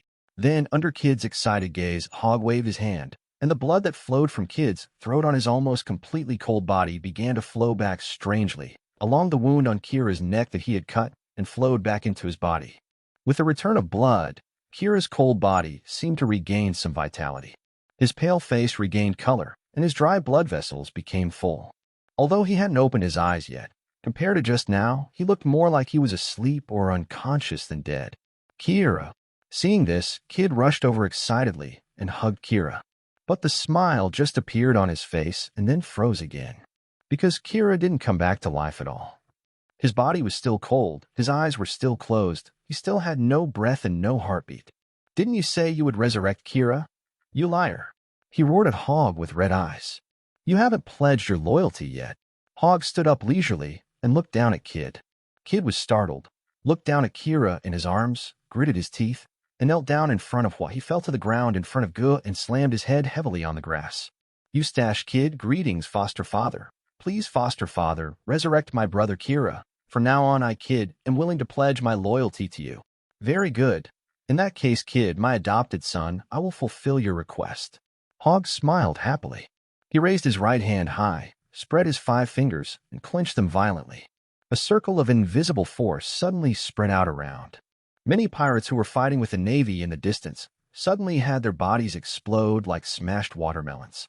Then, under the horrified gazes of the onlookers, all the blood in their bodies gushed out, flew into the sky, and gathered towards Hogg's head. As Hogg pointed at Kira, a huge amount of blood continued to surge, compress, and turn into a blood snake, rushing into Kira's body. With the infusion of this blood, Kira's life force clearly recovered. Another flash of lightning spread from Hogg, shocking Kira's heart. Once, twice. When the electric shock reached the 6th time, Kira's tightly closed eyes suddenly opened amid Kid's tears of joy. Kira, you're alive. That's great. Kid hugged Kira, who was still in a daze, tightly and cried like crazy. What Kid didn't know was that Kira hadn't died before. Or rather, he wasn't completely dead at all. Before, it was just excessive blood loss and deep shock. At this moment, the lost blood was replenished, and the heartbeat was restored by electric shock, and he came back to life naturally. The people in this world generally have strong physical fitness. A swordsman like Kira, who has a bounty of over 100 million, has a physical fitness that is 1 in a million, so it is not easy for him to die. Looking at the two brothers who were still crying, Hogg ordered, "All right, Kid, my adopted son, you are all privates under my command now. Since you have a history of massacring civilians, you must cleanse your sins now that you are a member of the Navy. Let's put it this way. For every civilian life, you will be compensated by the lives of 100 pirates. When all your sins are cleansed, you can accumulate military merit and advance in rank like other Marines. Your code name in the Navy from now on will be Red Devil. Red Devil, Kid, my adopted son of Black." Dragon Hogg. Red Devil. Kid was silent and did not refute. "Now, go and capture that guy. I want his devil fruit ability." Hogg pointed to the distance, used the teleportation ability of the operating space, and quickly escaped from the encirclement, and was about to escape from the number 1 mangrove area. Yes, Godfather. Although he didn't understand how Hogg would obtain Law's fruit ability, Kid knew that he had no choice. He pulled up the dazed killer and rushed directly towards Law and his heart pirates. Hogg, looking at Kid's back as he turned and ran away, had a playful smile on his face. But the smile quickly disappeared. "Shiru, you're such a fucking loser." He suddenly rose from the ground, and with one leap, he crossed most of the number 1 mangrove area, flew hundreds of meters, and crashed into a skull with an afro with a bang. "Excuse me, are you the user of the Yamazu fruit?" 59, Chapter 59, Depriving of the Yellow Spring Fruit. In the chaotic battlefield in the distance, Law, Luffy, and others couldn't help but change their expressions when they saw the tragic situation that happened to the kid pirates. "Devil, a devil. That guy's a devil. Let's run away quickly, Luffy." Usopp's legs were almost limp with fear. "Escape? Where to escape? We're surrounded by Navy, and these Navy are even more powerful than the last time we encountered them on Judicial Island." Sanji bit into the extinguished cigarette, his expression more serious than ever. "Uncle Rayleigh, where's Uncle Rayleigh? Now I'm afraid only Uncle Rayleigh, who is called Pluto, can save us." Nami used the Tianho stick to repel several reckless Marines, gasping heavily. "Luffy, be careful." Zoro, who was attacking the Marines, suddenly shouted.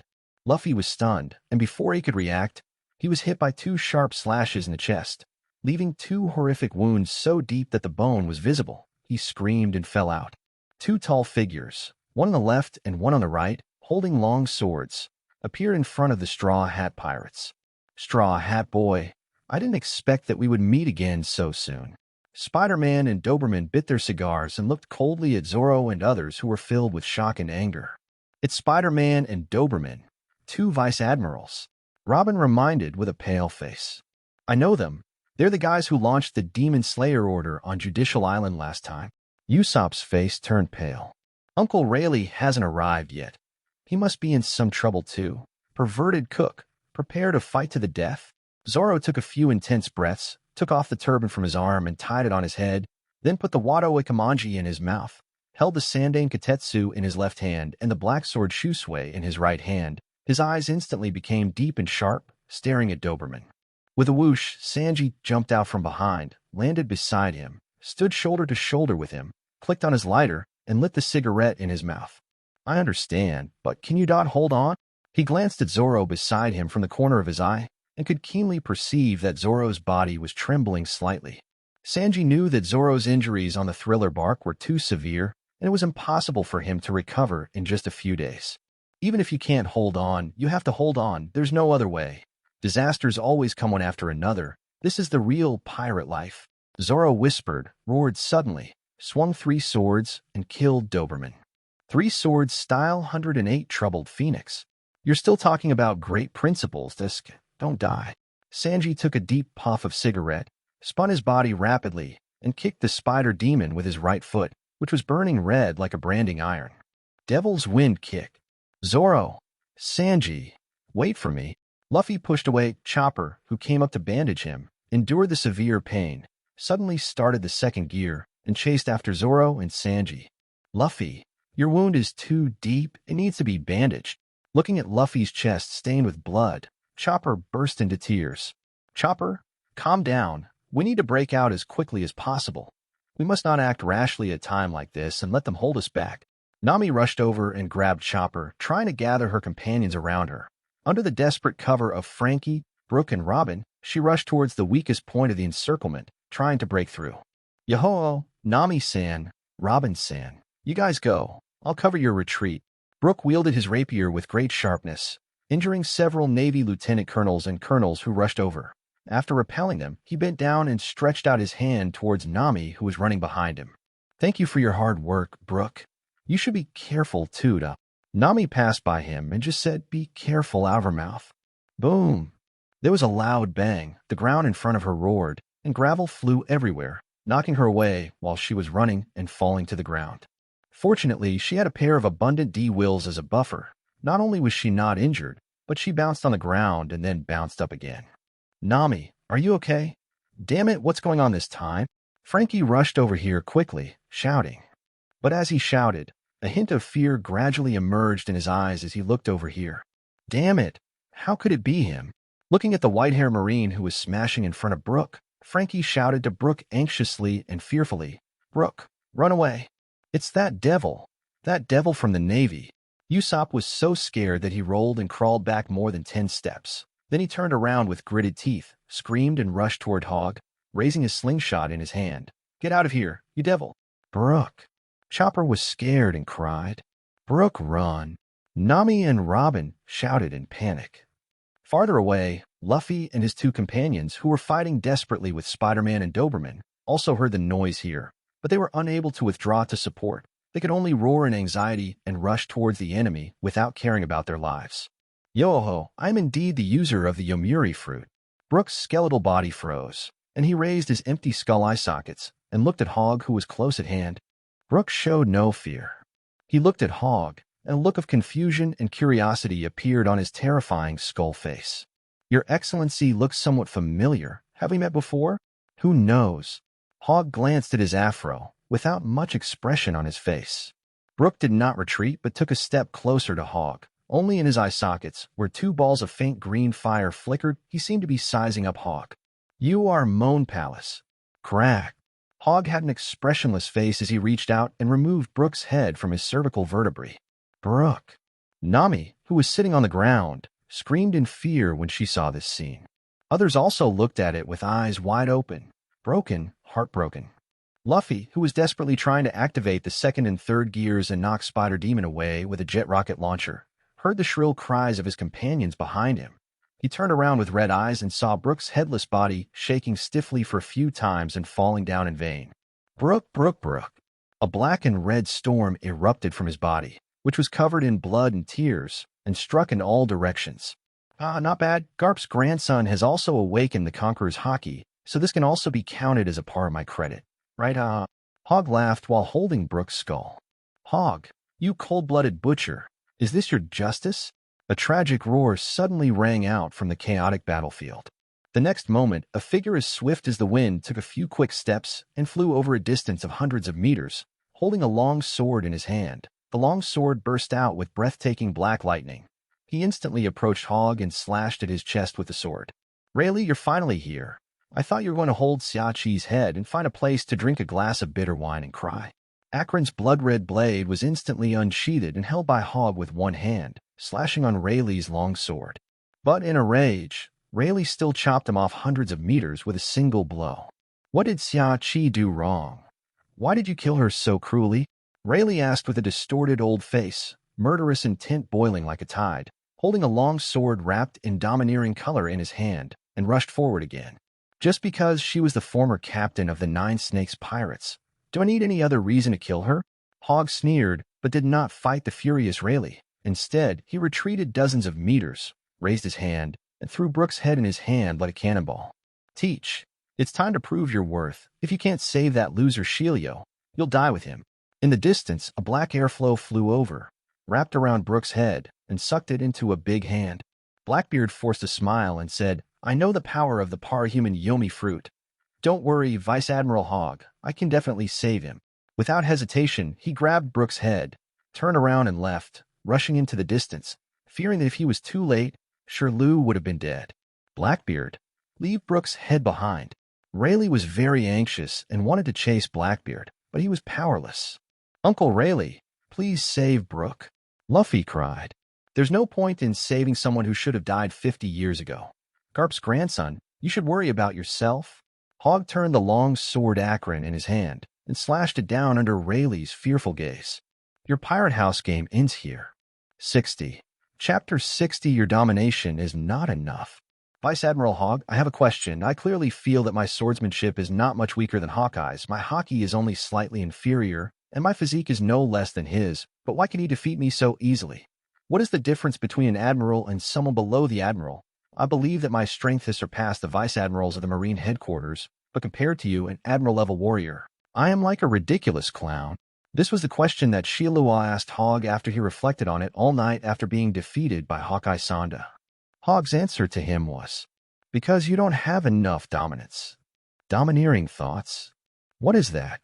This strange word, she has heard Hogg repeat it no less than 100 times during the years he has stayed in Impel Down. But he has never been able to truly understand this word that sounds a bit childish. To say it is a belief seems to have a taste of arrogance. It can be said to be simply arrogant and childish, but it also reveals an inexplicable sense of dominance and majesty. His previous understanding was literal. It is the belief of dominance. When Hogg said that he didn't have enough willpower, did he mean that his will and belief weren't strong enough? But Shiru didn't think so. He is an extremely conceited person. In Impel Down, no one caught his eye. Even Magellan, the king of hell who was revered by the prisoners, was just a hypocritical diarrhea saint in his eyes. Over the years, as the chief guard, he used his position to kill at least thousands of prisoners in Impel Down. Among them are even some vicious criminals from the infinite hell. This is also the reason why his notoriety has spread to the outside world. Even the prisoners in the infinite hell are very afraid of him. The path he insisted on in the sword path was to kill, madly kill, and kill continuously, using endless blood to forge his own killing sword path, the sword path of hell. He persisted on this path for 20 years. In the dark and gloomy Impel Down, in the tit-for-tat confrontation with Magellan, in swinging the sword thousands of times, in practicing sword skills with prisoners, in being imprisoned, in the lonely waiting. He persisted in this kind of life that would drive a normal person crazy for 20 years. Isn't his belief enough for such persistence? Isn't his domineering mind enough? This is what Shiru thought after being defeated by Hawkeye's 3 swords. Then he met Rayleigh again. In Shiru's opinion, although Rayleigh's reputation is terrifyingly great, he is old after all. It is impossible for him to be stronger than the young Hawkeye, right? In other words, Rayleigh is not as good as Hawkeye. He's not as good as Hawkeye. Then even if Rayleigh is stronger than him, it is impossible for him to be completely helpless, right? At least, there is absolutely no way Rayleigh could defeat him with just 3 strikes, right? That's what Shiru thought.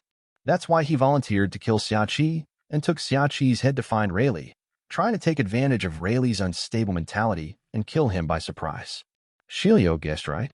Rayleigh indeed failed to defeat him with 3 strikes, because Rayleigh only used 2 cuts. The first knife was used by a furious man after seeing Xiachi's head being cut off, and he chopped him down severely on the spot. The second sword was used when Shiru was unwilling to accept his defeat and wanted to save his lost face. It destroyed his mentality, severed his beliefs, and killed his body with it. 2 knives. Shiru was seriously injured and on the verge of death. His chest and abdomen were cut open, and his intestines were all over the ground. He lay on his back on the broken grass, feeling his vitality slipping away. His eyes were empty and unfocused, and his face showed an idiotic expression of doubt about life. At this moment, as he was about to die, Hogg's answer appeared in his mind again. Your domination isn't strong enough. Tyranny. What on earth is it? In his gradually darkening mind, Shiru pondered this question over and over again. I'm coming, Rain Shiru. You hold on. If you die, I will be implicated and buried with you. Blackbeard's body, trailing a long trail of black smoke, rushed from a distance like the wind and pounced in front of Shiru, whose breath was extremely weak. Looking at the notorious Impel Down warden in front of him, Blackbeard had a complicated expression on his face. In his original plan, the person in front of him, Shiru, was actually the person he intended to invite into his pirate group. Because he was attracted by Shiryu's strength and reputation, he wanted to take advantage of the fact that he still had the status of Shichibukai, and wait until the day of the public execution when the Navy was eager to deal with Whitebeard, and then sneak into Impel Down and go to the Infinite Hell and Impel Down to recruit some crew members, and by the way, invite this bloodthirsty warden. Blackbeard felt that given Shiryu's personality, there was a high chance that he would accept his invitation. However, he didn't expect that Shiru would come out before he could implement his plan. He came out with an old monster in the Navy, who was like a devil. "What a pity," he muttered, "what a pity," but his hands did not stop moving. He pressed Brook's skull onto the grass next to Shiru. Then he opened his hands, and black cyclones emerged rapidly from his left and right palms, like two black holes. He pressed one hand on Brook's skull and the other on Shiryu's body. "I absolutely have to succeed. I don't want this kind of thing to end my fate prematurely. But if we really fail, we can only escape quickly while that old monster hog is being held back by Pluto Rayleigh. If that happens, my plan to become a Shichibukai will be a complete failure. Ha, thief, ha. There's no other way. Let's take a gamble. Use my future as a bet. Shiru, you are also an important chip on this gambling table. If I lose the bet, you will die too." Blackbeard laughed nervously, desperately releasing his dark fruit ability, urging a powerful suction to capture the object in Brook's head. The mysterious power of the superhuman Yomiuri fruit. Brook's body is different from that of an ordinary person because he ate the Yomiuri fruit, which could bring him back to life. His soul returned to his body several years after his body completely decayed. Only a skeleton remains of his body, and even if it is torn into pieces, he will not die. As long as the soul in the body is not destroyed, he can live forever. But at this moment, as Blackbeard's dark fruit ability was fully activated, a huge suction force directly acted on Brook's soul, capturing the power of the Yomiuri fruit he had eaten 50 years ago, and pulling it outward frantically, trying to extract it from Brook's soul. As the power of the Yomi Nomi gradually faded, Brook's soul, which was originally close to immortality due to the ability of the Yomi Nomi, began to decay and wither. The soul energy that was like a ghostly fire became visibly pale and weak, and the fluctuations of the soul became weaker and weaker until it stopped completely and turned into nothingness. Without this vibrant soul, the skull, which already had cracks, quickly decayed and shattered, turning into a pile of ashes scattered on the grass. Thus Brook died. And when Brook died completely, the black cyclone in Blackbeard's hand seemed to have grasped an invisible and intangible force, which was directly swallowed into his body by his black hole-like palm. No one knows what his body structure is. The mysterious power of the superhuman Yomiuri fruit was absorbed from the palm of his right hand, passed through his body, and then ejected from the palm of his left hand, penetrating into Shiryu's chest. After completing this step, Blackbeard finally breathed a sigh of relief, wiped the sweat from his forehead, stood up, and looked at Shiru on the ground. "Ah, from now on, whether you live or die depends on you. Reign Shiru."